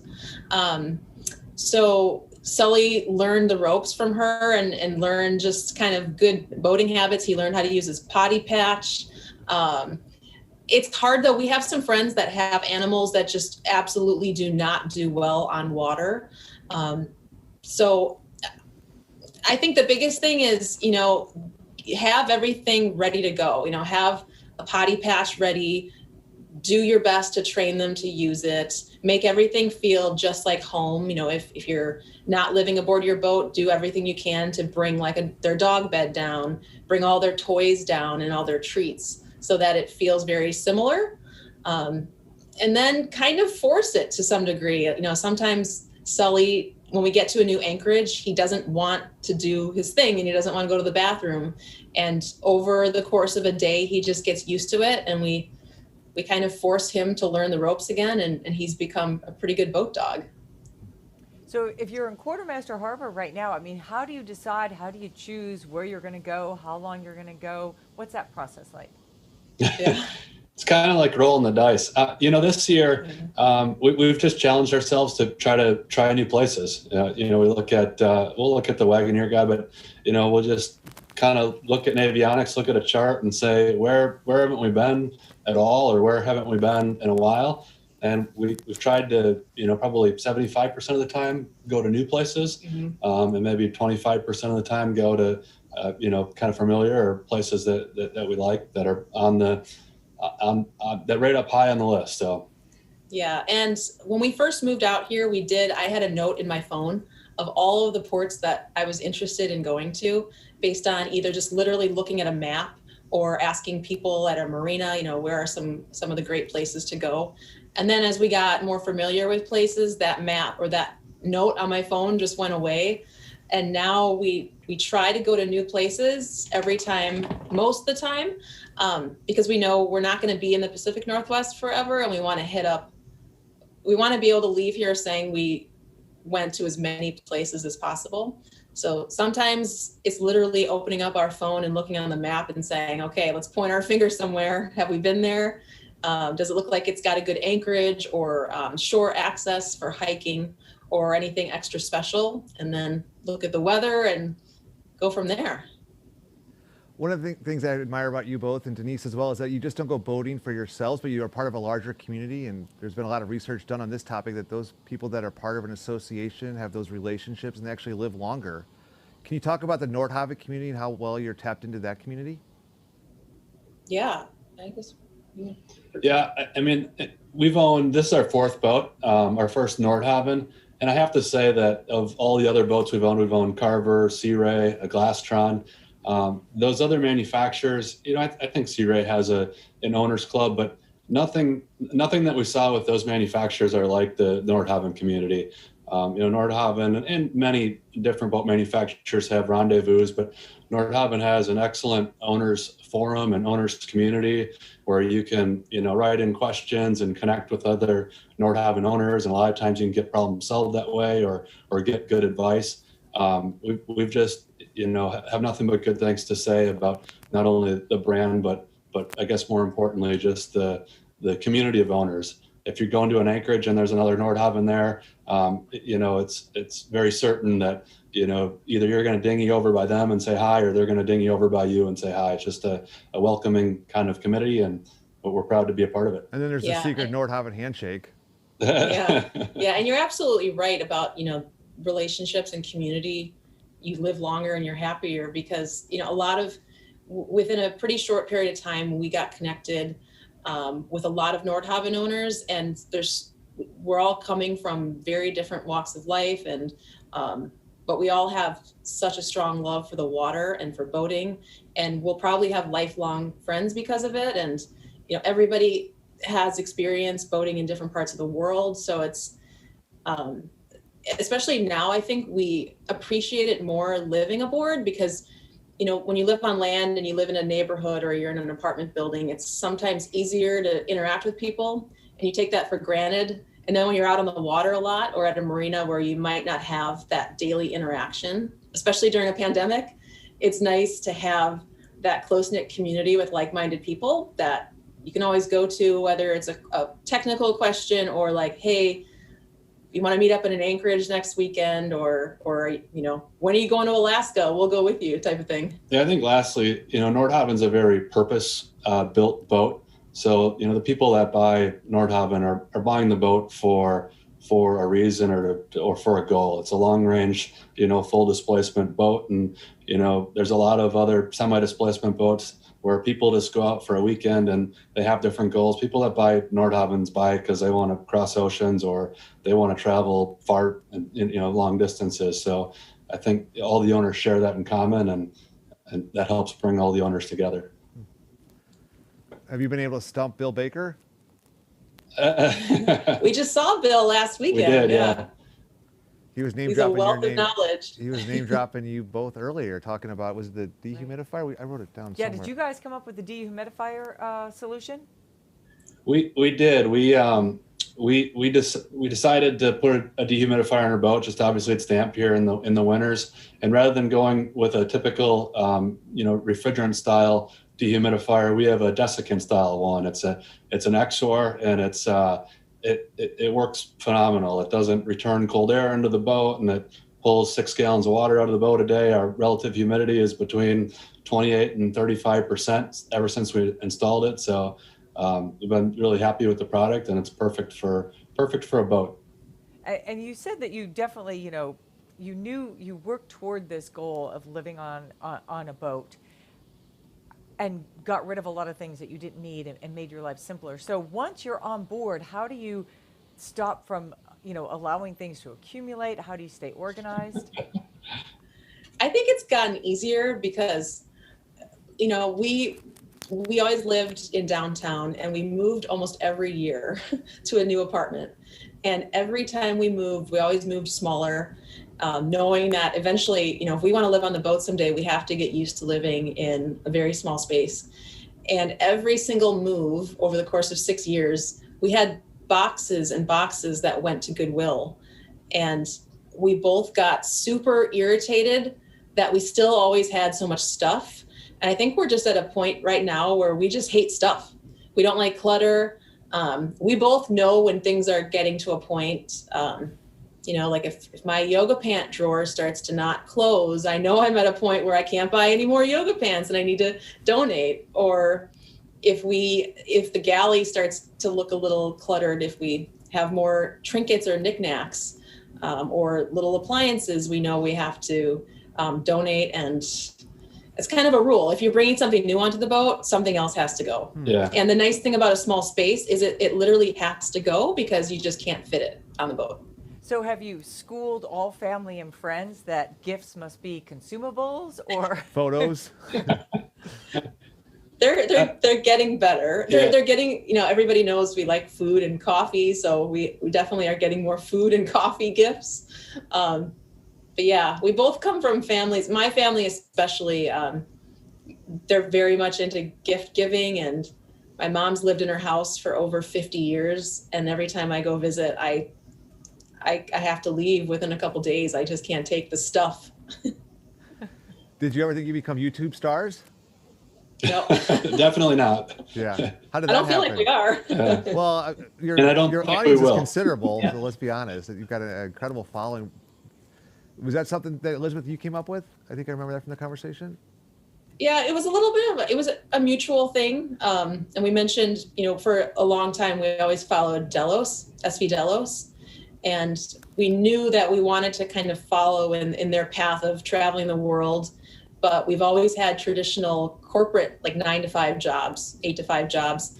And we're always wondering, like, how do these people do it? How do they support themselves? How do they keep going for years and years by cruising?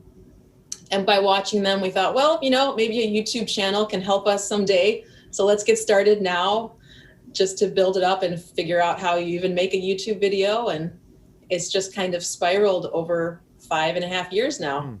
It's pretty incredible.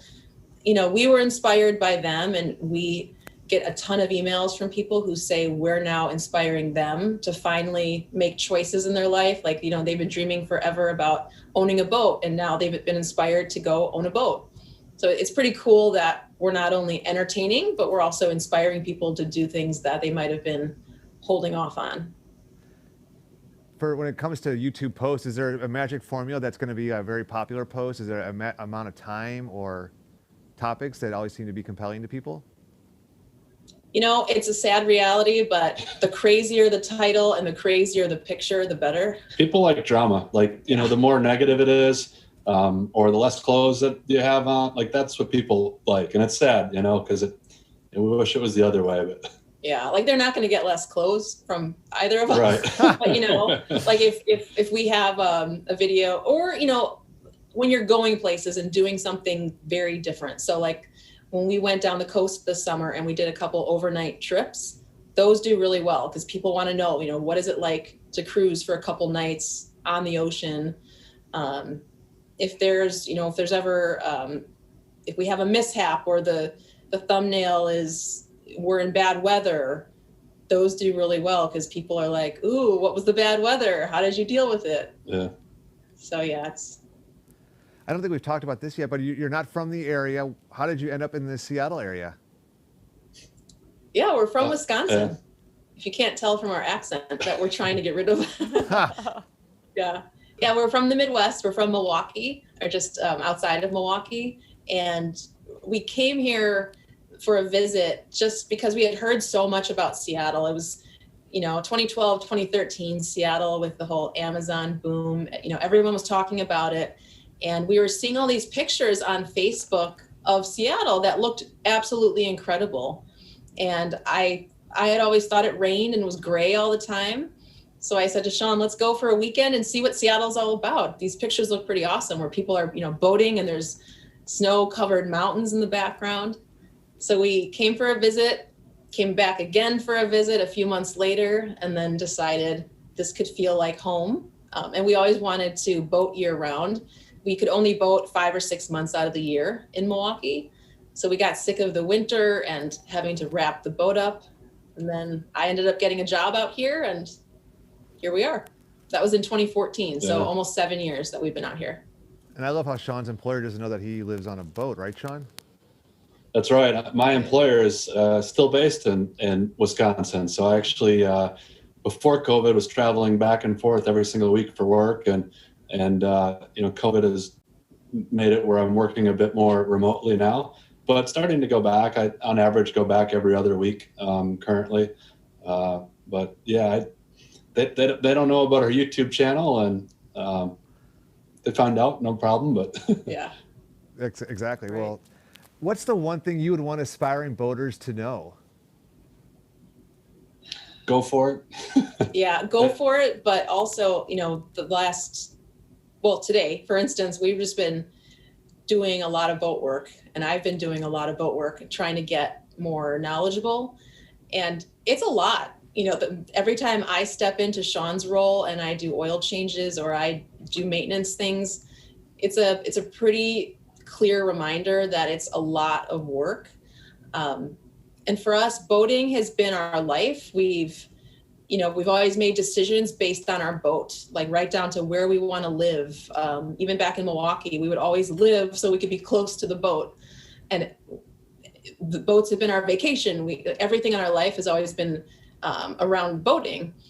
And I think if people don't make it that, it can become overwhelming because it can be pretty costly with moorage. But then if you're not willing to put in the work to do the maintenance, it can potentially drive you to not like it. So go into it knowing it's going to be the most incredible experience where you're going to get out and see places and have a really awesome feeling of freedom.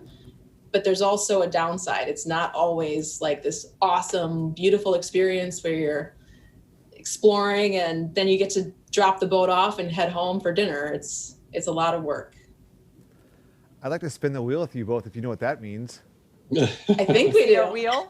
And actually, I'm going to mix it up a little bit and try to put you both on the spot. So let's see if I can do that. I'm good at that. Okay. So what I'd like to do is kind of pay homage to the Newlywed Game. And depending where we end up, maybe one can answer for the other and see how that aligns. See if it's right or not. Oh, man. All right, here we go. So we've got Lux, Song, App, Jen. We've got the light show presented by C Images. Thank you, Ozzy, for sponsoring our light show. We've got Gem 2021. All right. Meal. This should be a good one. So, meal. Sean, think of your favorite meal. Elizabeth, what is Sean's favorite meal? There's so many of them, especially right now. I would have to say sausage pizza. Oh, deep dish sausage pizza. What do you think, Sean? It sounds good. I think she's right. It's one of my favorites. We talk about this a lot. We have a funny game that we play that I play a lot. It's okay, if you knew you were dying tomorrow, what's your last meal going to be? Sure. When we're underway for 12 hours, we start to think of random games like that. And he's all over the place. But I think sausage pizza Are you ordering from Chicago through the Amazon thing, or are you making it from scratch, or where are you getting it? We started making some from scratch. We have one on a video. Was it over Thanksgiving time? Yeah, recently. Yeah. Okay. Well, I'd like to spin the wheel again and kind of turn the tables. Oh wait, you're not going to make Sean answer does for Sean Elizabeth? have to answer? Oh yeah, exactly. Yeah. Please. Yeah, he's going to fail. All right. Well, so if Elizabeth is dying, the one thing that she wants to eat is unlimited pancakes from IHOP. Oh, really? Am I right? Is that about right? Yeah. Is that right? Yeah, with lots of whipped cream. Okay. All right. Let's do it one more time. Let's get our money's worth. Oh. These wheels aren't free. Well, the wheel was free. The printing was not free. All right. Thanks to our friends at Seaview Boatyard for sponsoring our wheel. All right, Tool. Do we want to do kitchen gadget tool, or what do you want to do with this, Denise? How do you guys cook? You cook all your meals, right? Mm-hmm. We do. Okay, so Elizabeth, think of your tool that you must have. Sean, what's the one tool that Elizabeth must have, either kitchen or non? I would say for Elizabeth, it's maybe like a blender, Vitamix, something to make a smoothie with. Yeah. Good answer? Yeah. Yeah. I would say, yeah. We got rid of my Vitamix because it didn't really fit that well on the boat, but that was probably the one. But you got the smaller one. No. Not the same. This is awesome. I'm gonna call that a fail. I'm sorry, Sean, you did not answer correctly. No, but that's the one thing I said. I'm absolutely not getting rid of my Vitamix. It was like a big deal for me to buy it in the first place, right? And I didn't want to give up everything. And then a few months later, I gave it up. Okay. All right. But for Sean. Yeah. Think, Sean. Yeah. Probably a skillet, like a fry pan. that he uses every day for eggs. Does a grill count as a tool? Or a grill. Yeah, sure. Sure. There are no rules. It would definitely be a It's a tool grill. to cook with, right? Yeah. Okay. Yeah. Very good. All right. Well, where can more people find out about the Crankies? Anybody can check us out on YouTube, MV Freedom, or our website, mvfreedomseattle.com. Love it. Or Instagram, MV Freedom Yeah, they're Seattle. everywhere. All right, everywhere. I'll check it out. TikTok? No Facebook or Twitter, just Instagram, YouTube. No TikTok. No Okay. Sea TikTok. shanties from TikTok? That's a thing. Did you know that's a thing? We're not. We don't have TikTok. Yeah, I don't know. Okay. TikTok Well, isn't a thing for we had us. one guest, one of our 80 that Yep. referenced it, Eric Pettigrew. So Yep. I was impressed by that. But yes, sea shanties are having their 15 minutes of fame once again. Huh. Who knew? I guess TikTok's Love to- doing those gazillion people that I'll aren't. have to look that up on YouTube. There you go. Well, thanks so much for being with us. It's great to see you and hope we can see each other again real soon. Thanks for having Yeah, us. thanks, Good night, guys. Crankies. Great to Thanks. be here. Take it Good easy. night. We are in the home stretch here at Boat Show TV, but we're not in the home stretch of Seattle Boat Show Connected, presented by Union Marine. Those seminars and the deals will continue on after Denise and I say goodnight at 8 p.m. We're going to step aside here and actually hear from Denise on how you can still enjoy Seattle Boat Show Connected. What do you say, Logan? Welcome to Seattle Boat Show Connected. Browse through the digital booth spaces of nearly 200 unique dealers, vendors, and exhibitors. You can search for what you need or filter by brand and product types. As you visit an exhibitor's profile page, you will be able to connect via text chat, phone, website, social media, or email. You can even schedule an appointment or video chat for later by clicking the red button on the top of each page. When you're ready to meet safely in person, use the maps for convenient driving directions. Most Seattle Boat Show Connected exhibitors are offering boats, products, services, and accessories with incredible show-only prices. Be sure to check out the awesome videos and interactive 3D tours. Don't forget to save exhibitors and products to your favorites list, and you can always come back later for the latest and greatest offers and announcements.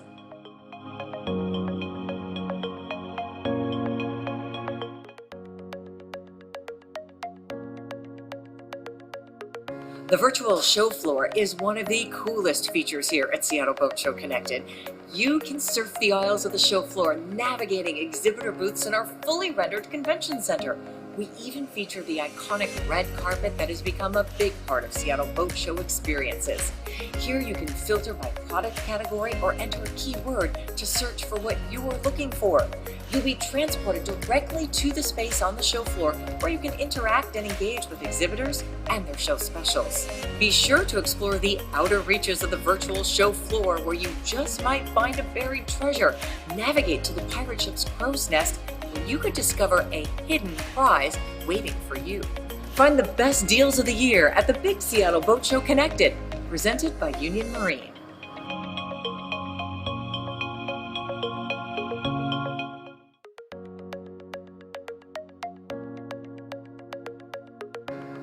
The Big Seattle Boat Show Connected offers a collection of contests, promotions, and games that you can play for fun and for prizes.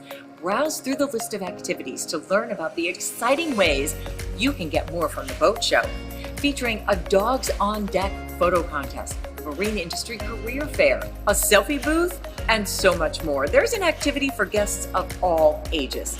Interact, engage, and get involved in the community to show off your love of boating.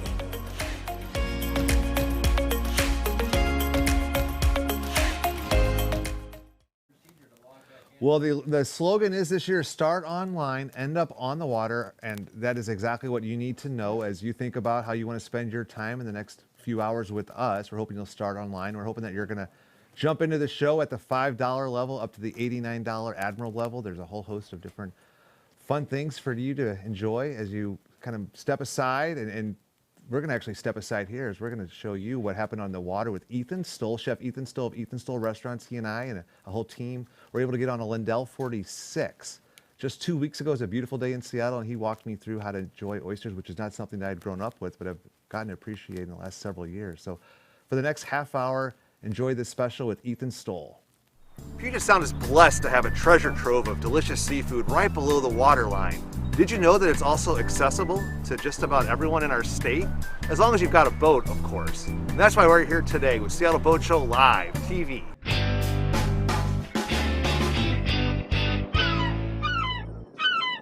You're watching Seattle Boat Show Connected TV. I am your host, Peter Schrappen, and we're here on a Lindell 46 with world-famous chef Ethan Stoll. Hi, Chef. Hey, how you doing? Thanks for having me. You bet. What's on the menu this afternoon? Well, I figured we'd do a little bit of oyster work. You know, as we all know, out here in the Northwest, we have the best oysters in the world, and we've got such a great variety. And right now, in the middle of wintertime, is the season. So I figured we'd do a little bit of not only shucking, teach people how to shuck, make a few sauces, but also teach people a little bit about oysters. So we've got the best here in our backyard? Yeah, I mean, well, it's one thing I will say, you know, obviously people think about the Northwest, they think about king salmon, they think about halibut, they think about Dungeness crab, which is a shellfish, but, you know, my thing about the Northwest is I think the number one thing we have out here is shellfish. So it's oysters, clams, mussels, crabs, spot prawns, all these things that are amazing out here. And they just grow in our backyard, you know. I mean, you know, being able to eat oysters that have been harvested that day or the day before, it's really unheard of. So if we're out here in the Northwest, we have a great privilege to be able to enjoy these things. Well, I think it's the essence of the Pacific Northwest is enjoying an oyster on a boat, like Lindell 46, for example. And for sure. I think a common thing also seems to be is keeping everything cold. You've got the cold water here, you've got the ice. Is that one of the keys? Well, that's one of the keys for sure. I mean, also we're outside, you know, we're down here in Shoal Bay and all these boats around us, and we're here on the best one, and we're having fun. I mean, the sun's out, winter's happening, the birds are out. It's pretty cool. So why don't we start talking about a little bit about oysters. Okay, so a few things. Obviously, with anything seafood related, harvest date is the best thing. Fresher the better. A few things we have out here in the Northwest which are unique. You have the major variety of oyster species out here is called the Pacific, right? So most of the oysters out here in the Northwest are based upon the Pacific species of oyster. The first and only native one to the Northwest is called the Olympia oyster. That's the native oyster to here. Those little tiny small ones, which are super fantastic and delicious. But the majority of the ones produced nowadays are called the Pacific. We also have a few different varieties, like these ones right here. This is called a Totten Virginica. Totten Inlet is where it's from. Virginica is the species. Virginica is the species of oyster that's native to the East Coast. But they actually grow, don't tell the East Coast people that they grow better out here than they do on the East Coast. So you got Virginicas. This right here is called a Pacific. This is a basic Pacific beach grown oyster. Great. This is called a Cushy oyster. This is a Pacific oyster from Vancouver Island that has been tumbled.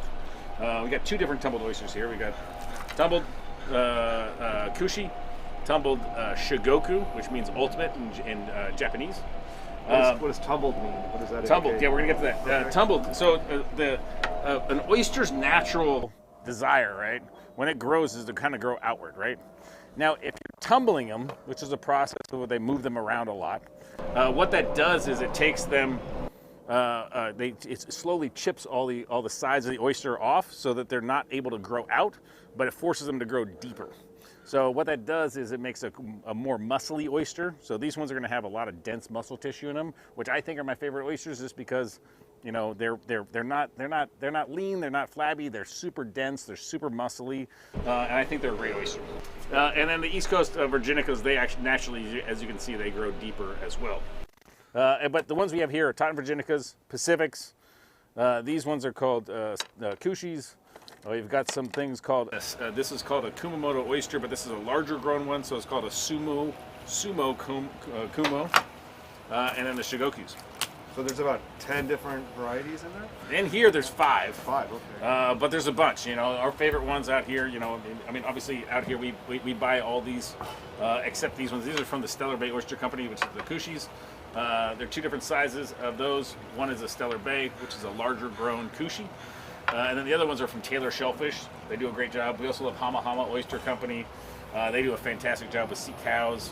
They're another tumbled oyster, and but there's a bunch of small companies out here that do like either one or two varieties of oysters, and they just kind of it's all based usually upon the Pacific oyster, but it's in different regions or different growing techniques. Okay.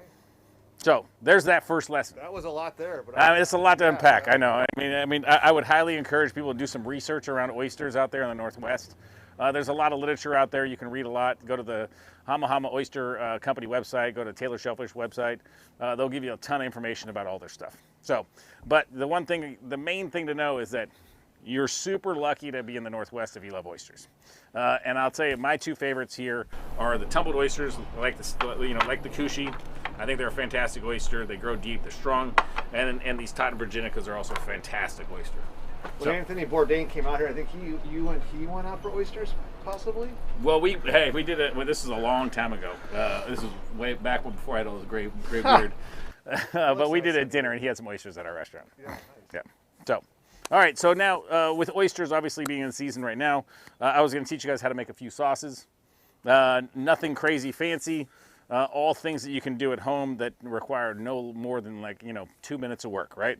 Which one do you want to handle? We got mignonette, cocktail sauce, or just grated horseradish and lemon. Why don't you handle the mignonette? Oh, no, sorry. I'll handle the mignonette because I got the knife. Okay. You handle the cocktail sauce. Okay. Yep. So cocktail sauce ingredients for me, I think they're great, is to keep it super simple.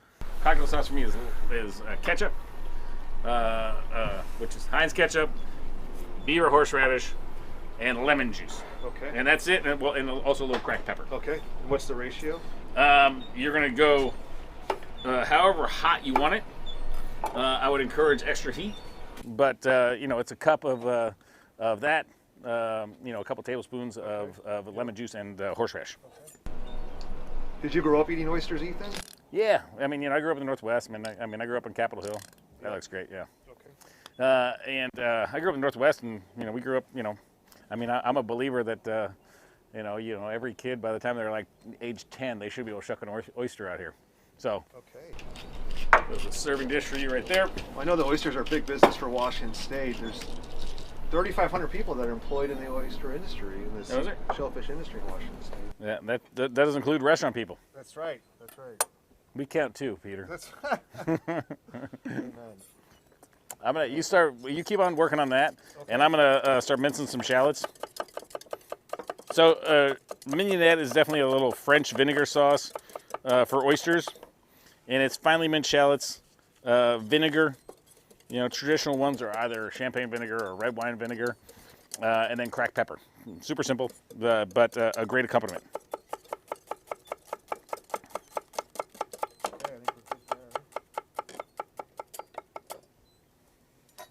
Yeah, so the thing about, sauces for oysters, and also like cocktail sauce and prawns and things like that, I think it's great just to make it fresh at home.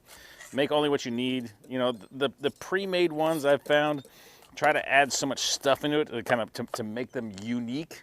But I think classic stuff is just the best, right? Okay.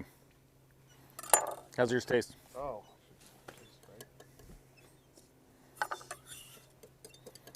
Spicy? Does it need more lemon at all? No, I think it's there. Maybe a little pepper. There you go.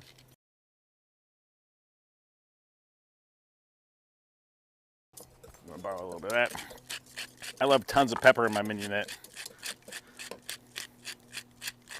Now, ideally with mignonette, you're gonna let the vinegar cook the shallots for about 20-30 minutes. So it kind of pickles it a little bit. But if you use it a little bit before, it's not a big deal at all. Okay, and the last one is we're going to do this fresh horseradish. It's one of the great accompaniments to oysters. You can use it however you'd like, right? I just like to take my microplaner and just grate it. Make sure it's nice and fine. Now, a couple of things you can do, right? You can either just, pinch a little bit and put it on your oyster. If you want to make wedges of lemons, that I'll show you how to do it in a second without having a bunch of seeds in it. Or you can pickle this as well. You can add vinegar to this as well. I'm going to show you the easiest way to serve, it, and then we'll get a little bit more involved. So it's nice little powdery stuff there. Yep. So do that. You can serve it just like that, if you want. And then just take a little pinch on top. I'm going to show you how to make some nice, easy lemon wedges here. So I quartered my lemons. Next thing I do is I just cut out the wedge. So that corner where all the seeds are, I just cut it at an angle. So you automatically lose all the seeds, right? So instead of having to pick them all out with your knife or your finger, just cut them out and just avoid them all together. Okay, so that's one way to serve lemon wedges on the side. The last thing we'll do with this, I'm going to add, gets a little bit different. We're going to add a little bit of lemon juice and some olive oil on that one to make kind of a vinaigrette, a horseradish vinaigrette for our oysters. Thank you, sir. You bet.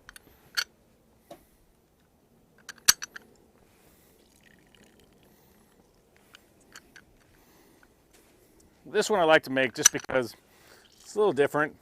People aren't used to having olive oil on their oysters. I think you need to be cautious to make sure you use really good olive oil in this. So most good olive oils will have a harvest date on them. Like, hey, this is from the 2019 or 2020 harvest. Yeah, that's right. So usually most olive oils come from out of country. I would say that most of the olive oil right now where you guys are eating is 2019 harvest. It takes about 6 months to get in the country thoroughly because it does get pressed. And, it usually follows the same season as grapes for wine, so it ends up being harvested around November. It gets pressed, then gets on a boat, comes around over to the United States, so it's usually about 6 months behind, and you use that one for a year or two. Okay, so we've got our 4 sauces. As you can see, this is our horseradish vinaigrette. It's got lemon juice, olive oil, black pepper. There's our just lemon wedges, cocktail sauce, mignonette. Now why don't we get to shucking some oysters? Oh boy. Shucking oysters. I will tell you, it's a dangerous thing. I want everybody more than anything else to be careful. You guys can tell we're out in nature right now, can't you? Seagulls just out there interrupting us. It's actually been pretty cool. We're out here on the dock, and they've been grabbing mussels and dropping them on the dock to crack them open, and then so the seagulls could eat them. We actually brought that crew in to drop them. Yeah, man, those seagulls will work for the boat show. That's right. SeattleBoatShow.com. But so when you're shucking oysters, I want you guys to be careful. Okay, I mentioned this thing called these tumbled oysters. These are actually the easiest ones to shuck. If you guys want a beginner's oyster to shuck, go into any seafood store or seafood shop and say, hey, do you have any tumbled oysters? If they say no, maybe go somewhere else. If they say I've never heard of that, you may want to go somewhere else too. But if you go to like one of the Taylor Shellfish Farms or down at like Uwajimaya down here in Seattle, you can definitely get a tumbled oyster. I think that's really good advice, and I just want to drill down on that a second. If you want a great marina slip, if you want a great Lindell yacht boat, for example, get to know the salesperson, ask them for expertise, like Frank at Lindell Yachts, or if you want a great slip at Roche Harbor, go talk to Troy at Roche Harbor. Get to know your salesperson at the grocery store. And yeah, for sure. Tumbled oysters, easiest one to shuck. I promise you this. Virginicas are also easy to shuck. I mean, things that smaller ones that have a more prominent hinge are what you're looking for. So now, things that are important: oyster knife, towel will stop you from stabbing yourself. I'm gonna do one with the towel and one without the towel so you guys can see. You might want to come in a little bit. Okay, so when I am shucking oysters, this is the hinge part, right? I am putting my oyster knife, actually I'll do it without a towel first. I'm putting my oyster knife in the hinge, right? The key is you're wiggling the oyster onto the knife, not jamming the knife into the oyster. Okay? If you jam the knife in your oyster, that's where you're gonna be dangerous, that's where you're gonna have problems. So the thing is, see that I wiggled that on there? There's a muscle in there. So then I just twist. It's not about power, it's not about strength, it's about finesse and feeling it. And after that, you slide the knife along the top of the oyster to cut it. It's called a bivalve because it's stuck on both sides, right? And then you run your knife along the bottom of the oyster to loosen it up. And I just wipe along this outside to see if there's any bits of shell. So I'm gonna give this one which sauce do you want to try? And then I'm gonna give you a couple more views of this, right? Mignonette. You want some mignonette, okay? Did I say that right? Sure. Okay, thanks. There you go. Enjoy that. All right, so I'm gonna squish it around, and then am I chewing it at all? Yeah, of course. All right. I grew up in St. Louis. The oysters are a little different there. Yeah, that's true. Okay. Good? Tastes like the ocean. All right, good. That's what it's supposed to taste like. In a good way. Yeah, good. Okay, so I'm going to give you guys another couple demos, okay? Shucking an oyster. Front of the oyster. The hinge of the oyster. Put your knife in there, but you're wiggling the oyster onto the knife, not the knife into the oyster. Get it just stuck in there, a gentle twist. There is not any force being used here. I am not trying to muscle this at all. That's where a lot of people mess up, and they get stuck on this thing. And they get caught, and they try to force it, and I promise you this, the more that you use force, the slower it's going to go. Okay? I think I've got the best job here. You did pretty good. Okay? Just trying to shuck them easily. That makes sense, everybody? Makes sense to me. Makes sense? When do we show off your pipes, though? What dish is that? My pipes. When we're using force. Oh, yeah, that's the barbecue episode. Tenderloin. It's on a much bigger It's on a much bigger yacht than a Lindell. Lindell can't handle my pipes. Just joking. I don't know how we got on this topic, but so you guys, I want to encourage you. Learn how to shuck oysters. Right? They're super fun to enjoy. The main thing is I guarantee you, every bit of your body and your mind will want to jam it in there. Right? That's not the approach. The approach is soft approach, and just getting the tip of the oyster in there. See, it's kind of stuck on there, right? And then it's just a simple twist. Then running it across the top. So you see these two, right? This is a Virginica species, tumbled oyster. So it's more shallow. It grows out a little bit more. These ones grow down. But always, you guys, I know I'm showing you guys without the towel just so you guys can see where I'm going in. Always use a towel. It makes a lot more sense. And they also have those rubber gloves you can buy online. Those things are great and protective. Do you enjoy grilled oysters? I love grilled oysters. Just depends what kind of mood you're in, or what? Yeah, I think maybe we should just throw a couple of these things on the Magma grill right here. Yeah, so we got a little bit of butter on these, stacking them on the grill, just laying them out. The nice thing about grills is they're perfect for oysters because they hold them straight. The idea is you want to keep all that juice in the oyster shell. And you just chuck those, shut the door, and we'll come back in 5 minutes. Okay, so these have been on here for about 5 minutes. And if you come in here, you can just see that the muscles start to tighten up on these things, and some of these things are boiling a little bit because of the heat. I just put a little dab of butter on there, just because I wanted to get a little bit of butteriness to them. Salted or unsalted butter? Unsalted butter. Let's get some of these out of here. And you can see on these things, you can see that the muscle of the oyster is kind of shrunk up a little bit because it's starting to heat up. You don't want to cook them very long. Like 5 minutes is plenty.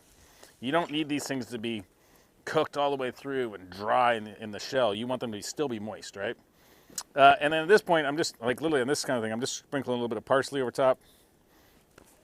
A little squeeze of fresh lemon juice. If you guys wanted to get a little bit more involved, you could get, some chili flakes. You can get some chopped garlic and make, like a clams oreganata, but do it with oysters. Those kinds of things are all easy and fun to do. But this one is just the simplest way. Just throw it on the grill for 5 minutes, shut the lid, let them cook a little bit, let them steam in their own juices. The butter on there gives them a little bit of moisture to cook in, and they end up being super tasty. Want to try one of those? I think you know that answer. Yeah, I do. Even one of these I'm eating. Feel good. Butter, lemon, super simple. You guys feel free to experiment with whether with whatever flavors you want. You want to do some chopped oregano in there, garlic in there, breadcrumbs on there. All that stuff's fine. So, what are some good guidelines around the food and wine pairing with the oysters? I think as we were talking about before, you're gonna want to pair with the sauce. You know, so mignonette, even though it is not the color of white wine, obviously white wine, you know, mignonette comes from France. You know, Muscadet is a white wine. That is a traditional oyster wine. Beer, or even like one of the best pairings for oysters is actually a Bloody Mary. You know, vodka is awesome with oysters. It's super lean. And then tomato juice is obviously great. You know, and this one, you know, white wine is also the major thing. So, okay. So dry white wines are always great. Beers are always great. Vodka if you're Russian. Bloody Marys if you love Bloody Marys and it's a morning dozen oyster time of day. Exactly. Don't go anywhere. We'll be right back with some fried oysters, right, Ethan? Fried oysters it is. You guys, thanks.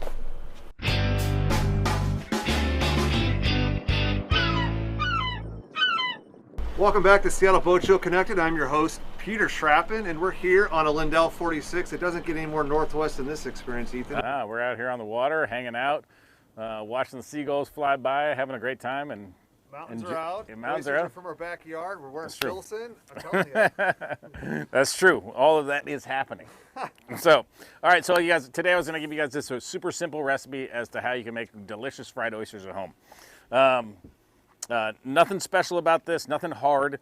The main components are a few things. One, I've got these shucked Pacific oysters. These are called an extra small size. But the main thing you want to have is shucked oysters, right? You can either shuck them yourself like we did, or you can get them out of a jar, which is perfectly fine and totally normal. I know Taylor Shellfish and a few other companies out there make fantastic pre-shucked oysters. So do whatever you'd like to do. Okay, the next component is I've got a big bowl, generous amount of semolina flour. So this is our coating, right? There's nothing in it. You guys, if you want to get creative at home and add paprika or garlic powder or onion powder or any of those kind of things, you can.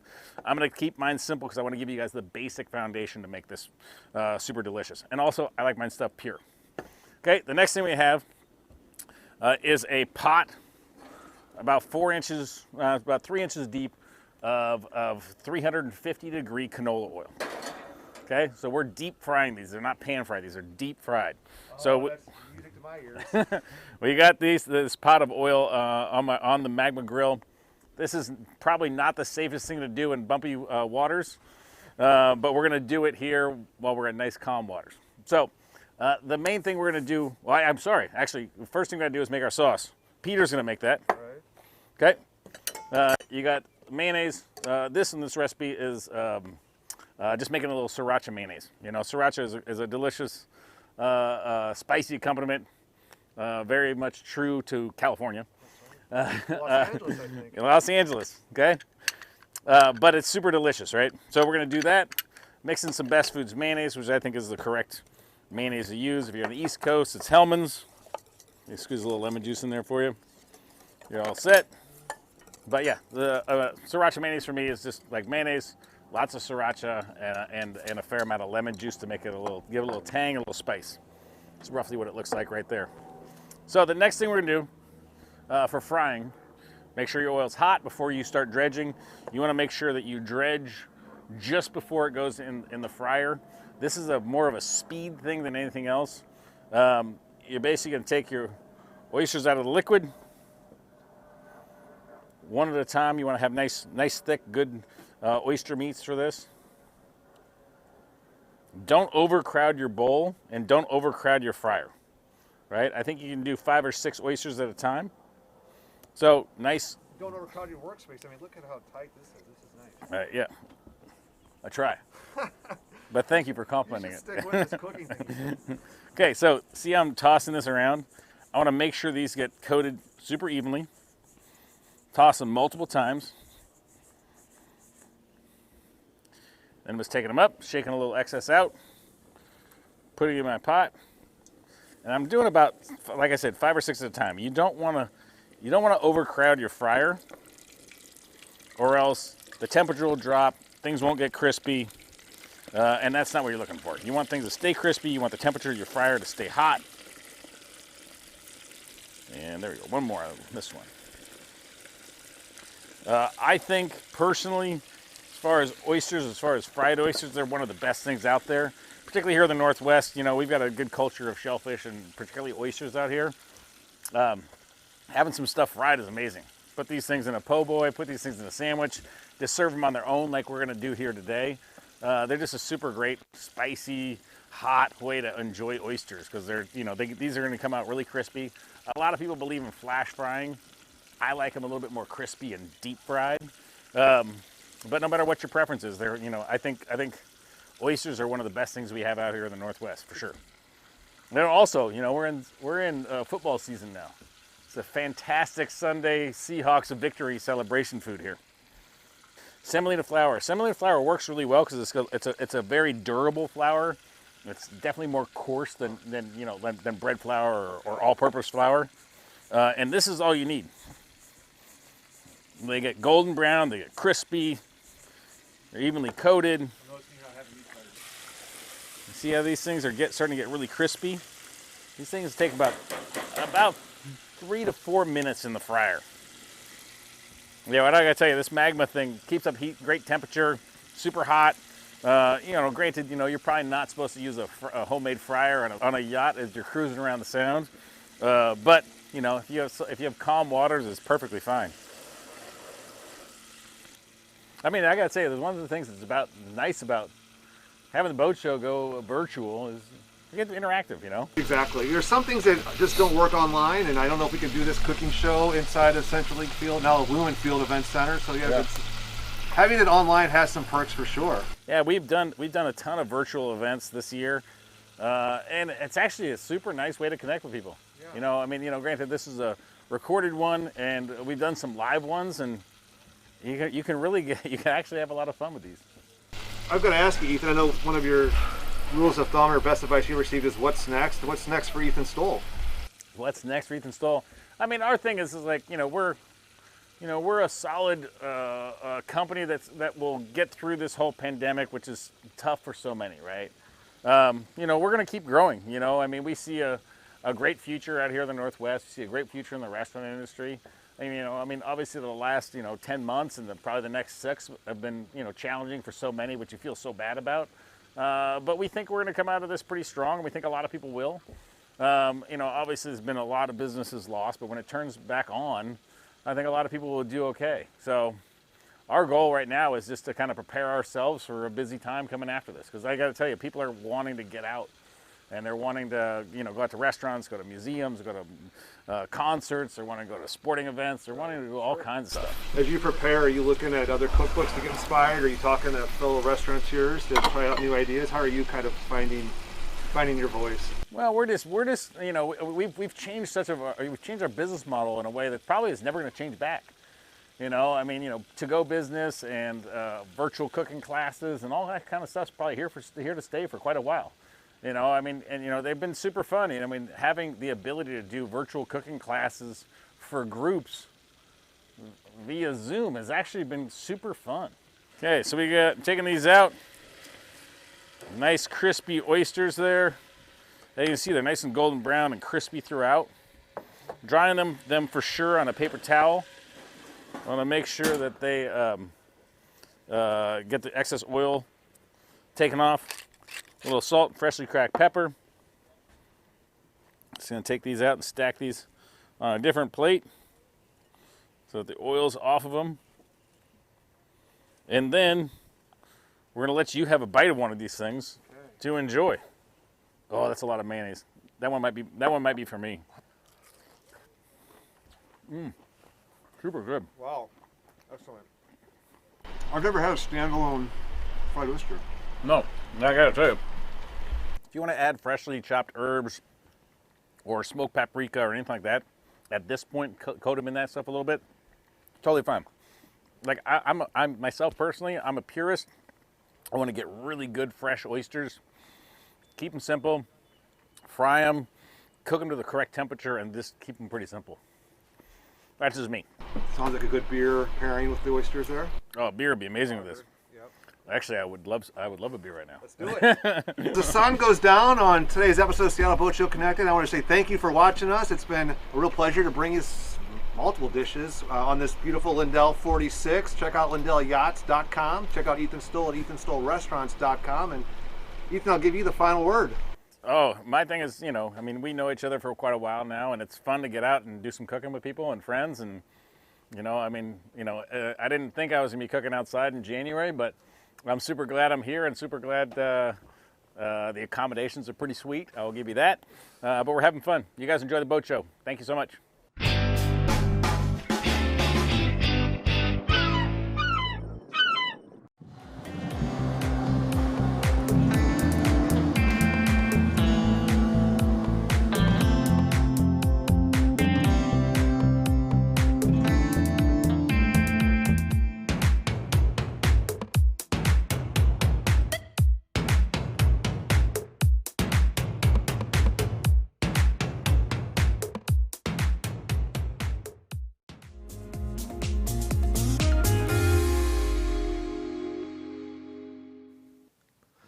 That was about as good as it gets. Yes. Be on a Lindell 46 with Chef Ethan Stoll and being able to kind of get inside his miso place. Yes. Did I say that correctly? Get all of his little tips and tricks, you know, cutting the seeds out of the lemons and whatnot.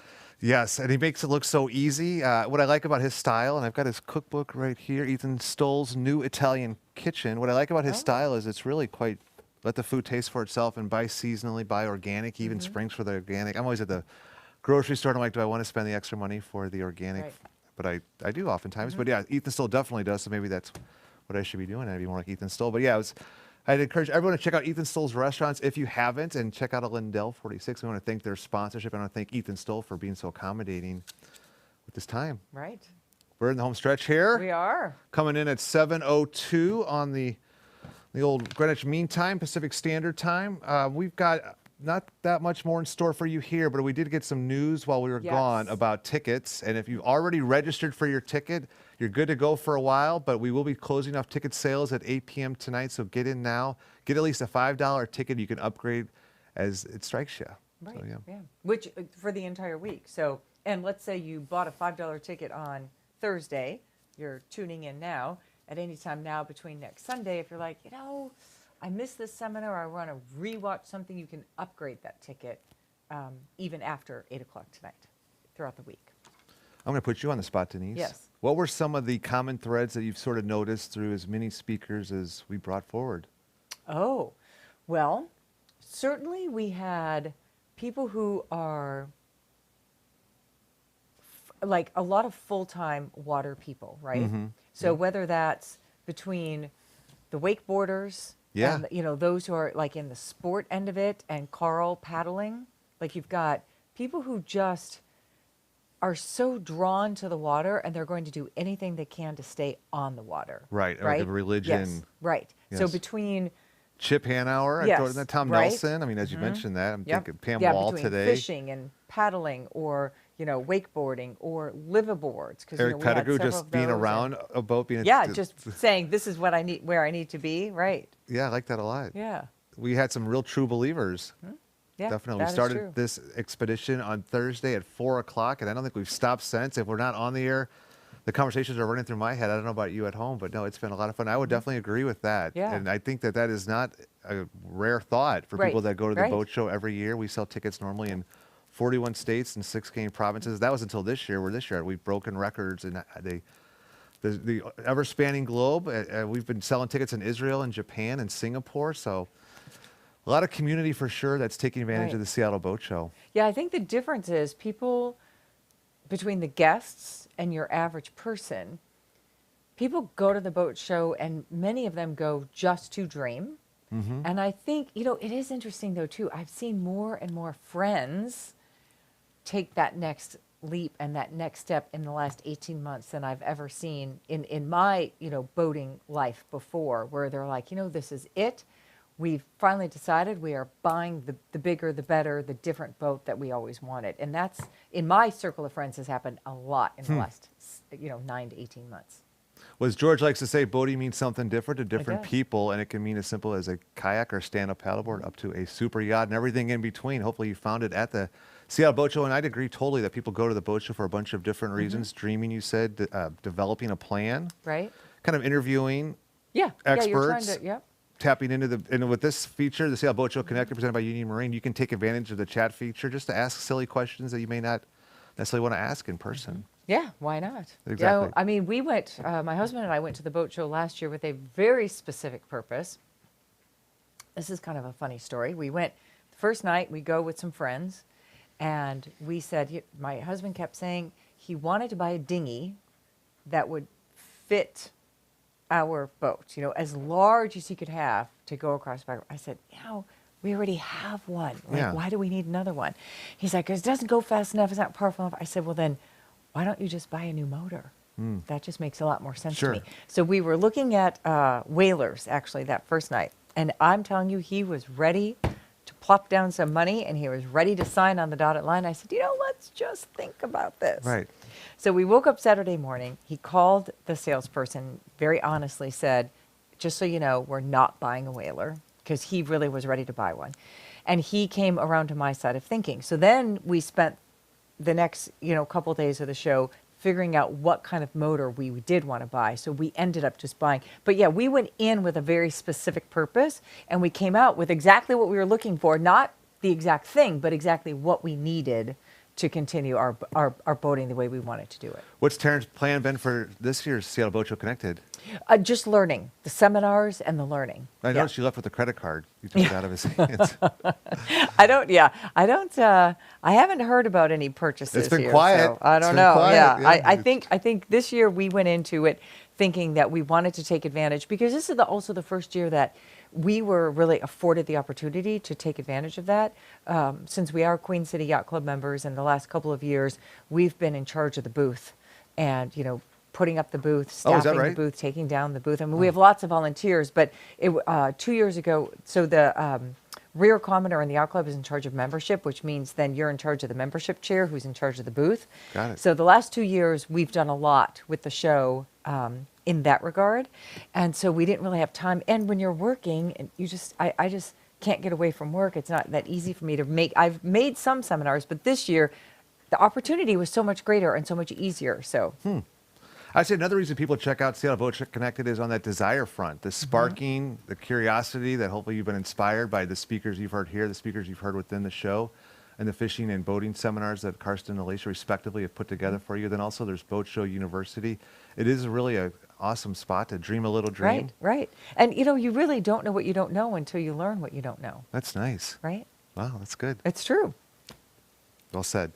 And that's the beauty of having 200 exhibitors kind of all in that funnel for you, 200 plus exhibitors all in a funnel from around the world. Like I said earlier, those exhibitors are not just from our neck of the woods, although there's some high quality exhibitors from here as well. Right here. You said dream. I would say also decide is a good spot for the boat show. Of course. I've got a lot of D's going on here, but there's a lot of boat show deals going on, and hopefully there are a lot of experts there to help you make that decision. A lot of NMTA members have signed up to work this weekend, not just with the show, but also in person. We know that a lot of our members have a lot of different fun activities planned throughout the Puget Sound area, so we've been able to check that out as well, and then do that action piece. And I think that's one common thing as well, is the cost of not doing something is a substantial cost. Yeah. I mean, there's a cost, but the cost of not doing something is.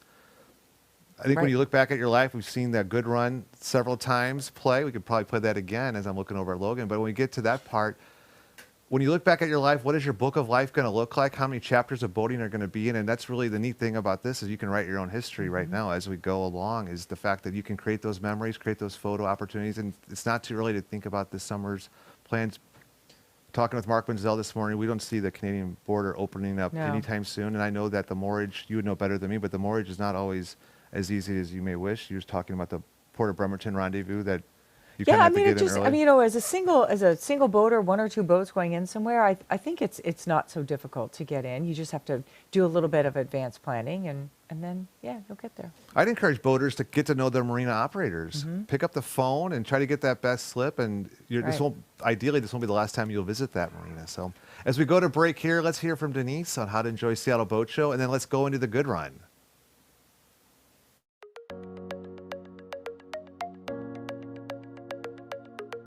The Big Seattle Boat Show Connected is filled with fun for everyone. It's easy to join in this fun, and registration starts at only $5. Choose the registration package that suits you best, with varying levels of show access and other goodies. Create your own login, and you're ready to go.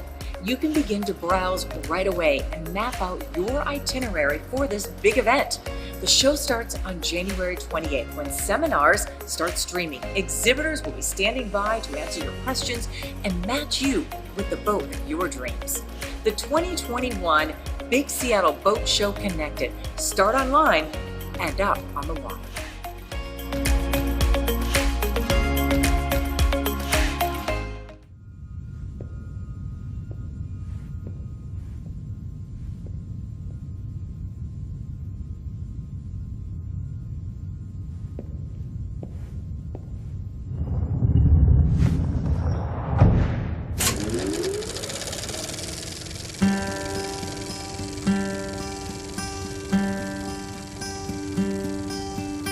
Once was a sailor, a young man and brave. Da-da-dum-day, da-da-dum-dee. The nights were unsleepless, the peace I would crave, carrying me home to the sea. Da-da-dum-day, da-da-dum-dee. Drift away, sailor boys, on the deep sea. Worry no more, for you're safe now with me. Rest in my arms and my sweet melody.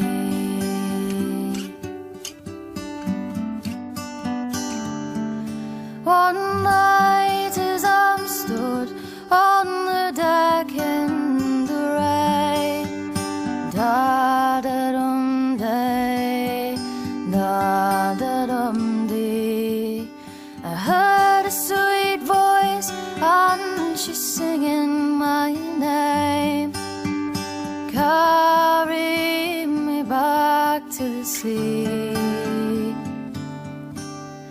Da-da-dum-day, da-da-dum-dee. Drift away, sailor boys, on the deep sea. Worry no more, for you're safe now with me. Rest in my arms and my sweet melody.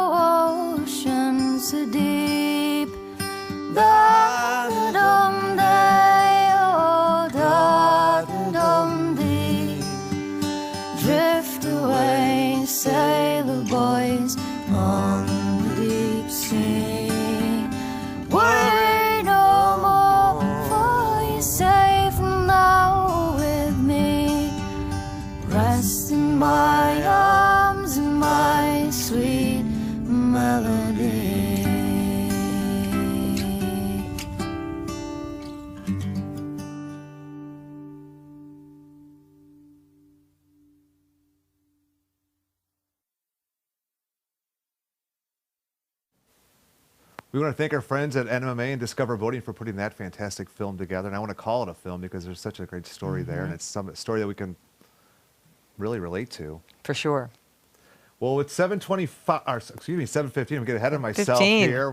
What we're going to do right now is, well, not only do we have enough time with Ethan still for one film, but we're also going to show the second video as well, where we looked at some crab cakes, and Ethan actually kind of deconstructed them for us, and he shared some of his favorite rules of thumb and tips and secrets. So stay tuned for that one.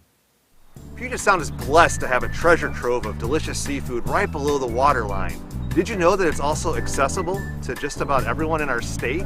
As long as you've got a boat, of course. And that's why we're here today with Seattle Boat Show Live TV.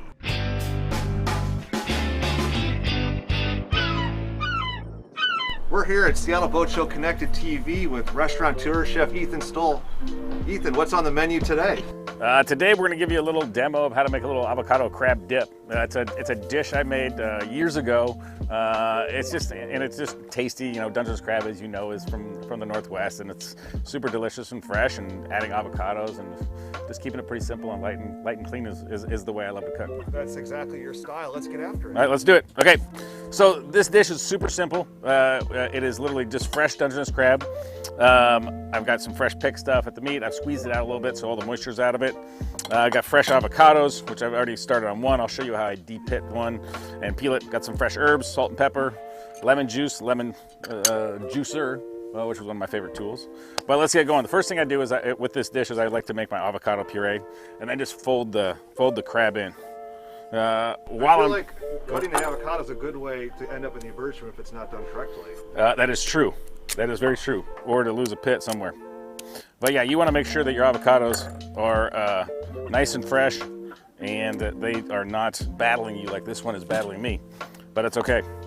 Okay, so the first thing I do when I'm making avocado puree is I like to make sure I quarter them because I like to handle them in big chunks. They're super easy this way. Put them in a bowl. We're just going to mash them up with a whisk and then fold in the fold in the crab after that. Are you going with an organic or regular avocado? I'm going with organic Haas avocados right here. Yeah. For the cost of a house, we're going to have prepared for us. I got to tell you, they've been good at the store lately. I like them, and they've been super great too. So we're going to keep on working on these. So tell me, what's going on with the boat show this year? Seattle Boat Show Connected is alive and well. We've got over 34 hours going on at seattleboatshow.com, and for those folks at home, we're hoping that you'll join us into the show for $5. You can get in the show and check out the exhibitors, the activities, the boating and cruising and fishing seminars we've had in store. It's been a crazy show thus far. We've got a great team in place and we're hearing a lot of great feedback from our exhibitors. All virtual this year, right? Exactly. We're calling it Start Online, End Up on the Water is our slogan, and we really mean it. And boat show sales have been through the roof, and we're hearing a lot of positive feedback on the show thus far. That's great. That's great. Cool. Yeah, I mean, there's been so many events that have gone virtual this year, and I got to tell you, I've found them to be super entertaining and super fun. And it's not the normal thing, but it's nice to mix it up a little bit. And you know, just seeing so many organizations pivot properly and do things the way they have and how they've handled the pandemic up to this point has been amazing. So. I applaud. Yeah, thanks. How's Ethan Stoll's restaurants doing? Oh, we're doing fine. You know, I mean, we do have a lot of to-go food. We have a lot of to-go kits. We have a lot of virtual cooking classes. But we're doing fine. I mean, I wouldn't say this is like the best year we've ever had. But our company's, we're resilient. We're positive people, so we're not worried about it. We're just looking forward to everybody getting to the other side of this thing and everybody being healthy and safe and all celebrating with one gigantic party when it's all over. How about at the Wallingford Tavolata, maybe? Oh, Wallingford Tavolata's been great. Got a nice big heated patio there. And, people want to eat out, man. People love restaurants. People love services. Because you didn't have enough going on, you've also opened up How to Cook a Wolf, I think, in Madison Park. We opened up another restaurant in Madison Park. Which has been fun. We built a bunch of covered patios for everybody there so they can really enjoy eating outside. They're all heated. They're all kind of waterproof at this point. And, hopefully that's a trend that'll continue because people love eating outside. There is a cookbook out there called Salt, Fat, Acid, and Heat. I think we're using some fat right now. Can you talk about the interplay between those four important components to good eating? No, sure. Yeah, I mean, obviously, fat and salt are great combinations, whether you're using avocados and saltiness from crab or, salt into steak, or pork shoulders and, all kinds of stuff, I think it's just a great way to really bring out flavor and really enjoy what you're cooking. I mean, that's been one thing that's been great about this pandemic is just the amount of time I've been able to spend cooking. It's been fun. It's been enjoyable. I've really, I went and got a green egg and started doing a lot of smoking and did ribs and all kinds of stuff. Oh, green egg, that's on my Christmas list, Ethan. What do you think? Is that worth the investment? I think it's amazingly great. Yeah, I think it is. Yeah, for sure. I'm trying to decide between a Traeger and a green egg. I think personally, no, I think they're both great. I mean, I think the Traegers are if you get one that handles a whole wood, I think that's fantastic. The thing I like about the green egg is that they're super versatile as far as grilling, smoking.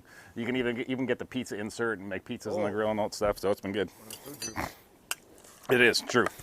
Okay, that took a little longer than I expected, but so we've got this chunky avocado puree that's got lemon in it. What we're gonna do is we're just gonna fold our Dungeness crab in there. And then I'm gonna let you stir that while I chop some herbs out. Okay. And you can really use any herbs on this dish as you want. You know, today I'm using basil and mint. You can use cilantro. You can use chervil. You can use tarragon. Whatever you want to use that's kind of fresh. It's really meant to have this thing be nice and fresh and clean. Also, if you want to make it a little spicy, you can. If you want to add some jalapenos or anything like that to it, you can. Basically, you know, this is kind of dealer's choice. Whatever sounds good. You know, so if you want to make this dip a little bit more of a south of the border Mexican style thing, you can add jalapenos and you can add cilantro. You can add all kinds of stuff. That's So always a question I have: is it's worth the investment also to get those fresh herbs versus the stuff that's in your the dry stuff, the dry spices? yeah, I think so. I mean, I think and it also depends on what you're going for. You know, like we do a lot of Italian food at our restaurants, and a lot of Italian food has dried oregano and things like that in it, which are great at times, you know. But as far as if you're using light, fresh things, if you're using fresh avocado, fresh Dungeness crab, you know, I like fresh herbs because it feels better. It's like a little bit better of a mouthfeel. It tastes a little bit brighter. There's all that. Put that all in there. I'll let you stir that in. Okay. Yep. Guess how many people in Washington State, Ethan, have a crabbing license? Well, there's almost 9 million people in Washington State, so I would guess 8.5 million. Wow, I like your bullishness on the recreational crabbing license market. About 250,000 Washingtonians have their license, and crabbing season starts around June 1st. There are about 13 different areas. Want to taste that and see if it needs some salt and pepper or any more extra lemon? And then, sorry, I cut you off about Dungeness crab. I'm trying to brag about. That's good. Yeah, maybe a little bit more salt. Okay, let's do it. Any more lemon needed in there? I think it's spot on with the lemon. Okay, great.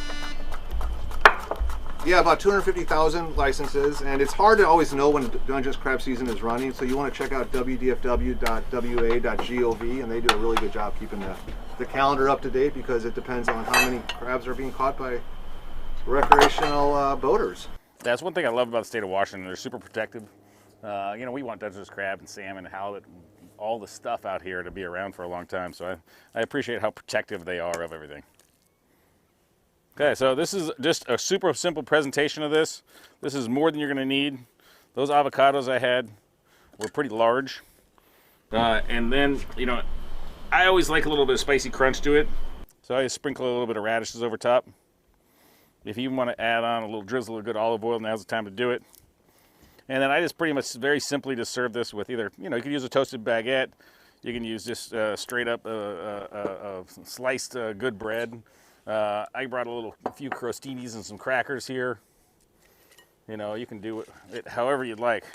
Can we talk food and wine pairing a little bit? Sure, yeah. What do you think would be the right pairing for that dish? For this thing, I mean, I gotta tell you, it could be a lot of things. You know, I mean, I kind of follow, you know, the color of the protein with the color of the beverage. You know, so you know, obviously with oysters and crab and halibut, I like white wine, you know, something. This is pretty rich because of all the avocado, so, you know, you can go, you know, a nice Chardonnay, you can go great beer, you know, even something like a tequila margarita dish, a drink or something like that would be fantastic. So, you know, as far as, you know, like Washington wines, I think a nice Washington, you know, I mean, Riesling's pretty popular out here, and that would be a great pairing, so anything is dealer's choice, in my opinion. What makes Dungeness crab the best crab in the world? Just the flavor, texture. It just doesn't, nothing else compares to it. You know, it's readily available. It's got great mouthfeel. It's got that richness you're looking for at a crab. So, I mean, I think it's one of the best out there. Steam, boiled. How do you go about it? I'm definitely keep it simple. So I like to boil them, crack them, eat them out of the shell with a little bit of mayonnaise and some lemon juice. After that, I'm pretty, you know, at that point I'm pretty happy. And that's just a beer on the deck kind of day for me. Right on. Sounds delicious. Let's dig in. Let's do it. I'm gonna get you a little cracker here for you so you can taste this, all in with radishes and everything.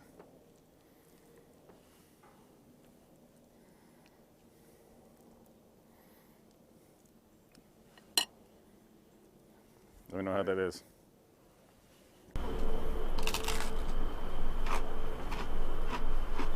Super good? All right, good. So that's as simple as it gets with the food. I mean, I think one of the things about, the Northwest is we have such great product out here, whether it's all the shellfish and seafood we have, or mushrooms, or if you go east of the mountain, the vegetables and the beef and things like that we have out in the Northwest. It's fantastic. So I'm a big believer in keeping my cooking pretty simple, having fun with it, really letting the joy of the night or the day be dictated by my friends, and not letting making dinner or making lunch stress me out too much. So simpler you keep it, more ahead you get prepared, the more fun you're gonna have with your friends. I think we've done that today. And on a boat. Exactly. Works out well. Better. And there you have it, Dungeness crab avocado dip, served up on a beautiful Lindell Yachts. That's hashtag Lindell Yachts on your favorite social media channels, and www.lindellyachts.com. So don't go anywhere. We'll be right back with another dish by Chef Ethan Stoll.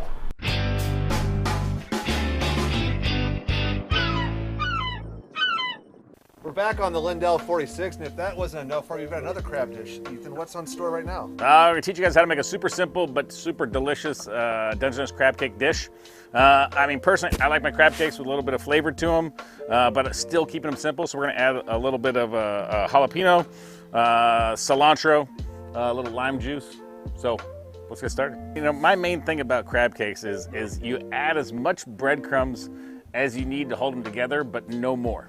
That's one of the things about crab cakes is that people add too many breadcrumbs or too much mayonnaise or too much filler, which is not what you want. You want to make sure you have enough just to hold it together. I equate them very much to potato gnocchi, or Italian pasta dish. The idea of potato gnocchi is add as much potato as possible, as little flour as possible, and then just enough binders so you taste so you have a strong potato flavor. Right, so I think the same thing, right? So the first thing I do is start with crab cakes, is pick Dungeness crab meat, super squeezed out, because all the water means if you have more water in there or more juice in there, that means you have to add more breadcrumbs to kind of hold it together. So make sure you squeeze your crab cakes, make sure you squeeze your crab meat out thoroughly. Next thing I do is I add some fresh chopped cilantro. Go as much or as little as you like. I like a lot, and I like my herbs roughly chopped. You don't have to worry about this being fancy at all. Just rough chopped is great. Add all that to it. What I like about crab cakes too, it's a breakfast, lunch, or dinner item. Totally. Add a little poached egg on top of a crab cake for breakfast is amazing. Amazing. Okay, so the next thing you do, I've already got my jalapenos seeded and diced here. I'll show you how I do it, because obviously you can add as many seeds as you want, but the more seeds you add, the spicier it's going to be. So if you want to just have it be mildly spicy, make sure you cut around the seeds of the jalapeno. You can add a few in. I add some. I like mine a little bit spicy. If I want it really spicy, I'll use a serrano chili in there and keep the seeds in. So you're not blanching the jalapeno or anything like that? Nope. Everything in here is all raw. Because it all gets cooked in the saute pan when I'm roasting the crab cakes. I knew that. So I just cut around that. Then just go just like I'm chopping an onion. Then you rub your eyes? And then I rub my eyes. First thing. That's kind of the rule of crab cakes. Okay. There you go. Let's add all that in there. And then the recipe has 2 jalapenos in there, so I add a little bit more. Okay. And then the next thing is fresh lime juice. I like it. Anytime I'm using any kind of citrus, I always make sure it's fresh. I love these lime and lemon presses because you really get a lot of the yield out of the citrus. And it really does a great job of making sure you get every last drop. And it's easy to use, so you really encourages you definitely to use fresh citrus, not any of those plastic limes or lemons that are out there. What are some other gadgets you swear by? I'm not a big gadget person, but anything that's going to help make cooking easier for me. Microplaners, mandolins, those things I like just because they're super easy. Make my job easier. I think one of the things about when people are cooking, I think they stress too much about it. So anything you can do to make it easier, simpler, more fun, faster, I think is great for people. This is my opinion. If I wanted to order crab cakes, which of the Ethan Still restaurants would I go to? Several of them, obviously. We got some at How to Cook a Wolf. We got, the place we sell the most crab cakes is down at Goldfinch Tavern at the Four Seasons. So we definitely do a lot there. So I've added my cilantro, jalapenos, mayonnaise, breadcrumbs, 3 egg yolks, and then... Is mayonnaise something I should be making from scratch or just get it off the shelf? It depends on what you're using it for. If you're making it for, for a beef tartare or something going kind of fancy, I'll make my own. But for the most part, I just use Best Foods because I think it's great. I think it's a pretty neutral flavor. I don't like mayonnaise that are based on olive oil. I like them to have more of a neutral oil flavor and something that's just consistent and has a good thickness to it to help use it as a binder for this dish. It's super helpful. Okay, we got those latex gloves. Obviously great around the kitchen and the Lindell yacht. But I find them to be super versatile and they're super helpful because I think the most important tools you have in a kitchen are actually your hands. So I'm going to use these. I noticed you're not really using a recipe. Is that because it's a lot of trial and error through the years? No, everybody here got a recipe and all these were all measured out. So, but the recipe you have is super consistent and good. And this is not a hard recipe. I definitely try to keep it pretty simple. Just enough binder to make sure you're holding things together, and it will look a little bit soft as you're using it. But it's the egg yolks are in there, so when you cook it, it'll hold together and bind a little bit in there. So, do people get too wrapped around the axle with recipes? They're just too gotta be by the book? And would you recommend that people just chill out a little bit and just go with your gut? My main thing about cooking in general is, I think people put too much pressure on themselves to be perfect at it, and I'm a person that's like, obviously I can make a steak or make a crab cake better than most because I've done it thousands of times, and it's just like anything in anybody's career or profession. They're really good at it because they've done it so many times, right? And the same thing applies for cooking. I think people put too much pressure on themselves to be perfect at everything for cooking, and I think people, for the most part, should just relax and enjoy. Practice things over and over again. Add a little freshly cracked pepper in there. Okay, so we've got our mix made. You can see it's not... Can I overmix that? No, you're not going to overmix it. No, you want to make sure everything's... Well, I'll overmix it. Well, where are your favorite crab cakes? I do the Mark Bittman recipe, where actually there's no breadcrumbs at all, outside of an Ethan Still restaurant, of course. Of course. Yeah, I like the Bittman recipe, where he's all about keeping the crab really cold, so you need less bread. No bread to bind it. So yeah, that's the one I go to.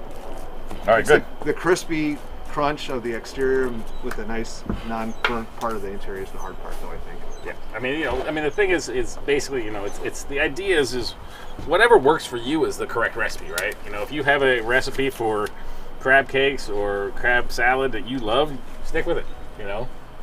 Try some variations on it, but certainly don't put too much pressure on yourselves. I think food is mostly about getting together, hanging out, and enjoying each other's company. And the food and beverage is secondary. Obviously still important, the reason you're gathering, but really a good dinner party is really based upon me and you hanging out, getting along. Love it.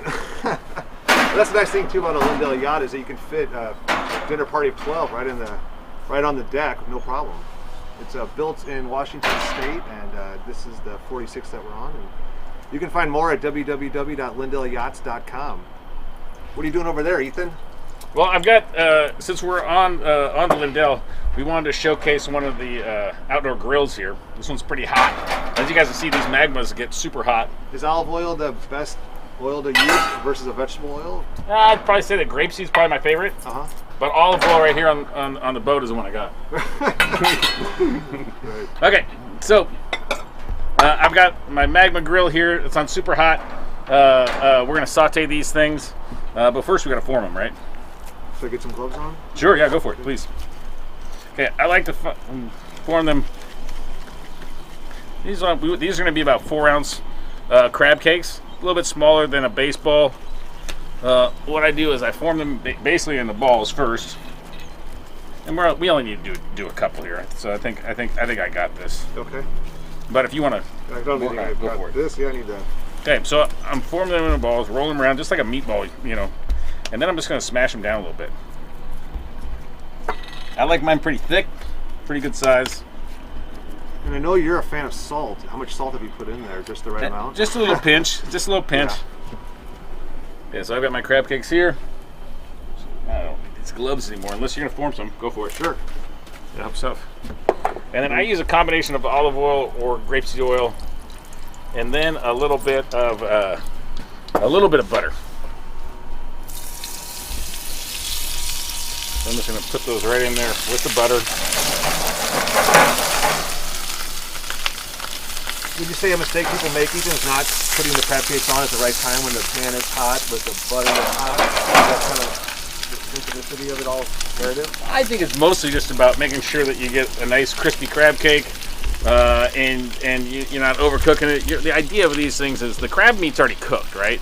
And you want to make sure that you're just heating it through and binding it all together. So the goal is to make sure you get it nice and crispy, and then heat it all the way through.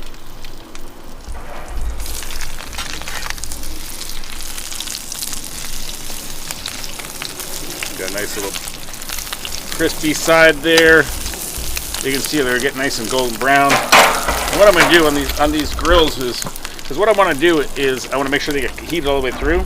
I'm just going to leave the saute pan in there, just close it a little bit and make sure that the heat stays in there, and they end up kind of baking a little bit. So if I'm making this at home, I would take the whole saute pan, put it in a 350-degree oven for about 5 minutes. So we're going to let this go here for about 5 minutes now. What do you say we peek behind door number 1? Well, let's do it. These things have been in there, for a good 5-6 minutes. I'm gonna take these out because I know they're hot all the way through. Uh-oh, sliding around too. Down there. And these have super hot, crispy crab cakes there that are all ready to go. What's the wine pairing classic for that dish? Well, this one, just because of the nature of the ingredients inside of it, the seasonings, I think a beer is appropriate. I think a margarita is appropriate. If you want to go white wine, that's great. I think White Russian? What's that? White Russian? I don't know about White Russian. you can't if you really want to. I'm a believer that everybody picks their own poison. So if White Russian is your jam, I highly encourage it. A little squeeze of some crab cakes, a little cilantro on top. Do a little squeeze of lemon. Let's get you a bite of this and see if you like delicious. it. Nice and hot. Thank you, sir. Let me give you a little squeeze of lime. I'm here to serve you. Right on. I love this. More of this. Okay, What a beautiful day. Is it hot? Wow. Is it good? I like it. Mikey likes it. This is delicious. All right, good. I'm going to try a little bit too. Looks pretty tasty. It doesn't need any aioli. I guess the aioli's already in. The mayonnaise is already in there. It doesn't need. It's in there. Yeah. I wanted to give you guys a base recipe.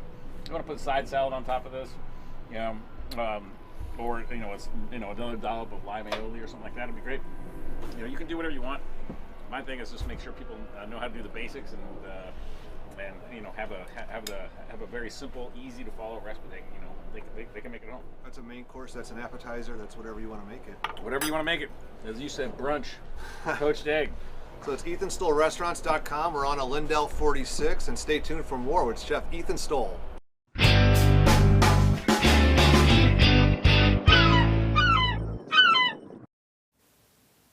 Once again, I want to say thank you to Ethan Stoll of Ethan Stoll Restaurants for his knowledge that he was so willing to share with all of us. And we saw in the chat, there's a question about crab cake recipes. And yes, in fact, those are in the show Seattle Boat Show Kitchens tab. That's part of the activities, which we haven't talked about too much. But a lot of the cooking stuff is going on in the Seattle Boat Show Kitchen activities part of Seattle Boat Show Connected, presented by Union Marine.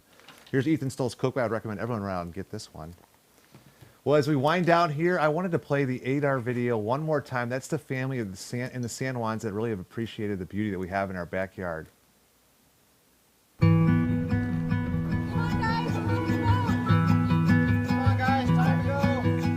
don't think we've ever had a bad day on the boat. I think it's just the fact that we're together and we're able to share this experience.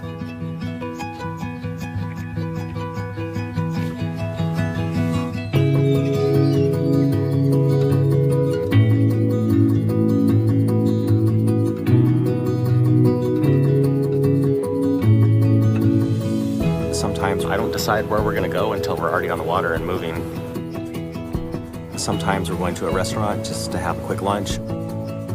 Sometimes we just take tents and sleeping bags and we head up to the beach. A lot of times, it doesn't even have to be that we're going somewhere. Being on the boat is the destination. Having a boat is a little bit like having a vacation all the time at your fingertips.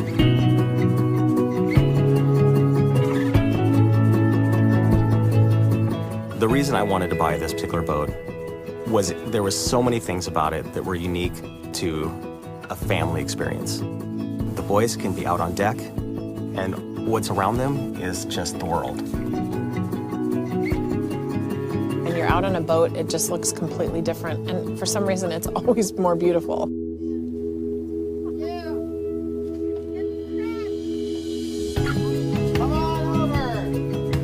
You know, my dad's almost 85 years old. I don't know how much more time that we're gonna have where he can come boating up to us. Oh, yeah. Come on board and have a crab feast with us.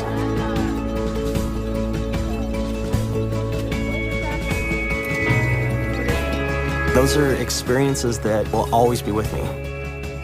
And hopefully always with Anderson and August. I think they're things that they're gonna wanna share when I become 85. When we're on the boat, it's ours. This is what's special to us. It's peaceful. What's valuable about owning this boat is it's an investment in memories that I can't create any other way.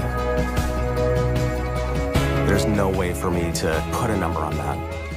It's just truly priceless.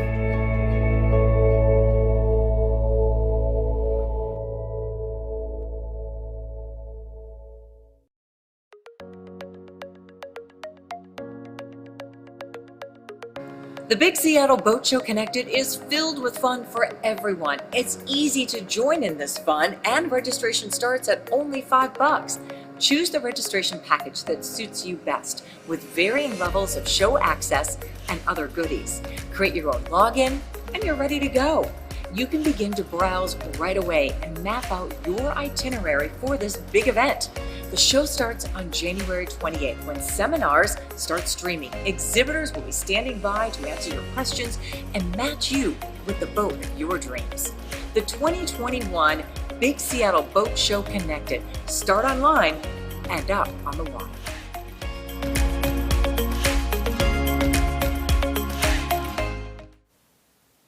Welcome back to Seattle Boat Show Connected, presented by Union Marine. As we come to a close here, it's going to be 8 o'clock before we know it, 8 o'clock on the West Coast, but that doesn't mean that you need to go to bed. What that means is that you can stay up and shop until you drop. Go ahead and see the show. You still can. I would say, though, that you need to be registered with a ticket in hand when that magical hour reaches 8 o'clock and my pumpkin turns into a carriage or something happens. Is that what happens? Right. And that's the thing. I mean, maybe you've heard from a friend who got into the show, got a great buy on something, a boat show special. So at this point, if before 8 o'clock, if all you do, if you don't already have a ticket, pay $5, get into the show, that will get you all of those boat show specials all the way through next Sunday. So just because the show itself might end at 8 o'clock tonight, that $5 ticket will get you through, and then you'll be registered, and there's an email that's going to go out so that you'll know how to upgrade if you want to upgrade. Well, if you've been with us at all, you know that we've had a lot of great guests here. It's been a flurry of activity, a beehive, if you will. And I just want to say thank you to all the guests we've had. I think we've had about 80 guests. So many. I should count these, but we've got the list right here. And these will be available. I'm looking over at Logan. These will be available on the YouTube channel, I think. I know some of them already are from Thursday, Friday, Saturday, and today's Sunday. So good to go there. Thanks for that. Yeah. So yeah, I'm looking at Renee Babon of the Jump Rope for Fun and Fitness. What I learned from her was just how easy jump roping is. I was reminded of that, but also then how convenient it is to bring a jump rope on board, given how space is at premium. I learned how to get one that fits you correctly, correct size. And the importance of the song, the 135 beats per minute was nice. And I looked like Angela Brady, and the fact that we now know what the future of Seattle's downtown looks like. Instagram now means a lot more to me.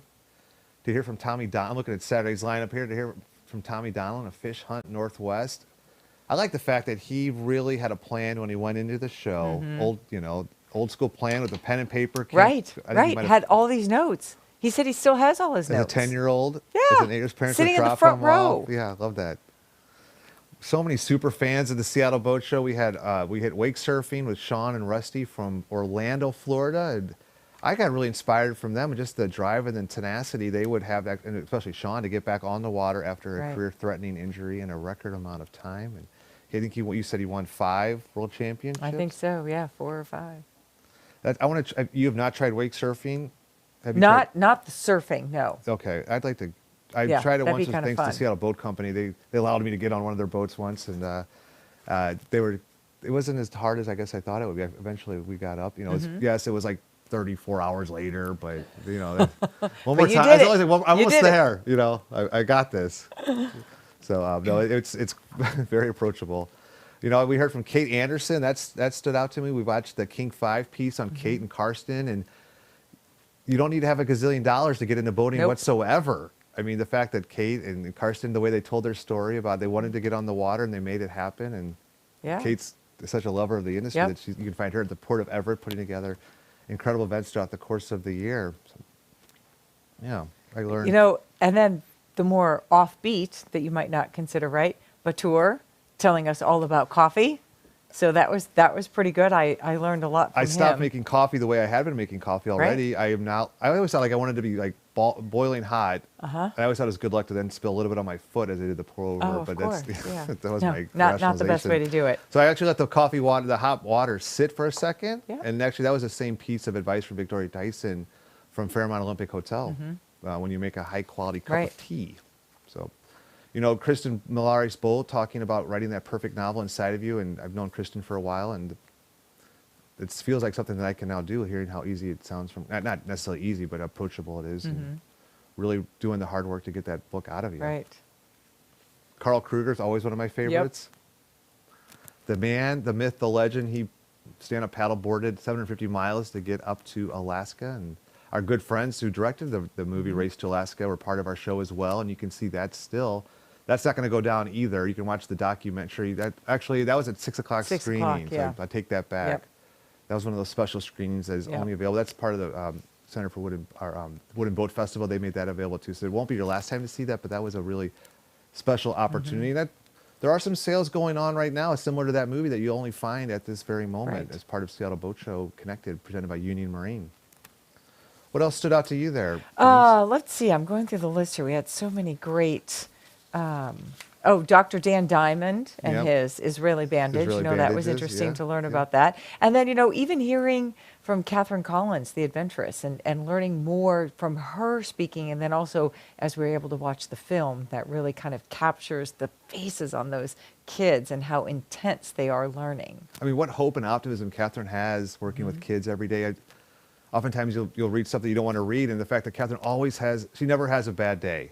Right. She's been with kids forever and working, and this is a 100-year-old schooner that people that have gone through that program are now having their kids and grandkids go through that program, and it's been fun to watch their video a few times over the last 34 hours. So. Right. Yeah. And of course, we learned a lot from Captain Lee and Captain Sandy from Below Deck. I mean, they both had some very inspirational and some places to go. I've put Tahiti on my list now, thanks to Captain Lee. So. And then you suggested Rainier Commodore Macaulay Haney. That was fun. She was. She's a lot of fun, and she's another one of those women who just shows us that if you really want to do something, you really can do it. She's now Commodore of Rainier Yacht Club, an all-female bridge there. Yeah, it's not the first time that's happened at a local yacht club, but it's still interesting and of note.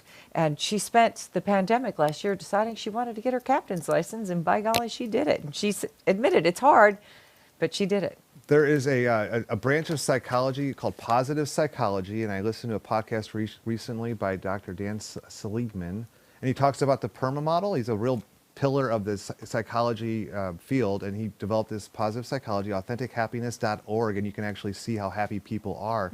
And this really grabbed my attention. He talks about the PERMA model, and P is this positive emotions. That's really having a mindset around happiness and how you really get to write your own future, which we saw with the Ader family.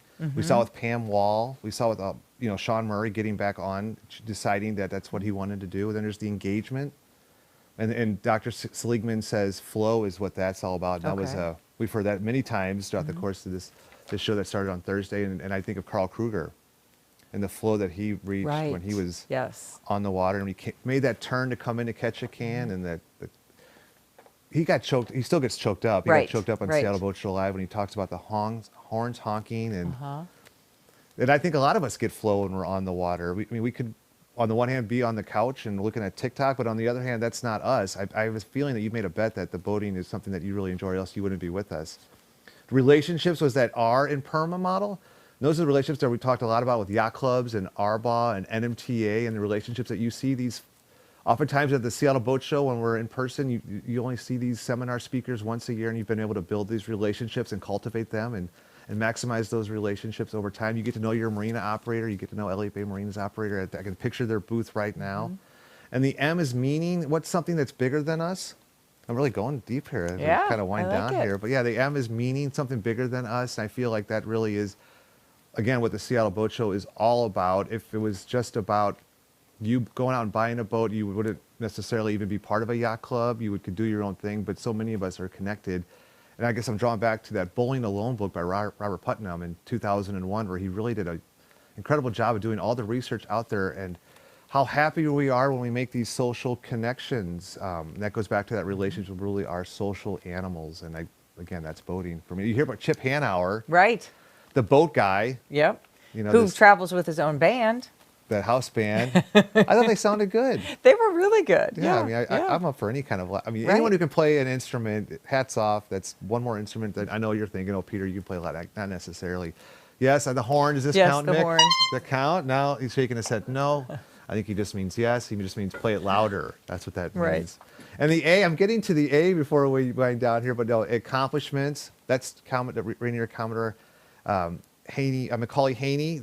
So many of us have taken this downtime to explore our backyard and gotten our captain's license, taken advantage of Boat Show University, spent time with me on Thursday nights from 7 to 8 as part of Seattle Boat Show Live. So yeah, I just wanted to share that with you here, that there's a choice that we get to make. And going back to how we started off today, so many important people, the heroes in our lives, have chosen not to wallow and not to kind of like, you know what, these are tough times, I'm just going to stay home. But I think the fact that we've decided to put our stake in the ground, that really there is magic that's created on the water. I'm thinking of that book Blue Mind, and that we can talk about the Bachelor of Arts of Peter here, that I am by nature, and how just special I feel on the water. But there also is a lot of science to being on the water and all the great synapses that occur and how it helps recovery.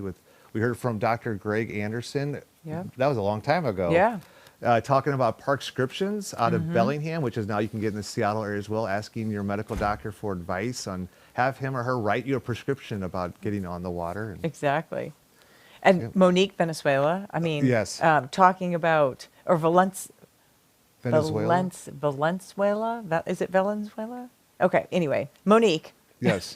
From Tacoma's Youth Maritime Foundation. She's so passionate about helping those kids. She's infectious, her spirit. Annie Crawley, another one of those. They were coming out of this. I had to kind of like wince, not wince, but I was like, I did a double take because they were coming out of the screen with all of that energy. Right. Yes. It's great. I mean, Annie is so passionate about diving and photography and saving our oceans that, she really is another one. And then Joe Klein, everything that he was telling us too. I mean, he had to come back on the show. Yes, He's he like, did. Peter, I That's feel bad. I got so wound up talking about international. Like, okay, what? You have to come back, tell us about local sailing. I think we can find a spot for you. Yeah. We found a slot for him Joe to talk about. And Dan Wara out of Port of Anacortes talking about all the future events coming through Anacortes and how special Anacortes is, and that link that Joe talked about a little bit, the link between the America's Cup and Anacortes. So Margaret Palmer talking about overboard survivors, and that was all extremely helpful information. Yes, exactly right. Safety. We had Rob Sindak on here as well, talking about the mandatory boater education card and some commonly missed questions and what's on the frontier there around mandatory boater education around human powered craft. We heard from Bob Weiss, the RBA president, who talk about countless hours. I think Bob has 2 or 3 full-time jobs. Right. And he's also the president of RBA, which is an important partner of NMTA. That's rbaw.org. You are a card-carrying member. Yep. I am a card-carrying member of RBA, and they're down in Olympia every day on behalf of boaters, making sure that the lawmakers know exactly the implications of their votes. So that was a real highlight for me. And they're working tirelessly to restore Lake Bay Marina. Right. Yeah. They've got that campaign Yeah. going on, and every donation there you get a Wagoner cruising guide. Yep. I was going to say they're still fundraising. They need $3 million. Yeah. Is that what it was? Yeah. $3 million? So, I mean, the list keeps going on and on. Jack Wilkin, I'd forgotten this quote from Jacques Cousteau. Yes. As I just learned in the break, you are a scuba diver. Yeah. And Jacques Cousteau called the Pacific Northwest the world's greatest spot to go scuba diving, which was news to me. Yeah. So that was fun. Also, we got some tidbits from Jack on anchoring and the corrosion, and so yeah, a lot there. Kevin Ritz today. Around electrolysis and Northwest School of Wood and Boat Building. We saw their video as well. Yeah, I mean, definitely trying to get people into the marine technology aspect of jobs too, because that's important, he said, with our silver tsunami happening. I like that term. There's not that many wooden boat building schools. No. There's just, I think, 4. And we've got one right in our backyard in Port Hadlock. And then right around then was when we had Josh Anderson for the Center of Wooden Boats on. And how much how passionate he is to talk about wood, and just that how it's a living, breathing part of our existence. To be able to work with that looked really special. And I really like the video from the Northwest School of Wood and Boat Building. Right. It's a good one. And to take a tree and to turn it into a boat. Yeah. Good stuff for sure. Jason Robertson, who wasn't able to make it in person, but I did my best to channel him because I inconveniently deleted that. Incredible. It really was good, Doug. It was great. It was one of the best, but I deleted it. You always remember the picture you did not take. Yes. Definitely that was true it. here. But Jason's message to us was to think about your morning base of oatmeal, and that was a good one. Arden Kleiss was really good too on etiquette. Yes, I enjoyed her. Spinach in Your Boss's Teeth. That was the name of her book. Can I pull that out, Brett, or have you already disassembled? Can you? No, you're good. Yeah, here we go. All right, I'm going to show off the bookshelf as well that Doug and I spent. Look at this nice backdrop we've got here. Doug, see, we got it in. Look, we've used every single prop we brought here. We went through the Ozzy's cupboards and we pulled out some stuff as well. So yeah, here's Arden's book, Spinach in Your Boss's Teeth. And Denise, you tweeted it for her last night, I saw. So thank you for doing that. So yeah, as we wind down here, we've got some thank yous as well. I want to thank Union Marine, who is our presenting sponsor. I want to thank Glendale Yachts. I want to thank Basta Boat Lifts. And I want to thank Sundance for being such an important part of pulling off Seattle Boat Show Connected, presented by Union Marine. And so much. I never thought this would come. This moment would come. For you at home, you've got about 2 minutes to get registered, and then you can upgrade as we go along. And the fact is that you can continue to watch these seminars for the next week. Right. As well. Which is huge. I mean, really, I know a lot of people, over the last year, they're tired of Zooms or they're tired of videos, but I think this is one opportunity that you just don't want to pass up, since there's so much you can learn, and the chance you can re-watch something, take extra notes if you need to, follow Tommy's lead there and take some notes, and then you'll be set to learn something and be able to troubleshoot something that happens on your boat, or that you want to go somewhere and do something. I thought I'd end with this quote. Man's search for meaning. Should we bring the house lights down a little bit? I'm just kidding. We can't do that. I didn't really want it to happen because I couldn't read that. Why would we want to do that? House lights down and disco lights up. There we go. Those disco lights sponsored by C Images. Thank you, Ozzy, for sponsoring our disco lights. But no, it's Man's Search for Meaning by Dr. Viktor Frankl. It's an incredible book. Tony Robbins is making a movie out of it. It's one of those books that I've given away a lot. We were talking about Tim Ferriss earlier. Chip Conley's given that book away a lot, and it's between every stimulus. To set it up a little bit, Dr. Frankl survived the Holocaust, and he kept such a positive attitude, and people always wondered, how are you able to keep such a positive attitude about life? And he said, between every stimulus and response is a space, and within that space there is a chance to decide between. Cut. Back to the drawing board on that. Let's try this again. I even wrote this down. Between every stimulus and response is a space, and it's within that space is your choice to choose. That choice is freedom and happiness. And I feel like that's what we've been about here with Seattle Boat Show Connected for the last 34 hours. So at this note, we're going to say good night, send you on your way, but you don't need to go anywhere. You can keep shopping, but we're going to say good night with Colors from Roche Harbor.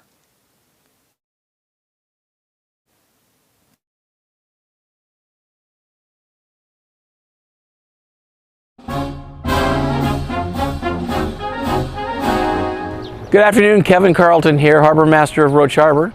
Welcome. Talk to you a little bit today about the color ceremony of our Roche Harbor Resort.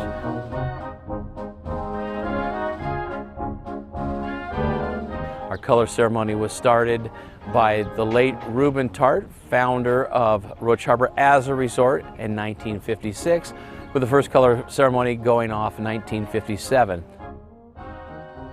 Our color staff consists of 4 to 5 dock staff that do the color ceremony every evening, 10 minutes before sunset. They'll march out to Colonel Bogey's March to the flags, where they promptly take down the Roach Harbor Burgee first, and then they'll take down the Washington State flag, and then take down the Canadian flag, and then followed last by the British flag, and then the American flag comes down with a salute to colors by a cannon, and then plays taps.